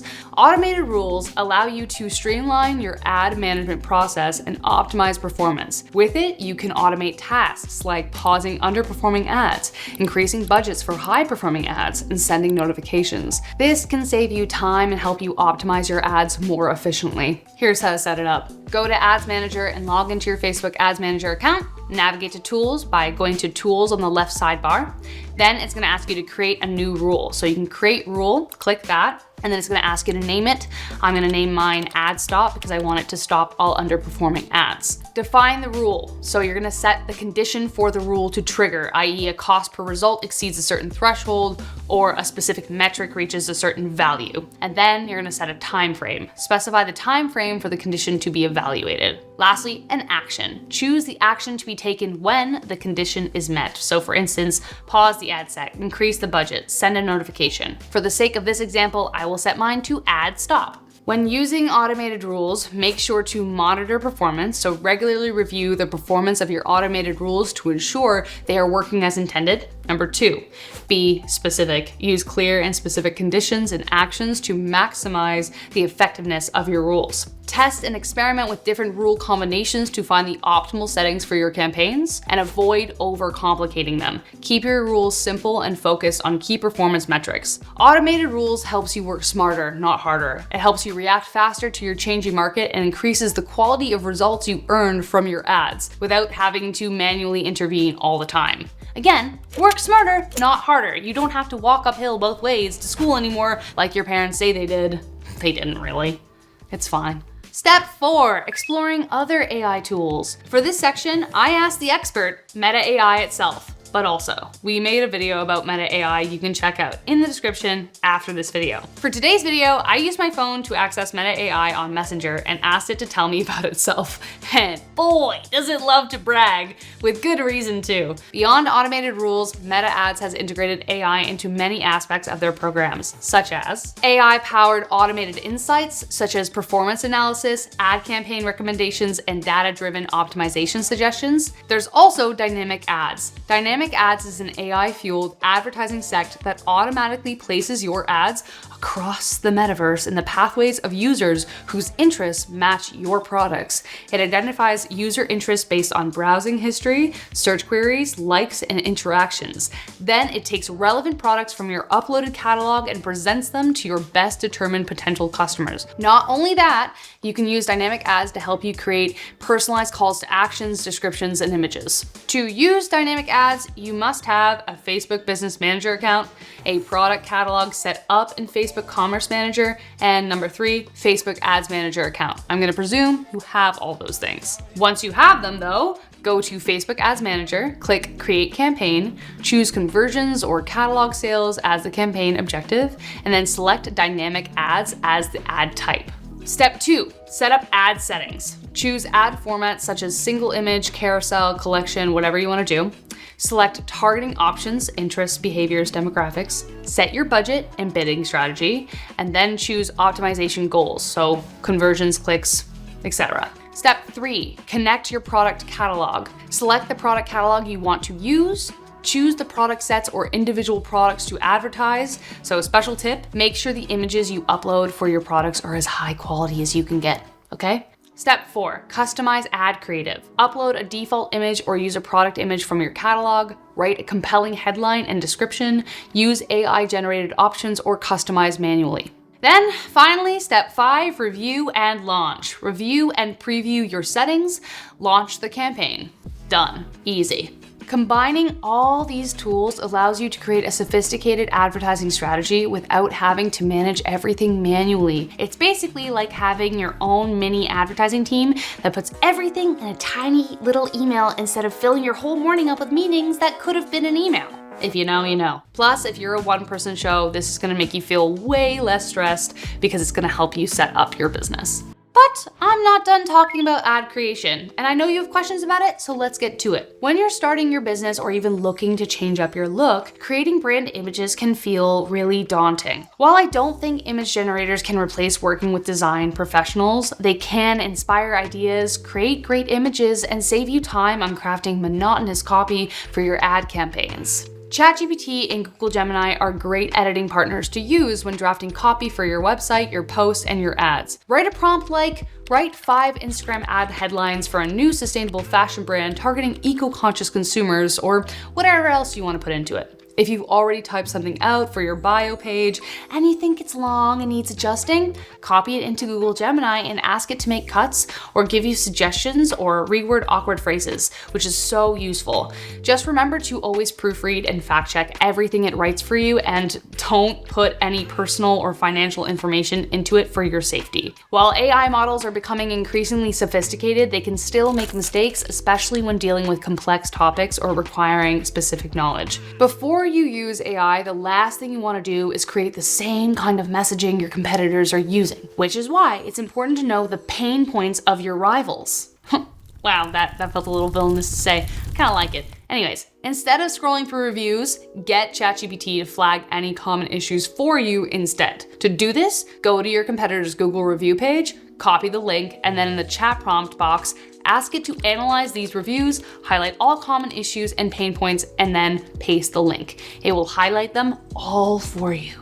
Then you're gonna ask it to create 5 ad lines for your brand that show a superior alternative. So now, not only have you gotten help creating copy for your ads, but you've made it more effective by highlighting how your brand differs from the competition in a positive way. Don't forget, there are also AI image generators like Midjourney or DALL-E, for example, that you can use to edit and elevate images of your products to increase their quality. I mean, looking for a background for your website, but you don't know where to start? Spend some time inputting prompts into the generators with a few adjectives creatives and see what inspires you. You may even find a great base image for your final product. Take that image and use your own expertise to refine and enhance the quality of the image specific to your brand. You can even use these images to help you effectively communicate your vision to a hired designer or digital creator to truly make something unique. But remember, no one is as unique as you. Your Facebook ads won't work without the right strategy. So I'm gonna break down the latest strategies and tactics to achieve Facebook ads success. The first thing you need to do is create a Facebook page and set up a business account. Once you do, open up your ads manager and click Create Ad. A little tip, when choosing your first product to push, try to use your best-selling product or the one with the highest profit margins. This way you can mitigate some risk. There are 3 levels in every Facebook ad campaign. First, there's the campaign, then the ad sets, and then the ads. First, in the campaign, here is where you define your goals such as engagement, lead gen, sales, or your budget. Next is ad sets. This is where you can set up targeting, bids, placement, your schedule, and also sometimes your budget as well. Lastly is the actual ads. This is the copy, the images, or the videos you use. Basically the creative aspect. You can actually have several ads running at the same time for testing purposes. Now, let's build a campaign. To begin, you will have to set your objective first. So if you're on a small budget, go for leads or sales. If you have a bit of a budget to play with, you can start with brand awareness or traffic and then retarget from there. Next, choose your campaign setup. And don't be afraid to trust Meta and use Advantage Plus shopping campaigns and audiences. This allows Meta to do what it does best, especially if you have a small budget and you don't have a lot of room to play around with. And there's also going to be less details to worry about in the beginning. Next, set your budget. You can give a daily budget or a lifetime budget. So how much should you be spending? You should spend at least 1 times your product price every day in order to get sufficient data. But spend 2 to 3 times your product price if you can. But if you're on a budget or you have a high ticket product, just spend what you have. It could honestly be as low as $3 a day just to get something running in the beginning. But know this, the more money you give Facebook, the better results and data it's going to get for you. Now, what about targeting? With targeting, you have the option to go broad or niche. First, if you don't have a lot of data on your buyers, it's good to focus on only one interest at a time and test how effective it is. Start broad and then narrow things down as you go. Broad targeting lets Facebook optimize your campaign with the best audiences. Plus, larger campaigns can actually be more cost effective. You can also use Advantage and it's gonna help you choose the best audience for your product. Alternatively, if you already know your ideal prospects based on customer purchase data that you have, then it could benefit you to go super niche and then pour your money into that group of people only. You need to consider their location, their interests, and their age among other data points. If you're unsure of which one to choose, you can A/B test this and run 2 of the same campaigns. One to a niche audience and one to a broad audience. Then see what does best. Once you have a winner, run with that one. I will say this though, trying to run niche ad campaigns without proper customer data is like throwing darts blindfolded. You're gonna hit something, but it's probably not the target. Now, how long should you run your campaign? Run the testing phase for about 1 to 2 weeks. Once you find a winning ad, run it for 3 to 4 weeks and then evaluate the impressions. If it works well and it's evergreen, you can keep running it. But make sure to keep your creatives fresh. There's something called the learning phase. Facebook needs to learn about what works, so try not to adjust any important details on your campaign until it has finished the learning phase. You can always duplicate a campaign if you want to make adjustments. So let Facebook learn on your campaigns while they're active so it can properly optimize things for you. Meta does need conversions to learn what works, and the learning period timeframe is based on conversion volumes. So if you make 1,000 sales per day, it could learn in 2 hours, but if you get 5 sales a week, it could take a month to know if that ad is getting good results. Let it run its course. You know you're in the learning phase if your delivery column says learning. Now, let's talk about ad creatives. These are incredibly important. You have the choice to boost content that you've already made, or you can create your own ad creatives. You could be amazing at targeting, but if your ad creatives suck, they won't work. You can create these yourself, or you can hire UGC creators or even an agency to do this for you. You have the option to run videos, photos, carousels, and collections. Make the ads feel organic, like a post from a friend. Especially for videos, something that's gonna stop people from scrolling and keep them engaged. You also want to use a hook to get their attention. Show people how your product actually solves their problem. And do not forget a call to action. People need to be told what they must do to get what they want. For conversion campaigns, it would be something like click the link below to shop now, or click here to get 10% off. You need to have this in your creative asset or in your copy. If you're struggling with content ideas, use the meta ads library to look at live ads. Look at how long they've been running and how well they're doing. You really want to analyze the ones that have been running a long time, ideally for several months, and then figure out why they're working, and then create ads with the same format. Don't completely copy them, but use the format and make it your own. This way, you can actually use someone else's testing. To make a successful ad, you need to combine effective targeting, engaging creatives, and a good landing page experience. You can also use tactics like limited edition discounts, free shipping, product bundles, and more to get your customers' attention. Now, let's talk about budgeting. You can set your budget on a campaign level or on an ad set level. If you choose to use Advantage Plus, it's going to set your budget on a campaign level. Choosing a budget on your ad set level will give you more control over how specific ad sets are delivered. It's good to use campaign budgets for testing and ad set budgets once you know what is working. The spending limit is not a hard cap. Facebook may go over a little bit. They're gonna tell you below how much they're gonna go over, but you're gonna need to be a little bit flexible. Also, start small until you know that your campaigns are profitable, and then you can scale from there. If you have a small budget, just copy what works in your industry already. Now, here are bidding strategies. First is spend-based bidding. This is about spending your budget and getting the highest value possible. Facebook is going to try to optimize your entire budget. Goal-based bidding. You set a cost or value that you want to achieve, such as cost per result or a ROAS goal. That means return on ad spend goal. There's also manual bidding.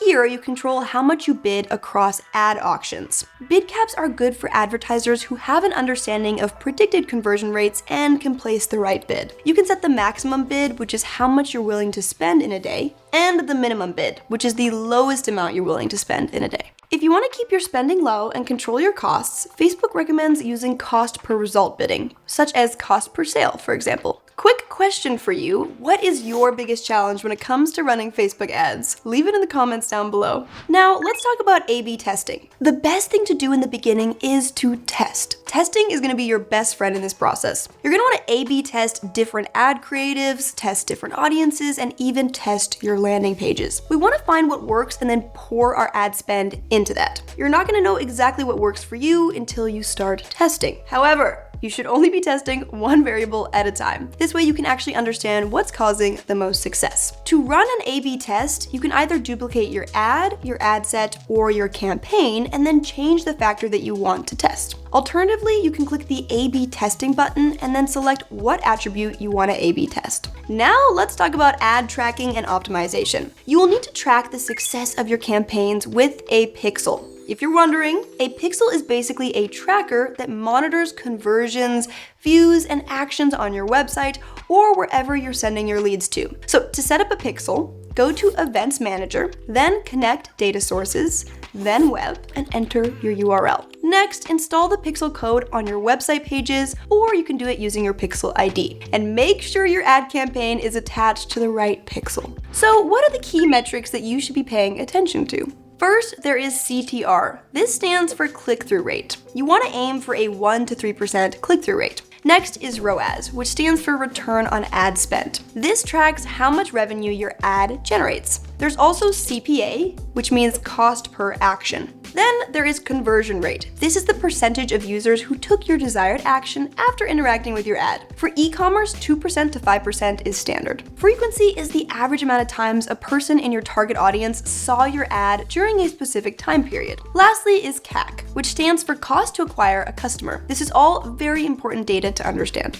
Fun fact, you can actually track this data right in your Shopify dashboard. All you gotta do is connect your Shopify account with your Facebook ad account. Here are some tips for scaling and maximizing your ROI. Use lookalike audiences to find new customers that share the same characteristics with your best performing audiences, such as your top purchasers, subscribers, or your highly engaged users. You can also use incremental budget scaling. So try to increase your budget 20 to 30% every 2 to 3 days on campaigns and ad creatives that are going strong already. Make sure you're adding new ad creatives every 2 to 3 weeks to keep things fresh while still using the format that works best for your niche. You want to scale up and start running more of what's working. Once you know what works, it's all about volume. This one is really important. Make sure to retarget users who clicked on your ad but didn't convert.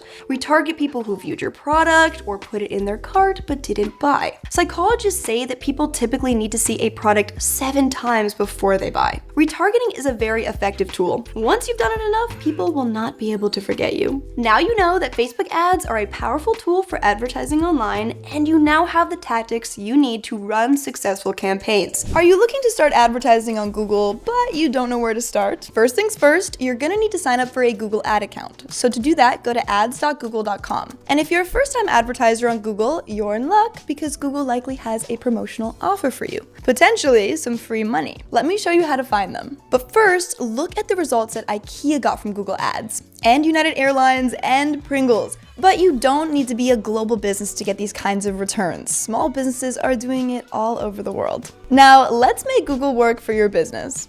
To find those promotions, once you're on ads.google.com, look for a banner that is highlighting their current offers, and the offers that you're gonna see will depend on your country. So once you find one you like, just click Claim Offer. Really quickly, just so you know, your screen may look slightly different from mine based on a few reasons. There are interface updates, Google may personalize it based on your business, they may be A/B testing for layouts, or maybe you have different initial goals, type of account, or just general settings. Lastly, suspicious activity may also change the way your account looks. So don't worry if it seems a little bit different. Or maybe Google AI has come alive and is picking favorites. I don't know.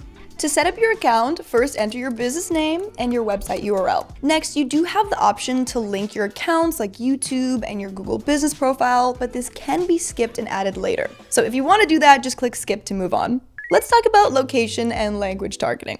You can target geographical areas where you want to deliver your products or services. However, it's important to know that the more specific you get with this, the more expensive your ads are going to be. So you can target specific countries, regions, or even cities. And if you want to do this, go to the location options and target people within your desired locations. And if you want to, you can actually exclude certain locations within your chosen region. Another great hack is using customer segmentation to group your customers together based on their attributes or location. You can have segments such as homeowners or young moms. This way you can easily retarget them. Lastly, make sure to select the target language for your campaign.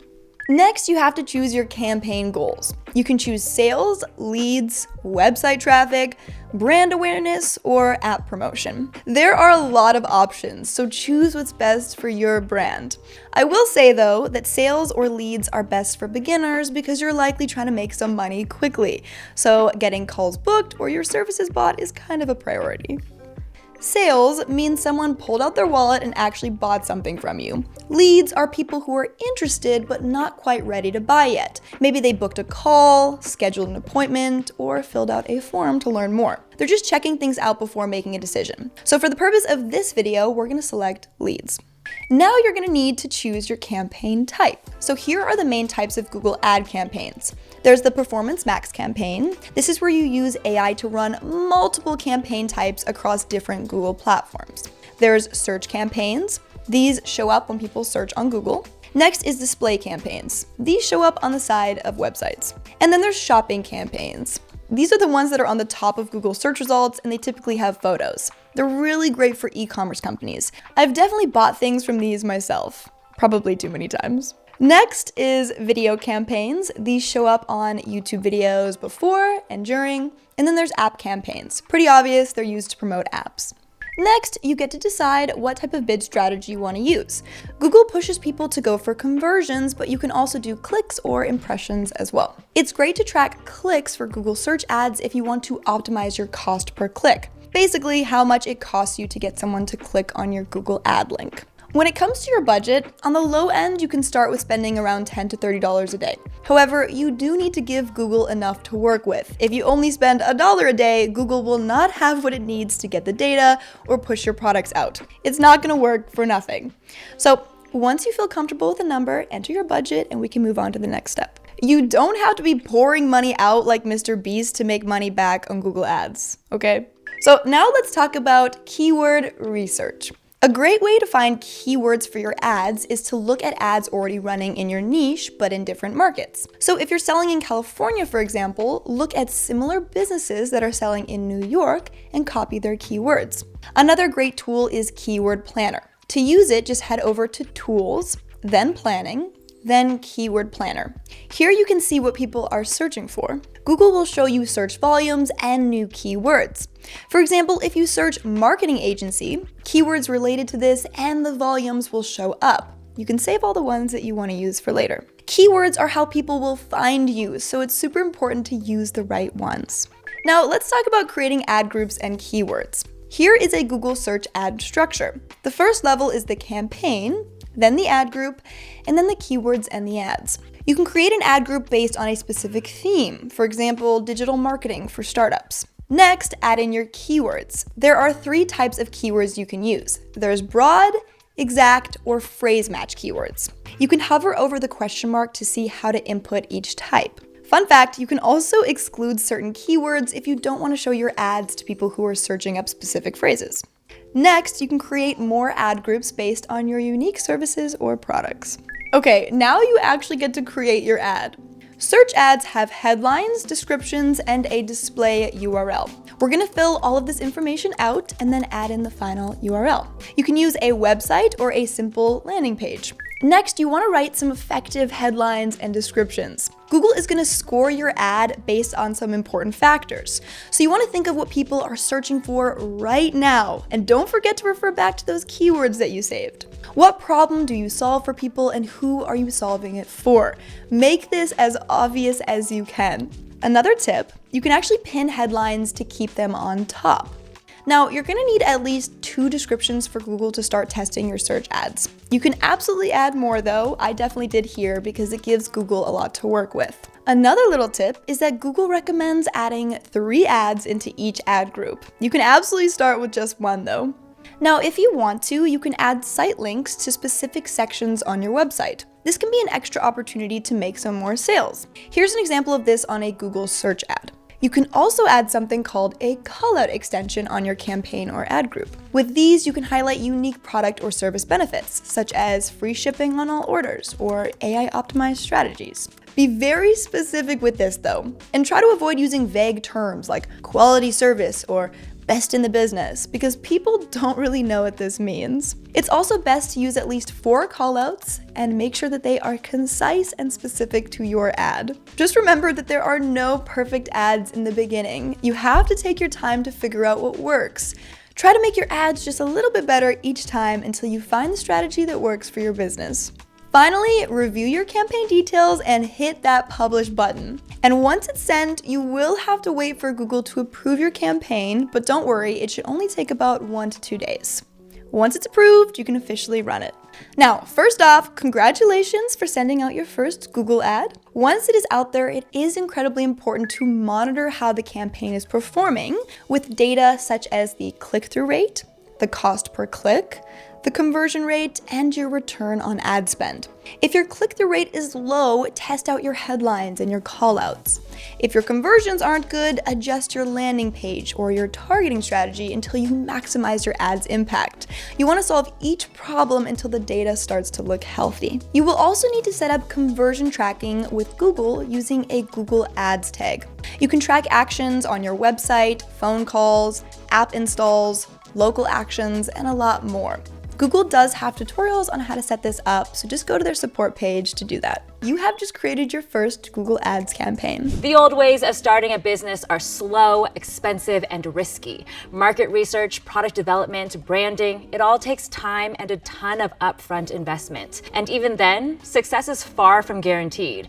But what if there was a way to shortcut the process, minimize the risk, and maximize your chance of success?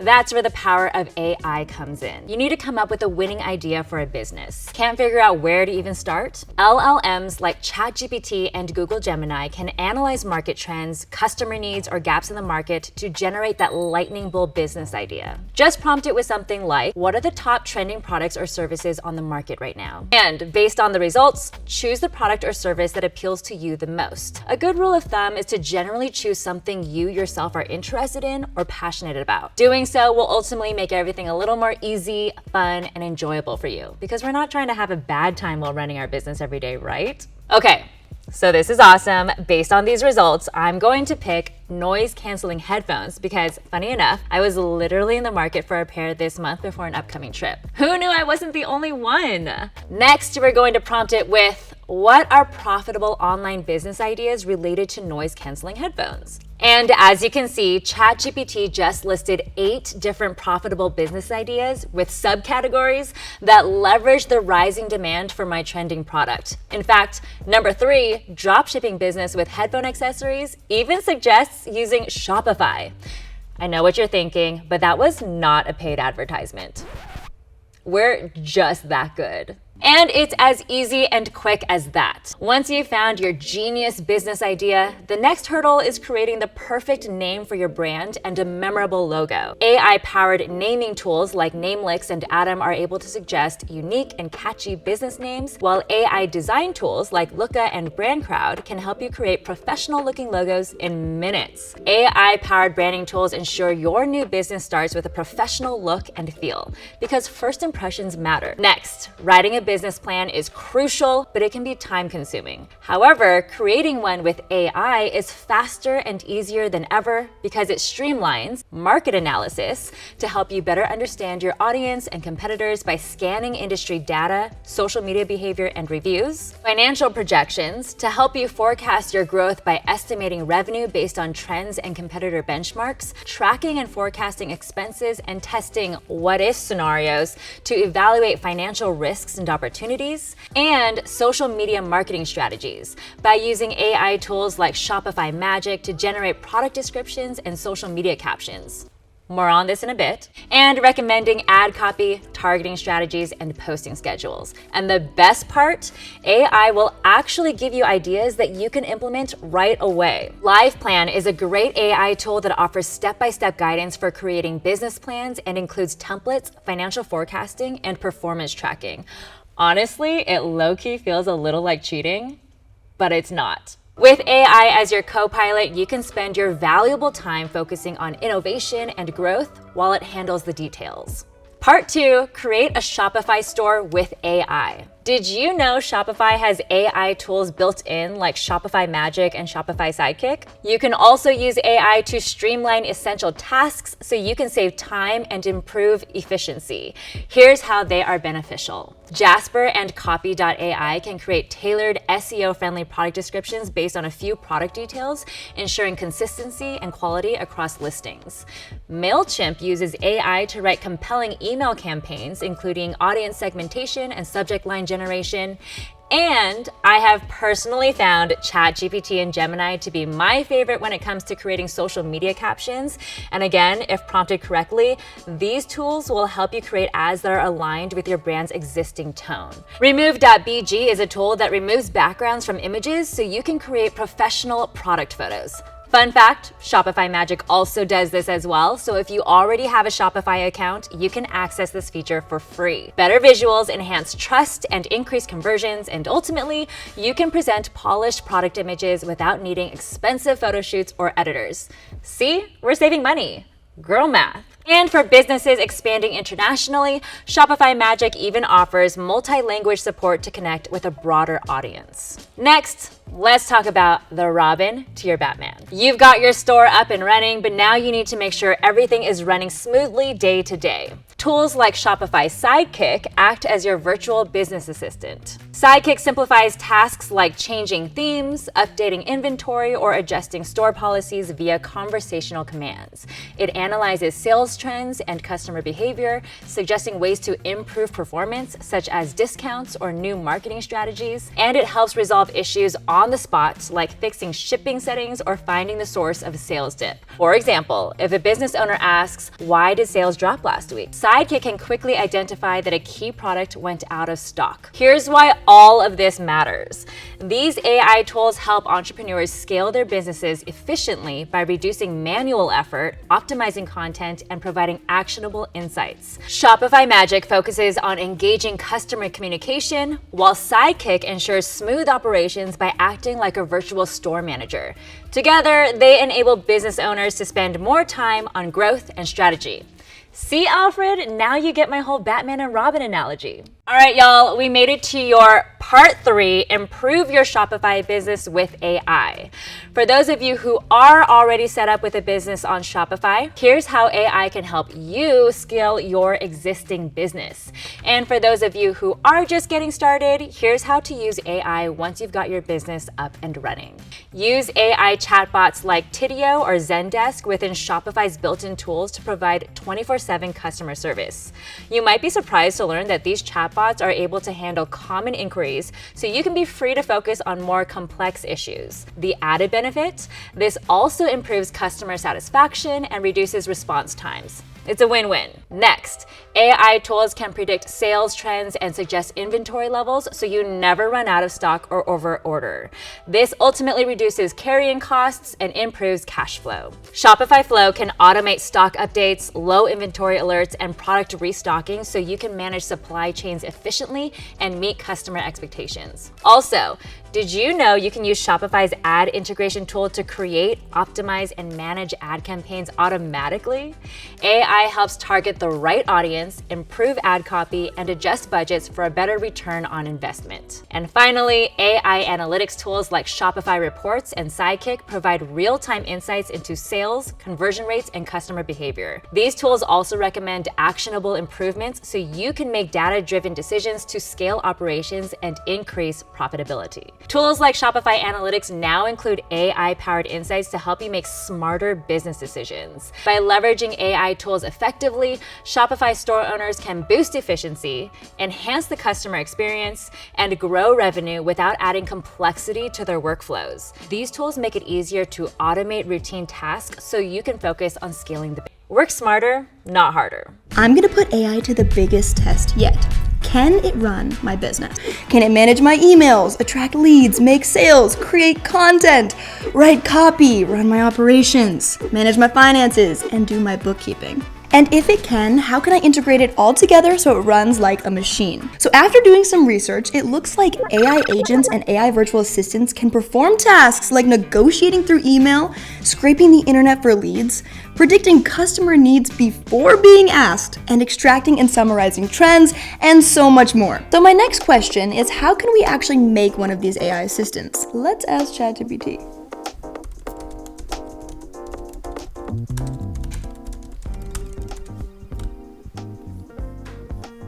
So it seems like it is possible to make a custom AI virtual assistant on OpenAI, but we do not have time for that. We need something fast that we can build right now. So it seems like AI is recommending starting with Lindy AI or Flowise. So let's sign up to Lindy. On Lindy AI, you can customize a team of pre-built no-code AI assistants. Basically an army of AI agents doing work for you. With my social media marketing agency, I often need to find a large amount of leads, so let's see what Lindy can do for me. Okay, this is sick. I can literally customize an AI assistant workflow to scrape the internet for niche specific leads, and I can even get an AI agent to negotiate through emails for me. This is insanity. It's crazy. We're living in the future. There's also a platform called Reggie AI, and it builds AI agents that do prospecting for you and work alongside your current sales team. I'm very excited to try it, so I need to book a demo a few days from now to check it out. So this whole AI agent thing got me thinking, could I actually monetize one of these AI agents and sell it as a tool or service for my clients? Let's ask ChatGPT and find out.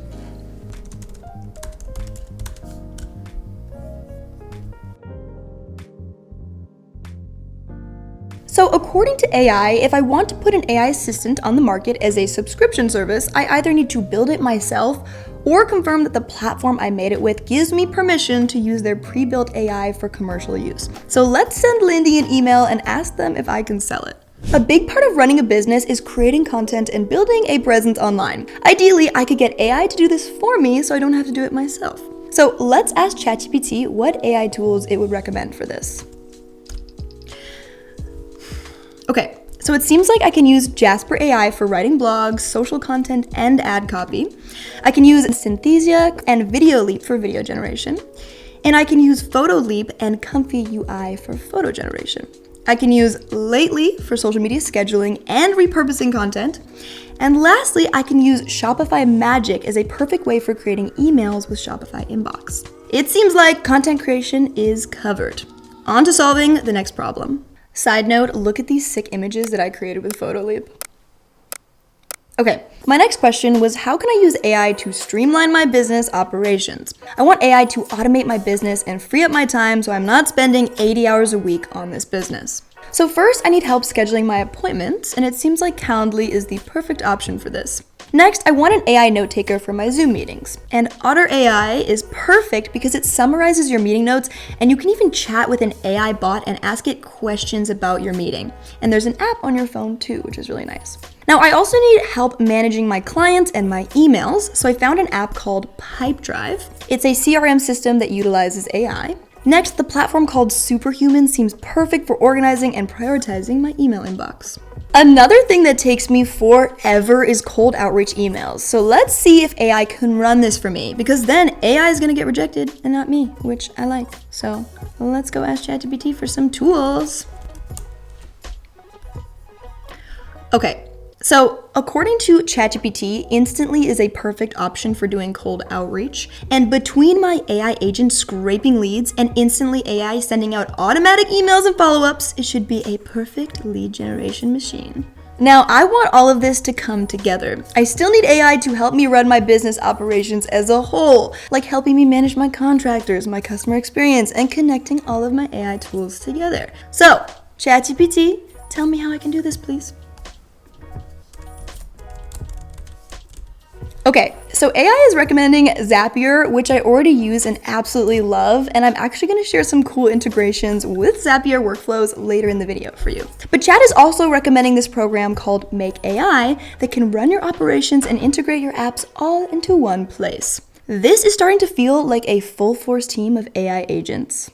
Now, when it comes to building an online presence, Shopify is the perfect website for streamlining business operations because you can download apps to your storefront and find all your data and analytics across different platforms right on your dashboard. So for all of you out there that are still choosing the website building platform you want to use, I would recommend Shopify. I've actually tried a lot of the others, and Shopify has the best integrations and streamlined interface for you to run your business from A to Z. Now, a much dreaded part of my business is managing the books and knowing how to properly oversee my financial strategy. I am certain that AI can help me with this, so let's go on a little hunt to find some of the best platforms. Come on, ChatGPT. Okay, so there are all-in-one AI solutions for managing expenses, budgeting, and running financial forecasts. They are called QuickBooks and Zoho Books. Use them and thank me later. Okay, but what about bookkeeping? This can be super expensive to hire out and a ton of work to do myself. So I found a platform called Zenny AI. It is an AI bookkeeping platform with a dedicated support team and receipt management. This is probably the most exciting find for me because bookkeeping is very expensive and so much work. So the platform is a bit pricey, but is absolutely worth it once you reach a certain revenue mark. Now, speaking of making a lot of money, using AI can be a little bit risky, or just having an online business in general. So my next question, how can I protect my company from fraud or scams using AI? Let's go find some good fraud protection programs.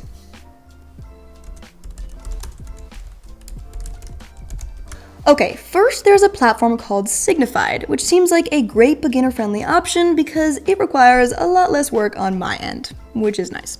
I also found a platform called Xeon. This one offers more flexibility and customization, but it does require a bit more upfront setup. Here is a comparison of both of the platforms from ChatGPT. And based on this, I'm probably gonna go with Signified.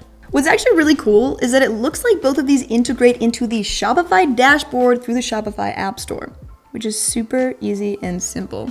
Now, we already found a lot of AI tools for the business, and I'm a little bit worried it may start to feel messy and overwhelming. So I want to see how I can integrate AI into my already existing workflows and processes, like a seamless symphony of instruments working together. Now, there's an app called Zapier, the one that I mentioned earlier, and it is literally the king of integrations. It's there to integrate all your tools together, whether they are AI or not. So here's a few integrations that I found that I can do through Zapier with the tools I have. Integrating Calendly into Pipedrive with Zapier to automatically add context to my CRM when meetings are booked. I can connect Otter to Pipedrive to automatically add meeting notes to my client profiles. I can also get Zapier to auto-schedule Synthesia videos and Jasper content to socials using Lately. This one's really nice because I don't like taking time to schedule out my content. I can also integrate QuickBooks into my Shopify store so it can automatically track expenses and revenue. And guys, there are almost endless possibilities here when it comes to integrations. Zapier will even create new Zaps for you if you can't find what you're looking for on their discovery page. So just type in what you want and see how it can build it for you. Here is my current workflow. Lindy AI scrapes the internet for leads. Instantly AI sends out emails and follow-ups. Then Superhuman organizes and prioritizes responses in my inbox. Then Lindy negotiates with potential clients through email. Calendly books a client call and Pipedrive tracks it. Otter AI then takes meeting notes and a summary is sent to Pipedrive and the notes are attached to the lead. Jasper AI, Photoleap, and Synthesia create content and then Lately repurposes it and schedules it to social media. Make.com and Shopify automate business operations and data sharing. QuickBooks tracks my finances. And Signified protects the business against fraud. There are a ton of upsides to integrating AI-driven workflows. However, this does mean that I'm going to be heavily reliant on technology, which can have its downsides. So I'm going to make sure to keep an eye on how everything is running, because it may need a human touch. Companies all over the world are using AI workflows to solve their biggest business problems. Here are some pretty cool examples. AT&T integrated H2O.ai, streamlining their operations and helping them save a solid $17 million a year. Prime Therapeutics used SaaS AI to crack down on prescription fraud, recovering $355 million in just 18 months. AI made their investigations faster and a lot more accurate. And of course, Netflix's AI algorithm knows us better than we know ourselves, constantly serving up the perfect shows to keep us binge watching. Now, there is an AI agent integration that I have been waiting a long time for, and it's finally here. Shopify has officially released Sidekick in North America. It helps with managing products, analytics, and resources. It will even do some of the nitty-gritty tasks on my online store for me. Now, AI is exciting, but ignoring this one thing could cost you a lot of money.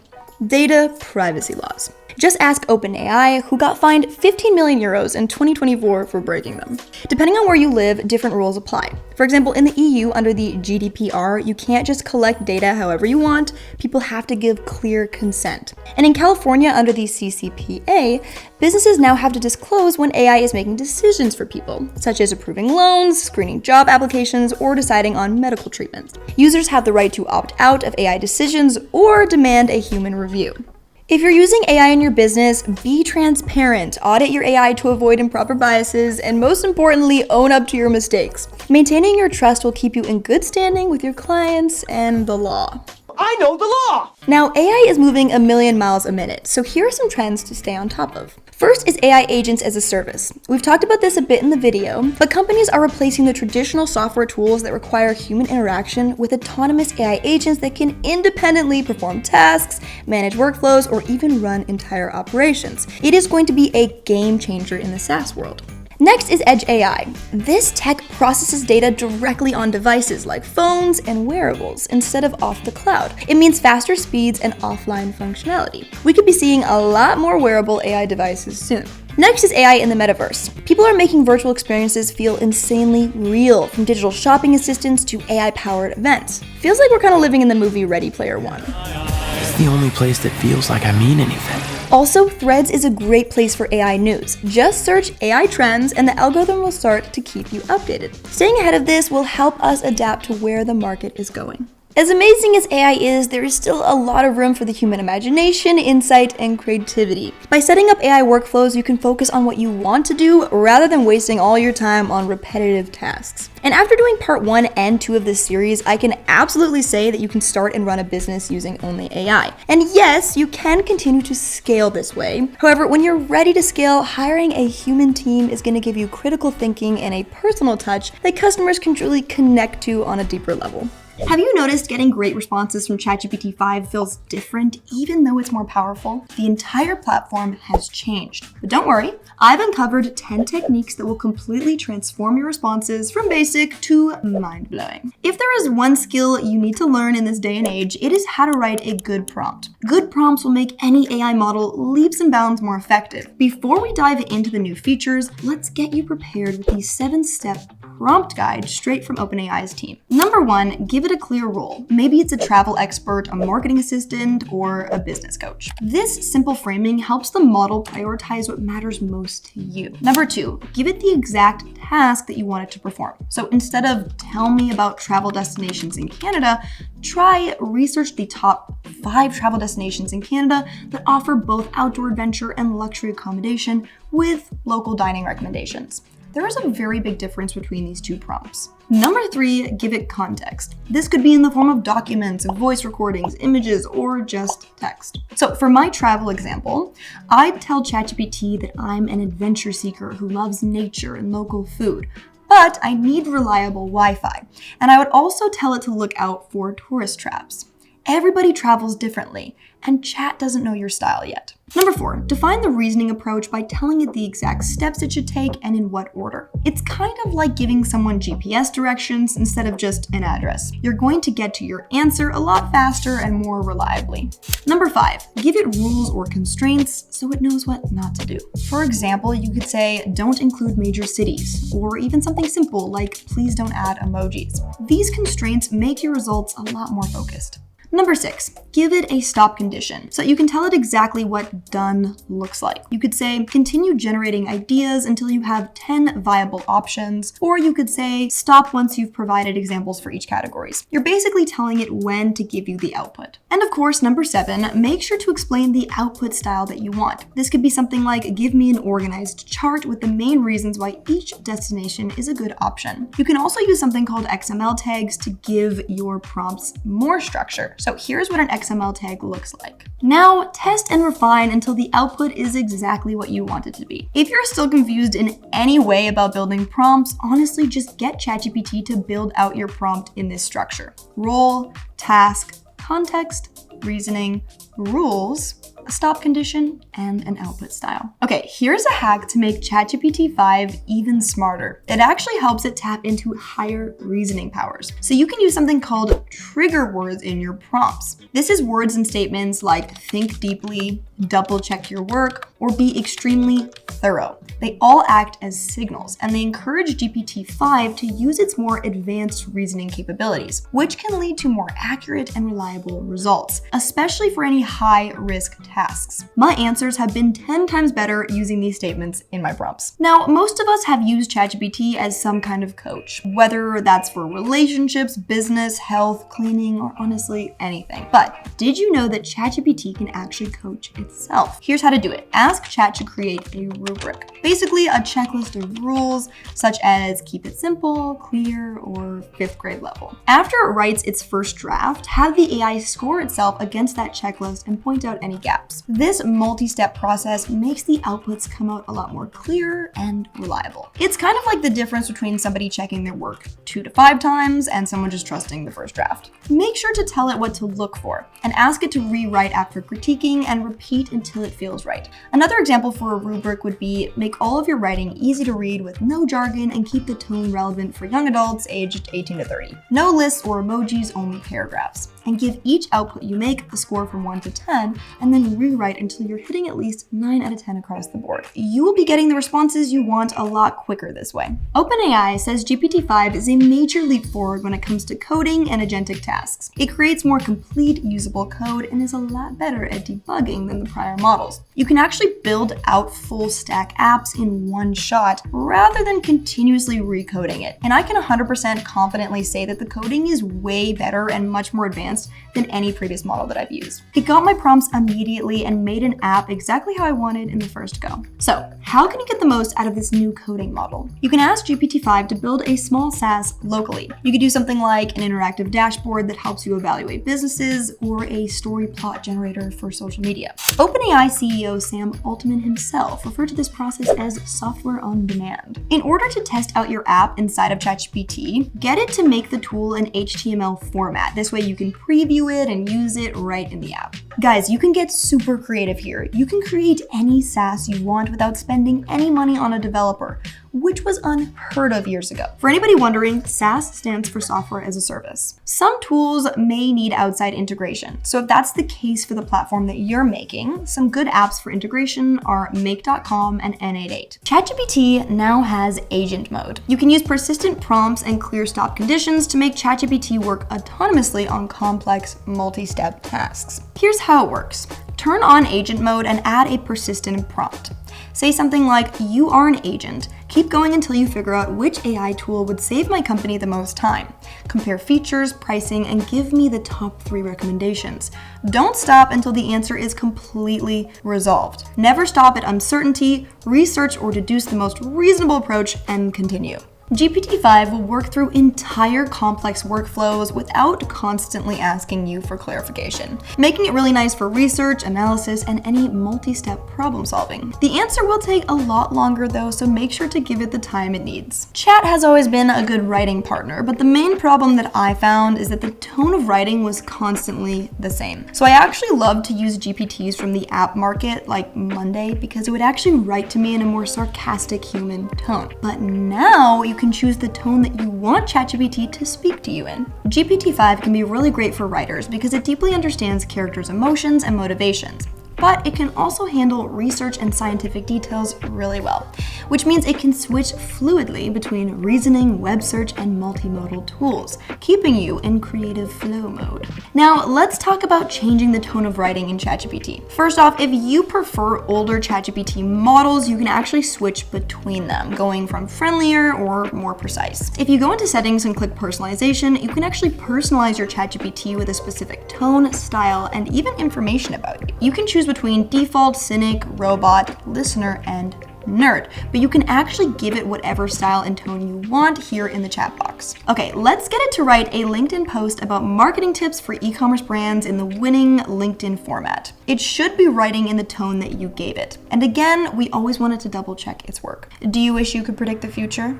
Well, you can't. I'm sorry. But ChatGPT 5 can. Well, almost. It can reason through and find the most likely scenarios or outcomes using current data. So to do this, include think deeply and search in your prompts and ask it to outline multiple possible outcomes, list the assumptions behind them, and highlight risks or confidence levels. It will then hand you mini research reports on things like business bets and which ones are worth it, or potential outcomes of a scientific experiment. It's kind of like a genie in the bottle, but in your phone. It gives you insider reports that you can use for strategic planning, which can really reduce risks and help you make better life decisions. ChatGPT's voice has been upgraded to sound more natural. Hey, what's up? Feel free to ask me about anything that's on your mind. And expressive. Hello, it's lovely to meet you. So you can actually use it alongside the study mode feature to get step-by-step help on any topic. It can quiz you, break down information, and guide you through explanations instead of just giving you an answer. You can even practice languages through spoken conversations or roleplay. You can choose from 9 voices, set your language, and even use voice with custom GPTs. You can also record and upload conversations for ChatGPT to analyze using the little record button in the bottom right next to the text bar. Initially rolling out to pro users, ChatGPT 5 is able to integrate directly with Gmail, Google Calendar, and Google Contacts, making it possible for you to automate and manage your daily life. This feature will let GPT-5 pull information from your Google Workspace. You can ask it to plan your schedule, find time for activities, find unread important emails, or even create packing lists based on your future plans. Now, as Kieran Carr, co-founder and CEO of Girl Dreamer, said, jargon is one of the biggest barriers to accessibility. The world is full of jargon and complex words that the average person cannot understand. And we have to deal with this kind of thing all the time, from doctor reports to legal contracts to fine print or even ingredients in our food. GPT-5 can take super complicated info like a medical report full of things you don't understand and break it down into plain English for you. I actually recently used this for a medical report and it was incredibly helpful. I did not understand it at all until ChatGPT broke it down for me. Chat can also lay out the pros, cons, risks, and benefits for important decisions.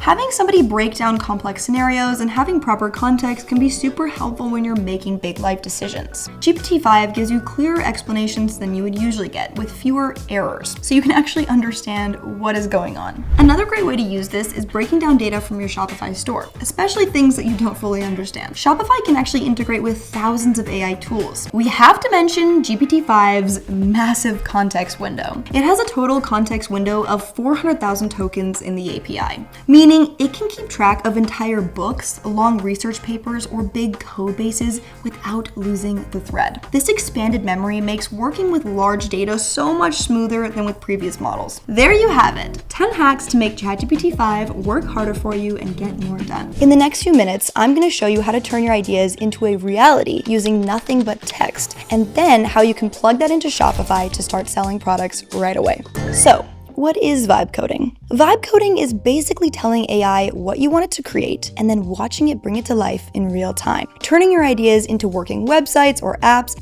without you needing to know anything about how to program. It's kind of like having a personal developer who instantly builds whatever you describe. There are a lot of amazing no-code AI tools out there.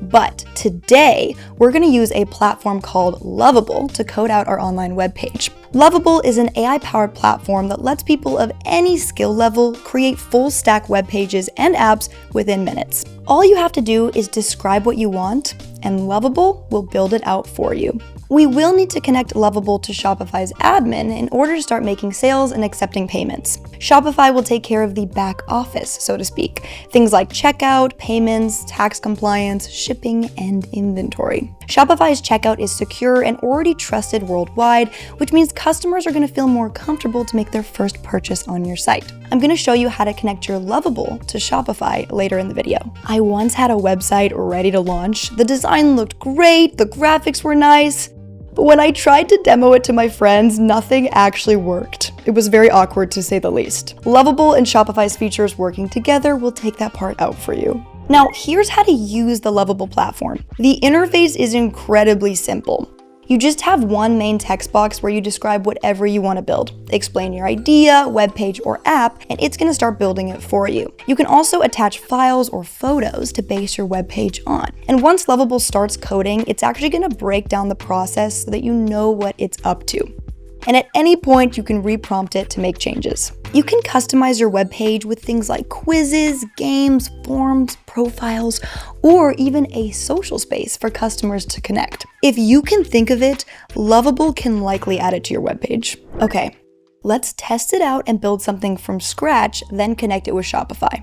The cool thing about Lovable is that you can bring any crazy idea you have into existence. You don't have to color inside the lines. You can get really creative here. So today, let's build out a web page to sell mild hot sauce with a quiz that matches customers to their perfect hot sauce selection. So first, I'm gonna tell it that I want to sell mild hot sauce. Lovable will then explain what it's building and give the next steps to set it up. Next, a button is gonna appear that says Enable Shopify. Just hit approve and Lovable will connect Shopify to build out your web page. Basically, Lovable will create the front end and Shopify will run the back end. Guys, you can see that it built out a beautiful foundation for me to work with. But of course, our store needs something for people to actually buy. So I'm gonna ask it to create products using photos that I've uploaded. It will then create the products with buttons for adding items to the cart and checking out. Guys, the flow of the website is looking really, really nice. And you can also see that it's mobile responsive, which means it works great on phones too, which is a must-have. Next, I'm gonna tell it to build out a quiz to connect customers to their perfect hot sauce. Guys, check out the quiz that it made me. Something like this would have taken hours to do. So, next, I'm gonna tell Lovable that I want to sell my products. At this point, Lovable will give me the opportunity to claim the store. So once I click Claim Store and log into Shopify, Lovable and Shopify should officially be synced. And guys, if you don't have a Shopify account yet, you can actually start a free trial. And I've linked one down below for you guys to get started. It's incredible to see what we've built in such a short amount of time. The products have officially been synced into my Shopify product catalog, and customer orders that have gone through will now show up in my order section on my Shopify dashboard, which is wild. This way, I can keep track of everything. Plus, I have access to all of my store data and analytics. You can build out an entire web page or app, but it doesn't stop there. You can also build out e-commerce or Shopify integrations, or pull in your product catalog and use it to create new experiences for your customers. Here are 3 amazing ways that you can use Lovable to level up your Shopify store. Number 1, quick customization without code. The real power of Lovable is quick customization. Now you can create unique apps and web pages that go along with your store without any coding needed. You can test out ideas with real customers and even try out 10 different concepts in the time it would typically take you to build out one. Number 2, campaign pages for special moments. You can easily launch working pages for limited edition drops, seasonal promos, and collaborations, all with Shopify's checkout built right in. No more scrambling at the last minute to get your seasonal promo out there. 3, quizzes, games, and interactive shopping. You can connect your existing Shopify catalog to Lovable and create cool add-ons like spin to win offers, guided shopping, or personality quizzes. These are the things that make shopping really fun. Now, here are a few tips to set yourself up for success. Of course, Lovable is amazing at building out custom web pages quickly and developing unique experiences. However, when it comes to complicated store features like tax compliance, shipping, and things of that nature, you will need to integrate external tools like Shopify. And of course, with any AI platform, you will need to make sure that you're clearly communicating what you want so that Lovable can do a good job. If you want to learn more about prompting for Lovable, you can actually check out Lovable's article on the best practices to get the most out of their platform. I'll link it down below. When it comes to building a web page or app, you will need some basic technical skills and understanding to deploy your platform and maintain it. The future of AI development is here with vibe coding, and it's an exciting leap forward for entrepreneurs, creatives, and anyone with a big idea. AI agents are everywhere. But what are they and how can you use them for your business? Here's the truth. Most business owners don't realize how accessible AI agents have become and how much time, money, and stress you could be saving by using them properly. The best part is that they're actually pretty easy to make. I'm gonna show you how AI agents can boost an e-commerce business, but the same principles work for any business type. Here's my promise. Anyone can learn this with no prior coding experience.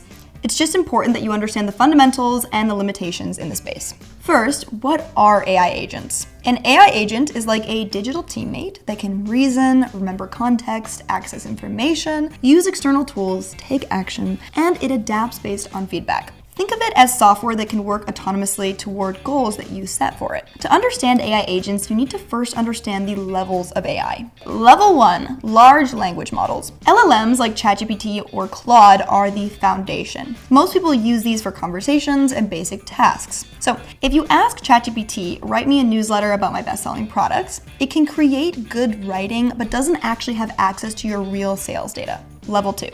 AI workflows and automations. You can solve the data problem by building AI workflows that connect your Shopify's sales data to the LLM. So when you ask it to generate a newsletter about your best-selling products of the month, it pulls the exact data from your store and creates content. But here's the limitation. You still need to trigger the workflow manually and double-check everything. The workflow follows a straight path from A to Z without the ability to reason or self-correct. Level 3, AI agents. This is where autonomy begins. You tell an AI agent, create and schedule a monthly newsletter featuring my best sellers. It fetches the data, analyzes what's working, writes compelling copy, designs the layout, and sends the newsletter. More importantly, it uses reasoning to check its work, verify the data, and adapt its approach based on the results. This creates a circular self-improving process rather than a linear one. One key framework to know is React. Reasoning plus acting. Modern AI agents use the React framework, which combines reasoning and acting together. This means the agent doesn't just follow the predetermined steps, it reasons about what to do next based on the information it receives, then takes action, observes the results, and then reasons again. This creates a dynamic feedback loop that makes agents much more capable than simple workflows. So how can you integrate AI agents into your workflow? AI agents excel at taking over repetitive tasks while maintaining the quality and decision-making that you would normally have to make yourself. They can manage content creation, send personalized outreach, run A/B tests to find what works best, execute campaigns from start to finish, research competitors, and continuously improve their performance. However, AI agents don't replace you. They just amplify what you do. They handle the routine work so you can focus on strategy, creative direction, and high-level decisions. With today's no-code and low-code tools, building agents is definitely more accessible than ever, but it's still important to understand their limitations. These are the 3 core components of every AI agent. Number 1, the brain. This is a large language model like GPT-4 or Claude. It handles reasoning, planning, and language understanding. It's kind of what makes your agent smart. Number 2, memory systems. Just like us, modern agents have memory. This includes short-term memory for current conversations, long-term memory that retains information over time, and procedural memory for learned skills and patterns. Number 3, tools and actions. These let your agent interact with the real world. APIs, databases, email systems, social media platforms, and honestly, thousands more. The key is tool orchestration, basically managing multiple services smoothly at the same time. So, what's the best way to build AI agents with minimal coding?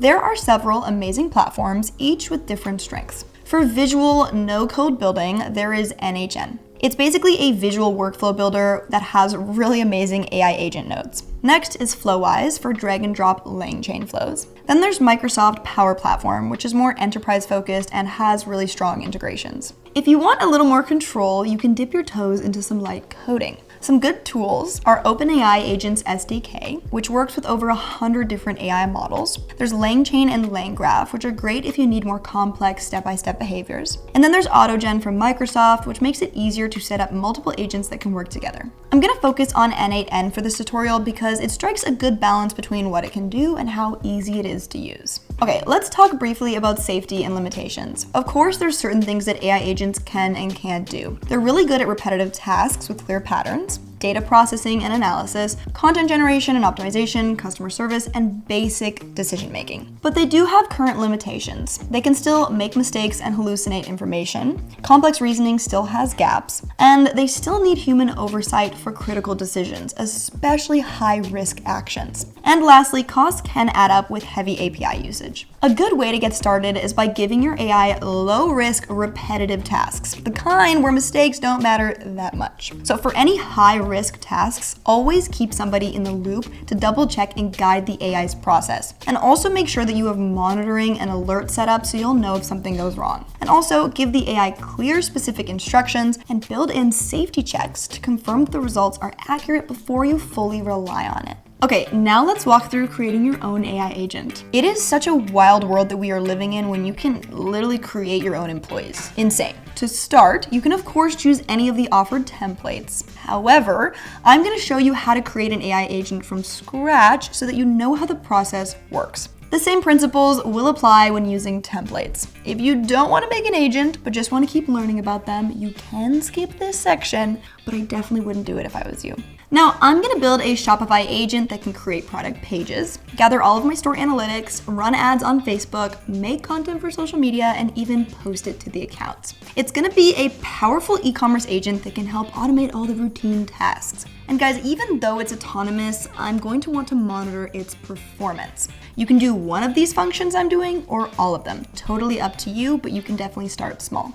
To get started, go to the AI section and add your first trigger node. I'm gonna connect Telegram so that I can control my agent with messages. So for anybody wondering, Telegram is a cloud-based messaging app. Now, for each node, you will need to follow the steps to add a configuration, basically a login or an API key. Next, I'm going to add an AI agent node. A node is a building block that connects to other nodes, passing along important information or action steps. When you open a node, you can see it has 3 main parts in N8N. The left side shows the input, so what's coming in from the trigger or the previous node. The right side shows the output, what will go into the next node, and the middle section holds the parameters and settings. The AI agent node is the central piece that links your LLM, memory, and tools. Drag the text from the Telegram output and put it into the prompt user message section. This way the AI will respond to your Telegram messages. Guys, I know it can seem overwhelming, but it's actually much simpler than you think. Plus, at any point, you can ask the AI chatbot for help on how to build your agent, and it will have all of the answers for you. And there's also a document explaining the process for anything that you have to do right here. Next, we have to set up our brain under the chat model section. So click the plus sign and choose your model. You can use OpenAI or any other model that you prefer. Once you've picked one, click Create New Credentials and then add an API key. To find your API key, go to platform.openai.com/settings. Then click API Keys, name it, select Create Default Project, and generate a new secret key. Copy it immediately since you will not be able to view it again. This is the case with all API keys. Make sure to never share it with anyone and to keep it private since it gives access to all of your backend data. If this is your first time using the OpenAI API, you will need to fund your API account directly. So to do that, just go to Billing in OpenAI and add a few dollars of credit. Now your brain is officially set up. You literally just created a brain. You should be very proud of yourself. Now we need to add simple memory to the AI agent node. We can do this by clicking the plus sign under memory. Next, set the context window length. This just tells your agent how many past messages it should remember at once. 5 is honestly good for now. Memory allows your agent to remember previous interactions, for example, a past question, context you've given it through text, or browsing history on your Shopify store. This is super important because without it, it's going to forget everything, and that is incredibly annoying. Next, drag the ID section from the Telegram input column on the left into the key section in your simple memory node. This way, it will remember the information from your Telegram chat. I'm also going to add a Telegram node after my AI agent so that it can respond to me with questions and updates. It's basically going to send out text messages back to me. Now, to complete your AI agent, you must connect your tools. Each tool is basically a subnode connected to your main AI agent node. To add them, click the plus sign and scroll through the list of apps and services. Again, to use them, you will need to add credentials, which are typically either a login or an API key. I'm going to add multiple Shopify nodes that do different things. You will need a new node for each task that you want your agent to achieve. To start, I'm going to add a node that can access all of my current Shopify products and their data. To get my Shopify access token, I will need to go into my Shopify dashboard, click on Settings, then Apps and Sales Channels, click Develop App, and then click Create App.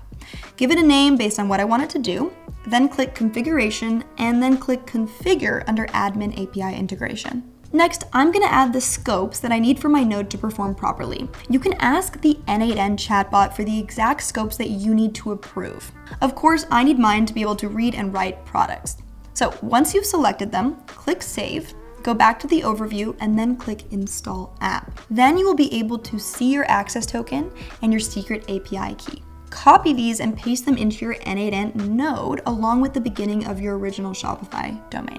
Next, I will set my node resource to product and the operation to get many because I want it to be able to access all of my product data at once. Then I want the return all section to be defined automatically by the model.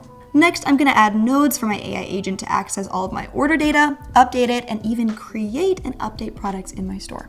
Now, to create products in your Shopify store, you need to add a whole new Shopify node and then change the operation section to create. You're also going to want to add additional fields such as body, HTML, images, title, product type, and tag, basically anything you would need for a product page. But most importantly, make sure to click Defined Automatically by the model for all of the fields. This way, the AI can add things based on the context it's given and not one static thing. Next, I'm going to add nodes so that my agents can access and update my Shopify orders as well. Now, here is how you can connect your Shopify agent to your Facebook and X account. A little warning, these are higher risk tasks, so only add them if you feel 100% confident that you can guide the AI properly. We first need to create a SERPA AI node. This is like a search engine that allows you to access information from Google. Then I'm going to add a Facebook node and connect it to my business account so that I can do things like create ads with my agent using my Shopify data. Next, I'm going to add an X node that can also create and publish tweets based on my Shopify products and stored data. The same can be done with email for an automated newsletter if you want. The biggest thing to remember when adding nodes is that you will need to adjust the operation to match what you want it to do. So you have options like send, create, get many, get, delete, reply, update, or sometimes even custom API call. The most important ones to know are get, send, or create. This is just one AI agent that I created for Shopify, but there are so many different things that you can get your AI agent to do. You could even simplify this one by making it do less. And guys, you always have the option to use pre-built Shopify templates or any templates for your agent. You can make one that updates inventory based on sales or returns, gets order details to generate shipping labels, and so much more. I showed you how to build one from scratch so that you can understand the basics. Now, if the service you need isn't listed under the tools section, you can send something called an HTTP request instead. And I'm gonna show you how to do that in the next section. Again, guys, if you're confused about anything or if something's not working, check the documentation or ask the AI chatbot for help. By the end of these steps, you'll have an AI agent with its brain, memory, and tools fully set up, ready to automate tasks, connect across platforms, and handle your work for you. You will need to intervene when it comes to your social profiles in the beginning, especially anything like ads where you have money involved. Ideally, if you have it set up right and monitor it for a long enough time, you will be able to take your hands off the steering wheel and trust it to do its thing. If the built-in tools don't do what you need, you can use that thing that I mentioned called HTTP requests to connect almost any service on the web. APIs are like a common language that lets different softwares talk to each other. So here are some common HTTP methods. There is get to retrieve information, like getting Shopify products, post to send new information or create a product, put to update existing data, for example, modify customer details, and delete for removing data. So example could be to delete old records. I would just recommend asking an LLM like ChatGPT how to build out your specific HTTP request and then follow the steps that N8N provides. You can also get any LLM to generate a curl key. This way you don't have to manually input all of the details. You just replace the section that says your API key within the curl key with your actual API key. And after doing this, you can see that my HTTP request is working properly and fetching all the data that I want it to. It's important to handle APIs responsibly. Secure them with proper authentication, respect rate limits so that you don't overwhelm the services, and build in error handling for when requests fail. You also want to monitor activity to catch problems early and always validate the data you send and receive. So if we decided to start our agent with a schedule trigger node instead of a Telegram trigger, it would need a job description. Basically a detailed prompt that defines its role, tasks, and constraints. You will put that directly into the AI agent node. A schedule trigger just basically means that it runs on a specific schedule. Now, here are essential elements to include in your job description. Number 1, role. What type of assistant is it? Number 2, the task. What things do you want it to do or achieve? Number 3, tools. Which systems does it need to access and use to achieve its goals? Constraints. What should it avoid or be careful about? Output format. How should the results be delivered? And then there's error handling. What to do when things go wrong. The best thing to do is make a summary of what you want the AI agent to do, then drop it into an AI model like ChatGPT and get it to make a professional prompt so that your agent will be even better. For example, your high-level summary could look like this. You are a Shopify product and social launch assistant. Create new products in Shopify from the details that I provide, then draft and schedule social posts in my brand voice and promote them. Use the Shopify API and social media APIs to publish and use trending social media posts to structure your writing. Only launch when all required info is present and you have double-checked that it is accurate. Follow compliance rules and avoid false or exaggerated claims. Return a JSON summary with product links and post details, plus a short launch note. If any inputs are missing or errors occur, log the issue, retry when possible, and stop publishing if compliance fails. Pop this into ChatGPT or Claude, and the prompt or job description that ChatGPT creates will look like this. You can just copy and paste this into the AI agent node, and you're done. You have officially learned the fundamentals of building out AI agents. Remember, start simple with low-risk tasks and gradually build out more complexity as you gain confidence in your agents. The AI agent landscape is evolving rapidly. What we have covered today gives you a solid foundation, but keep learning about new frameworks, safety practices, and emerging capabilities because there is going to be a lot of new exciting additions in the coming months and years. The key is understanding both the possibilities and limitations of current technology. Most importantly, think of AI agents as powerful tools that amplify human capabilities rather than replace them. Use them to handle your work so you can focus on creativity, strategy, and building meaningful relationships with your customers. Forget everything you know about old school online searching. Spending hours combing through endless blogs and sketchy websites is over. With AI-powered tools, you can get twice the information in half the time. But here is the catch. AI models like ChatGPT or Claude don't show you where their answers come from. That's where Perplexity rewrites the rulebook. Perplexity is built for people who want real answers with real sources. You control exactly what kind of sources you pull from. And instead of digging for credible info, Perplexity does the searching, the reading, and delivers you a clean, concise summary with up-to-date source citations. This means no more hallucinations, and you will know if AI is actually lying to you or not, which is so helpful. You can actually prove that its answers are correct. You really think someone would do that? Just go on the internet and tell lies? With research speed and source transparency, Perplexity is already replacing the way professionals, creators, and researchers dig up facts. In this video, I'm breaking down all the top Perplexity features and showing you how you can get the best out of the platform. So, what is Perplexity exactly? Are you feeling a little perplexed about what Perplexity is? Well, let me explain it to you. So, it's an answer engine.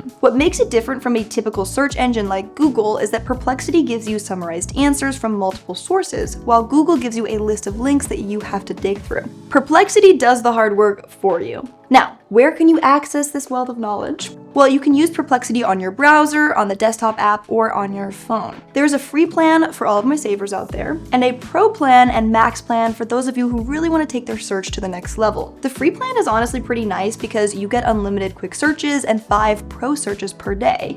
Plus, you get a limited number of file uploads. If I were to show you all of my AI subscriptions, I would be beyond embarrassed because it is not okay how many I have.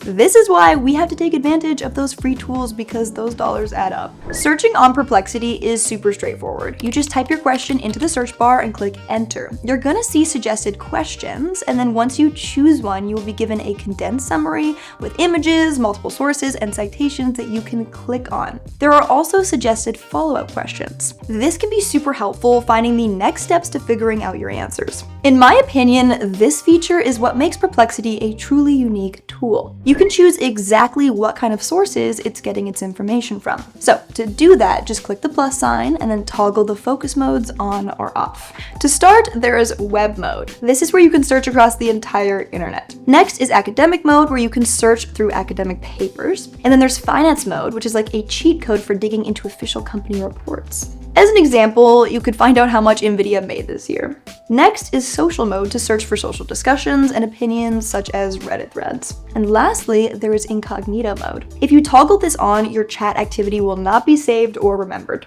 There's also writing mode for creating content. If you want to use this, just make sure that all of the modes are toggled off. There is the deep research mode, which is a powerful pro-only feature that goes beyond a regular search and generates full comprehensive reports. Lastly is the labs mode. This is for projects and creating visual dashboards or coding apps. If you're looking for more information on your potential customer base, you could use the social feature to find customer discussions on Reddit, maybe about common pain points around shopping online, for example. You could also use the academic tool to find consumer behavior studies. There is such a wealth of knowledge here to dive into. I was really curious why it's called Perplexity, and I wanted to know the story behind the name, so here's the story. Apparently, it comes from an inside joke within the AI community. It's actually based on the AI metric Perplexity. It measures how well a language model predicts text, and basically how confused it is by what is coming next in the conversation. A lower Perplexity score means the model is less surprised and doing a better job. It would be kind of funny if humans had Perplexity scores. You know, Perplexity kind of has the qualities of a good mentor. It remembers what you previously asked so that you can follow up and ask more questions and truly get a deep understanding of the topic. Plus, it's more like a conversation than a search, which is really nice when you want to know the answer to something. As an example of conversational follow-ups, let's say that you just asked for the best Shopify apps for email marketing. You could then ask, how does app A compare to app B when it comes to integrating with Shopify and customer support? This is such a different experience than typical search engines because you get to build on the context rather than starting your question all over again until you have like 5 questions in one and it barely fits in the search bar. I have been there way too many times. Now, let me introduce you to Perplexity's Pro features. First up, we have Pro Search, the gold that us free plan users have to use sparingly. Think of it like switching from a calculator to a supercomputer. Instead of just giving you quick answers, it uses the smartest AI models from partners like OpenAI, Google, and Anthropic to look at more places on the internet and explain things in a deeper, clearer way. If your question is tricky, it can even break it into smaller steps, kind of like building Legos piece by piece until the whole thing makes sense to you. This is how I honestly like to learn. I like to fill in the puzzle, so to speak. If you're on the free plan like me, you get 5 of these, so use them wisely, young Padawans. But if you become a pro user, you get 300 plus opportunities a day to use Pro Search. That is a lot of knowledge at your fingertips. Probably too much knowledge. Here's a little tip for my pro users. You get to choose your player. You can actually decide which AI model you want to use, including GPT-5, Claude 4.0 Sonnet, or Gemini. Or you can just let Perplexity choose for you. Listen up. If you are researching a new product line or creating a brand, first off, I'm impressed because most people never take that leap. But second off, use Perplexity's Pro Search tool to get all those nitty-gritty details that you need to launch. You can get a look into the market demand, run a competitor analysis, get a sneak peek into the current packaging trends, and find the perfect suppliers without having to click on a million website links and scroll through only to find they don't actually have what you're looking for. I don't want that for you. Perplexity doesn't just work with information inside of the app, you can also upload any document and give it context about your question. It's kind of like ChatGPT and Google had a baby. You can upload a document by clicking the plus sign or by dragging and dropping it into the search bar. You have the option to upload a PDF, a CSV file, text documents, or even images. And if you have the Pro plan, you can also upload audio files and videos. Perplexity can read the content of any uploaded documents, give you a summary, take out the key insights, or even compare the content with other information that it finds online. This is incredibly useful for academics or business owners. Again, my free users, you have a limit of 3 file uploads per day. But it's actually pretty cool that we can access these features on a free version. They aren't completely blocked off. If you become a pro user, you won't have such a small limit and you can actually integrate with cloud storage like Google Drive and Dropbox. Let's say you run an online Shopify store. You can upload a CSV of your recent sales into Perplexity. And instead of spending hours in spreadsheets, it will show you the trends, your best-selling products, and even your average order value. Or maybe you have a contract from a supplier that you're a little bit concerned about. Perplexity can pull the key terms and even compare them with what's normal in e-commerce supplier contracts, such as standard payment terms and timelines and all that jazz. Who doesn't love a messy computer with a million files and open tabs that have no real purpose? Well, that digital chaos that we all feel is exactly why Perplexity created Spaces. Spaces are where you can organize your search threads and conversations by topic, project, or category. Here's how to create a space in Perplexity. Go to the sidebar, click Spaces, and then hit Create New Space. You can name it, add custom AI instructions, then choose if it will be public or private. If you do have the Pro plan, you can pick which models you want it to use. Once you have it set up, you can upload files or choose sources to pull from. You can also share this space with somebody else by clicking on the little plus icon on the top left side. Here's why spaces are so valuable. Any question that you ask inside the space will automatically use the instructions and sources you gave it, making it perfect for organizing your research or working on a project with other people. You can go even further and add specific instructions to your space. You could say, format answers as bullet points, or you could give it a role, like, you are my natural health coach. Perplexity also has a memory feature that works in tandem with spaces. It can remember details and preferences that you mention over time. If you are trying to market market your Shopify store, you could create a Shopify SEO strategy space. Then add custom instructions, for example, generate blog post ideas for a Shopify store selling handmade jewelry, focusing on keyword-rich content and customer engagement. Then all research and content generated within this space would have to fit within the guidelines you gave it, making your content creation process a lot smoother, because you gotta get that money. And who knows, maybe you'll even be on the pro Perplexity side soon. If you learned something cool that you are just itching to share, I get you. That is exactly how I feel after I have learned something new or did anything cool for that matter. I want people to know. So here's how to share Perplexity answers with others. Your first option is to copy a direct link to the conversation and send it. So to do that, just click the share icon on the top right and then text or email the link. Next, you could also export your answers into a PDF download or a Microsoft Word document that includes all the info and citations. On the flip side, if you don't want people to discover the top secret information that you just learned, you can set your shared links to private so you make sure that no unauthorized person is poking their nose in your research. Perplexity has literally gone to space with its new feature, Comet. It is an AI-powered browser, so you might be asking, how is it different from the Pro Search tool that has the AI model integrations? Well, let me break down the difference for you. Pro Search lives inside of the Perplexity platform. It uses advanced models to summarize answers from a wide set of sources, and it obviously has citations. Comet is a standalone agentic assistant that summarizes pages, keeps context, and can act on the web, meaning it can click, type, and book things for you, which is crazy. For any e-commerce business owners out there, here are some things that Comet can do for you. It can hunt for deals and try promo codes during checkout, eliminating the copy-paste grind, which can take way more time than you ever think it will. You can use Comet to analyze website analytics or inventory data as long as it's on any open page. You can extract insights or generate spreadsheet formulas based on that data. Comet can also automate site actions. So for example, it could be refresh, wait, and click. Comet can be prompted to refresh a page and click a specific button when it becomes active. So for a Shopify seller, this could be used to monitor product stock availability on a supplier's site or to automate publishing a new product on your Shopify store. Lastly, it can quickly find PDF forms such as tax documents, shipping label templates, or return policies on websites without you having to find them. Now that you're well acquainted with Perplexity, here are some ways it can make your life a lot easier and your research a lot more effective. You can run fact checks around any information that you have within seconds. You can do in-depth research on any topic. This is perfect for students, researchers, and professionals because, of course, it's going to cite its sources and get the specific information you need. You can learn new skills through step-by-step guides for things like recipes or languages. You can get real-time updates for fast-moving topics like stock market trends or breaking news. Perplexity can also help with content creation by generating outlines or giving you new ideas for articles and projects. You can automate a weekly industry trend report, competitor analysis, and SWOT framework for your business. I know this sounds complex, but these tools can be super helpful. You can create research-backed content for your business blog, social media posts, and email or website copy. And if you're looking to find your next product to sell, you could get unbiased AI-generated product recommendations with verifiable sources. This would help you make the best decision for your company based on what people are really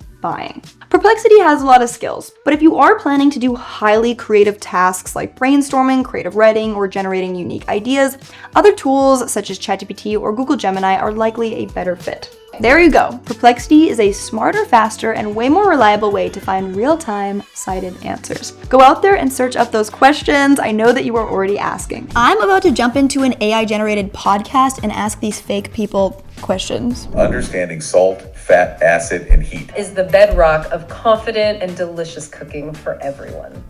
Yep, go on.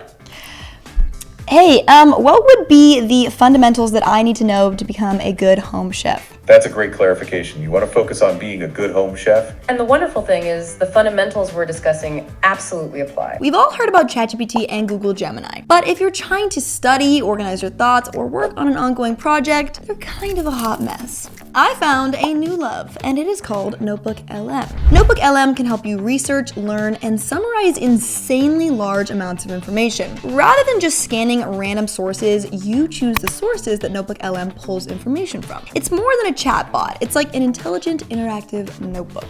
And I'm gonna share the 10 hacks to unlock its full potential. NotebookLM allows you to upload and summarize up to 50 pieces of source material, including PDFs, books, YouTube videos, audio recordings, Google Slides, and website links, saving you hours of potentially exhausting research. And it's gonna highlight connections between the topics and summarize all the resources for you. Now, NotebookLM has a built-in chatbot. It can answer questions from all the sources you gave it or just one. For instance, I'm trying this whole adulting thing, and I decided to up my cooking game, which probably everybody needs to do in this day and age. So I put in 3 best-selling books about cooking fundamentals, all covering different topics. I then asked the chatbot what kitchen tools I need to have on hand, as well as what spices and oils I should fill my kitchen with. You can see that it gave me 2 structured lists defining how each tool and spice should be used. Okay, this next part is a game changer. NotebookLM shows you the source of the answer using these little numbers above the writing. This way you know exactly where the information came from. You can also click on the briefing doc option to get a little more structured summary of all of the information that it gave you. This helps build confidence in the AI's response because it is citing all of its sources. A very important tip, make sure to save any answers that you really like from NotebookLM because Google is not going to save it, which sucks if you really liked their answer to something. It does this because it doesn't retain any of the information you give it. If you're like me and you like to listen to information more than read it, you are going to love this tool. NotebookLM can actually turn all of your source material into a podcast for you to listen to while you drive, work out, or even cook.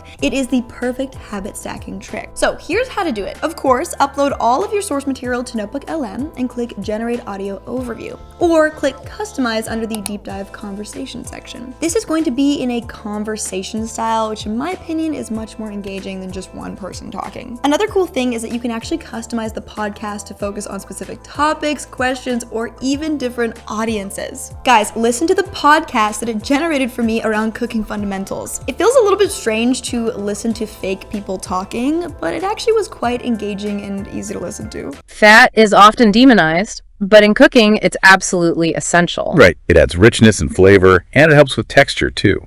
But what's its primary role, according to the book? It's a flavor carrier. It literally carries flavor molecules to our taste buds. Oh, interesting. So it's like a delivery system for flavor. Okay, so at the beginning of this video, I jumped into one of the podcasts and asked a question to the podcasters. The crazy part is when you do this, you just jump in and the podcast will completely change based on what you ask it. Hey, what would be the fundamentals that I need to know to become a good home chef? That's a great clarification. You want to focus on being a good home chef? And the wonderful thing is the fundamentals we're discussing absolutely apply. This book, Salt, Fat, Acid, Heat, really breaks down cooking for everyone. It argues that understanding these 4 elements is key. I found this tool really fun to play with. You can change the playback speed if you want to speed it up, and you can download your podcast or upload it to YouTube, Spotify, or any other platforms. But make sure to double check for potential copyright issues. If you currently have a test of any kind coming up for work or school, this tool is going to be your best friend. NotebookLM can automatically generate study guides, quizzes, and key term lists from your notes, documents, or any other source material. To do this, upload your course transcripts or study materials, then click the study guide option on the right-hand side,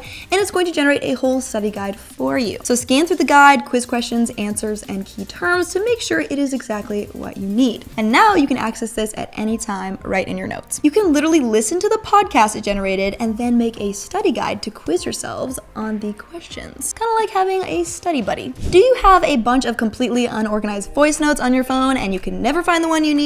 Same. It's a serious problem. So it's really cool because you can actually upload a ton of your voice memos into NotebookLM and get it to transcribe and summarize them for you. Now you can find the exact info that you wanted from your voice note by asking the chat targeted questions. It's also just a great way to store and organize your thoughts, kind of like a virtual journal. If you need to find key dates from historical events, articles, or books, you can actually get a timeline breakdown right in NotebookLM. To create a timeline, just create a new notebook and add a website link or text from a historical source. Then click the timeline button And voila, you will now have a timeline, not only highlighting key events and dates, but also key characters in the story and who they are. I seriously wish I had this in school.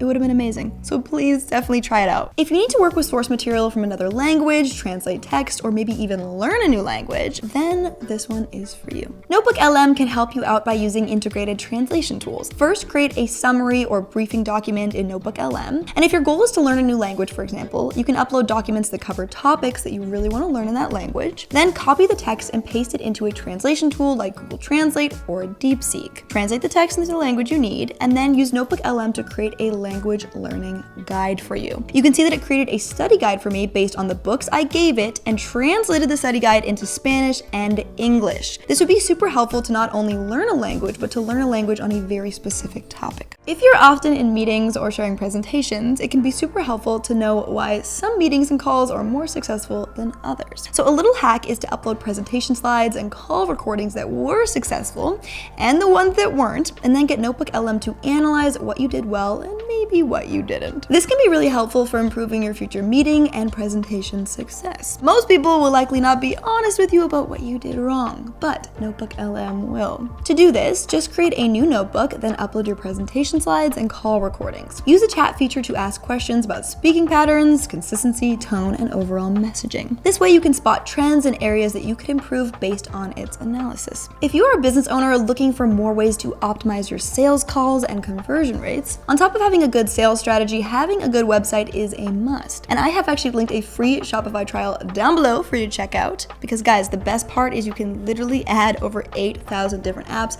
into your store and completely optimize your workflow. Do you have a pressing decision that you're feeling stuck or overwhelmed about? Well, NotebookLM can help you with that. You can upload relevant information and journal entries, and then use NotebookLM to generate different perspectives and insights to help you decide or brainstorm ideas. The best way to do this is by also adding YouTube videos around the topic so it can pull that information in. To do this, add documents, articles, and personal notes that will give NotebookLM enough context. Then ask open-ended questions and explore different angles. You can also break it down into a podcast and listen to them discuss your decision in depth. Who knows, you may learn a lot and gain a completely new perspective. YouTube has a great wealth of knowledge, but sometimes you just don't have the time or motivation to watch a whole video. NotebookLM actually accepts links as sources, which is super handy because you can input any YouTube video that you would like. So to extract information and insights from YouTube videos, just copy the URL and upload them to the platform. From here, you can ask the exact questions that you came to the YouTube videos for in the first place. Okay, now this is one of my favorite ones. If you need to repurpose different kinds of content, for example, turning a YouTube video into a blog post or a reel into a tweet, or even turning a video into a script, NotebookLM can help you do that. You can combine multiple notes together and get NotebookLM to create an outline for a blog post or a video script. You could upload a YouTube video and ask it to summarize it into a script, a blog, or a LinkedIn post. You could turn short form content into tweets or Pinterest quotes. Basically, you can create any new text-based content that you want around the source material that you gave it. So there you have it, 10 powerful ways to use Google's NotebookLM and work smarter. Definitely go give it a try yourself. And guys, I will absolutely be using NotebookLM as long as it is available. I think my favorite is the podcast feature. That one is kind of crazy, still blowing my mind. But guys, definitely play around with the app and even discover maybe new ways that you can use it. AI video has come so far. It's had its glow up. What started as Will Smith eating spaghetti or The Rock eating rocks has evolved into apes vlogging about themselves, NPCs becoming self-aware. Even full $1 million commercials are being created with AI generators. And it feels like every day there's a new tool that's being released, and it's kind of overwhelming which tool to use, how to use it, which one to focus on. So these are my top 4 platforms that I've loved that I think are making the biggest waves on social media and the ones that you can use to make content now. On to Sora. So a little background on Sora. It used to be invite only. There was a crazy long waiting list for this crazy powerful tool that was made by OpenAI. Now, you can just log in and you can select your plan. So go ahead and do that. You have 2 models, the Pro, the Basic. They just change how many credits you have. Once you're in, you're going to see that Sora is really cool. It has your explore page, your inspiration, and has a lot of really cool tools. Let's just jump into it. So at the bottom, you're going to see the prompting tool where you can instantly start to prompt for the video you want to create. For example, I'm going to do a Viking standing on a cliff. maybe add some snow. They have some cool settings in this prompt bar. First up is driving image. If you want, you can upload a driving image from an AI image generator like Midjourney to help guide where the footage goes, or you can just use a real image that you have as the guide. They also have this setting called presets. This is your artistic styles. So you have stop motion, which appears very stop motion like. You have papercraft, which makes everything look like it's made out of paper or cardboard. You have film noir, which provides a black and white moody aesthetic, and you have archival, which creates a nostalgic film-like appearance, suitable for short films or like flashbacks. They also have balloon world, which I just think this is really weird. I don't really know what the use case for this is, but here it is. You can also create your own custom preset. So you can create your own film styles by clicking manage and then add. Here you can name the preset, whatever you want to name it, and then you kind of describe the details like camera lighting, film stock, colors, content transformation. You can also upload a reference image or a video to help drive that content output. This is really good if you have a specific look that you want to keep creating over and over and over. And the amount of control Sora gives you over the image is really, really amazing. Now, the next step is aspect ratio, so 9:16, 16:9, or 1:1, and then resolution. You can choose a resolution for your clip. So 480 is the fastest, 1080p will be a lot slower, and then the duration of your clip. A longer time will increase render time. Now, if you're unsure about your output, or if you are wanting options, you can click and generate up to 4 variations. So something like Midjourney just gives you 4 from the get-go. To save you credits, you can choose how many variations that you want. Now, on to credits and generation process. Each time you change a setting will change how many credits it's gonna cost you. If you wanna see how many credits you have, you go to the top right corner, and at the top right corner, you will see the credits that you have remaining. Well, let's go ahead and generate. Once you are happy with your settings, you can click enter, and you can add your clip to the queue. You can also view its rendering progress by going to all videos. Now, while it's rendering, this is a great time to go to the Explore page. The Explore page is one of my favorite places to go because you can see the power of Sora. And in the Explore page, you can take people's prompts, you can remix them, you can recut them. There are so many things that you can find in the Explore page. And I find that whenever I'm rendering or waiting for something to get done, then the Explore page is just a great place to, waste your time for getting ideas and getting inspired. Anyway, now that you're done and you're going to review.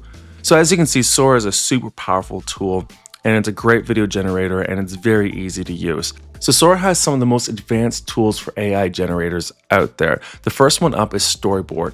This is Sora's most advanced editing tool by far. It provides control over the actions in a sequence across a familiar timeline. And the way to use it is through caption cards. You describe the setting, the character, and the actions you want at specific points in the clip. So with my Viking character, as he's standing on the cliff, at some point, if I want him to raise his hand, I can, at that point in time in the video, write that prompt.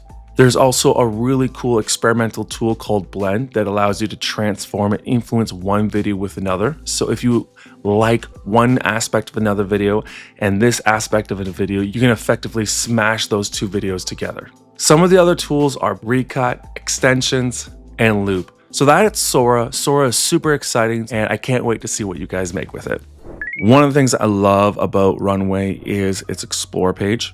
This is called Runway Watch, and Runway Watch is everyone who's making really cool stuff can submit it to film festivals to help creators understand what is possible. There is so many things, just out of the world ideas that just kind of blow my mind. So I love this. Anytime these programs can show you what their tools are possible of, it just kind of helps you understand what the guardrails are and what you can do. So I suggest spending a lot of time in here. The other thing about Runway is it is not just one tool, it is a bunch of tools. So you have generative video, which we're going to go to, images, audio, lip sync video. So I can actually record my face and lip sync it onto a character, which is absolutely crazy.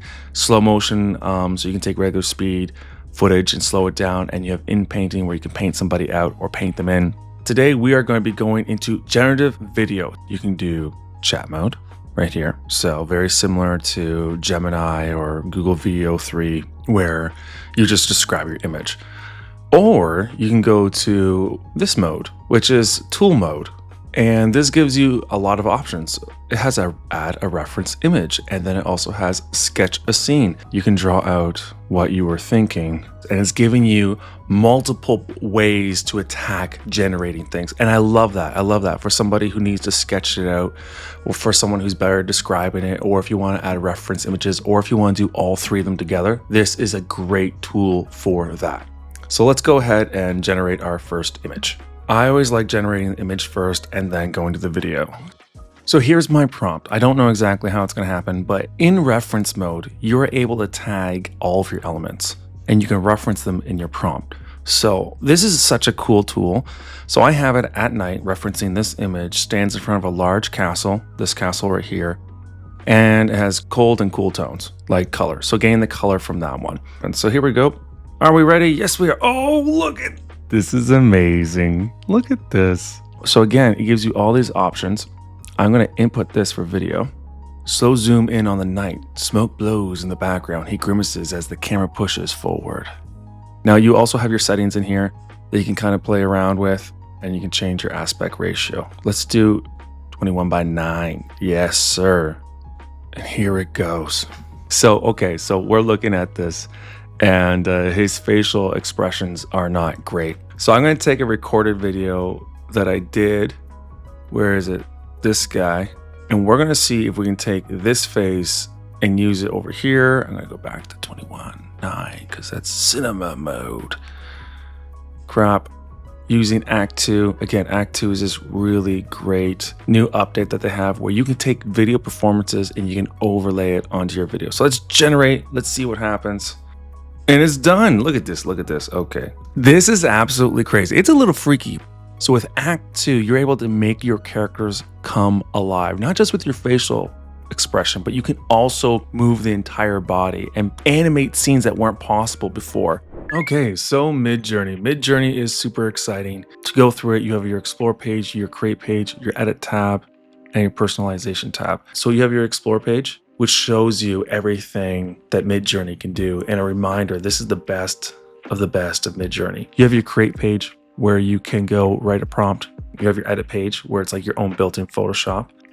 And you have your Personalization page where you train Midjourney on what you like. And so it can give you better end products that are aligned with your style and preferences. And then you have your Organize page, which is just all of your prompts that you've done. So to get into a prompt, there's two ways to do it. One, you can just literally just type in here, or you can explore it. Let's say we're doing a food blog. Yeah, we need a table set like this, and we can prompt it. We can say, hey, take this style, and we can go and write a prompt. So I can do bread on a table, and it's now referencing this image. I'm going to use cinematic because that makes everything better, right? And then it's off to the races. Now there's another way you can create. You can just type in what you want. So we're just going to do bread on a table. So this has no style guide. This is like, you can just go right into it. Bam. I'm just going to show you the difference real quick. And I know what you're thinking, like, hey man, I want to make videos. I don't need pictures. Well, this is part of it. So what you're doing is finding the right picture, the right aesthetic, the right framing, and then you animate it. So here we go. Look at this bread. That looks so good. So that was using that style of that one that we liked. And now this is just bread with no style guide. Neither of them are wrong or right. It's just kind of like, what are you looking for? So I can go click on this and then I can go animate it. If I like the image, click this, this helps. And for your animating, there's a couple ways that you can do this. So you can automatically do it, or you can manually do it. I like to do low motion. This is great. Look at this. I don't even know what's happening. This probably doesn't even make sense. I don't know why this person's pouring stuff, but there you go. We have an animated video. Again, we are 6 out of 10 right now. Does it make sense? No, it doesn't make sense. So we're gonna have to work on this a little bit, but you can see how quickly you can get a result going. Now, let's say we are just loving this bread thing, but we didn't like something. You can go to edit. And it seems like the problem that we're running into right now, let's say this is like causing us problems. So let's just highlight that bread on table and let's submit the edit, see what happens. Oh, Wow. Oh, my weird was up. Always turn your weirdness down. And again, you get 4. So this is very interesting. So you can completely retexture it. So I could, let's say I wanted it animated. This is going to take the image and retexture it. Oh, look at that. You can take images, completely restyle them, and then you can animate them afterwards. So to break it down again, in your create page, you can just type something and you can get the image. If you want to customize it, you can put stuff in for style references. So for instance, I'm working on a dog, cat, gangs of New York thing. I can go in and put a style reference in. So I'm going to do a black cat running under a city bridge, night, Asian lights. Don't know what Asian lights are. And then I come over here. Here we go. So what happens when you have an image that you like, but it's just not 100% there? You can basically click this, V strong, and it gives you 4 more of that style. And you can keep going into that style, into that image until it gets closer to what you want. Just love the bridge here. Perfect. This is what I want. And then I can animate it. And again, when you animate it, it gives you 4 more. So as that's wrapping up and giving me a new version, the thing I love about Midjourney, the explore page, the create page, you can go as complex or as simple as you'd like, the edit page, and then the personalization page. If you want to create a certain mood, if you're in a certain niche, use this to tell Midjourney what you like and what it should be giving you. So once you have a video that you like, you can rerun it or you can up-res it. When you're creating, you can just type in a simple prompt. You can take prompts from other people's prompts. You can customize it and add an image prompt, a style reference, and an omni reference. Omni reference is if you want to put in a certain item into your picture. Style is more like the aesthetics, the look, the feel. The image prompt is more so like your camera work. And so between these 3 references, you can really stylize and hone in what you're looking for. And then on this side, this is your aspect ratio, your aesthetics, and what model you're using. Again, Midjourney, super exciting. It takes time to get good at it. If you're going to get into AI video, I think Midjourney is a player that's going to be here to stay. Really great explore page. You can create really simple or you can go really in depth. Google VO3 has taken the internet by storm. It has become, in my opinion, the leader in AI generated video. The really cool thing that makes VO3 stand out is its audio interface. And you can have characters that talk and show emotion. The way you access it, it's built into a bunch of different platforms, but the platform that's the easiest is Google Gemini. And then you're gonna look up here if you have the Pro plan, awesome. If you don't have the Pro plan, Google has a bunch of promos that keep happening, whether they give you free credits or discounts on monthly subscriptions, but it is pricey. It is pricey, but I think it's worth it. So when you're prompting, you're basically doing descriptive video. A man in his mid-40s baking bread, flour, and eggs are seen on a table. Looks like he is in Italy. Sunrise coming through. Bird lands on the window. Man says, wow, nice bread. And we're going to make sure the video, this is a hard prompt, but we're going to see what happens here. Here we go. Let's see what happens. Ooh, wow. This is good bread. Absolutely amazing. Good looking dude. I don't know how the bird got in there. It doesn't really make sense. I guess there's a broken windowsill, but I don't have any skill prompting. And look how good of a shot I got. Subtitles are wrong, but we're close. You can add photos if you want to make something consistent. You can add yourself to it. So for instance, I'm going to find a photo of myself and we're going to do the exact same prompt all over again. And let's see how it goes. Okay, so here it is. Our video is ready. So let's click and watch it.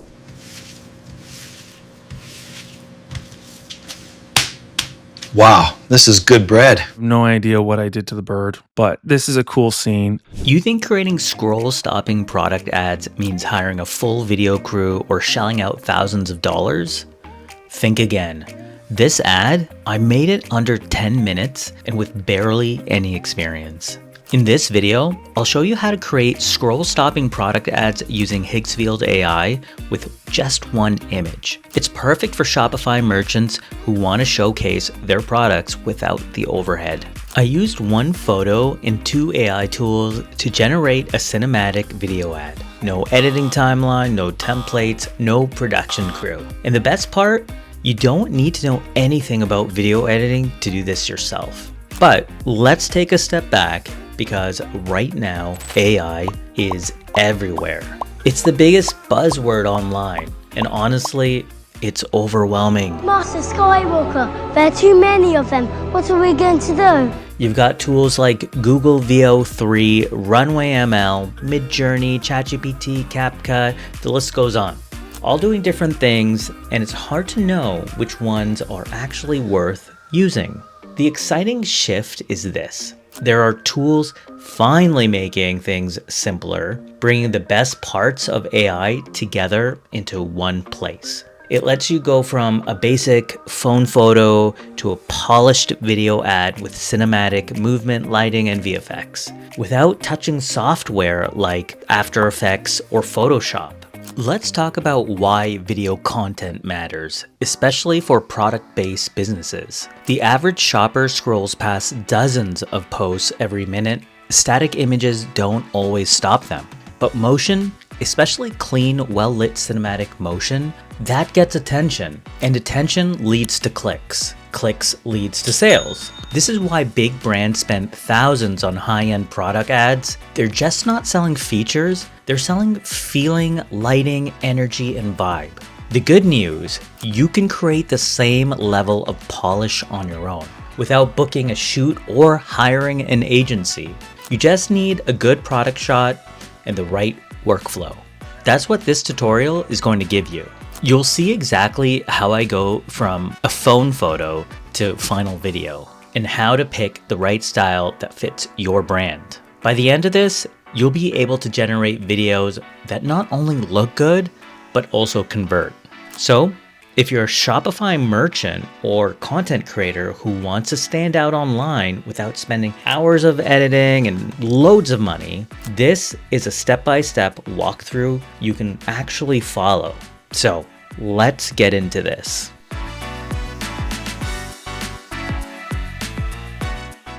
Before we even jump into AI, just take your phone and snap a clean product shot. Make sure the logo is nice and clear. I like to take a few from different angles. Try natural light near a window and keep the background simple, like a white counter, table, wall, or a piece of poster board. You don't need any fancy equipment or camera setup. Just your phone works perfectly here. I took a bunch just to test lighting and framing. You'll see what really feels right when we bring this into Higgsfield. Once you got your shot, then we're moving into concepting. You just can't throw a product into AI and expect it to work. You need a vibe, feeling, a direction. And to speed that up, we're gonna jump into ChatGPT. Here's a prompt I use that you could copy and paste. Give me 3 cinematic high-end product image ad ideas. This is where I'm gonna use perfume. Each idea should describe a visually stunning professional commercial shot focusing on luxurious lighting, rich background environments, and sophisticated composition that make the product feel premium, elegant, and eye-catching. Describe how elements like color, texture, mood, props, environments enhance a product's story and appeal. You can use anything here, a mug, candle, face mist, ring light. ChatGPT gives you mini storyboard, hook ideas, mood, camera movements, lighting. It's almost like a pre-production cheat code. Once you got your concept, we're ready to move into Higgsfield. Head over to higgsfield.ai.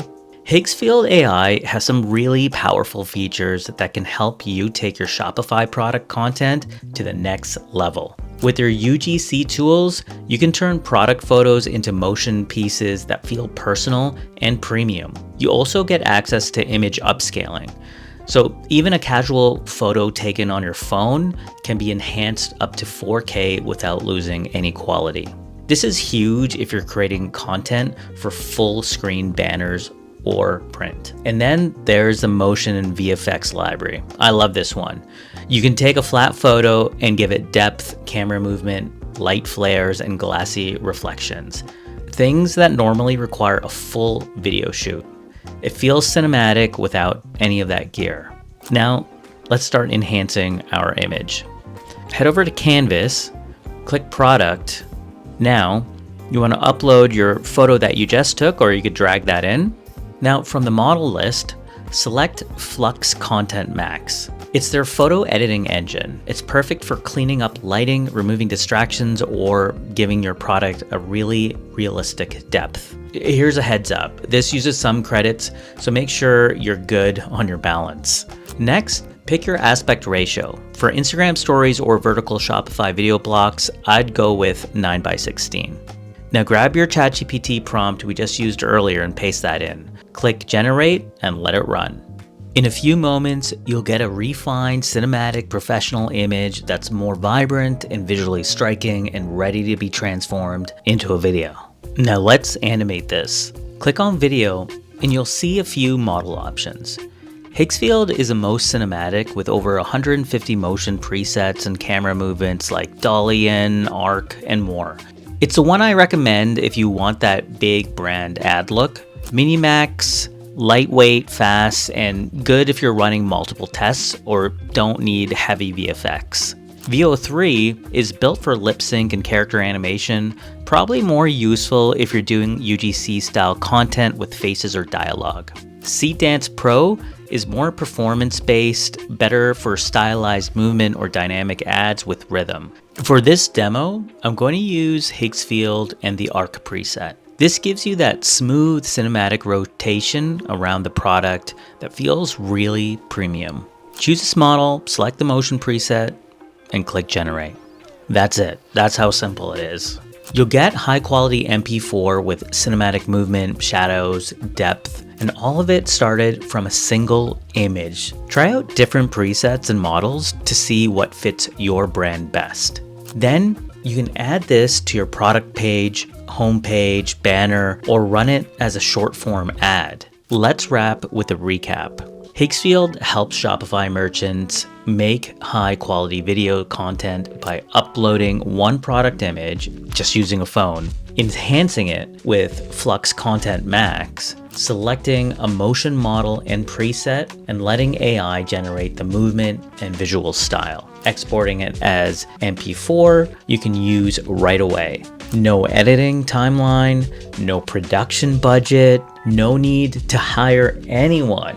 You just created a scroll-stopping visual that converts. If you're only using ChatGPT to write emails or brainstorm captions, you're seriously missing out. In this video, I'm sharing 10 powerful ChatGPT hacks that will not only save you valuable time, but might just surprise you with their capabilities. Number 1, AI product image generator. No product photos? No problem. ChatGPT has expanded its abilities and can now create high-quality, realistic images, much like dedicated AI image creator tools such as Midjourney or DaVinci AI. All you have to do is write a detailed description of the image you want, and it will generate one for you. For example, if you want a matte black candle with gold lettering on a marble table at golden hour. Boom! ChatGPT can connect you to tools that make that image appear. No photo shoot, no props, no lighting setup. Perfect if you're just launching and don't have samples yet, or if you want to test out different styles before committing to a shoot. And do you want to know what's even better? Once you do have the photos, you can upload them and say things like, make this look like it's on a beach, or remove the background and add soft shadows. It's like having your own photo studio minus the budget, time, or hassle. Look more this way. Chin up a little. And as you're creating those AI-generated visuals, don't forget, they need a home. For building that online presence and turning those visuals into a selling opportunity, a platform like Shopify gives you everything you need to launch your online store, showcase your products beautifully, and start selling fast. By clicking the link down below, you can kick things off with a free trial today and see how easy it is to bring your brand to life online. And how much does it cost? It's free. Number 2, one-line storyboard maker. With this hack, you describe a scene and AI turns it into a full storyboard with visuals. So let's say you've got a quick idea for a video. Type in one sentence like, a sneakerhead runs through NYC, dodging pigeons, and collecting rare kicks. And ChatGPT with help from tools like DALL-E, can instantly turn that into a full visual storyboard frame by frame with descriptions and AI-generated images. This is perfect for creators, marketers, or anyone who needs to pitch, plan, or visualize a scene fast. No more clunky mood boards or hours of Googling reference pics. Can a robot write a symphony? Can a robot turn a canvas into a beautiful masterpiece? Can you? Number 3, real-world object describer and enhancer. So, basically, you snap a pic of literally anything and let AI give you the rundown. Let's say you're a vintage seller. You stumble on an old pair of boots at a flea market, but there's no label, no context, just vibes. Snap a pic, and this AI tool gets to work. It can identify the item, estimate when and where it was made, suggest a resale value based on current condition, and even pull up similar listings online, complete with pricing, trends, and direct links to competitors. Whether you're flipping fashion, furniture, or classic cars, this tool does the heavy research for you in seconds. No more hours spent Googling or guessing. Just upload a photo and let the AI enhance and describe your product with the info you need to price, post, and profit fast. Number 4, image editing with text prompts. You can now edit your pictures directly within ChatGPT. Just upload your image and describe the changes you'd like in a text prompt. Here's an example. For the picture of the candle you created, take the word candle off of it and now place it on a table on the beach. Need that one perfect shot for your product page or social media? Now you can adjust it on the fly without opening a single design tool. Just text and it's done. Oh, and while you're at it, you can also upload a photo of yourself and ask to be turned into an action figure. Or upload a picture of your dog and write, "Make my dog look human." Because why not blur the line between AI magic and absolute chaos? Open the pod bay doors, Hal. I'm sorry, Dave. I'm afraid I can't do that. Number 5, break down legal or financial docs. Reading legal or financial documents feels like decoding a secret language no one actually speaks. But instead of stressing over a lease, insurance policy, or even a partnership contract, you can just copy and paste it into ChatGPT and write, "Explain this to me like I'm 12 years old." And you get instant clarity. You can also ask it things like, are there hidden fees? What are the cancellation terms? What does this actually mean for my wallet? If you're starting a business, this is a game changer for reviewing contracts, understanding loan terms, or just making sure you're not signing your life away. No more sweating the fine print, you've got backup now. I'm actually heading to Mexico in a month for a wedding, and the hotel sent me a liability waiver to sign, and I legit used this to figure out if I was signing my life away. Sign here and you'll be protected. Number 6, auto draft cold emails or pitches. If you freeze up every time you need to send a cold email or pitch, this one's for you. ChatGPT can write you the whole thing, no staring at a blank screen for 40 minutes, no awkward intros. Just give it a few details like who you are, who you're reaching out to, and what your goal is. For example, write a friendly pitch email from a social media marketing agency to a local smoothie bar about refreshing their logo and packaging. You'll get a polished draft in seconds. Funny, formal, casual, whatever vibe you want. You can even say, make it sound like a Gen Z marketer, or give me a short and punchy version for LinkedIn. Once you see how fast and easy this is, you'll never waste time writing cold emails the old way again. We seem to be made to suffer. It's our lot in life. Number 7, summarize anything instantly. Reading long emails, articles, or reports, we don't have time for that. Drop it into ChatGPT and say, give me the TLDR, or again, summarize this like I'm 12. Done. It works for 50-page PDFs, industry reports, blog posts, emails that took 20 paragraphs to say one thing. You'll instantly get the key takeaways, and if you need to act on them, like writing a response or turning them into a task list, you can ask for that too. Hi, Frank. It's a pleasure to meet you. How do you know? Number 8, hyper-personalized replies. And after you get the TLDR of that painfully long email, ChatGPT can also write your reply, no copy and pasting required. It won't just sound like a good response, it'll sound like you wrote it. Not just for emails either. This works for texts, DMs, and even captions. It picks up on your tone, slang, and emoji habits. For example, Say I want to create the perfect DM to a videographer on Instagram whom I admire for an upcoming job. I'll prompt it by writing, in my own tone and style, write me a DM to send to this videographer asking if he would be interested in shooting with me for a new product launch. And within seconds, I have a polished message ready to be sent. Actually, it does sound like me. Cool. Number 9, instant slide deck generator. Slide decks. Necessary? Yes. Fun? Never. Unless you're using AI. Just drop in a short, brief idea or doc, and it'll spin up a clean, professional deck complete with layout, titles, bullet points, and even visuals. This ChatGPT hack is great for team presentations, pitching investors, or, let's be real, convincing your group chat why Cabo is the move this year. You know that one coworker who always has perfect slides? Yeah, they use this. You're welcome. Thank you for your cooperation. Last but not least, number 10 is auto aesthetic matching. Whether it's your brand, your outfit, or your entire IG feed, just drop in a reference image or describe the vibe you're going for. Think clean girl aesthetic, gorpcore, or 2000s cyber grunge. ChatGPT will generate matching visuals, brand color palettes, post captions, hashtags, even product mockups, all synced to the exact aesthetic. This is great for designers, marketers, content creators, or anyone who just wants that grid to look instantly put together.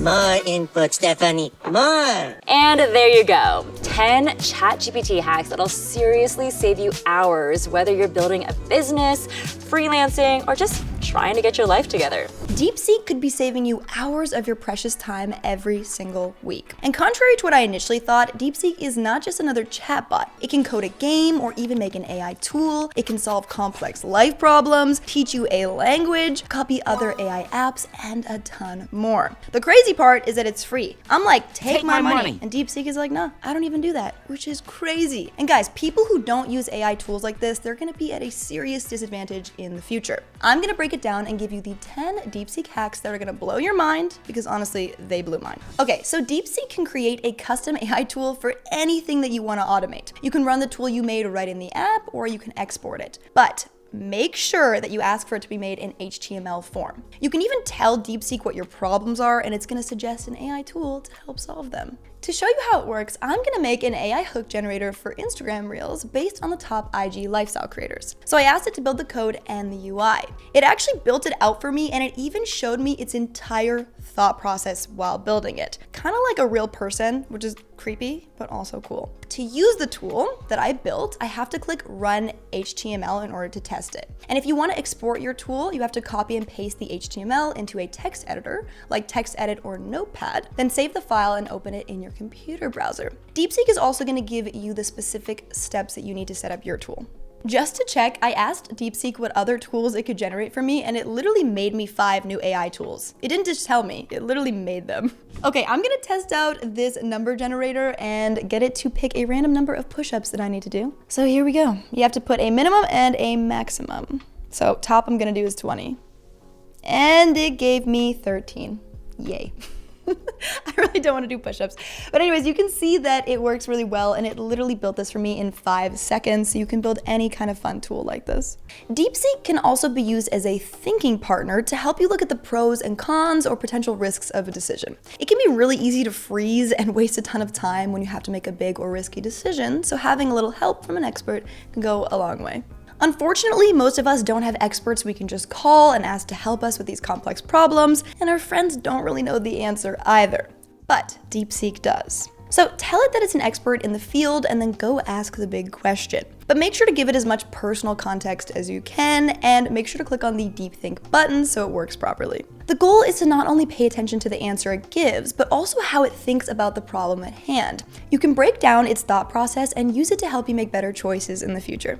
As an example, you can give it information on your investment portfolio and have DeepSeek look at potential risks, tax implications, and give you some suggested moves. You can also get it to help you with a job decision, a breakup, boundaries, parenting decisions, your workout routine, or even just what to wear to an event. And anything you're feeling a little bit stuck on. I found that paying attention to how it thought about answering my question gave me insight on how I could respond to someone asking me something similar in the future. So this is a really good tool to use. DeepSeek can literally create an entire landing page from a single prompt. It can also consider psychological triggers to increase conversion rates while building it. So I got it to create a girly landing page for mini detachable purses, and it actually built out a pretty compelling landing page. And you can see how it broke down the scheme and psychological principles that it used to make it. It also tells me what it needs from me in order to fully build out the landing page the way that I want it. I would definitely recommend trying this yourself and just work with it until you get a design and functionality that you love. However, if you do need a more complex website that can host e-commerce products, track your analytics, and connect to AI tools and apps, I would recommend Shopify because you can build out a whole website within a few hours using their templates. And I've put a free trial down below just for you.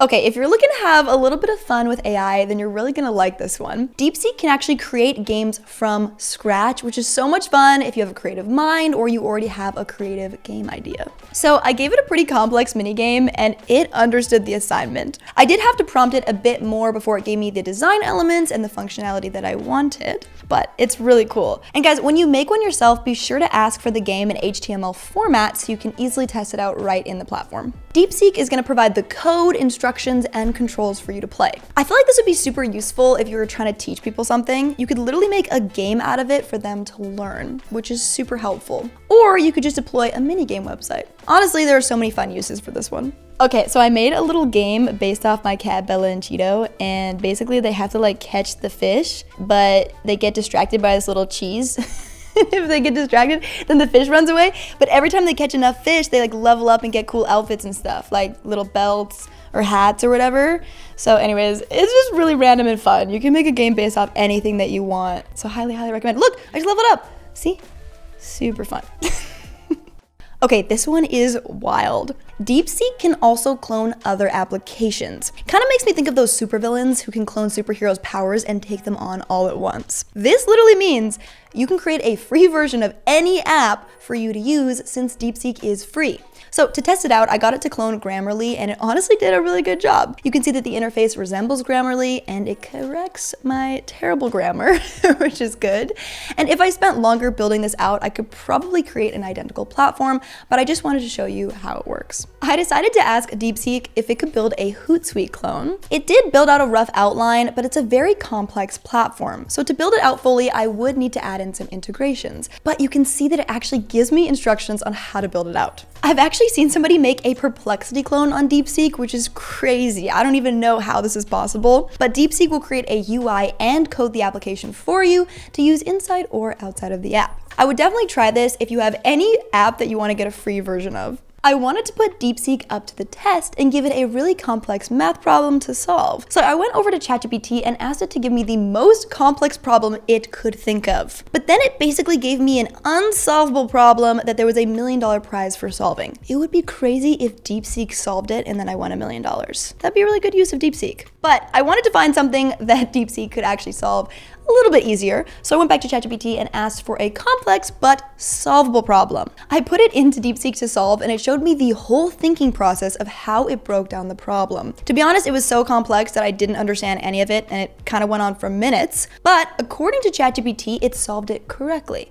which is what matters. DeepSeek is very good at any task that requires analytical thinking, so definitely try it out for complex math problems or analytical questions that you need to answer or break down. Unlike ChatGPT, DeepSeek is open source and can be downloaded to your computer to run locally without the internet. You can use a platform called LM Studio to download it and run the DeepSeek model right on your computer. Downloading the model allows you to use DeepSeek's capabilities even when the servers are down or without any internet connection, which is a very cool feature. While other tools can translate, DeepSeek, especially with the reasoning model, gives translations that are more natural for native speakers to say rather than the direct translation. You can see that it translated my sentence into how people would actually say it in that language and gave me the pronunciation. It put a lot of deep thought into it. You can also get DeepSeek to teach you the language or ask it questions about it, which is so helpful if you don't have anyone to teach you a language but you really want to learn. Okay, so my husband's family speaks another language, so I'm gonna put the DeepSeek translation to the test and see if it's actually how a native speaker would say it. So I'm gonna put something in the family group chat and we are gonna wait and see how they respond. Ooh, okay, they got back. Okay, they responded. I'm gonna ask my husband if I actually said it correctly and see if that's how they would say it. Okay, he said it was very convincing and that I said everything correctly. So this is good. Thank you, DeepSeek. It was a success. DeepSeek can also generate a tailored study guide on any topic. Just give it a spreadsheet of vocabulary, a history book, or any other information, and ask it to create a study guide or flashcards that you can test yourself with. Lastly, if you want to start a business but you don't really know what to do, you can give DeepSeek a bunch of context and have it brainstorm ideas. You can also get it to embody a certain entrepreneur you like so it speaks the way that they would. Get it to ask you questions until it gives you the perfect business plan. I actually did this in my recent video with DeepSeek, ChatGPT, and Gemini, and I compared their plans. I've linked that down below if you guys want to check it out. You can also get DeepSeek to create a mission statement, a logo, and help you with your general business style. Use it as your personal business coach and assistant. There you have it. DeepSeek isn't just another chatbot. It's a powerful AI tool with some incredible capabilities that can make your life a lot easier or honestly just more fun. So go out there and put DeepSeek to work for your project or business. Now is the time to start using AI. Those who master it are going to be way farther ahead of those who don't. And we're going to start to see a huge gap in between the success of AI optimized businesses and those who refuse to try. Do you dream of building out your own AI business or tool, but you have no coding experience? Say hello to Vibe Coding. You can now build out AI tools without any coding experience using AI platform builders. Vibe Coding is creating modern day millionaires, and anybody with a laptop can get in on the action. Look at Peter Levels, who built out 6 AI apps, generating him millions of dollars every single year. Look at Mark Liu or Danny Postma. This could be you. We'll cover finding a viral idea, structuring and building your tool, building a beautiful user interface, connecting your AI model, automating it, marketing it, and monetizing it. Now, before you get ahead of yourself and start building out your platform, the most important step is finding a viral app or software idea that actually solves a problem. The more painful the problem you're solving, the better. Your idea must meet these 3 criteria. 1, it solves a real problem. You want to identify everyday frustrations for a very specific market and solve them. 2, it's simple to understand. Your solution needs to be easy to use and understand for the people using it. And 3, it addresses a big market. Make sure that enough people experience this problem and are willing to pay to solve it. You can find this out using market research tools like ChatGPT Deep Search, Crayon, and Exploding Topics. You can also use ChatGPT for idea generation. Ask it for app ideas that solve legitimate world problems based on the current demand that align with your passion in, and then put your passion there, that will be simple for the user to understand. You do not want to have to beg people to buy your stuff. What better way to build out your software interface design than to take inspiration from software that is already killing it? A great tool for this is called Mobbin. You can use the platform to find design inspiration from apps like Duolingo, Spotify, and Netflix. They have over 100,000 screenshots available to scroll through and save for inspiration. Lucky for us, we no longer need to be developers to build out an AI app or platform. So here are some AI coding tools that you can use to build out your concept with no coding needed. That is the AI's job now, which is very nice. So there's Relevance AI, Bubble, Bolt, VoiceFlow, OpenAI, or Agentive.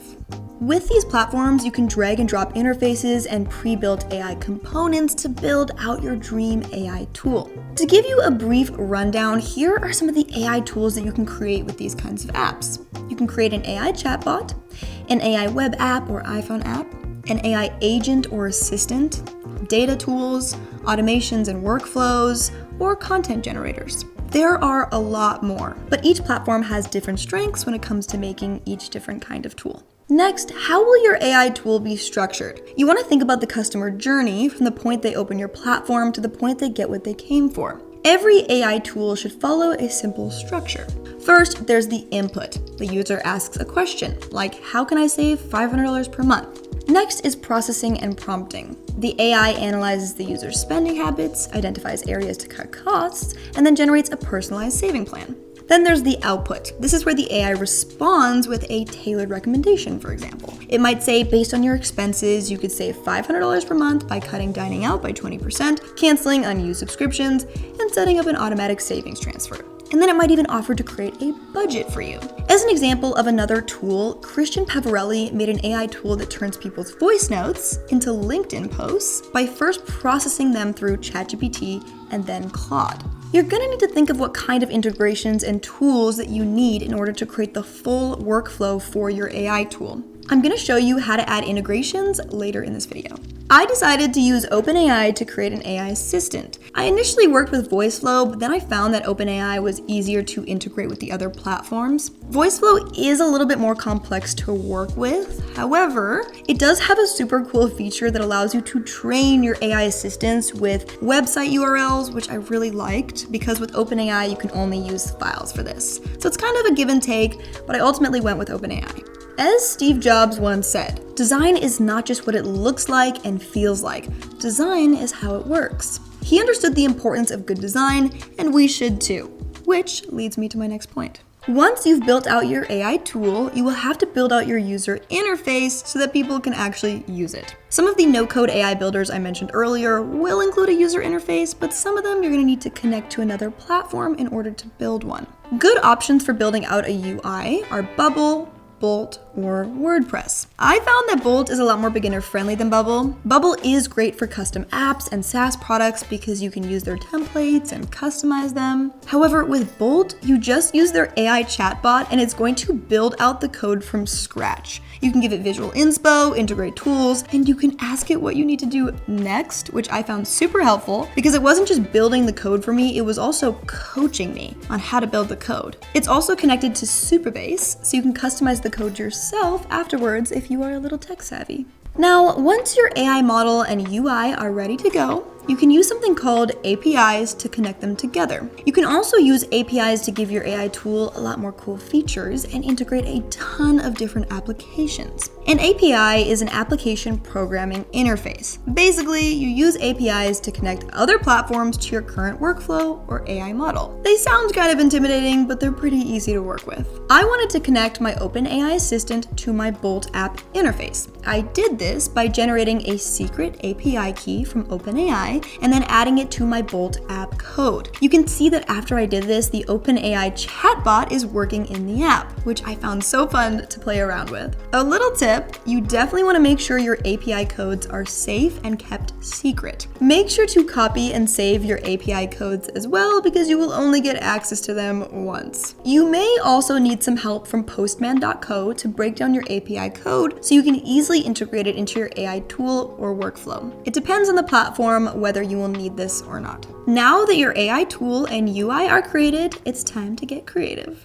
Let me introduce you to Make.com. It's a super innovative automation tool that connects different apps together and makes your workflow a lot smoother. It takes care of repetitive tasks and it can link over 2,000 different apps, again, with no coding needed. Plus, their interface is really user-friendly. I have a lot of fun playing around with it. I'm gonna create something called a webhook for my project. Once the webhook receives certain information, it's going to trigger a set of actions that I give it. As an example, a webhook in Make.com can automatically capture data from a Typeform or Google form, send it to a CRM, and then generate a personalized AI-powered email and notify the sales team. Now, I'm going to connect my Make webhook workflow to my Bolt app so that I can send emails to my users with the requested information. And of course, after doing this, I ran into like 20 of these error messages, which leads me to my next point. There can be a lot of bugs when trying to create an AI tool, and I ran into like 5 million while trying to create mine. That is why it's super important to test, and test even more. Test everything. Test all of the integrations, the bots, the features, and make sure it's running smoothly for your end user. If something isn't working, you can just reprompt it. In Bolt, for example, you can actually tell the AI chatbot to fix it, and it goes to work fixing the issue.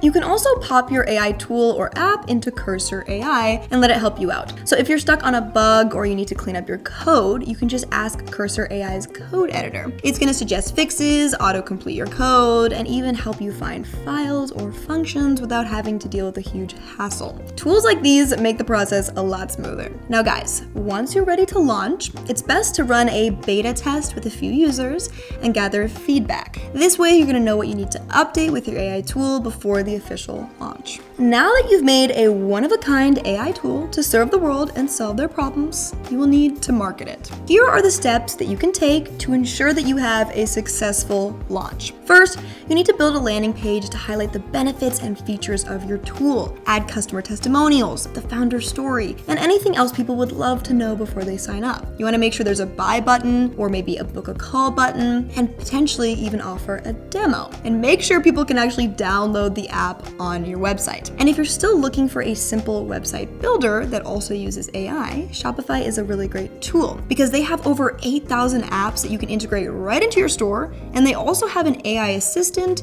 and ready-made templates. So I've linked a free trial for you down below.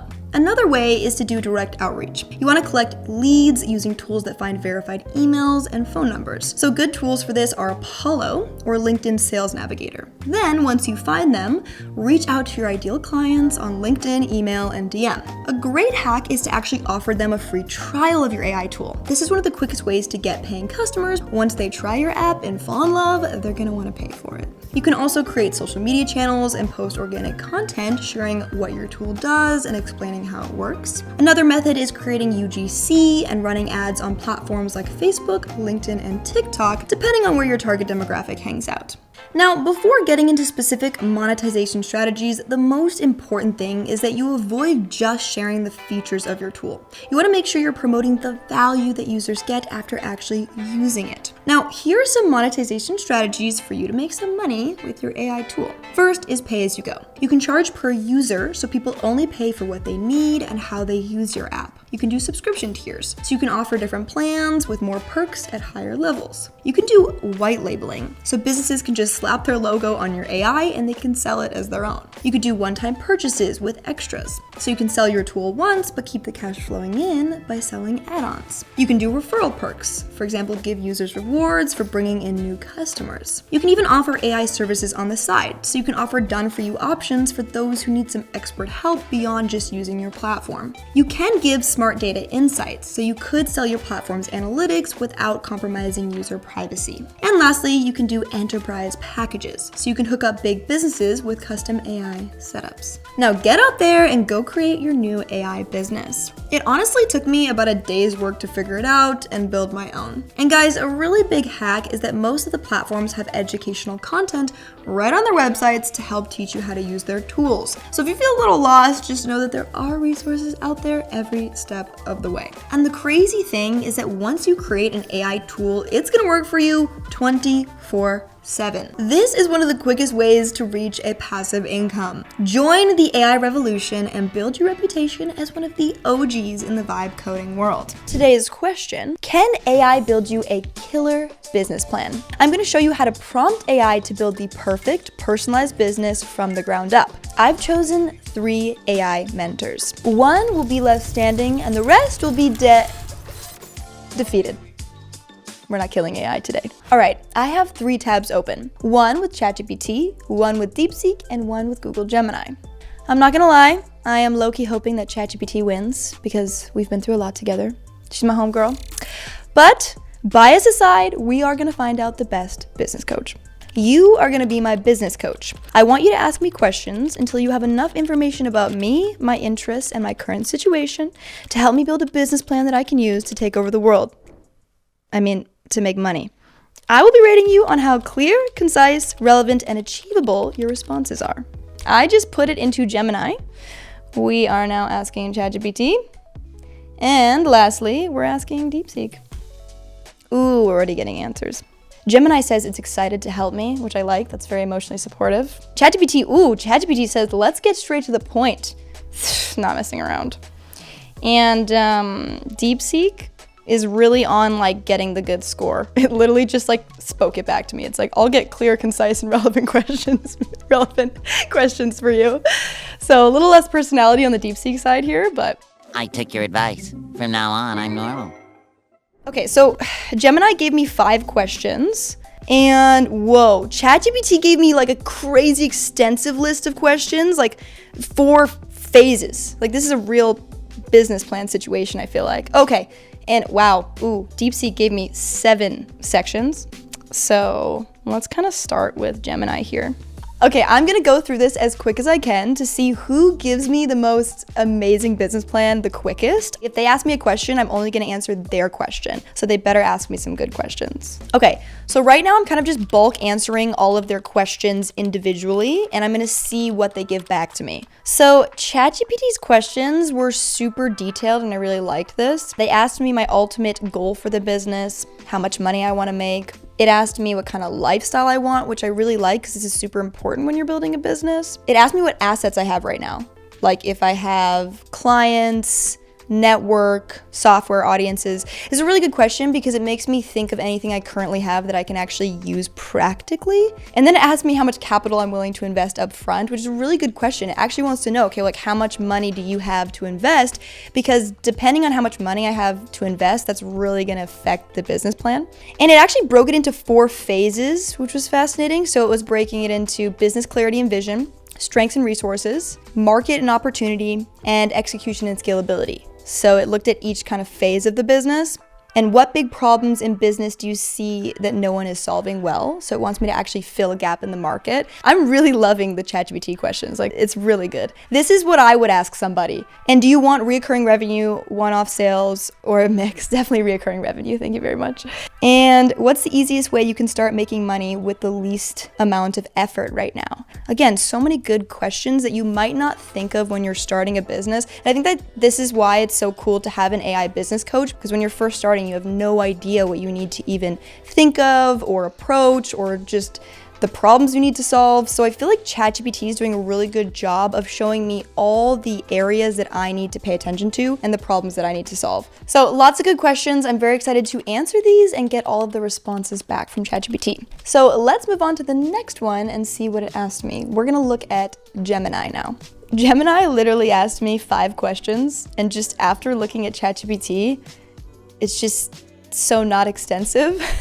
So it asked me, what are your top 3 to 5 skills or areas of expertise? Asked me, what are my top 3 to 5 passions or interests? And what is your current work situation? And then it asked, what's your current financial situation? And lastly, what are your long-term goals? So these are good questions, but they're just not super extensive. I did say to be concise, so it might just be taking that to heart and just like really wants to get to the point, you know, not mess around. So could be a good thing. Depends what it gives me after. So I'm gonna answer that and then we'll come back and see what it tells me. Now we're gonna go see what questions DeepSeek asked. So funny enough, DeepSeek actually broke it down into 7 sections, but there's less questions in each section. So it's kind of different how they broke down the structure of their questioning.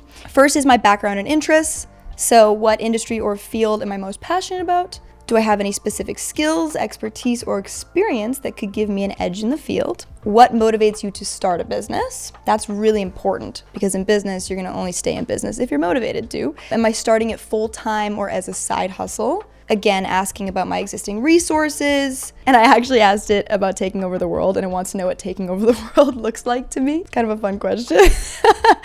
I should ask it what taking over the world looks like to it. That would be very interesting. Am I open to exploring new business models, or do I have a specific one in mind? I really like this question because some of the questions I feel like in ChatGPT would be hard to answer if I didn't know anything about starting a business. So they kind of assume you have some level of understanding. I like how thorough DeepSeek and ChatGPT were. So I'm gonna answer DeepSeek's questions in a bulk answer, and we're gonna come back to it and see what it gives me. So between the 3, to be honest, I am liking ChatGPT the most. I like the way it's asking me questions personally. And then I think right now DeepSeek is in 2nd, with Google Gemini in 3rd. I'm gonna withhold my judgment now because the final verdict is gonna be the actual business plan they're gonna give me. So I answered Chat's questions, and I'm gonna go back and see the response it gave me. Okay, I already have a business plan from Chat. That was like so quick. It's just like, boom, we're ready, we have a business plan. It gave me AI-driven consulting and scalable knowledge products, which I like. The reoccurring revenue stream, scalability, which is super important, and my monetization strategy. So consulting will create an immediate cash flow, whereas digital and AI products for long-term growth. This is the current ChatGPT business plan. I'm building a high-revenue, scalable AI consulting and education business that helps businesses integrate AI into their marketing, content, and operations. The model is designed for fast cash flow now and long-term growth with a clear path to exit for millions. I'll start by offering high-ticket AI consulting and done-for-you implementation services targeting businesses that need AI but don't know where to start. This establishes authority, generates revenue quickly, and funds the next phase. Ooh, the next phase. Next, I'll build scalable, recurring revenue products like AI coaching memberships, playbooks, and automation tools, so businesses can implement AI without needing full-time consultants. Ooh, that's kind of nice. This moves me from service-based income to a product-based scalable model. I really like this because when it was asking me about how I want to scale, I mentioned that I don't want to be needed for the business and that I ultimately want to have something that I can make and continue to sell forever. So it did that well. So based on ChatGPT's plan, the business problem that I'm solving is that a lot of businesses want to implement AI, but they have no idea how. So that's where I come in and help consult them on which AI tools to use and how to implement them. So it gives me the problem we're solving, the people we're going after, how to scale it, and how to systematize it in order to exit in the long run, which is amazing. And it also is giving me the plan for current cash flow and recurring revenue. It's thinking at some point I'm not going to want to be running this business in the long term. So how am I going to scale it and systematize it to exit? So I really, really like that. I'm excited about this business because it's something I can do remotely, which is amazing. It's actually genuinely helping people. The market's growing and it uses my unique skills and abilities. So going back to Gemini, it seems that it's already asked me a whole new group of questions, which is interesting because ChatGPT asked me a bunch of questions up front, whereas Gemini asked me a few questions, I answered, and it asked me more questions. And then another group of questions.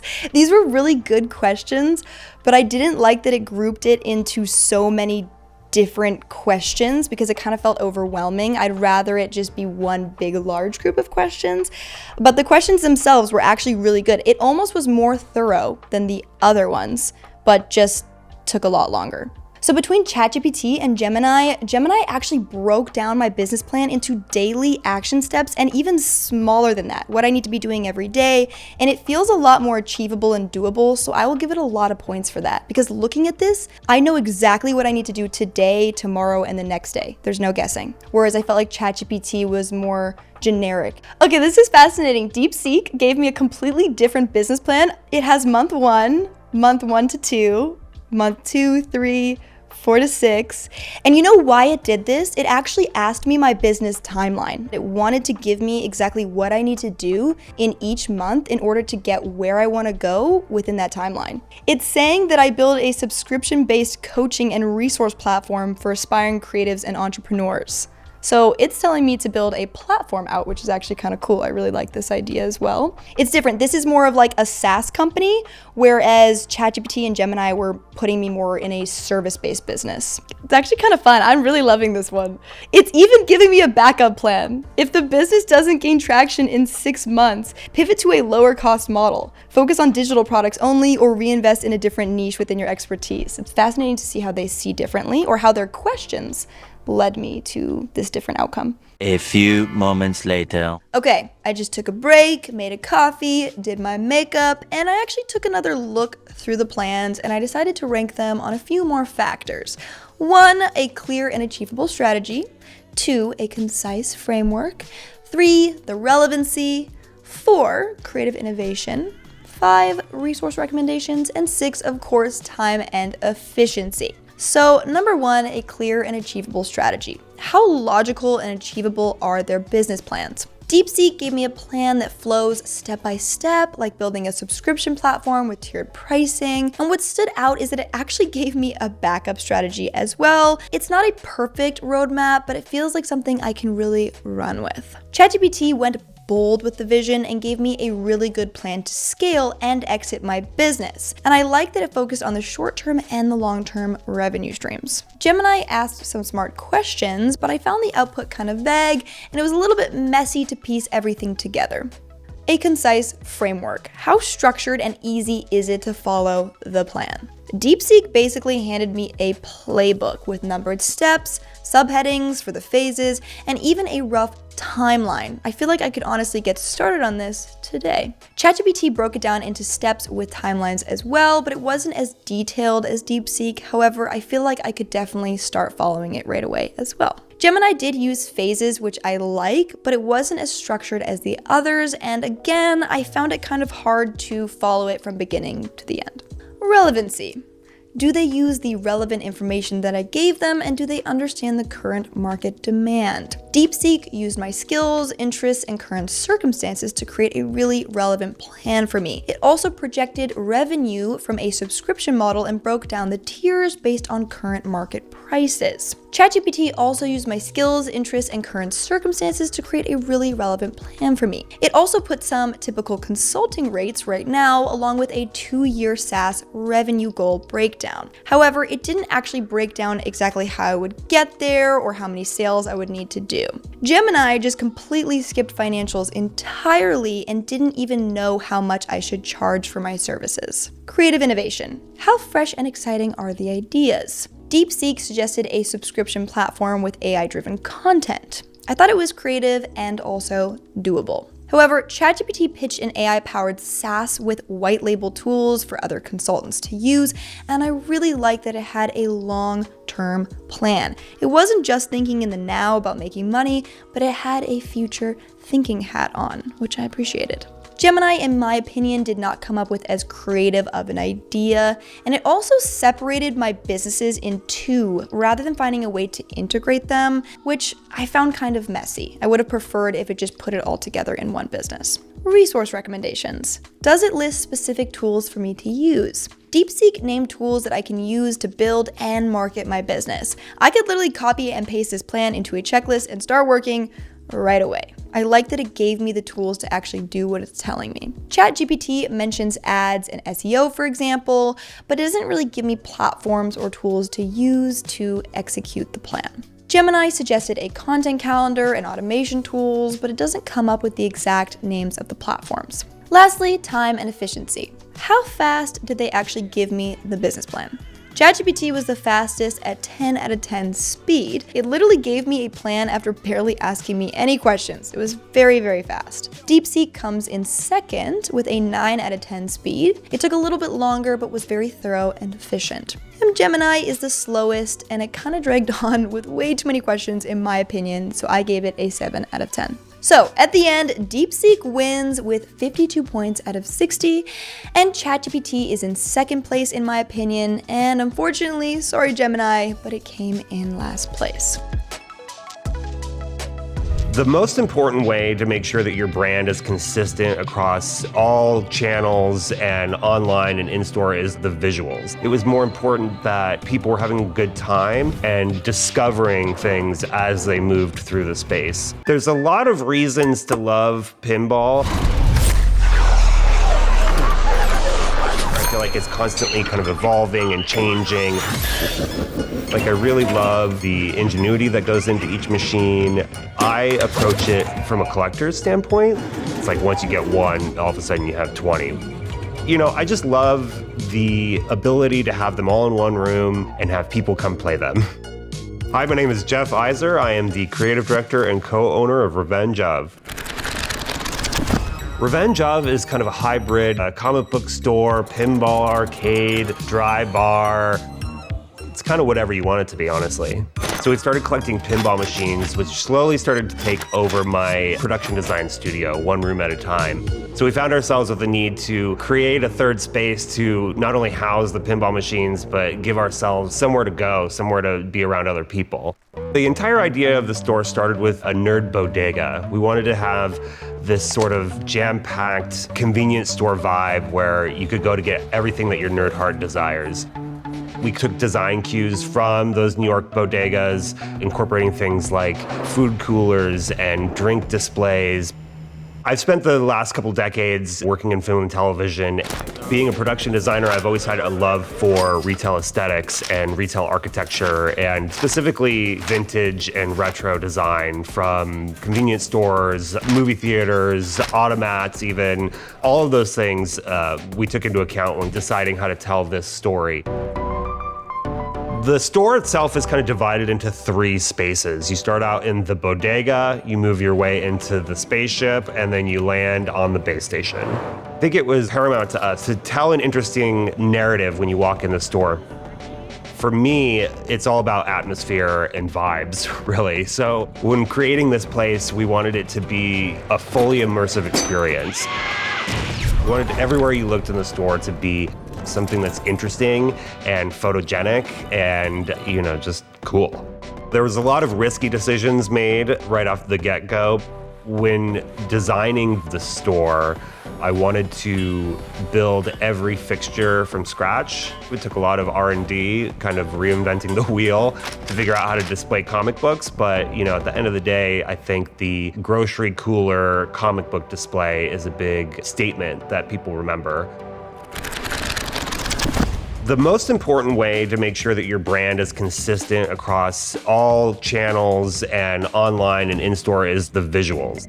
We created a logo, we created like a visual identity and just say, this is my point of view. That's something that you can reference whenever you're creating something new. So if it's a flyer or an advertisement for an event, you have a guide that you've already created to make sure that everything you do is in line with that brand. I think that a visual narrative is often overlooked when coming to retail. A lot of people kind of focus on how best to display products to get things to sell. I think for us, it was more important that people were having a good time and discovering things as they moved through the space. It's very important to express to your employees immediately what the brand is and what you're trying to convey to the customer. The first thing that they're going to see is your employee and how they interact with you, how they greet you, how they behave, how they dress, all of the above. We specifically wanted to kind of disrupt an industry in terms of doing things our own way, which we were very worried about interacting with other comic book stores and things like that. But now we have a really tight relationship with all of the similar businesses to where we lend each other inventory, we ask each other questions, meet your fellow retailers and become their friend. When searching for a location, we had a few areas in mind, but Glassell Park has always been kind of this generational neighborhood. There's lots of transplants and also people who've lived here forever. I think it was the right choice to come to this area to create this community hub. When we first opened the store, it was important that we have a gathering place. All right, high roll for turn. Yeah! It shouldn't be, hey, come by, we have this new product to purchase. It should be, hey, come to this weird event we're throwing, and then maybe buy something while you're here. Oh. I like to think about what is something that is funny and weird and something you're gonna wanna post on your social media that will then create some FOMO with everyone else that didn't come. Tonight, 7:45 p.m., we're gonna be live talking about brand new comic books and graphic novels and all sorts of other stuff. Welcome to the show. It is Tuesday. Spider-Man 94. I want everyone to feel like they're having a personalized experience when they come to something like one of our events. Recently, we just threw an event called the Pin Ball, where I had everyone dress up in masquerade gowns and masks, and we listened to the Eyes Wide Shut soundtrack and played pinball and ate pizza, and everyone had a good time. We've slowly been discovering more and more ways that we can interact with our customers and kind of understand them better. The great thing about Shopify is we're able to mold and adjust the framework of our website to kind of fit our needs. Through that digital navigation, we're able to kind of understand, what our customer is looking for, and it helps us build this community. It's not just a point of sale for us, it's how we frame our entire online architecture. As a comic book store, we've got thousands of SKUs coming in every week, and we've got hundreds of people that have subscriptions that weekly come in to pick up specific comics. And because Shopify allows us to work with third-party apps, we are able to integrate that pull box service into our entire website. Hi, my name is Joe. I'm one of the co-owners and the Shopify wizard over here at Revenge of. One of the ways we help customers find what they want is through the use of series pages using meta objects. The way that I would do that is I've created a meta objects template, and each time I add an entry, it'll create a page so that I don't have to spend the time of creating a page for each individual series. One of the great things about this is that when I import new single issues, it's going to auto-populate on this page. So if someone loves Absolute Wonder Woman and they just want to make sure they're up to date, they have a single place to go on our website where they can find everything that's Absolute Wonder Woman. We want you to understand that you're in a revenge of the second you walk in. Everything across the board is in sync. I think that it's important to have a level of immersion to take the customer along for the ride and spend some time in it. The more immersive you are, the more all-encompassing the brand is, the longer they're going to want to hang out and ultimately shop with you. You're destined for a far from average shopping experience. That's the beauty of what we do, is taking something that has a past life and giving it a future. My name is Kendall Knox. My name is Ben Knox, and I'm one of the co-founders of Olive Ateliers. Most of our objects have lived many lives.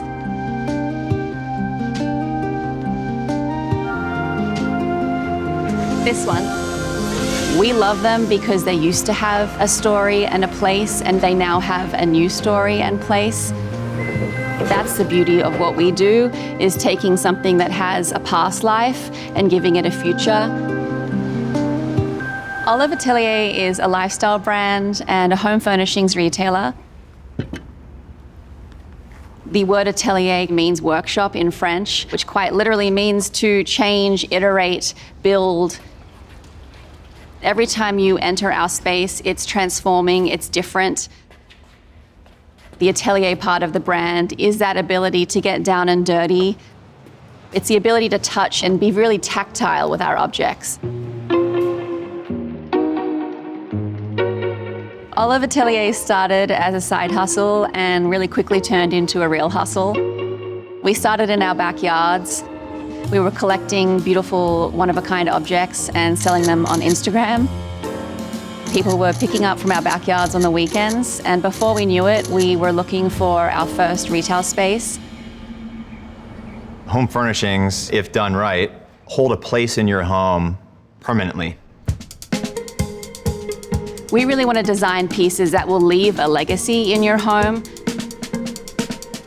They're there every single day, creating a feeling for you.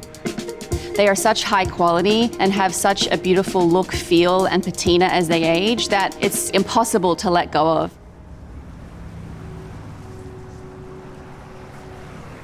When you enter Olive Ateliers, you're destined for a far from average shopping experience. We really set up the space to be fully immersive. The first thing you'll see is our beautiful ancient olive tree at the center of the space. It represents tranquility and abundance. The olive tree is native to a lot of the regions from which we source our objects, Turkey, Europe, and beyond. There is a beautiful patinaed wall at the back of the space, which really represents the age and history of a lot of the objects that you'll find here.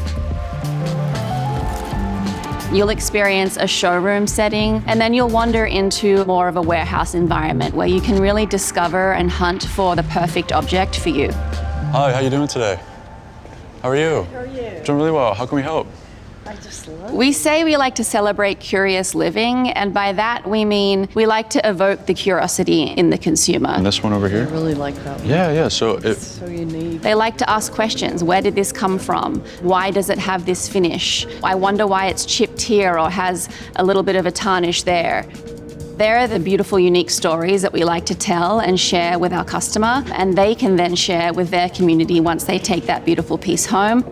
Today, we are going to be picking out new items for our apartment. We've built an incredible community of Olive Ateliers customers, clients, and design fanatics.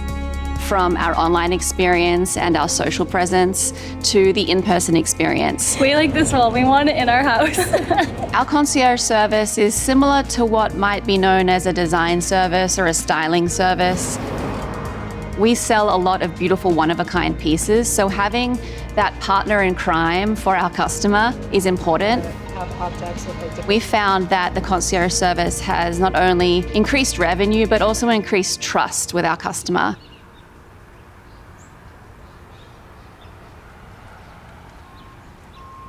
Anytime we find a new object, we look to each other and we say, would we love to see this in our space? If the answer is no, we won't source it. And really what it comes down to is great relationships. We have had an amazing opportunity in over 10 different source countries to make great relationships with local collectors, people on the ground who are traveling to various flea markets in order to assemble and send to us here in Los Angeles. At the end of the day, bringing into the team like-minded individuals will take care of the rest.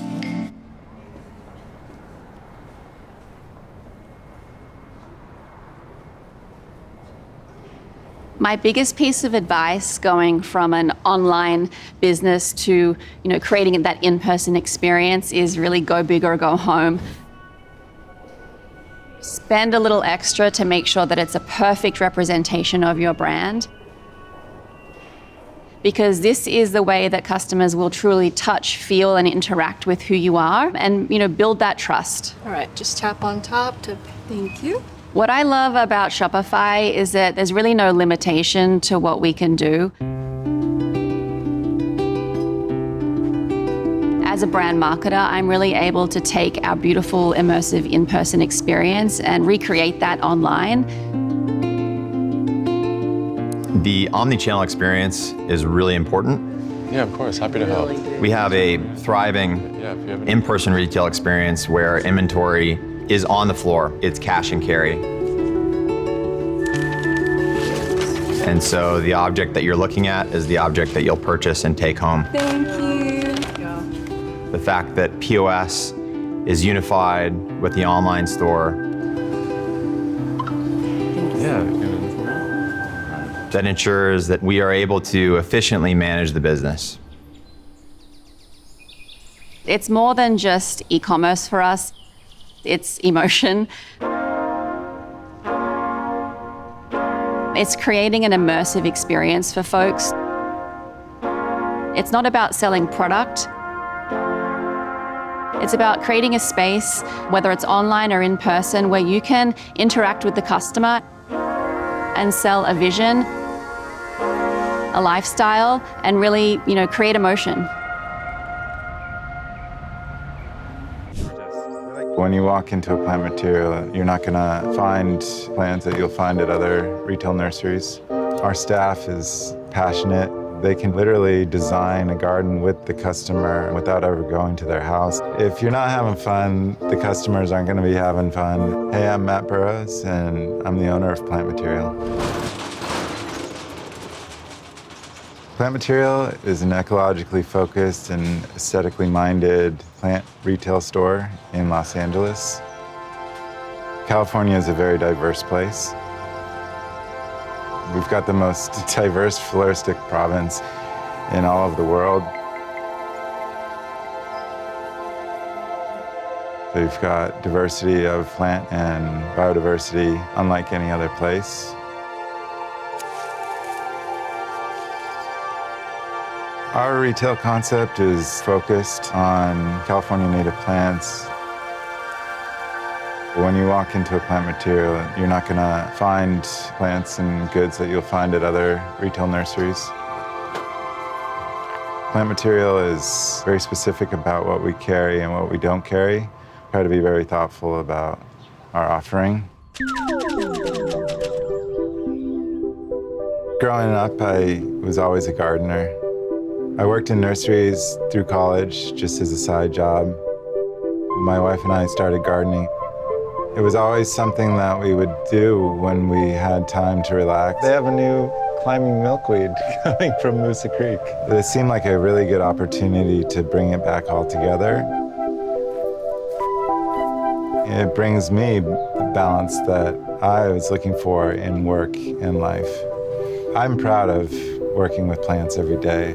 That's a native bee right there that just landed on that verbena. Amazing.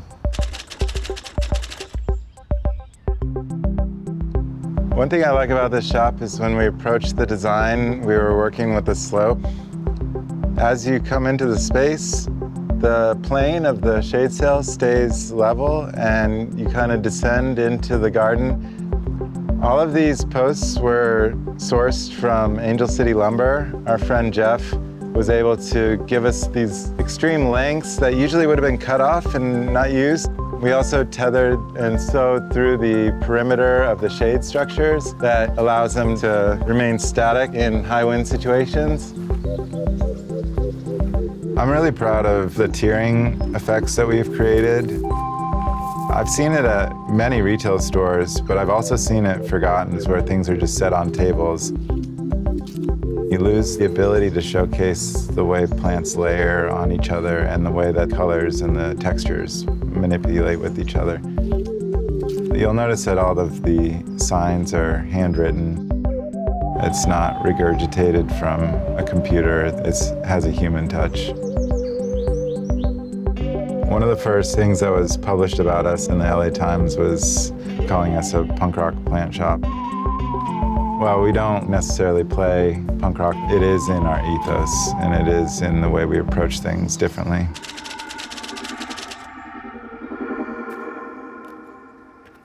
We work with the top growers in Southern California. The growers that are out there doing this every day are the real champions. Without them, I don't see how we could be in business. Some of these plants aren't easy to grow. Some of them are extremely hard to start seed from. You don't get access to these plants just anywhere.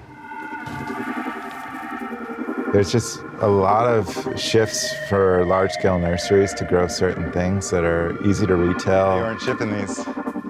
I'll take them. As some of the more interesting growers retire or disappear, we lose access to a lot of that knowledge. Without small independent nurseries, a lot of their business dries up. Over the years, we've been able to not only learn from what they're doing, but also communicate back to them what we need. We should never run out of this certain product. We should always have it in stock all year round. They've reacted to that, and they've actually been able to supply us with that product all year round. It has to be a long-standing partnership. Yeah. And it has to go both ways.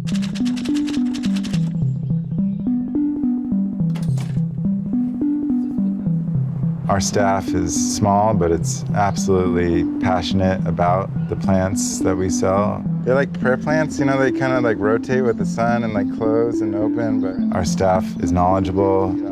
They can take any use case and literally design a garden with the customer without ever going to their house. Let me know if you have any questions or need anything in particular. We have like a small garden plot. Let me show you a photo actually. And just talk through sun requirements or water requirements or soil types and really help a customer build something beautiful, not only for them, but also for native bees, butterflies, birds, lizards, and then you're gonna see. Cool. Thanks. Awesome. Enjoy. You can't just go on vacation because the plants will just die.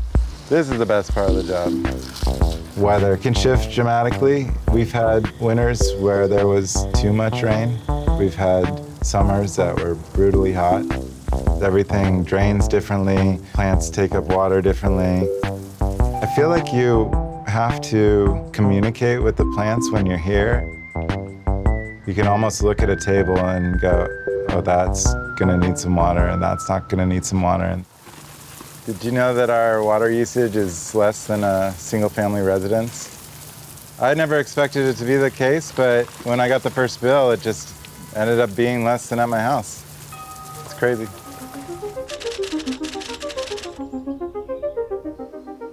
We use Shopify, and we have since day one. And we were able to put everything online and set up an ordering system for pickup in shop within 48 to 72 hours. I mean, that just in itself is the power of the platform.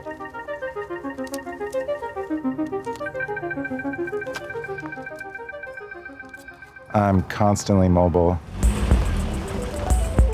I'm out at growers in my truck, picking up product, bringing it to the shops, transferring it from one shop to the other one. But when I'm anywhere that I'm actually needing to get data or see how much I need, I can just pull everything from Shopify.